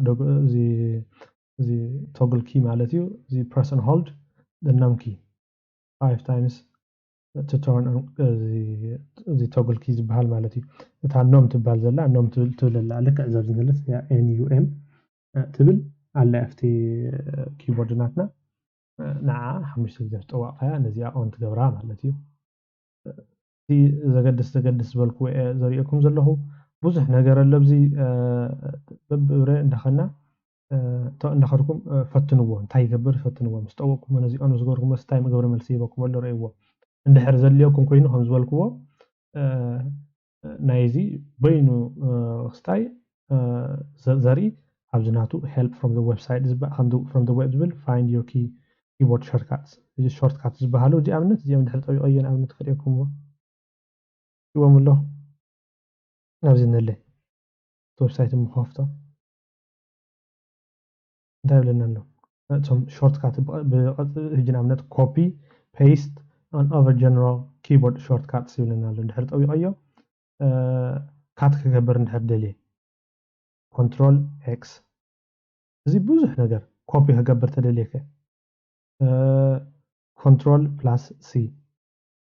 paste ክገብር ተደልየከ control plus ይጥውቆነ controlን ቪን ማለት እዩ መጀመርያ control ጥውቕ ድሓር ቪ control z ክትመልስ ንድሕሪት control እዚ alt ከምዚ እንዳበልና ኣብዚ ክነፅንዖም ንኽእል ኢና እንታይ ምዃኖም ትሕዝቶም ብዙሕ እዩ ዘሎ እዚ ናይ ዊንዶው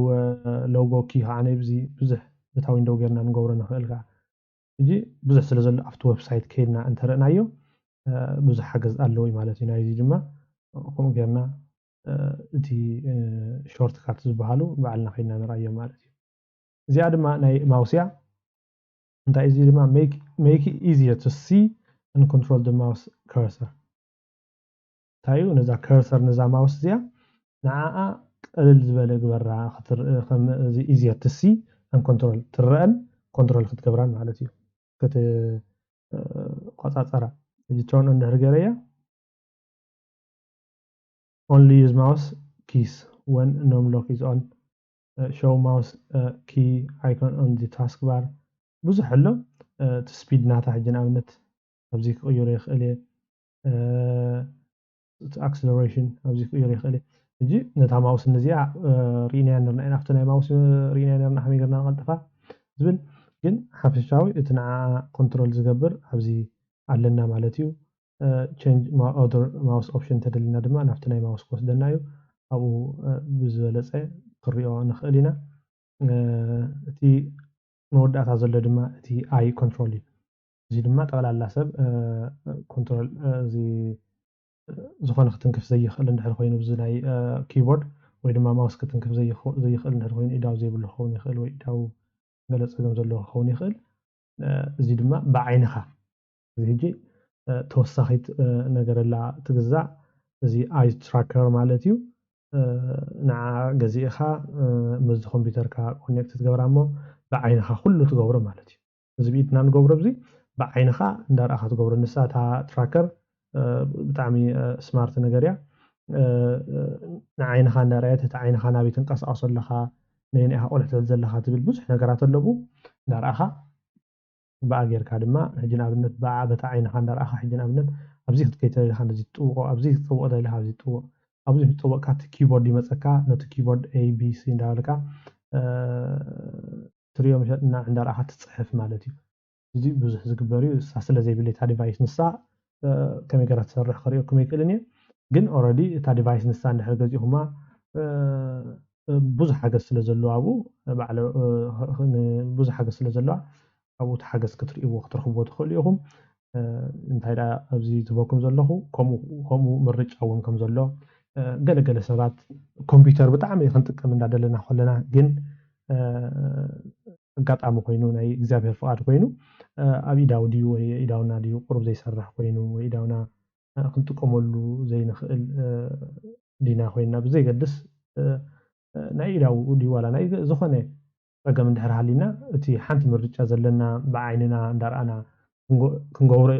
نجور دحر خوينتي نايزي كمبيوتر نجر نسو هم زلنا زغز هم زلنا أقول لهم حبريتا أقول له توسع نجر ينبركم لهم مالتي بار تي ناي ease of accessible أبزي أهلنا أيو بزح نجرين أبزي تناخفنا مالتي قيمو جين after control panel أبزناي setting زي أهلنا after control panel توسع نجر سلزلو أبقى كريوكم مالتي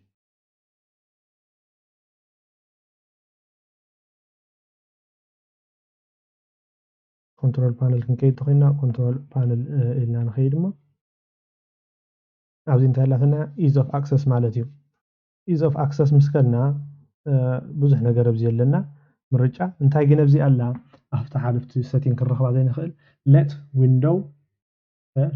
windows suggestion setting مالتي بزي ألا هرقرنا يا بعلو automatically انتاي تساقم لك أبزي تنقرامو مش تحت يزلع أبزي تصمعونات إذا نقولكم زلع تبي زلع نتحمش تنقر نسو مسا ملس كايو زين عخاز خون زي حق زك عز خون إلى أوتوماتيك اللي بعلا نزب زي زلساتين بقوله هنا رئيسو على نمر معتي نعو أوتوماتيك اللي أنت قبل لك عملتي بتتقن كامل يجينا بالنت كل خريقكم مني عم تحطه بزح سلازهونه تحطه سهل حتى سلاح مصنا زخل انتي زلو كله select all statement that applies to you انتي زلو እቲ ንዓኹም ማለት እቲ ንዓኹም describe ዝገብር ንዓና ዝገልጸና ዘሎ እዚ ነገር እቲ ምርጽ ይብልና ዘሎ ሕጂ ንኣብነት ኣብዚ I am blind ዝብለሎም ኣነስ ዓይነ ስውር እየ ወይ ኣይርኢን እየ ወይ ድማ ኣብዚ ከዓ እንታይ ዘሎ images and text on TV are difficult to see even when I'm wearing glasses ዝኾነ ስእሊ ድዩ ወይ እቲ ቴክስት ወይ እቲ ምስሊ ኣብ ቴሌቪዥን እንዳርኣኹ ከለኹስ ቁርብ የጸግመኒ ዋላ ዳቢስታ ወይ መነጽር መሊሰ ከለኹ እዚ ንዓና ዘብልና ንዓና ዝገልጸና ንብል ማለት እዩ ንኣብነት lightning condition makes it difficult to see image on my screen እቲ መብራህቲ ድማ ንዓይ ቁርብ የጸግመኒ ነዚ ጽቡቕ ገይረ ክሪኦ ነዚ ዲስፕሌይ ማለት እዩ ነዚ ስክሪን እንዳበለ ብዙሕ ነገር ኣሎ በዚ ምርጫ جنابنت زين حري مريضة يخيد كم دالة كسر حمش تحطه يهبني حمش تحطه مسمرت كدما تنعي مثلا أنا زمرت كو من جدي تي كمبيوتر بعلو automatically ነቶም ሴቲን ንሶም ባዕሉ ይውልዖ ወሊዑ ድማ ከም ዝጥቀመሎም ይገብረልይ ማለት እዩ ናብቲ ሴቲን ከይደ ባዕለይ ጠዋዊቀይ እንድሕር ብዙሕ ምርዳእ ኣብኒ ማለት እዩ እምበር ከም ዝበልናዮ ኣብቲ ኦንላይን ከይድና እውን ብዙሕ ሓገዝ ኣለና እዩ እዚኣ ብዙሕ ተሸገረ ይኮነትን እያ ብዝተኸኣለ መጠን ግን እቲ ማለት እቲ ሓፈሻዊ ዝኾነ ትሕዝታ ናይታ ኢዝ ኦፍ ኣክሰስ ትብል ተረዲእና ክኸውን ተስፋ ይገብር ተዘይተረዲእና ተመሊስና ቀስ እናበልና ንርኣዮ ብዙሕ ስለ ዝተናኸፍኩ ማለት እዩ ስቲል እንድሕር ዘይተረዲእና ድማ ኣብቲ ዌብሳይት እናቶም ከይድና ኢዝ ኦፍ ኣክሰስ ኢልና ኣብቲ ናይ ማይክሮሶፍት ዌብሳይት ኣብኡ ኮይና ኢዝ ኦፍ ኣክሰስ እንድሕር ኢልና ጽቡቕ ገይሩ መረዳእታ ዘለዎ ከረድአልና ዘረድአና ኣብሎ ኣብኡ ኮይና ድማ ንርኣዮ ማለት እዩ ስፔሻሊ ሓገዝ ዘልየና ናብ ናይ ዓይንና ጽቡቕ ፀገም እንድሕር ሃልየና ኢዳውና ዘልናዮ ዝኾነ ናይ መስማዕ ፀገም እንተሃልየና ኣብኡ ኮይና ድማ ሓገዝ ክረክብ ተስፋ ይገብር ናይ ኢዝ ኦፍ ኣክሰስ ኣብዚ ይኣኽለና ኣብዚ ንሪኦ ድማ ብዛዕባ ነዚ ዊንዶውስ 10 ፐርሶናላይዝ ምግባር ክኸውን እዩ እንታይ ንሱ ድማ በቲ ንዓና ደስ ዝብለና ሕብሪ ክኸውን ይኽእል እቲ ባክግራውንድ ፒክቸር ክኸውን ይኽእል ኮታ እቲ ስእላዊ ዝኾነ ነገራት ኣብዚ ክንቅይሮ ንኽእለሉ መንገዲ ስለ ዘሎ ብኡ ጌርና ክንቅይሮ ክንፍትን ኢና ማለት እዩ እምበር እቲ መጀመርያ ነገር ንሪኦ እንተሃልዩ እንታይ እዩ እቲ ሎክ ስክሪን ዝብል እዩ እቲ ሎክ ስክሪን ከመይ ጌርና ንቕይሮ እቲ ባክግራውንድ ስክሪን ከመይ ጌርና ንቕይሮ ኩሉ ክንሪኦ ኢና እቶም ታይል እውን ከመይ ጌርና ማኔጅ ንገብሮም ዝብል ክንርኢ ኢና መጀመርያ እምበር በቲ ሎክ ስክሪን ክንጅምር ናብኡ ክንከይድ እንድሕር ኮይና ኩሉ ግዜ ብዙሕ ነገር ክንከዶ ንኽእል ኢና ብክልተ መንገዲ ከሪአኩም እየ መጀመርያ ኣብዚ ራይት ክሊክ እንድሕር ጠዊቕና የማናይ ኢድና ነቲ ማውስ እንድሕር ጠዊቕናዮ ኣብዚ ፐርሶናላይዝ ዝብል ዘሎ ጠዊቕና ናብኡ ክንከይድ ንኽእል ኢና ኣብዚ እውን ክንፅሕፎ ንኽእል ኢና ካልእ መንገዲ እውን ተደሊና ኣብ ሴቲንግ ክንከይድና ኣብዚ ከይድና ድማ ኣብዚ ክንኣቱ ንኽእል ኢና ማለት እዩ ኣብዚ ምስ ኣተና ብኩሉ ወገን ከይድና ነዚ ዝመስል እዩ ክበና እቲ መጀመርያ ዘሎ ናይ ባክግራውንድ ከመይ ጌርና ንቕይሮ እቲ ሕብሪ ከመይ ጌርና ንቕይሮ እቲ ሎክ ስክሪን ከመይ ጌርና ንቕይሮ እቶም ፊምስ ዝበሃሉ ፅሕፈት ኩሉ ብምሉእ ከመይ ጌርና ንቕይሮ እዩ ዘሎ ማለት እዩ እቲ መጀመርያ ንሪኦ ግን እቲ ሎክ ስክሪን ከመይ ጌርና ንቕይሮ ክኸውን እዩ እምበር ናብቲ ሎክ ስክሪን ዝብል ዘሎ ክጥውቕ እሞ እዚ ሎክ ስክሪን ከመይ ጌርና ንቕይሮ ዝብል ክርኢ ኢና ቅድሚኡ ግን እንታይ ክንገብር ኢና እቲ ሎክ ስክሪን እንታይ ሒዙሎ ክንሪኦ እሞ ተመሊስና ነገራት ክንውስኸሉ ኢና ማለት እዩ እቲ ሎክ ስክሪን ንብሎ ዘለና ምዃኑ ኣብቲ ቀዳማይ ትምህርቲ እናርኢና ነርና ሕጂ ከዓ እንደጊምና ክንሪኦ ማለት እዩ ሎክ ስክሪን ክንገብሮ እንድሕር ኮይና ኣብ ስታርት ከይድና ኣብዚ ዩዘር ኔም ጠዊቕና ኣብኡ ምስ ጠወቕና ሎክ ዝብል ክመፀና ይኽእል እዩ ወይ ድማ ኮንትሮል ኦልት ደሊት ክንገብር ንኽእል ኢና ደሊት ምስ ገበርና ምርጫ ክመፀና ሎክ ዝብል ኣሎ ንዕኡ ድማ ሎክ ክንገብሮ ንኽእል ኢና ወይ ተደሊና ድማ እታ ዊንዶው ኣብቲ ኪቦርድ ዘላ ኤል እንድሕር ጠዊቕና ሎክ ክንገብሮ ንኽእል ኢና ነዚ ስክሪን ማለት እዩ ኣብነት ሕጂ እታ ዊንዶው ኤል ጠዊቐ ንሱ ምስ ጠወቕና ድማ እዚ እቲ ሎክ ስክሪን ኣቐዲምና ርኢናዮ ዝነበርና ማለት እዩ እቲ ሎክ ስክሪን ኢልናዮ ዘለና ተሪኢኹሞ ነዚ ዝመስል እዩ እንተርኢናዮ ስእሊ ኣሎ ብድሕሪቱ ዕለትን ሰዓትን እውን ኣለዎ በዚ እውን እቲ ናይ ባትሪን እቲ ናይ ኔትወርክ ኣይከንስ ኣለውዎ ማለት እዩ እምበር እቲ ደሊናዮ ዘለና ሕጂ እዚ ስእሊ እዚ ብጠቕላላ ክንቅይሮ ከም ንኽእል እቶም ኣብዚ ዝመፁ ነገራት እውን ክንቅይሮም ከም ንኽእል ኢና ንሪኦ ማለት እዩ እዚ ስእሊ እዚ ዝመፅእ ብዙሕ ነገር ኣሎ ዳሕራይ ምስ ቀየርክዎ ዝመፅእ ነገራት ኣለዉ ከሪአኩም እዩ ሕጂ ብቐጥታ ናብቲ ሰቲን ክንምለስ እምበር እቲ ሰቲን ከም ዝበልናዮ ከፊትናዮ ነርና ኢና ራይት ክሊክ ጌርና ኣብዚ ፐርሶናላይዝ ዝብል ዘሎ ከይድና ናብዚ ክበና ይኽእል እዩ ኣብዚ ማለት ይመፀና ማለት እዩ ኣብኡ ምስ ከድና ምስ መፀና ሎክ ስክሪን ዝብል ዘሎ ንኸይድ ሎክ ስክሪን ዘሎ ተሪእናዮ እቲ ባክግራውንድ ኢሜጅ እቲ ብድሕሪ ዘሎ ስእሊ ነዚኣ ትመስል እታ ሎክ ስክሪን ትዝክርዋ ተኮይንኩም ክንቅይሮ ንኽእል ኢና ማለት ሕጂ ኣብቲ ሎክ ስክሪን ገይረ ዘለኹ ፒክቸር እዩ ዝተፈላለዩ ነገራት ግን ክገብር ይኽእል እየ ሓደ እዛ ዊንዶውስ ስፖትላይት ዘላ ትብል ክመለስ እየ ስላይድ ሾው እውን ክገብር ይኽእል እየ ስላይድ ሾው እንታይ ማለት እዩ ኣብ ሓደ ንላዕሊ ወይ 2 3 ወይ 4 8 ዋላ ክኸውን ይኽእል ዝተፈላለየ ብዙሑ ስእሊ ኣብ ፎልደር ድዩ ወይ ባዕለይ ቲክ ገይረ የምፅኦም እሞ ኣብዚ ምስ ከርኩ ንኣብነት ስላው ሾው ምስ ከርኩ ኣድ ፎልደር ኢለ ምስ መፅኹ እቶም ስእሊ እንዳቀያየረ እቲ የርእየኒ ማለት ሕጂ ስእሊ ስለ ዘይብለይ ስእሊ ክገብረሉ ይኽእልኒ ግን ተደሊና ኣብዚ ኣድ ፎልደር ኢልና ከይድና ምስ ከፈትናዮ ኣብቲ ናትና ፎልደር ክኸይድ እዩ ኣብቲ ስእልና ዘለዎ ቦታ ከይድና ድማ ስእሊ ናይ ቤተሰብና ድዩ ናይ ስድራና ድዩ ዘይገድስ ንዓና ደስ ዝበለና ስእሊ ክንገብሮ ንኽእል ኢና እዚ ንዛረበሉ ዘለና ኣብቲ ሎክ ስክሪን እዩ ማለት እዩ ኣነ ደስ ትብለኒ ግን መብዛሕትኡ ግዜ እታ ዊንዶውስ ስፖትላይት ትብል ዘላ እዚኣ እንታይ እያ ዊንዶውስ ስፖትላይት እቲ ኣብኡ ዝመፅእ ስእሊ ብጣዕሚ ዘብህግ ኮይኑ ካብ መላእ ዓለም ዝመፅእ ስእሊ እዩ ናይቶም ዊንዶውስ ላይብረሪ ኣብኡ ዝመፅእ ስእልታት እዩ ማለት እዩ ዝተፈላለየ ስእሊ ስእሊ እሱ እውን እንድሕር ደስ ኢልካ መፍተው ኣለዎ ላይክ ገብሮ እዚ ስእሊ እዚ ፈትዎ ኢልካ ላይክ ትገብሮ እሞ ንኻሊእ መዓልቲ እቲ ኮምፒውተር እቲ ትፈትዎ ዓይነት ስእልታት እንዳፈለጠ ንኣብነት ከም ናይ እንስሳ ስእሊ ትፈቱ እንድሕር ኮንካ ወይ ናይ እዚ በረኻ ዝኾነ ስእሊ ትፈቱ ኮንካ ንዕኡ ዝመስል ስእልታት እንዳምፅአ ናባኻ የብለልካ ማለት እዩ ኣብዚ ትሕቲ ተርእናዮ ድማ እቲ ዓይነት ኣፕ ኣብዚ ዲስፕሌይ ክንገብሮ እንደሊ እዚ ንኣብነት ኣብዚ ናይ ካላንደር ኣለና ናይ ሰዓትን ናይ ካላንደርን ካልእ ነገራት እውን ዲስፕሌይ ከም ዝገብር እቲ ሎክ ስክሪን ክንገብሮ ንኽእል ኢና ንኣብነት ነዚ ክንቅይሮሞ ካላንደር ክንገብሮ ንኽእል ኢና ካላንደር ኣሎ ተደሊና እዚ ሜይል ክንገብሮ ንኽእል ኢና ዝኾነ ኢሜይል ማለት እዩ ወይ መሰጅ ዝኾነ ከም ዝመፀና ክንገብር ንኽእል ኢና ማለት እዩ እዚ ኣብቲ ስክሪን ሎክ ዘሎ ኣብቲ ሎክ ስክሪን ዘሎ ስእሊ ነዚ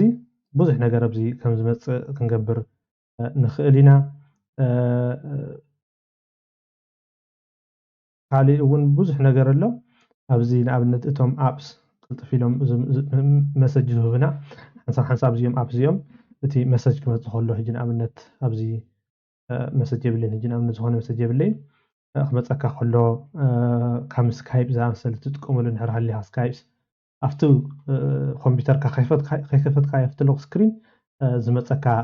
ነገራት እዩ ማለት እዩ እዚ ድማ ነቲ እንታይ ዘሎ ሾው ሎክ ስክሪን ባክግራውንድ ፒክቸር ኦን ዲ ሳይን ኢን ስክሪን እንታይ እዩ ሳይን ክትገብር ከለካ እቲ ፓስወርድ ካ ትፅሕፈሉ እዚ ኣብዚ ዝመፅእ ስእሊ ኣብኡ እውን ይርአ ንምባል እያ እዚኣ ኦን ትገበርካያ ፅቡቅ ይኸውን ኦን ተዘይገበርካዮ ከዓ እቲ ሳይን እንዳገበርካ ከለካ እቲ ፓስወርድ ካ እንዳፅሓፍካዮ እቲ ስእሊ ዘይኮነስ ኖርማል ሕብሪ ይኸውን ማለት እዩ እምበር ነዚ ዝመስል እዩ ዘሎ ተሪእናያ እታ ሎክ ስክሪን ሕጂ ብዙሕ ነገር ክትቅየር ትኽእል እያ ከለና እቲ ካልእ ነገር ንሪኦ ከዓ እንታይ እዩ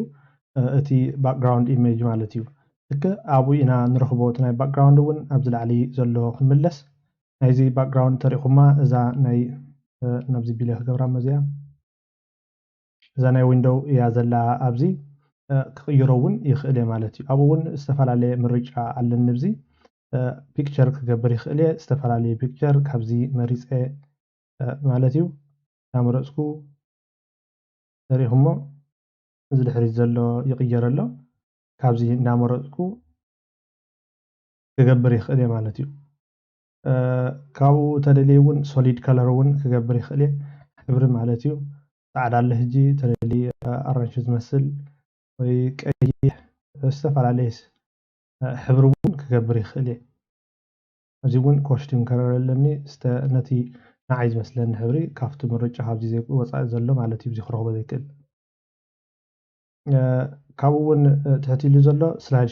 شو لك عفتو لوك سكرين رينا نرنا سلايد شو دما ببصاني حو زكاير سلي مالتيو change picture every 30 minutes زلو جنامنت every 1 minute تكبره every 1 minute تي أبوشت حد إذا سلي بدحري زلو عندها تغير ينبر مالتيو انت دليون أزي picture ولا سمو كاب ناتي سئلون كوس خلي خلي براوس كبري خلي أبسئل مالت حجن عبنت أبزي picture يخيد مو أو سيف سكور بسئل لنا عبنت أبزي background image لي عبنت كخونني أبزي إذا هو سيف كبري خلينا عبنت زي عند حري سيف يريا هما سيف كوين على بدحريث ذا سئل مالتيو ذا سئل دما نزيعة دحري دس زيلني استفعل عليه مرج على خبر الله زخل أبزي مرج علني بزح مجمع هذا له فيل طلع على خد مولو نزي بمولو مالتيو تحتي زلو دما فيت زبللو أقول نتي خستاي نزي خطقون مناتو قال سئلين إيش تسل زخون مالتيو كاوات إل زلو ما stretch خون stretch دما تسألي نيشتين دهر خوينو يمولو مالتيو يموتطو تايل سكعر له جي تايل تريهما تغير له تايل هجن تاي مالتيو نتسألي ببنشتي ناغبره أنت جنابنا تبزي ما بلزي أنت ميبي كندزي أتخون ناغبره تحنتي هندزي ناغون وبنشتي ربع خرنعت ناغبره لك حمزي تايل زي يقبرو مالتيو لك نزي تمثل كم زي تايل زبحالي لنا نرنا يقولهم تسأل حنت جينا بوزح نعم قلة كم بزحي يتكمل لا مالتيو من هذه ملصو أبنت كون ناجين حنتي سألي ليش تسأل خمس إمو ندار أنا يحكي مالتي تسألي زي عبيس لزخونة إيو زي رئينا زلو نسأل سأل خمس أنا أبنت متى نطبق يرو خرعنا تغير براوس قبر مو نفتي زنبر كوه ملس زي أسأل زي أخطك كمين أبنت نحري طبق أبنت ولنا تخينا زي أبن ما يسوي جبرامو تاجر يالله تايل هجس لزجور كواتري هما تسألي خمسين دقيقة كسابز أكل تسكرين زملة تسألي إن دعنا جامت بتاعته وندقي ما تلا زياتو زي رأينا له كم دقيقة تسألي حنتون كلا بعلا تدقاقمو مالتيو في فيت فيل النحري لي الجن أبنت ملي له أبزي نار أنا يتسألون نخيد أبزي يرئينا له زي خستعيس لزل النزي لزي يرئينا نتو إيميج أنا سكبلا زي أسكت تخيلنا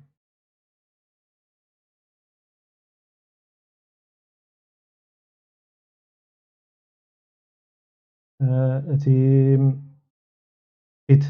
قبر نهر حالي تاريخهم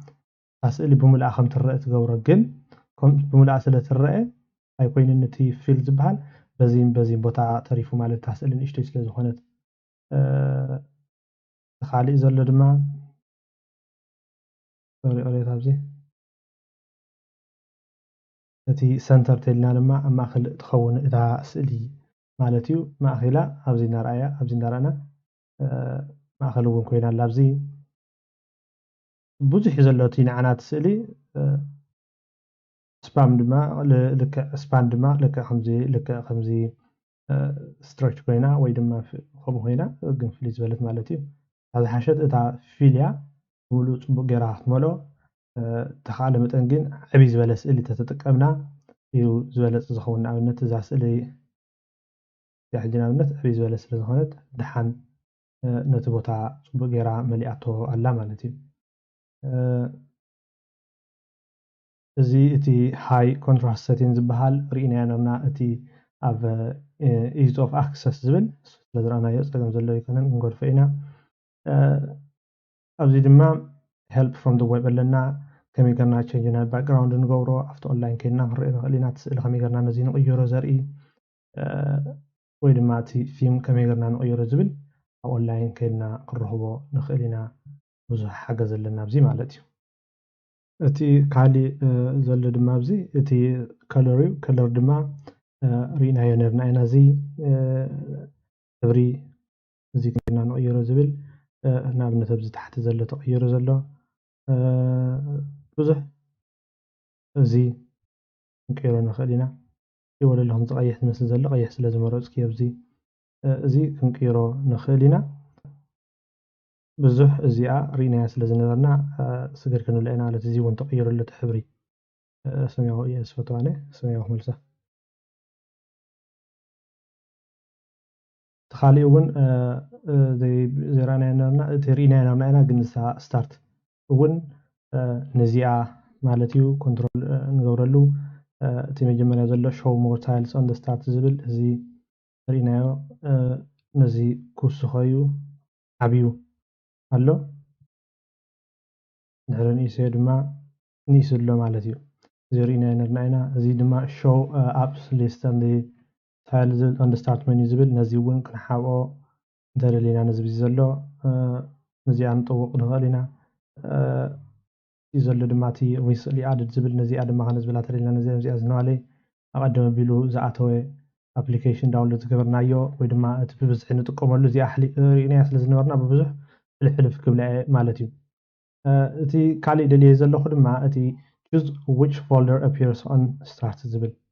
እንታይ እዩ ንሱ ከዓ የነይቲ ፎልደር ኢልናዮ ዝነበርና እዚ ንኣብነት ፎልደር ፒክቸር እዩ ዶክመንት ፎልደር እዩ ኣብኡ እንታይ ከም ዝረአ ኣብዚ ምዚ ማለት እዩ ኣብዚ ኮይድካ ምረፆ ይብለኒ ኣሎ ሕጂ ንኣብነት ኣብኡ ተጠዊቐዮ እቲ ሊስት ይብኒ ኣሎ እቲ መጀመርያ ዘሎ እቲ ፋይል ኤክስፕሎረር ዝብል ዘሎ ነዚኣ ማለት እዩ ንሳ ኣይትረአን ዘላ ሴቲንግ ኣብዚ ኣላትኒ ዶኪመንትስ ኦን ኣላ ተሪእናያ ኣብዚ ኣላ ዶኪመንትስ ዝብል ዳውንሎድስ የለን ሙዚክ የለን ፒክቸር ግን ኣላያ ፒክቸር ተሪእናያ ኣብዚ ነለት ቪድዮ ድማ ናይ የለን እዩ ኔትወርክ እውን የለን እቲ ፐርሰናል ፎልደር ዝበሃል እውን የለን ማለት እዩ እምበኣር ኣብዚ ንሪኦ ዘለና እንታይ እዩ ኣብዚ choose which folder appears on start menu ዝብል እታ ዝደለናያ ፎልደር ኣብዚ ፋይል ኤክስፕሎረር ዘሎ ማለት እዩ እዚ ፋይል ናትና ብምሉኡ ሴፍ ንገብረሉ ካብ ስእልናት ቪድዮና ኣብ እቲ ዶክመንት ዝሓፍናዮ ብምሉኡ ዘበለ ሴፍ ንገብረሉ ኣብዚ ስለ ዝኾነ ኣብዚ እቲ ኢልናዮ ዝነበርና ሕጂ ንኣብነት ፒክቸር ኣብዚ ኣሎ ዶክመንት ኣብዚ ኣሎ እቲ ዳውንሎድ ኣብዚ ኣሎ ብዙሕ ኔትወርክ እውን ኣብዚ ኣሎ ማለት እዩ ነዚኦም በዚ ብቕልል ዝበለ ክረኽቦም ተደሊና ንውልዖ ማለት እዩ ሕጂ ንኣብነት ፋይል ኤክስፕሎረር ኣብኡ ከም ትኸውን ክገብራ ርኢናዮ ኣብዚ ፋይል ኤክስፕሎረር ዝብል ተወሲኽኒ ኣሎ ማለት እዩ ዳውንሎድ እውን ተወሲኸዮ ተሪእናዮ ዳውንሎድስ ድማ ኣብዚ መፂኡ ኣሎ ማለት እዩ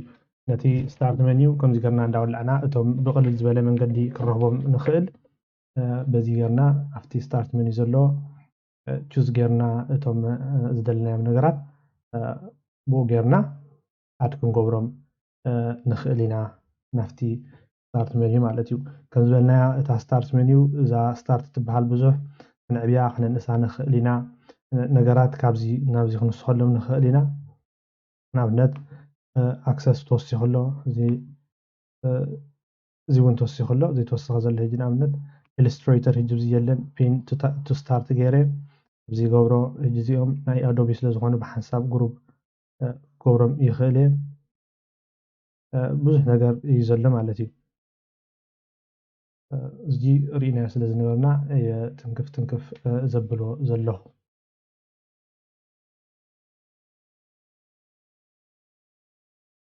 ካልእ እውን እዚ ፎንት እውን ክንቅይር ንኽእል ኢና ተደሊና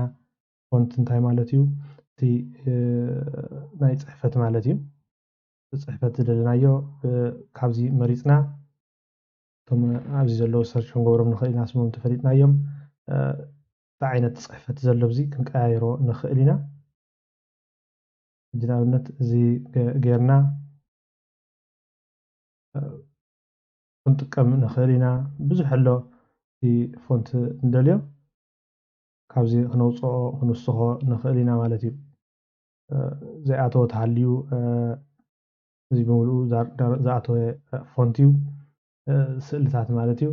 ረድና ከዓን get more fonts from Microsoft Store ጌርና ድማ ዘለናዮ እዚ ናይ ፅሕፈት ዘሎ ክነምፅኦ ንኽእል ኢና ማለት እዩ ዘራና እዚ እውን እቲ ፊልም ዝበልናዮ እዩ እታ ዓይነት ደሊናዮ ዘለና ናይ እንታይ እዩ ከመይ ይመስል ዝብል ንኣብነት ናይ ዊንዶውስ 10 እንድሕሪ ገይረዮ ክቅየር እዩ ዝምብሉ ተቀይር ኣሎ እታ ዓይነቱ ማለት እዩ እዚ ፍላወር እንድሕሪ ገይረዮ 6 ኢሜጅ ዘሎ ናይቲ ፍላወር ዝመስል ምስሊ ክበኒ እዩ ዳርጋ ብምልኡ ተቀያይር ንለብዚ ማለት እዩ ተሪኢኹሞ ብምልኡ ከምዚ ፒንክ ዝመስል እዚ ፒንክ ኮይኑ ክለታት ምስኡ ብሕብር ዝበል ነዚ ስእሊ ናይዚ ሕብሪ ወሲዱ እዩ ዝጥቀም ዘሎ ማለት እዩ ወይ ከዓ ዩዝ ኮስቲዩም ፊልም ገይረ ድማ ባዕለይ ክቅይሮ ይኽእል እየ ናብቱ ዝነበሮ ይምለስ ማለት እዩ ምክንያቱ ባዕለይ ስለ ዝስራሕክዎ ነዚ ማለት እዩ ዝተፈላለየ ነገራት ኣለና ነቲ ነዚ ይኹን ሙሉ ካብ ሕብሪ ጀሚርና ካብቲ ስእሊ ብድሕሪ ዘሎ ክንቀያይሮ ንዓና በቲ ዝምችአና ነገር ክንገብሮ ከም ንኽእል ዘሪኦኩም ዘለኹም እዚ እንታይ ክትገብሩ ትኽእሉ ኢኹም ከይድኩም ከይፈርሕኩም ኩሉ ግዜ ነቲ ስእሊታት ድዩ ካብዚ ባክግራውንድ ጀሚርኩም ነዚ ስእሊ ብምቕያር ከምዚ እንዳገበርኩም እንዳፈተንኩም ስእሊ ዓይነት ኣየናይ እዩ ደስ ዝብለና እንዳበልኩም ስእሊ ወይ ሴፍ ዝገበርኩም ስእሊ ናይ ፋሚሊኩም ተሃልዮም ኣብዚ ብራውዝ ገይርኩም ድኹም ኩሉ እቲ ሕብሪ ተደሊና ድማ እቲ ሕብሪ ነዚ ኩሉ ክንቀያይሮ ተደሊና ወይ ድማ ኣውቶማቲክሊ ፒክ ፍሮም ካብዚ ከም ዝወስድ ድማ ክንገብሮ ንኽእል ኢና ተሪኢኹም እዚ ተቀያይሩ ኣሎ እዚ ተቀይሩ ኣሎ እንታይ ዝገብር ዘሎ ካብቲ ድሕሪ ዘሎ ሕብሪ ካብዚ ስእሊ እዚ ካብዚ ዝመስል ካብዚያ ተወሲዱ ኣሎ ሕጂ ንኣብነት ከምዚ ኣራንሺ ዝመስል ሕብሪ ወሲድልና ኣሎ ማለት እዩ እንታይ ኢለ ዘለኹ ካብ ድሕሪ ዘሎ ስእሊ ውሰድ ማለት እዩ ዳርክ ዘሎ ፅልም ዝበለ ዘሎ ካብቲ ፅልም ዝበለ ነገራት ክኸውን ወይ ድማ ኮስቲም ባዕልና ዝገበርናዮ ማለት እዩ ሕጂ ብዙሕ ነገር ኣለና ካብቲ ኣብዚ ክንጥቀመሎም ንኽእል ሓፈሻዊ ግን ትንክፍ ኣቢለ ስለ ዘሪኦኩም ዘለኹ ባዕልኹም ከይድኩም ፈታትንዎ ካብኡ ድማ እንዳነፀረ እንዳተኸኣልኩሞ ክመፀኩም ስለ ዝኽእል ፅቡቅ ጌርኩም ክትለማመድዎ ትኽእሉ ኢኹም ሆፕፉሊ ካብዚ ገለ ወሲድኩም እውን እንደገና ተስፋ ይገብር ወሲድኩም ክትኮኑ ተስፋ ይገብር ብዝተኻእለ መጠን ኩሉ ዝተምሃርናዮ ዘበለ ባዕልና ከይድና ኣብቲ ናትና ኮምፒውተር ካብቲ መጀመሪኡ ሒዝና በብሓደ እንዳረኣና ዘይተረድአና እንተሃልዩ ናብቲ ቪድዮ እንዳተመለስና ንረኣዮ ብኡ መሰረት ድማ ነቲ ኮምፒውተር መሊኽና ከም ድላይትና ክንፅሕፍ ድዩ ዝደለናዮ ብኢንተርነት ሰርች ክንገብር ድዩ ዝደለናዮ ሌተር ኣብቲ ዶኪመንት ክንፅሕፍ ድዩ ኩሉ ኮታስ እቲ መሰረታዊ ዝኾነ ነገር ወሲድና ክንከውን ተስፋ ይገብር ቴንክ ዩ